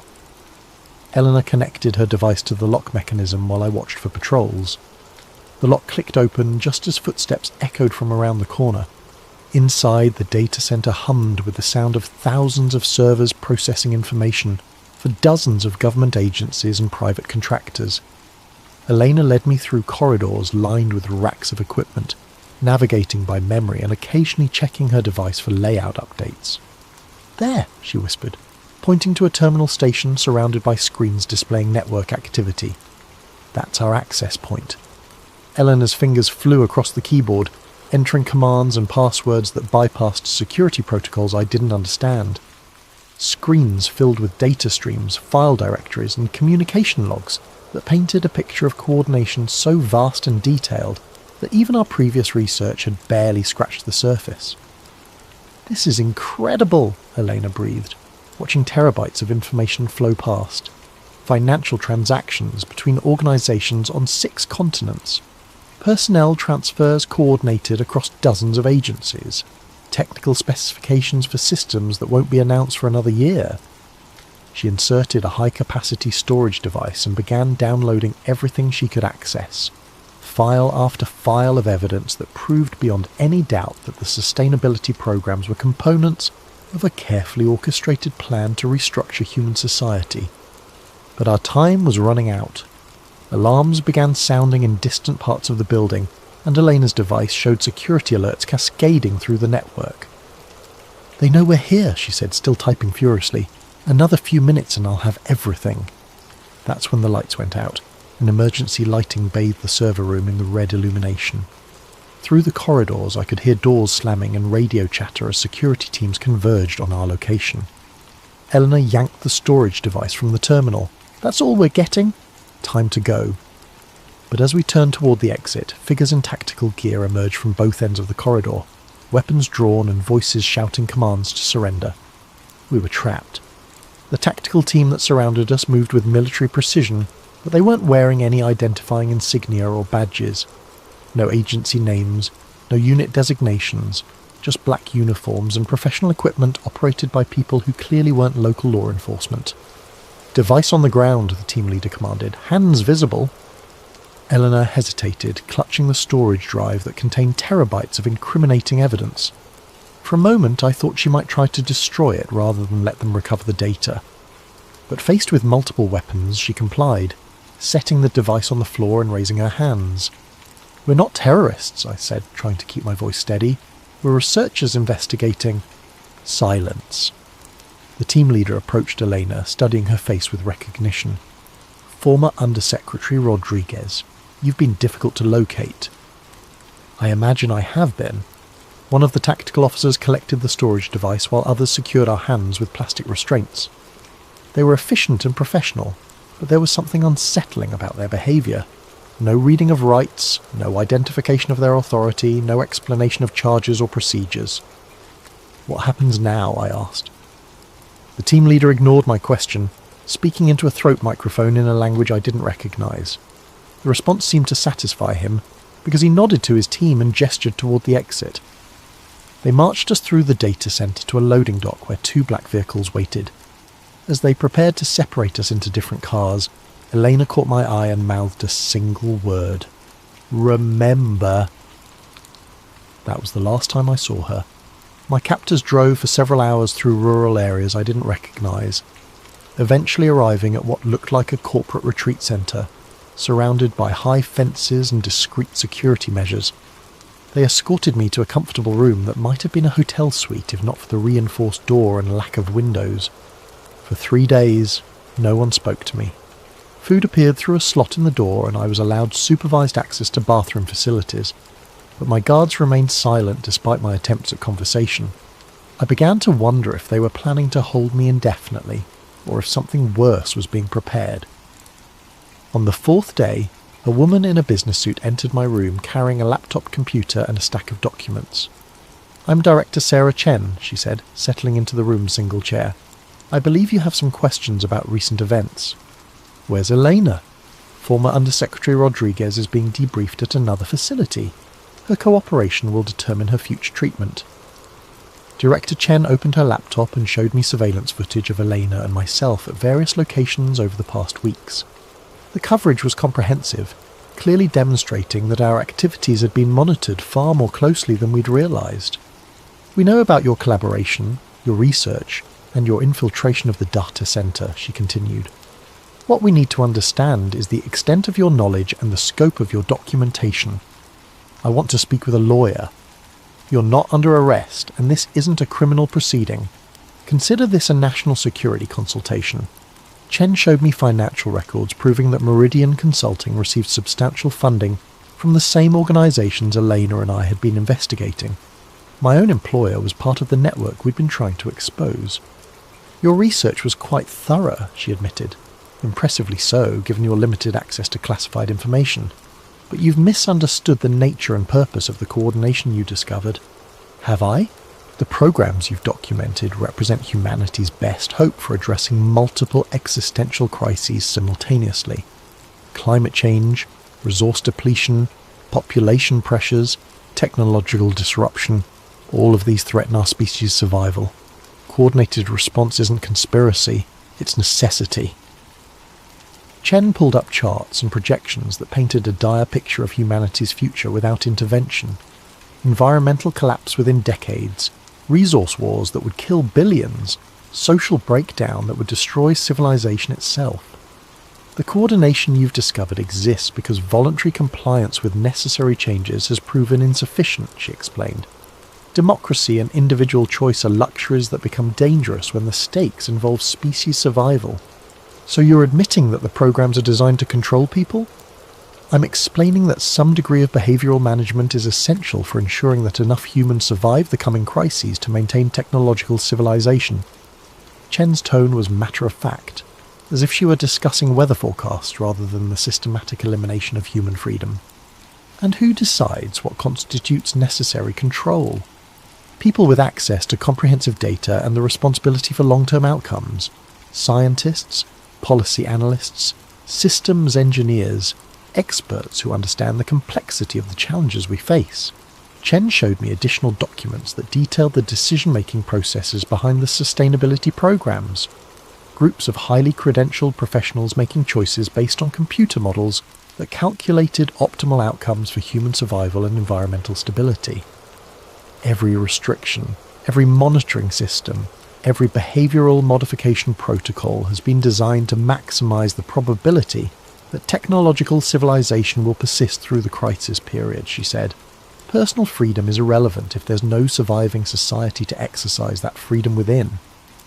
But what if people don't want to be saved at the cost of their autonomy? Then they'll be saved anyway because the alternative is extinction. Chen closed her laptop and studied my face. You have a choice, Marcus.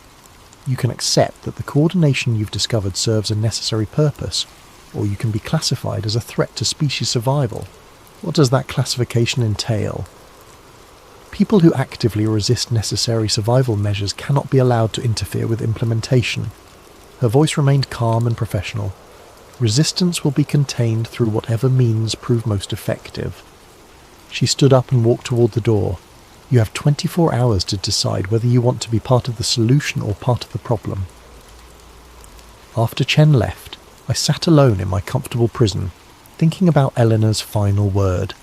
Remember, not resist or fight or escape, but remember. She wanted me to preserve what we'd learned, to document the truth regardless of what happened to us personally. That night, I used the room's basic amenities to create a primitive but functional recording device. If they planned to kill me or disappear me like so many others, I wanted to leave behind an account of what I'd discovered. But as morning approached, a different plan began to form. Chen had revealed more than she'd intended about the scope and coordination of the programs. If I could get that information to people who weren't part of the system, who might still be capable of resistance. The problem was finding a way to escape from a secure facility surrounded by professional guards and located in an unknown rural area. That's when I remembered the ventilation system I'd noticed during my supervised bathroom visits. The air circulation in the building was surprisingly robust, suggesting larger ducts than normal, If I could access the ductwork during the night shift when fewer guards were active. It was a desperate plan with minimal chance of success, but it was the only option I could identify. Eleanor and I had gathered enough evidence to prove the coordination and intent behind the sustainability programs. Now I needed to find a way to get that evidence to people who could act on it. Because if Chen was right about their timeline, there wasn't much time left. The countdown to 2030 was accelerating, and voluntary compliance was about to become mandatory enforcement. If someone didn't expose the truth soon, there might not be anyone left who remembered what freedom had felt like. That night I began my escape attempt, knowing that failure would likely mean death, but also knowing that staying silent would mean something even worse. The permanent victory of a system that viewed human autonomy as an obstacle to be eliminated. As I crawled through the ventilation system toward an uncertain freedom, Eleanor's voice echoed in my memory. Remember? I would remember, and if I survived I would make sure others remembered too. The ventilation system led me through the building's interior to a roof access point that emerged behind a cluster of communication equipment. From there, I could see the facility's perimeter, motion sensors, thermal cameras, and patrol routes that created overlapping coverage zones. But I could also see something the guards probably hadn't noticed. A service road that wound through the forest to a highway maintenance station about 2 miles away. Getting off the roof and across the monitored perimeter required timing and luck. I waited until the patrol cycles created a 40-second gap in coverage near the eastern fence, then dropped to the ground and sprinted toward the tree line. Motion sensors tracked my movement, but by the time the response team reached my position, I was already deep enough in the forest to avoid their thermal imaging. The service road was overgrown and clearly abandoned, but it provided a path through the woods that avoided the main security sensors. I followed it through the night, expecting pursuit teams to emerge from the darkness at any moment. But either my escape hadn't been discovered yet, or they were confident enough in their perimeter security to assume I couldn't have gotten far. The highway maintenance station was a collection of rusted equipment and storage sheds that hadn't been used in years, but it had what I needed, a working telephone line connected to the state highway system. Using calling cards I'd purchased weeks earlier, I began making contact with a network of researchers and journalists who'd been asking questions about the sustainability programs. The first 3 people I called had disconnected numbers. The 4th was answered by someone who claimed never to have heard of the person I was trying to reach. But the 5th call connected me with Alex Morrison, an investigative journalist who'd been documenting inconsistencies in climate policy implementation. "I know who you are," Alex said after I identified myself. "Elena Rodriguez contacted me before she disappeared. She said you might call if something happened to her. She's alive, but being held by people who don't officially exist. Can you prove what you're claiming?" "I have documents, communications, financial records, and organisational charts that prove coordination between agencies and corporations on 6 continents. Everything we need to demonstrate that the sustainability programs are components of a larger control system." Alex was quiet for a moment. "Where are the documents?" "Hidden in multiple locations. But first I need guarantees about how this information will be used. If you publish it the wrong way, they'll discredit it as conspiracy theorising and use the attention to accelerate their timeline. What do you suggest?" "Simultaneous release across multiple platforms, with technical verification of the document authenticity and financial confirmation of the relationships we've mapped. Make it impossible to dismiss as fabricated evidence." Alex agreed to coordinate with contacts at other publications and technical organisations. We established a timeline for document delivery and verification, with publication scheduled for exactly 72 hours later. Enough time to properly authenticate the evidence, but not enough for the coordinating organisations to mount an effective suppression campaign. But first I had to retrieve the evidence from its hiding places without being captured. Over the next 2 days, I moved carefully between the locations where Elena and I had cached our research. Bank safety deposit boxes, storage lockers, and dead drops we'd established in case our primary archives were compromised. Each retrieval required elaborate security measures to avoid the surveillance networks that were undoubtedly looking for me. The most dangerous recovery was the data storage device Elena had hidden at a commercial facility across town from where she'd been captured. Getting to it required passing through areas that were certainly being monitored, using public transportation that would create records of my movement. I solved the surveillance problem by adopting the appearance and behaviour of the city's homeless population. Dirty clothes, unkempt appearance, and the kind of invisible desperation that made most people look away rather than remember faces. The disguise was psychologically difficult but operationally effective. Security cameras recorded me, but human attention filtered me out as irrelevant.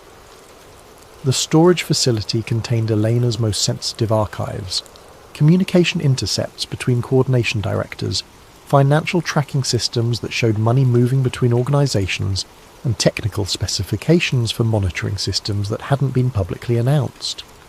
But it also contained something I hadn't expected, a video file labelled Emergency Broadcast Final Testimony.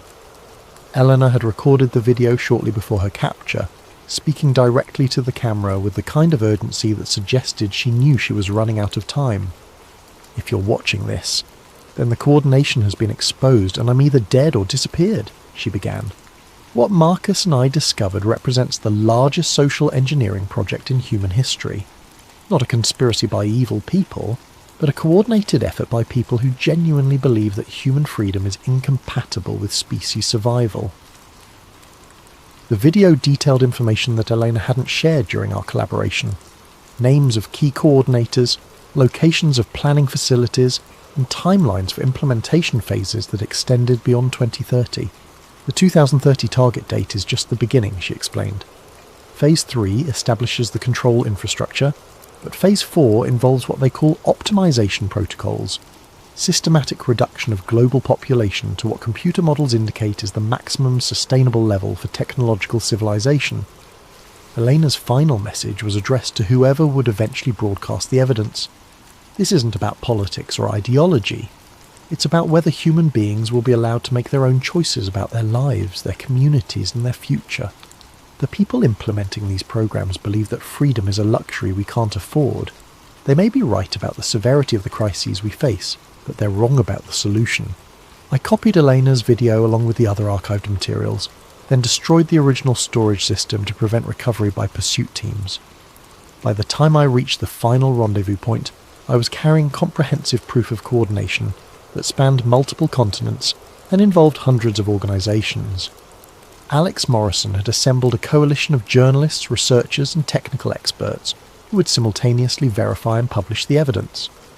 The plan was elegant in its simplicity, overwhelming the suppression capabilities of even the most sophisticated coordination networks by releasing information through so many channels that controlling the narrative would be impossible. On the appointed day, I delivered the complete archive to Alex's team and waited for the storm to break. The initial coverage was everything we'd hoped for. Detailed analysis of the financial relationships, technical verification of document authenticity, and expert commentary that confirmed the feasibility of the coordination we'd documented. For 48 hours it seemed like we'd succeeded in exposing the truth. But then the counter-narrative began. The same news outlets that had initially covered the story began running follow-up pieces questioning the interpretation of the evidence. Expert sources appeared who offered alternative explanations for the coordination patterns, legitimate policy cooperation, standard bureaucratic relationships, normal business arrangements between contractors and agencies. The documents were real, these experts acknowledged, but they represented routine governmental and corporate activities rather than evidence of conspiracy. Climate policy required coordination, they explained. International cooperation was essential for addressing global challenges. The patterns we'd identified were exactly what effective governance should look like. Social media platforms began flagging our evidence as disputed information and potentially misleading content. Search algorithms modified to reduce the visibility of articles about the coordination. Discussion forums where people shared our documents were closed for policy violations. Within a week, public attention had moved on to other stories. The comprehensive evidence that Elena and I had risked our lives to gather was dismissed by mainstream discourse as another conspiracy theory promoted by people who didn't understand the complexity of modern governance. But we had succeeded in one crucial way. We'd created a permanent record that couldn't be completely suppressed. People who were looking for the truth could find it, could study the evidence, could draw their own conclusions about what it meant. And as the months passed, some of those people began to notice patterns that confirmed our warnings. 6 months later, I'm writing this from a cabin in rural Montana, living off-grid with cash transactions and avoiding any technology that could be used to track my location. The official story is that I suffered a mental breakdown and disappeared, leaving behind rambling conspiracy theories that no serious person would take seriously. Elena was released after 3 weeks of debriefing, but she's not the same person who risked everything to expose the truth. When she appears in public now, she speaks about the importance of international cooperation and the necessity of accepting temporary restrictions on personal freedom to address climate change. Her eyes have a vacant quality that suggests pharmaceutical management of her personality. Our evidence is still available to anyone persistent enough to look for it, but it's been successfully marginalised through the same techniques we documented: expert counter-narrative, algorithmic suppression, and social media manipulation. The truth exists, but it's been rendered effectively invisible to most people, and the implementation continues. Over the past 6 months, the changes have accelerated in ways that make our warnings seem prophetic. Major banks announce mandatory digital identity verification for all accounts, citing the need to prevent fraud and ensure regulatory compliance. Anyone without approved digital credentials finds themselves unable to access their money. Social media platforms implemented verified citizen requirements for posting or commenting, claiming the need to combat misinformation and protect democratic institutions. Anonymous speech has been effectively eliminated from digital communication.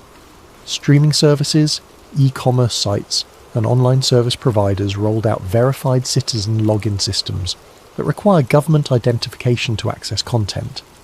Entertainment and shopping have become privileges granted to compliant citizens. The carbon credit systems we documented are now operational in major cities, with personal behaviour tracked through smartphone monitoring, purchase surveillance, and periodic compliance verification. Citizens who fail to meet sustainability targets find themselves restricted from certain activities and locations. Employment in most major corporations now requires participation in behavioural modification programs that monitor everything from dietary choices to social media activity. Non-compliance results in professional exclusion that makes economic survival difficult. The changes happen gradually enough that each new restriction seems reasonable in isolation, justified by immediate crises, and presented as temporary measures that will be relaxed once stability is achieved. But people with longer memories can see the pattern. Each temporary restriction becomes permanent infrastructure for the next phase of control. I'm sitting in a library in a small town where they haven't yet installed biometric scanners for internet access. The computer I'm using doesn't require government identification, though I know that's changing. Signs posted throughout the building announce that new security measures will be implemented next month to ensure patron safety and prevent unauthorized access. On the news website, a UN representative is speaking about the success of digital identity programs in reducing fraud and improving service delivery. She announces that by 2030, all essential services will be tied to universal digital identification to ensure equitable access and protect vulnerable populations. As she speaks, the library computer screen freezes. A message appears: "Session terminated. Credentials required." I look around the library and notice that half the computers now display the same message. A technician is installing new card readers at each terminal, requiring government identification to access the internet. Outside the library windows, construction workers are installing biometric scanners at the entrance to the grocery store across the street.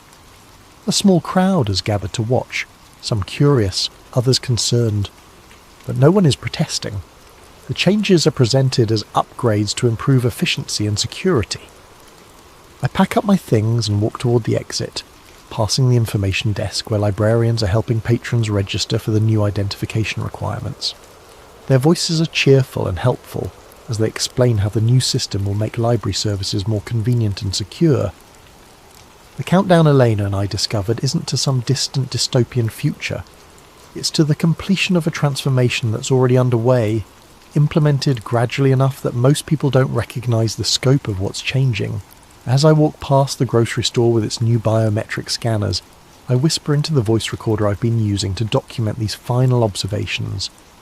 We're not waiting for 2030 anymore, it's already here. The recording device clicks off, and I realise this might be the last time I'm able to document the truth without sophisticated countermeasures to detect and suppress it. Soon, even whispered testimony in small-town libraries will be monitored and analysed by systems designed to prevent the spread of dangerous ideas. Elena was right about one thing. The people implementing these systems genuinely believe they're saving humanity from itself. They may even be correct about the severity of the crises we face, but they're fundamentally wrong about the solution. Freedom isn't a luxury that humanity can't afford. It's the foundation that makes everything else worth preserving. Without the right to make our own choices, to speak our own thoughts, and to determine our own futures, survival becomes indistinguishable from sophisticated imprisonment. The evidence Elena and I gathered will survive in hidden archives and encrypted networks, waiting for a generation that might remember what freedom felt like. Maybe someday, people will rediscover the courage to choose uncertainty over security, autonomy over optimization, and human dignity over species management.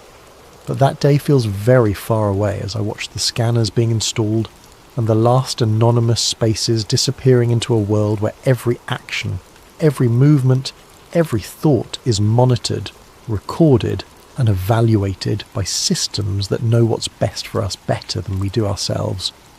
The 2030 directive isn't coming. It's here. Picture this. You're working security at one of Miami's busiest shopping centres on New Year's Eve, expecting nothing more than the usual drunk tourists and teenage troublemakers. But then you witness something that changes everything. Something the authorities desperately want erased from existence. Tonight's story comes from a special video suggestion by CJB64648, and it's a deep dive into one of the most covered-up incidents in recent memory. If you enjoy these mysterious tales that keep you awake at night, make sure to like and subscribe to Sleep Theories, and drop your own story suggestions in the comments below. You never know, your idea might be our next investigation.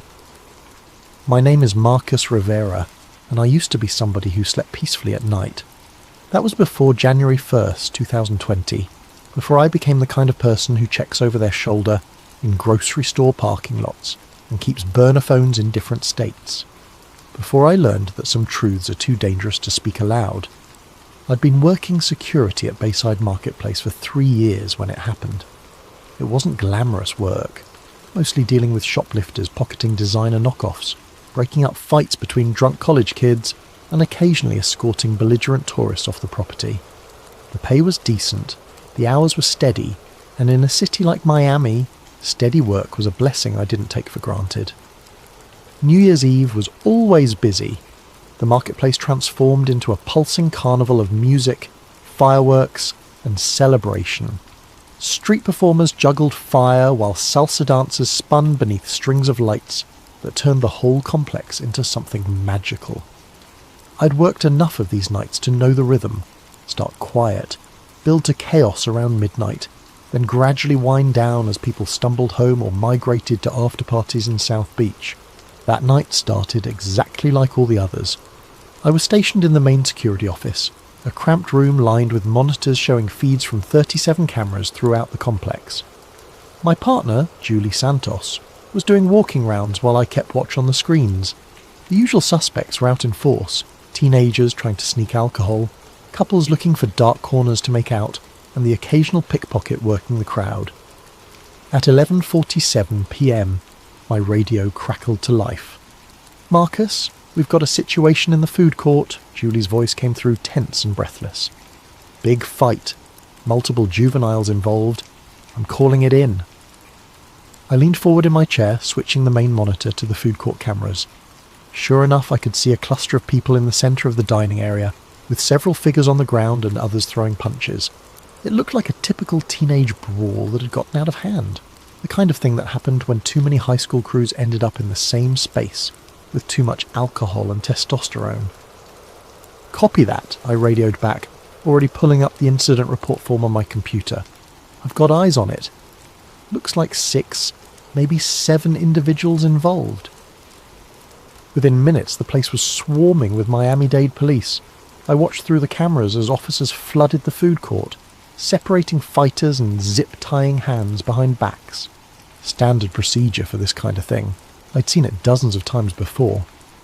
But then Lieutenant Rodriguez's voice came over the radio with an order I'd never heard in 3 years of working security.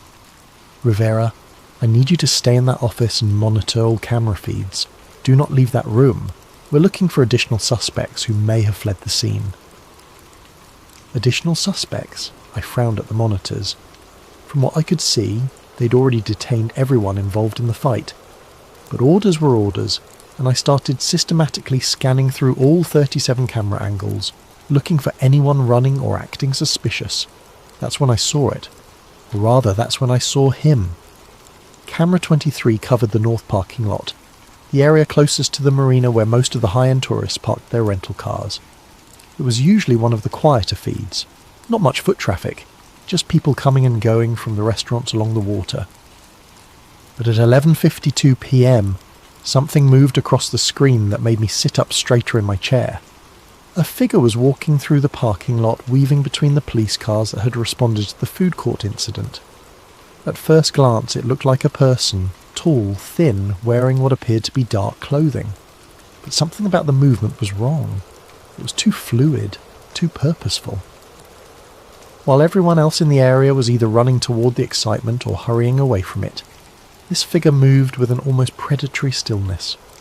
I leaned closer to the monitor and reached for the camera controls, zooming in for a better look. The figure was definitely tall, maybe 6.5 feet, possibly taller. The proportions seemed off somehow, like the limbs were too long for the torso, but the resolution wasn't good enough to be certain. As I adjusted the focus, trying to get a clearer image, the figure suddenly stopped walking and turned directly toward the camera.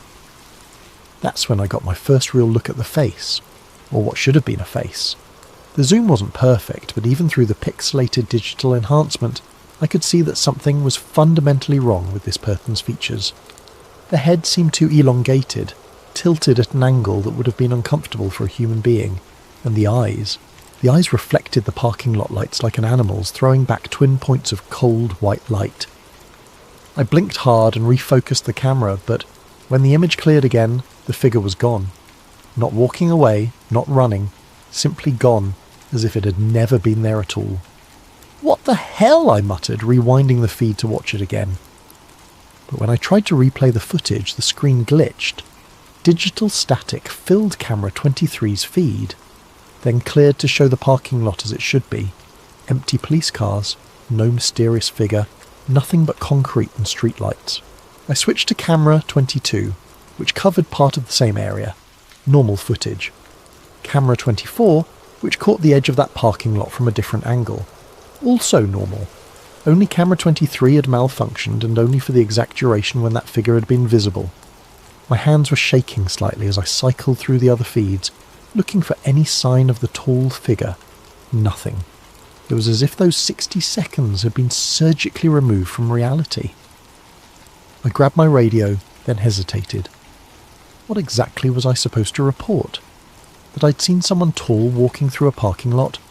That their eyes had reflected light in a way that seemed unnatural? That they'd somehow vanished from a digital recording? Instead, I made a note in the security log. 11:52 p.m. Possible equipment malfunction on camera 23. Will need technical inspection. But I knew it wasn't a malfunction, and deep down I suspected I'd just seen something I wasn't supposed to see. The food court incident was winding down by 12:15 a.m. Most of the teenagers had been released to their parents with citations, and only 2 were being transported to the station for more serious charges. The crowd of onlookers had dispersed, and the marketplace was returning to its normal New Year's Eve rhythm of music and celebration. Lieutenant Rodriguez came by the security office to check in. "Everything quiet on the cameras, Rivera?" I almost told him about camera 23. Almost. But something in his expression, a tightness around the eyes, a forced casualness in his voice, made me hesitate. "Yeah, all quiet," I said instead. "Just the usual crowd control stuff." He nodded but didn't leave immediately. "Listen, we might be here for a while longer. Some follow-up we need to do. Keep monitoring those feeds, okay? Any unusual activity, you radio it in immediately. Unusual how? Just Unusual. He turned to go, then paused. And Rivera?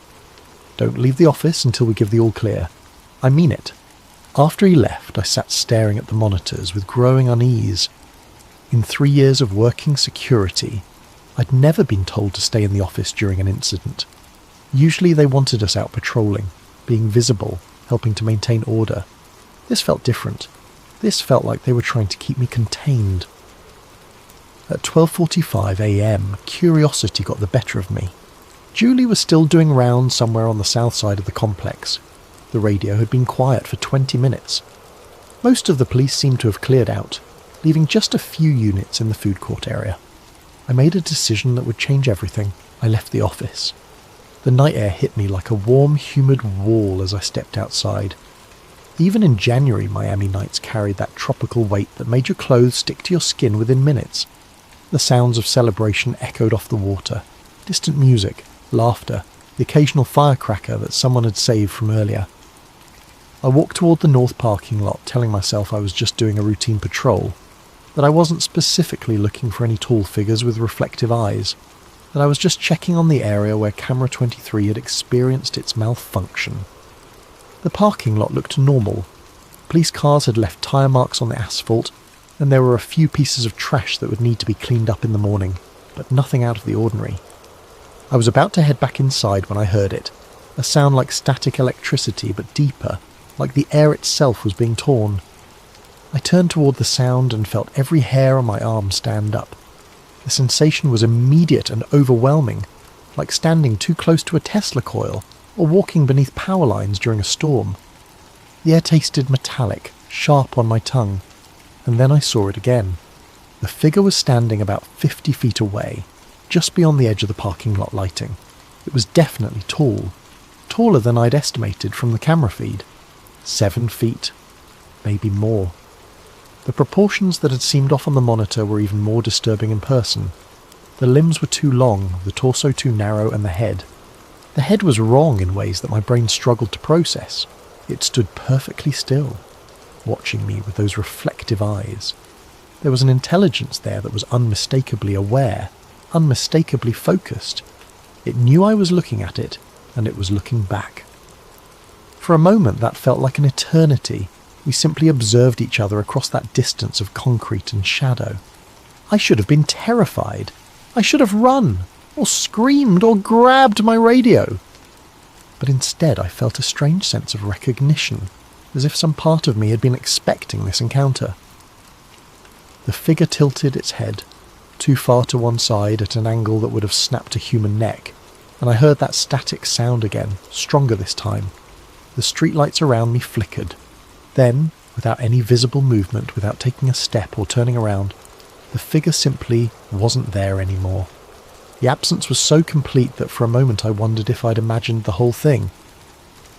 But the hair on my arms was still standing up, and the taste of copper lingered in my mouth. I stood in that parking lot for another 10 minutes, waiting for it to return, but the night had gone back to normal. The air temperature returned to its typical subtropical warmth. The streetlights stopped flickering, and the only sounds were the distant echoes of New Year's Eve festivities.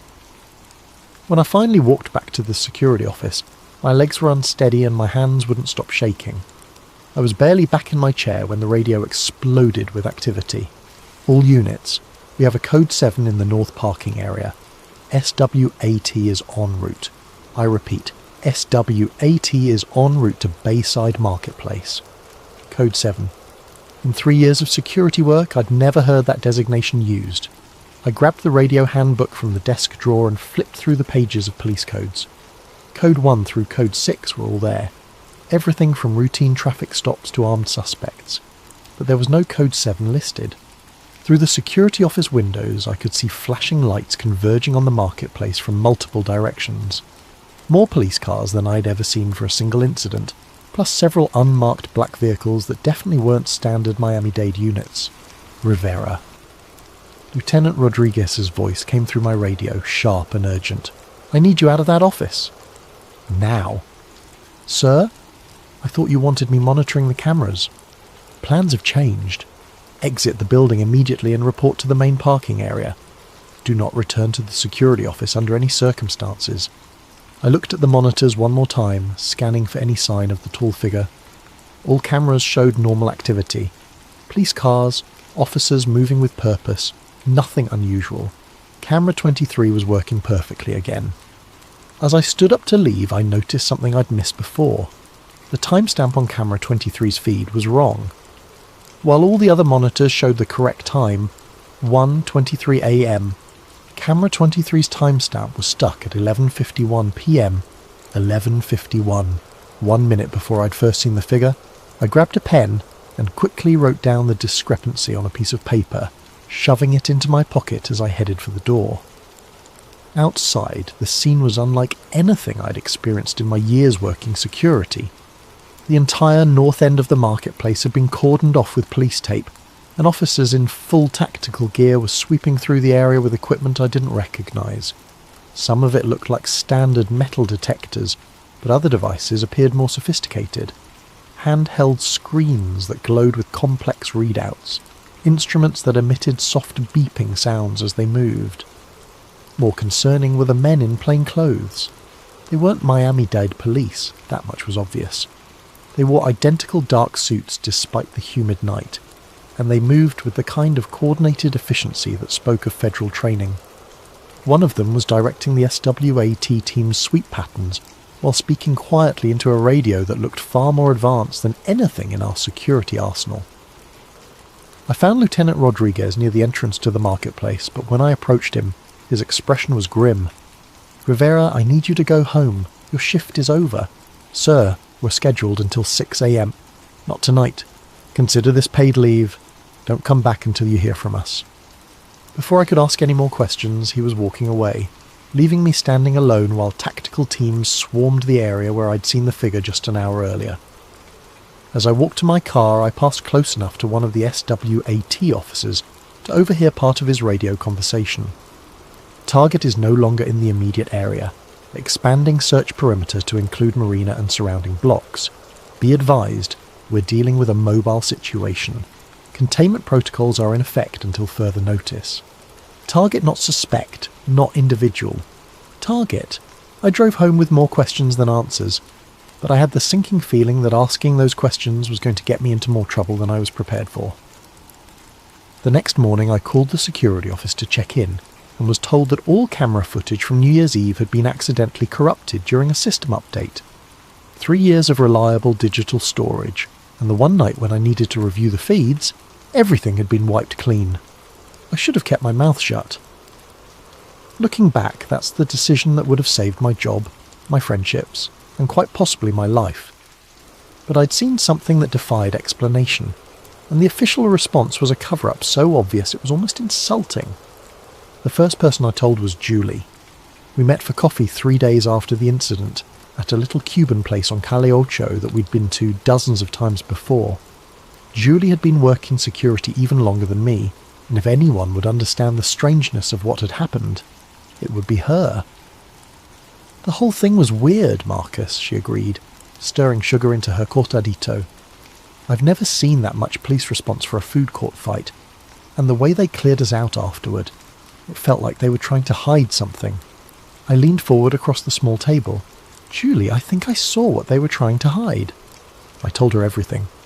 The figure on camera 23, the way it had vanished from the digital feed, the encounter in the parking lot, the reflective eyes and impossible proportions.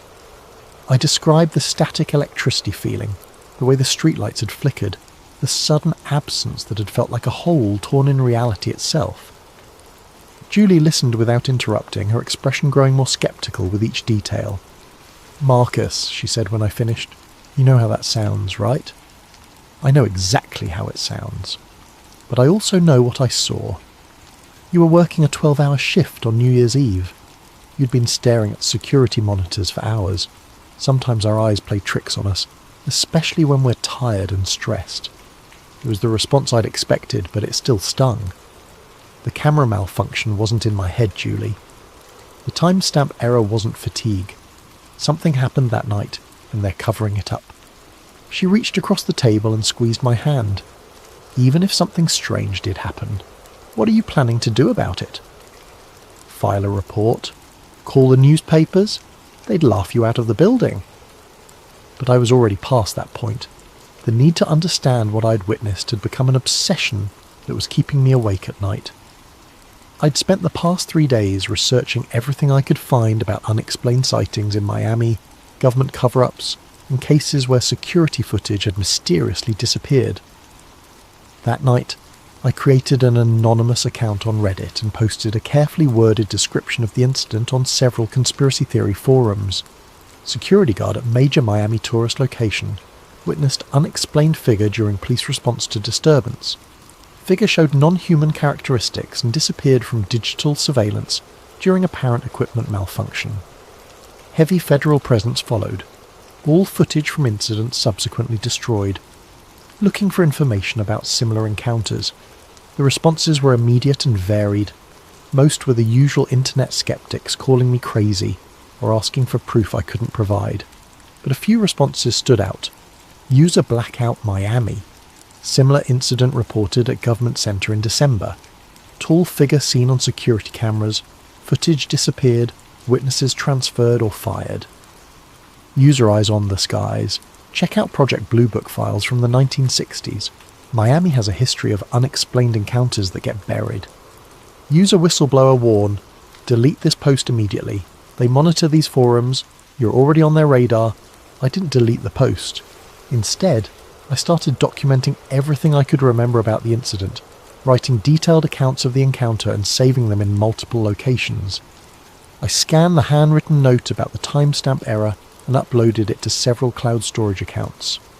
Within 48 hours, every single one of my posts had been removed by forum moderators, citing unverified claims and potential misinformation. That's when I realised I was dealing with something much bigger than a simple cover-up.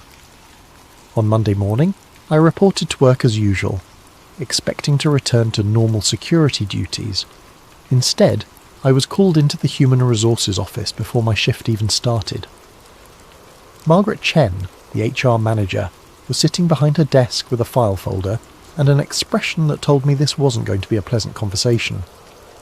"Marcus, we need to discuss a serious violation of company policy that occurred during your shift on New Year's Eve." My stomach dropped. "What kind of violation?" "According to Lieutenant Rodriguez's report, you abandoned your assigned post despite direct orders to remain in the security office. You also failed to report unusual activity that may have been relevant to an ongoing police investigation." I stared at her in disbelief. "I was told to leave the office. Rodriguez himself ordered me to—" "That's not what his report says. According to the official record, you left your post without authorization and failed to cooperate with law enforcement during a critical incident." She slid a piece of paper across the desk. "This is your termination notice, effective immediately. Security will escort you from the building, and you're prohibited from returning to Bayside Marketplace property." I tried to argue, to explain what had really happened, but Margaret was already standing up, signalling that the conversation was over. "I'd strongly advise you to avoid discussing the details of your employment here with anyone," she said, as 2 security guards appeared in the doorway. "Your final paycheck will be mailed to your address on file." As I was escorted out of the building where I'd worked for 3 years, I caught a glimpse of my replacement already sitting in the security office, monitoring the same 37 cameras that had shown me something I wasn't supposed to see. That afternoon, I called Julie to tell her what had happened. Her phone went straight to voicemail. When I tried her again the next day, I got a message saying the number was no longer in service. I never spoke to Julie Santos again. Losing my job should have been a wake-up call. A rational person would have taken the hint, moved on, and found new employment without asking too many questions about why their previous position had ended so abruptly. I was not a rational person. Instead of backing down, I doubled down on my investigation. If they were willing to fire me to keep me quiet, then whatever I'd witnessed was even more significant than I'd initially believed. I started by mapping out every business in the Bayside Marketplace complex, identifying potential witnesses who might have seen something unusual on New Year's Eve. Most of the shops and restaurants would have been closed by the time of the incident, but there were a few 24-hour establishments that would have had staff present. My first stop was Marina Cafe, a small coffee shop that stayed open late to serve the restaurant workers getting off their shifts. The night manager, a woman named Rosa Gutierrez, remembered the police activity but initially claimed she hadn't seen anything unusual. Just a lot of cops, she said, wiping down tables with nervous energy, more than I'd ever seen for a teenage fight. Made me wonder if something bigger was going on. I pressed gently, explaining that I'd been working security that night and was trying to understand the full scope of what had happened. After some hesitation, Rosa looked around to make sure we were alone in the cafe. There was something else, she said quietly. Around midnight, just before all the police arrived, I heard this sound. Like a growl, but deeper. It made the windows vibrate. A growl? Not from a person, not from any animal I've ever heard. It came from outside, somewhere near the marina. Lasted maybe 10 seconds, then stopped. I looked out the window but didn't see anything. Scared the hell out of me, though. She paused, then added, "And the weird thing is, all the seagulls disappeared. You know how they usually hang around the docks all night looking for scraps? After that sound, I didn't see a single bird for the rest of my shift, like they all just left." My second significant lead came from Miguel Santos, who worked the night shift at the marina's boat rental office. Miguel was more reluctant to talk, but when I mentioned that I'd been fired for asking questions about that night, his attitude changed. "They got to you too, huh?" he said, glancing around nervously. "Same thing happened to my cousin. He was working valet parking that night. Saw something he wasn't supposed to see. Next day, fired for performance issues. 20-year employee with a spotless record. What did he see? Something by the loading docks. Said it looked like a person at first, but when he got closer, he realised it was all wrong. Too tall, moving in a way that made his skin crawl. When he tried to report it, his supervisor told him to forget about it and sent him home early." Miguel pulled out his phone and showed me a grainy photo. He managed to snap this before his phone mysteriously reset itself. The image was blurry and poorly lit, but I could make out a tall, dark shape near one of the loading dock areas. The proportions looked wrong, elongated and angular in a way that suggested it wasn't human. "Can you send me this photo?" "Already tried. Every time I attempt to forward it or upload it anywhere, the file gets corrupted. My cousin's the only one who has the original, and his phone won't connect to any networks anymore. Just displays an error message whenever he tries to access cellular or Wi-Fi." The pattern was becoming clear. Multiple witnesses, all experiencing technological problems when they tried to document or share what they'd seen, all facing professional consequences for asking questions. But the most significant breakthrough came from an unexpected source. I was having lunch at a small Dominican restaurant in Little Havana when I overheard two men at the next table discussing something in hushed tones. One of them mentioned Bayside Marketplace and New Year's Eve, which immediately caught my attention. "Never seen anything like it in 20 years on the force," one was saying.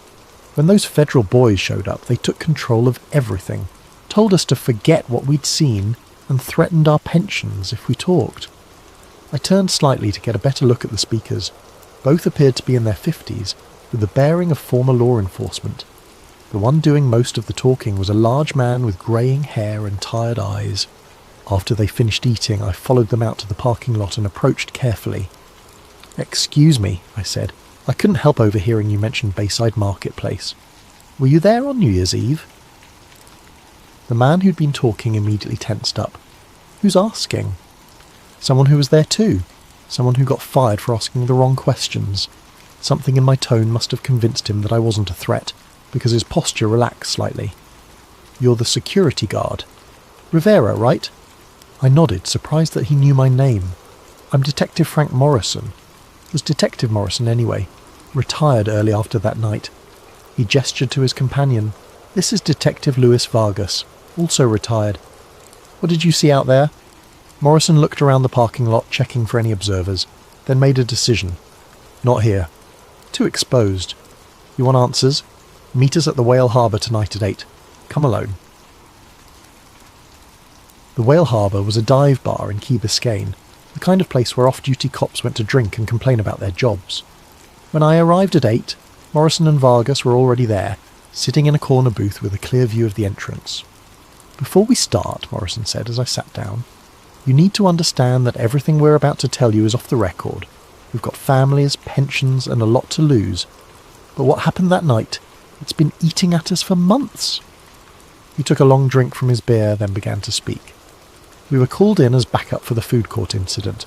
Standard crowd control stuff, nothing unusual. But about 20 minutes in, we got new orders. Federal agents had arrived and were taking over the scene. They wanted us to establish a perimeter around the entire north end of the complex. Federal agents from which agency? That's the thing. They never identified themselves. No badges, no credentials shown to us. Just orders passed down from the lieutenant that we were to cooperate fully and ask no questions. Vargas leaned forward. About an hour in, they brought in some kind of specialised equipment. Not standard law enforcement gear. These devices were scanning for something, and when they found it, the whole operation changed. Changed how? They called for a containment unit, Morrison said. Black trucks, unmarked vehicles, personnel in hazmat-style suits. They cordoned off a section of the parking lot and brought in what looked like a mobile laboratory. Did you see what they were containing? Morrison and Vargas exchanged glances. We saw them load something into one of the trucks, Vargas said slowly.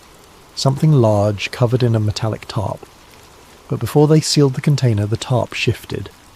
He paused, seeming to gather courage to continue. I got a glimpse of what was underneath. It was...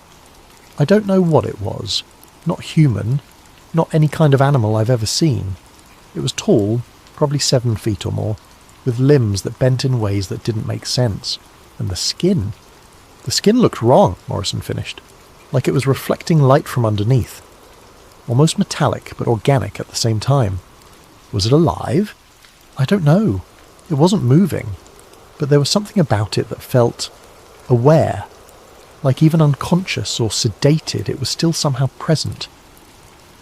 They told me that after the containment unit left, all officers involved were called into individual meetings with federal agents. Each was told that the incident was classified under national security provisions, and that discussing any details with unauthorised personnel would result in prosecution under the Espionage Act. Most of the guys were fine with that, Morrison said. They got overtime pay, a commendation for their service, and orders to forget the whole thing. But Vargas and I, we'd seen too much. We started asking questions. What kind of questions? Whether this was an isolated incident, whether there had been similar events in other cities, whether the public had a right to know that something non-human was being covered up by our own government. Within a week, both detectives had been called into internal affairs investigations. Morrison was accused of excessive force during an unrelated arrest from 6 months earlier. Vargas was investigated for financial irregularities in his expense reports. Nothing they could make stick, Vargas said, but the message was clear. Keep quiet or face consequences. Both men had chosen early retirement rather than continue to work under the threat of constant scrutiny. The thing is, Morrison said as we prepared to leave, this isn't the first time something like this has happened in Miami. We started digging into old cases, looking for patterns. There have been at least 3 similar incidents in the past 5 years. Always the same response. Immediate federal takeover, memory hold within 48 hours, witnesses either discredited or disappeared. He handed me a piece of paper with several addresses written on it. These are the locations of the other incidents. If you're serious about investigating this, that's where you should start. But Rivera? I looked up from the paper. Be careful. Whatever you saw that night, whoever's covering it up, they've got resources we can't even imagine. They've already destroyed your career. Don't let them destroy your life. The first address Morrison had given me was a construction site in downtown Miami, where, according to police records, there had been a gas leak evacuation in March 2019. The official story was that workers had detected dangerous levels of methane and called in hazmat teams as a precaution. But when I spoke to Carlos Mendez, a construction foreman who'd been working the site that day, I got a very different account. Gas leak my ass, Carlos said when I met him at a job site in Coral Gables. I was the safety supervisor on that project. I know gas leaks, and what we saw that morning wasn't any kind of leak. According to Carlos, workers had discovered something while excavating for a new foundation. Something that had been buried about 12 feet underground, wrapped in what appeared to be a metallic cocoon or shell. It was the size of a person, maybe bigger. The outer layer was like nothing I'd ever seen, part organic, part technological. When we tried to cut through it to see what was inside, the whole thing started humming. humming, like electrical equipment, but alive somehow, and the temperature around it dropped about 20 degrees in a matter of minutes. Our breath was visible, right there in the middle of a Miami summer. Within hours, federal agents had arrived and declared the site a potential environmental hazard. All workers were evacuated, sworn to secrecy, and paid substantial bonuses for their discretion. They brought in equipment I'd never seen before, Carlos continued, extracted whatever was buried there and covered the whole thing up. Next day, official reports said it was a false alarm about gas levels. The second address led me to Virginia Key, where in August 2020, several witnesses had reported seeing strange lights over the water during what authorities described as military training exercises. Maria Rodriguez, who lived in a waterfront apartment that overlooked the bay, had been one of those witnesses. It wasn't aircraft, she told me as we sat on her balcony, looking out over the same stretch of water. The lights moved in ways that defied physics. They would hover motionless, then accelerate to impossible speeds, then stop instantly. No sound, no visible means of propulsion. She'd tried to record the lights with her phone, but every video came out distorted or completely black. The strange part was what happened afterward. For 3 days, no marine life was visible in the bay. No fish, no dolphins, no birds. It was like every living thing had fled the area. When Maria had tried to report her sighting to local news stations, she was told that the military had already provided an explanation and that the matter was closed. The third address was the most disturbing. It led me to a residential neighbourhood in Homestead where, in November 2021, a family had reported a break-in with unusual circumstances. According to the police report I obtained through a records request, the Rodriguez family had called 911 claiming that intruders with non-human characteristics had entered their home during the night. I found Elena Rodriguez working at a local grocery store. She was a middle-aged woman with tired eyes who became visibly uncomfortable when I mentioned the incident. "I don't talk about that anymore," she said immediately. "My family. We've moved on." But when I pressed gently, explaining that I'd experienced something similar and was looking for answers, she agreed to meet me after her shift. "They came through the walls," she told me as we sat in her car in the grocery store parking lot. "Not through the doors or windows, through the walls themselves, like they could pass through solid matter." Eleanor described 3 figures, all tall and unnaturally thin, with elongated limbs and faces that seemed somehow incomplete. They had moved through her house silently, examining her family members as they slept, before departing the same way they had arrived. My youngest son, Diego, he woke up during it. He saw one of them standing over his bed. It looked down at him, and Diego said its eyes were like mirrors, reflecting everything but showing nothing. When Elena had called the police, they'd initially responded as if it were a standard home invasion. But when the responding officers heard her description of the intruders, everything changed. Within an hour, federal agents had arrived and conducted extensive interviews with the entire family. "They told us it was a shared hallucination caused by a gas leak," Elena said bitterly. But there was no gas leak, and hallucinations don't leave physical evidence.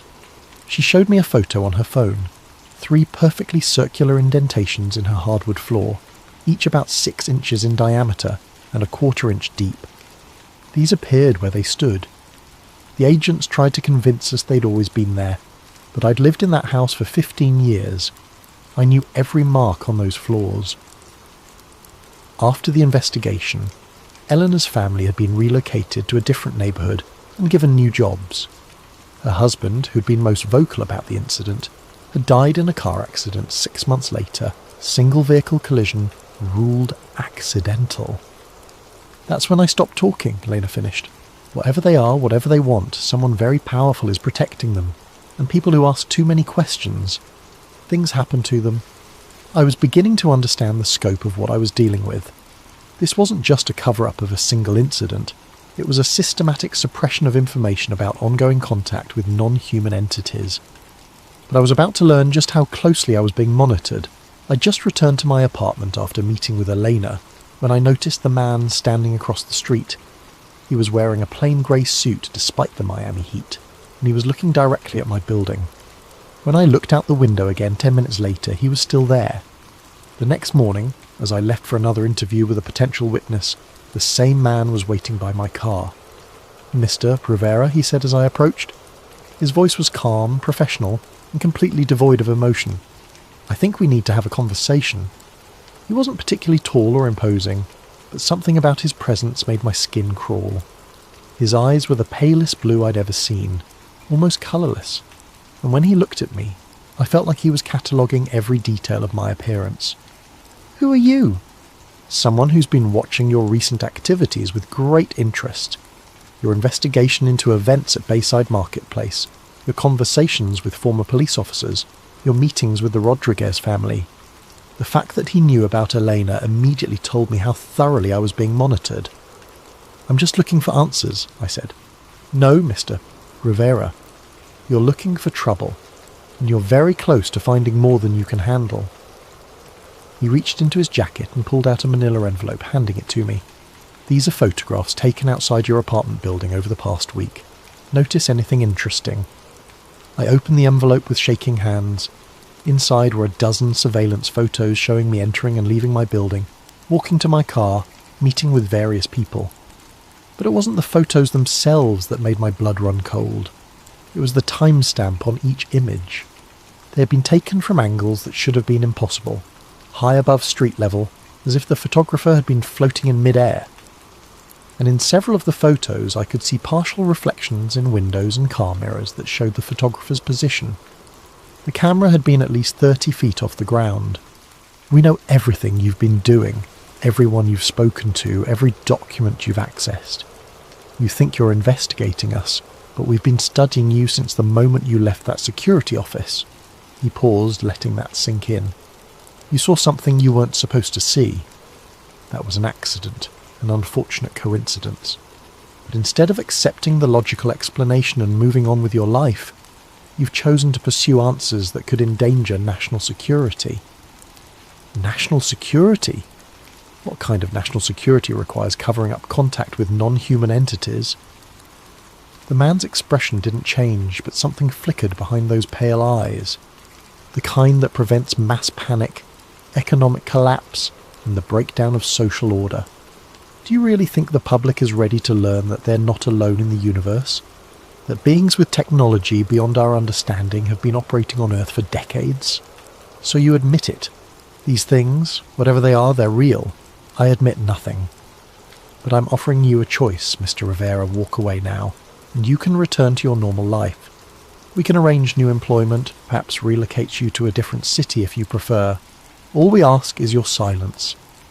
And if I refuse, then you'll discover that there are worse things than being fired from a security job." He turned to go, then paused. "You have 48 hours to decide. After that, the offer expires and other measures will be considered necessary." That night I found my car window smashed and my apartment door slightly ajar. Nothing was missing, but every electronic device I owned had been mysteriously reset to factory settings. My computer's hard drive had been wiped, my phone had been remotely erased, and even my digital camera's memory card was blank. The message was clear. They could reach me anywhere, any time, and they had technology that made conventional security meaningless. But instead of intimidating me into silence, the threat only reinforced my determination to find the truth. I spent the next day acquiring new equipment and creating backup plans that I hoped would be hardest to detect. Burner phones paid for with cash, anonymous email accounts accessed from public computers, physical documents stored in multiple locations. If they wanted to play surveillance games, I was going to make them work for it. My breakthrough came from an unexpected source, Detective Morrison. He called me on one of my new phones with information that changed everything. "Rivera, I've been doing some digging since our conversation. Found someone you need to meet. Former federal agent who worked these kinds of cases before he had a crisis of conscience." The meeting was arranged for a small cafe in Coral Gables. I arrived early and chose a table with clear sightlines to all entrances, paranoid now about being followed or monitored.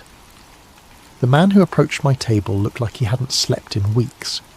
He was thin, pale, with the kind of nervous energy that came from constantly looking over his shoulder.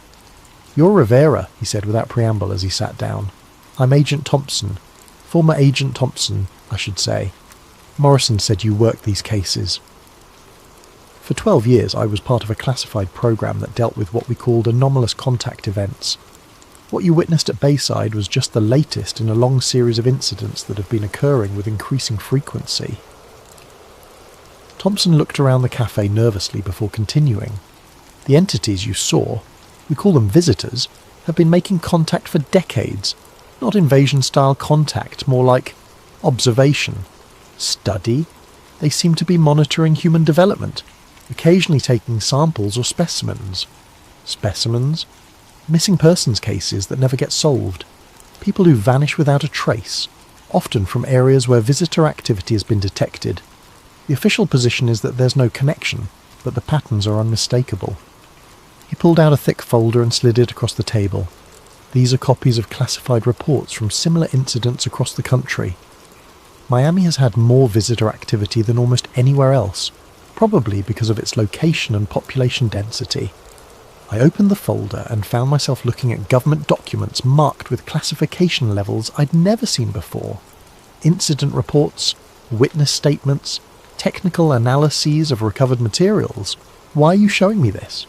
Because the program is changing direction. For years the policy was containment and secrecy. Document the encounters, clean up the evidence, silence the witnesses. But recently there's been a shift toward active cooperation. Cooperation? Trade agreements, technology exchanges. The visitors have been offering advanced science in return for access to human subjects and freedom to operate without interference. Thompson's voice dropped to barely above a whisper. Some people in the government think this is humanity's chance to make a quantum leap in technological development. Others think we're selling our species to entities whose motives we don't understand. He pointed to a specific document in the folder. That's a report from 3 months ago. A visitor delegation meeting with Pentagon officials to discuss expanded operations. Your incident at Bayside was part of a new protocol. Instead of completely hiding their activities, they're testing public response to limited exposure. You mean they wanted me to see them? Not you specifically, but someone.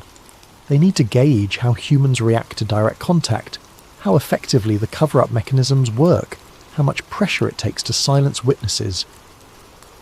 The implications were staggering. I hadn't stumbled onto a secret. I'd been used as a test subject in some kind of psychological experiment. What happened to the entity they captured at Bayside? Transported to a secure facility in Nevada.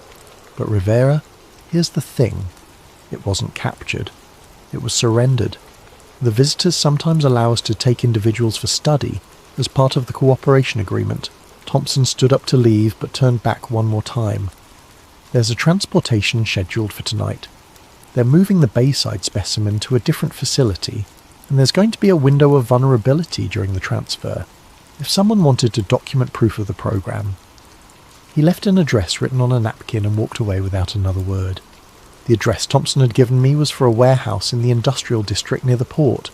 According to my research, it was officially owned by a shipping company, but tax records showed it had been leased to a federal agency under a classified contract.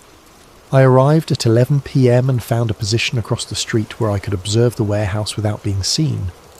The building was surrounded by a high fence topped with razor wire, and I could see armed guards patrolling the perimeter.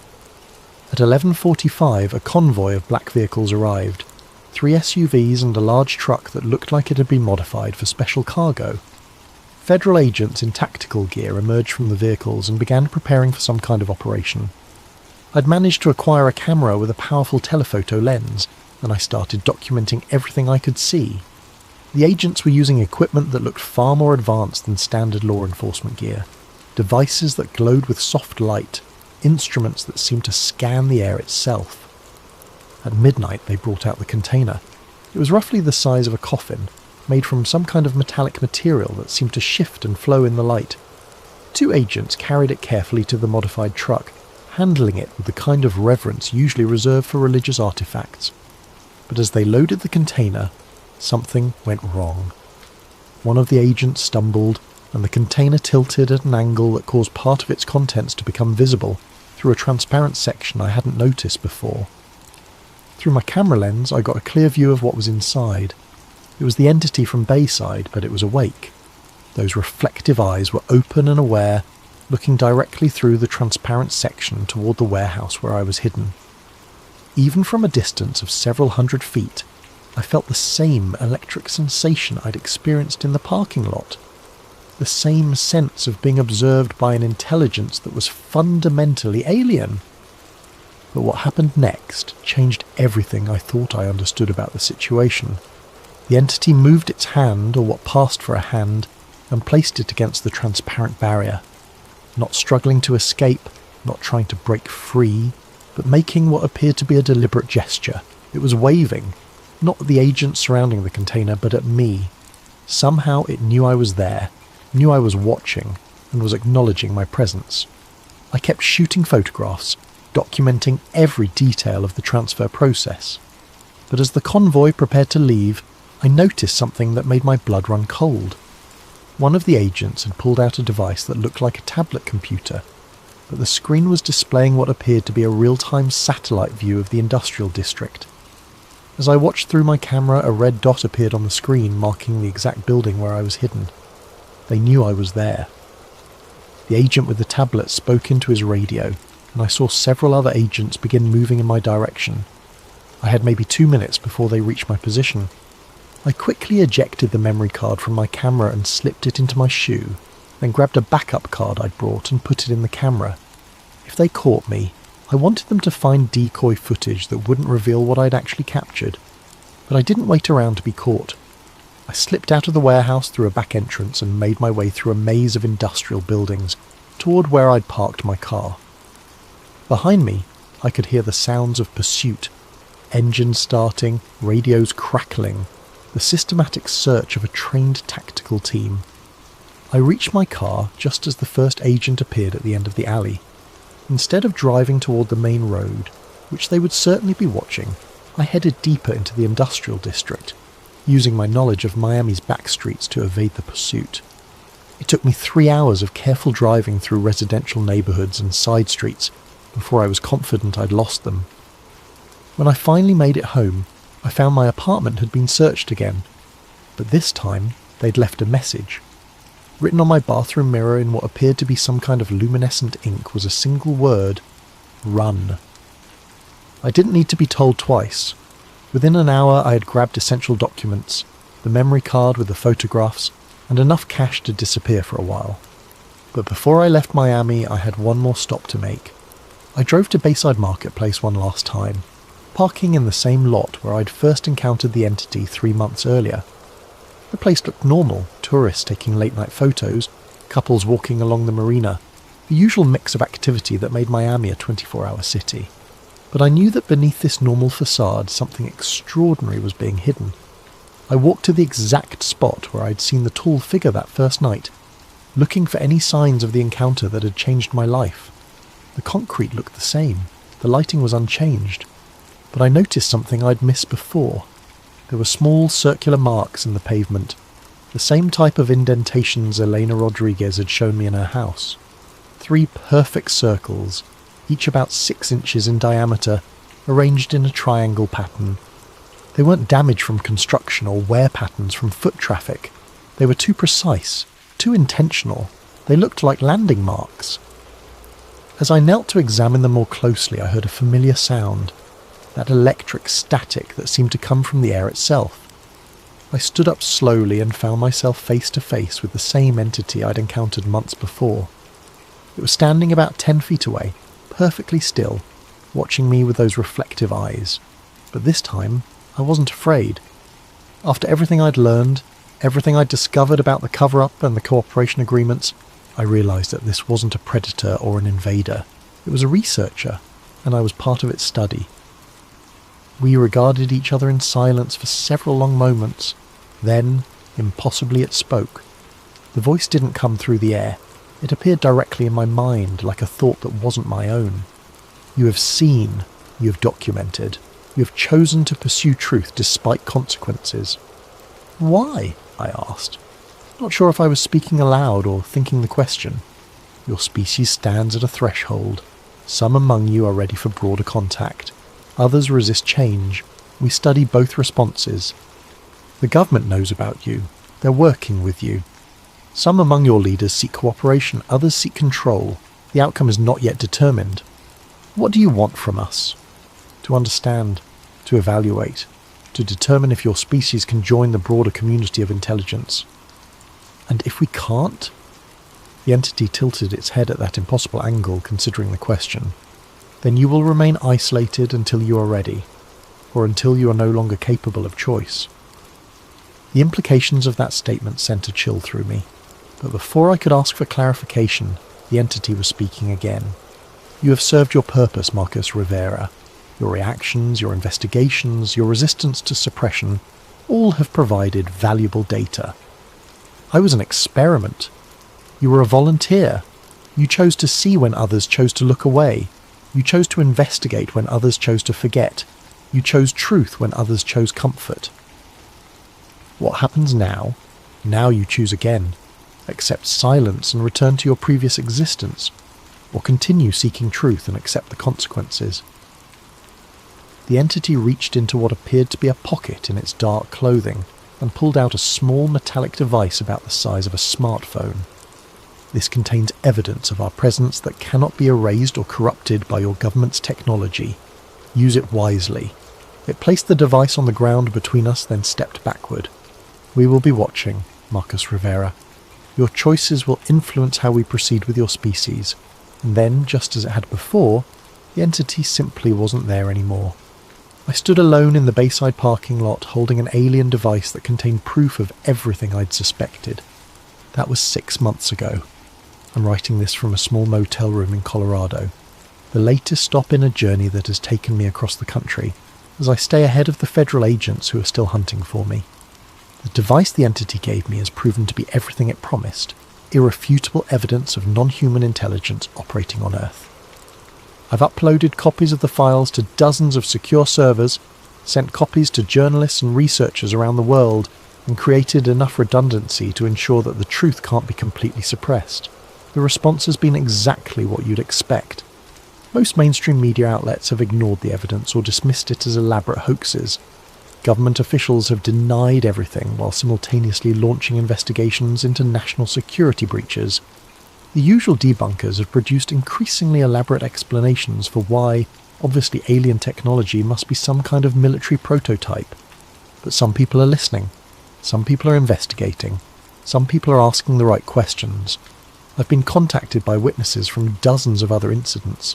Construction workers who found buried artifacts, military personnel who encountered craft that defied physics, scientists who were ordered to destroy research that proved too inconvenient. We're building a network of people who refuse to accept the official silence.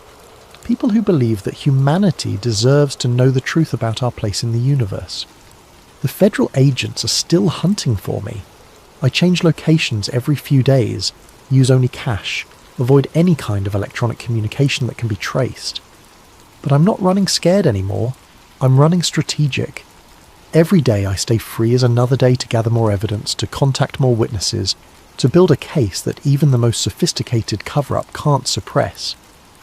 Because I understand now that this isn't just about what I saw at Bayside Marketplace. It's about the future of human civilization, about whether we'll be allowed to make informed choices about contact with non-human intelligence, or whether those choices will be made for us by a small group of government officials and corporate interests. The entities, the visitors, whatever we choose to call them, are real. They're here, they're studying us, and they're waiting to see what kind of species we really are. Some in our government have chosen cooperation and secrecy. They've decided that humanity isn't ready for the truth, that panic and social collapse would be inevitable if people knew we weren't alone. I believe they're wrong. I believe that people deserve to know, that we have the right to participate in decisions about our own future. That truth, however disturbing, is better than comfortable lies. So I'm going to keep running, keep investigating, keep documenting. I'm going to find every witness, gather every piece of evidence, and build a case so comprehensive that even the most sophisticated disinformation campaign can't discredit it. They took my job, my friends, my normal life, but they can't take what I saw that night at Bayside. They can't erase the truth, And as long as I'm alive and free, I'm going to make sure that truth eventually reaches the people who deserve to know it. The hunt continues. My name is Marcus Rivera, and this is my testimony. If something happens to me, if I disappear or die under suspicious circumstances, remember that the truth doesn't die with the messenger. They're here, they're watching, and humanity's future hangs in the balance of choices we're not even being allowed to make. The question isn't whether we're alone in the universe. The question is whether we're brave enough to handle the answer.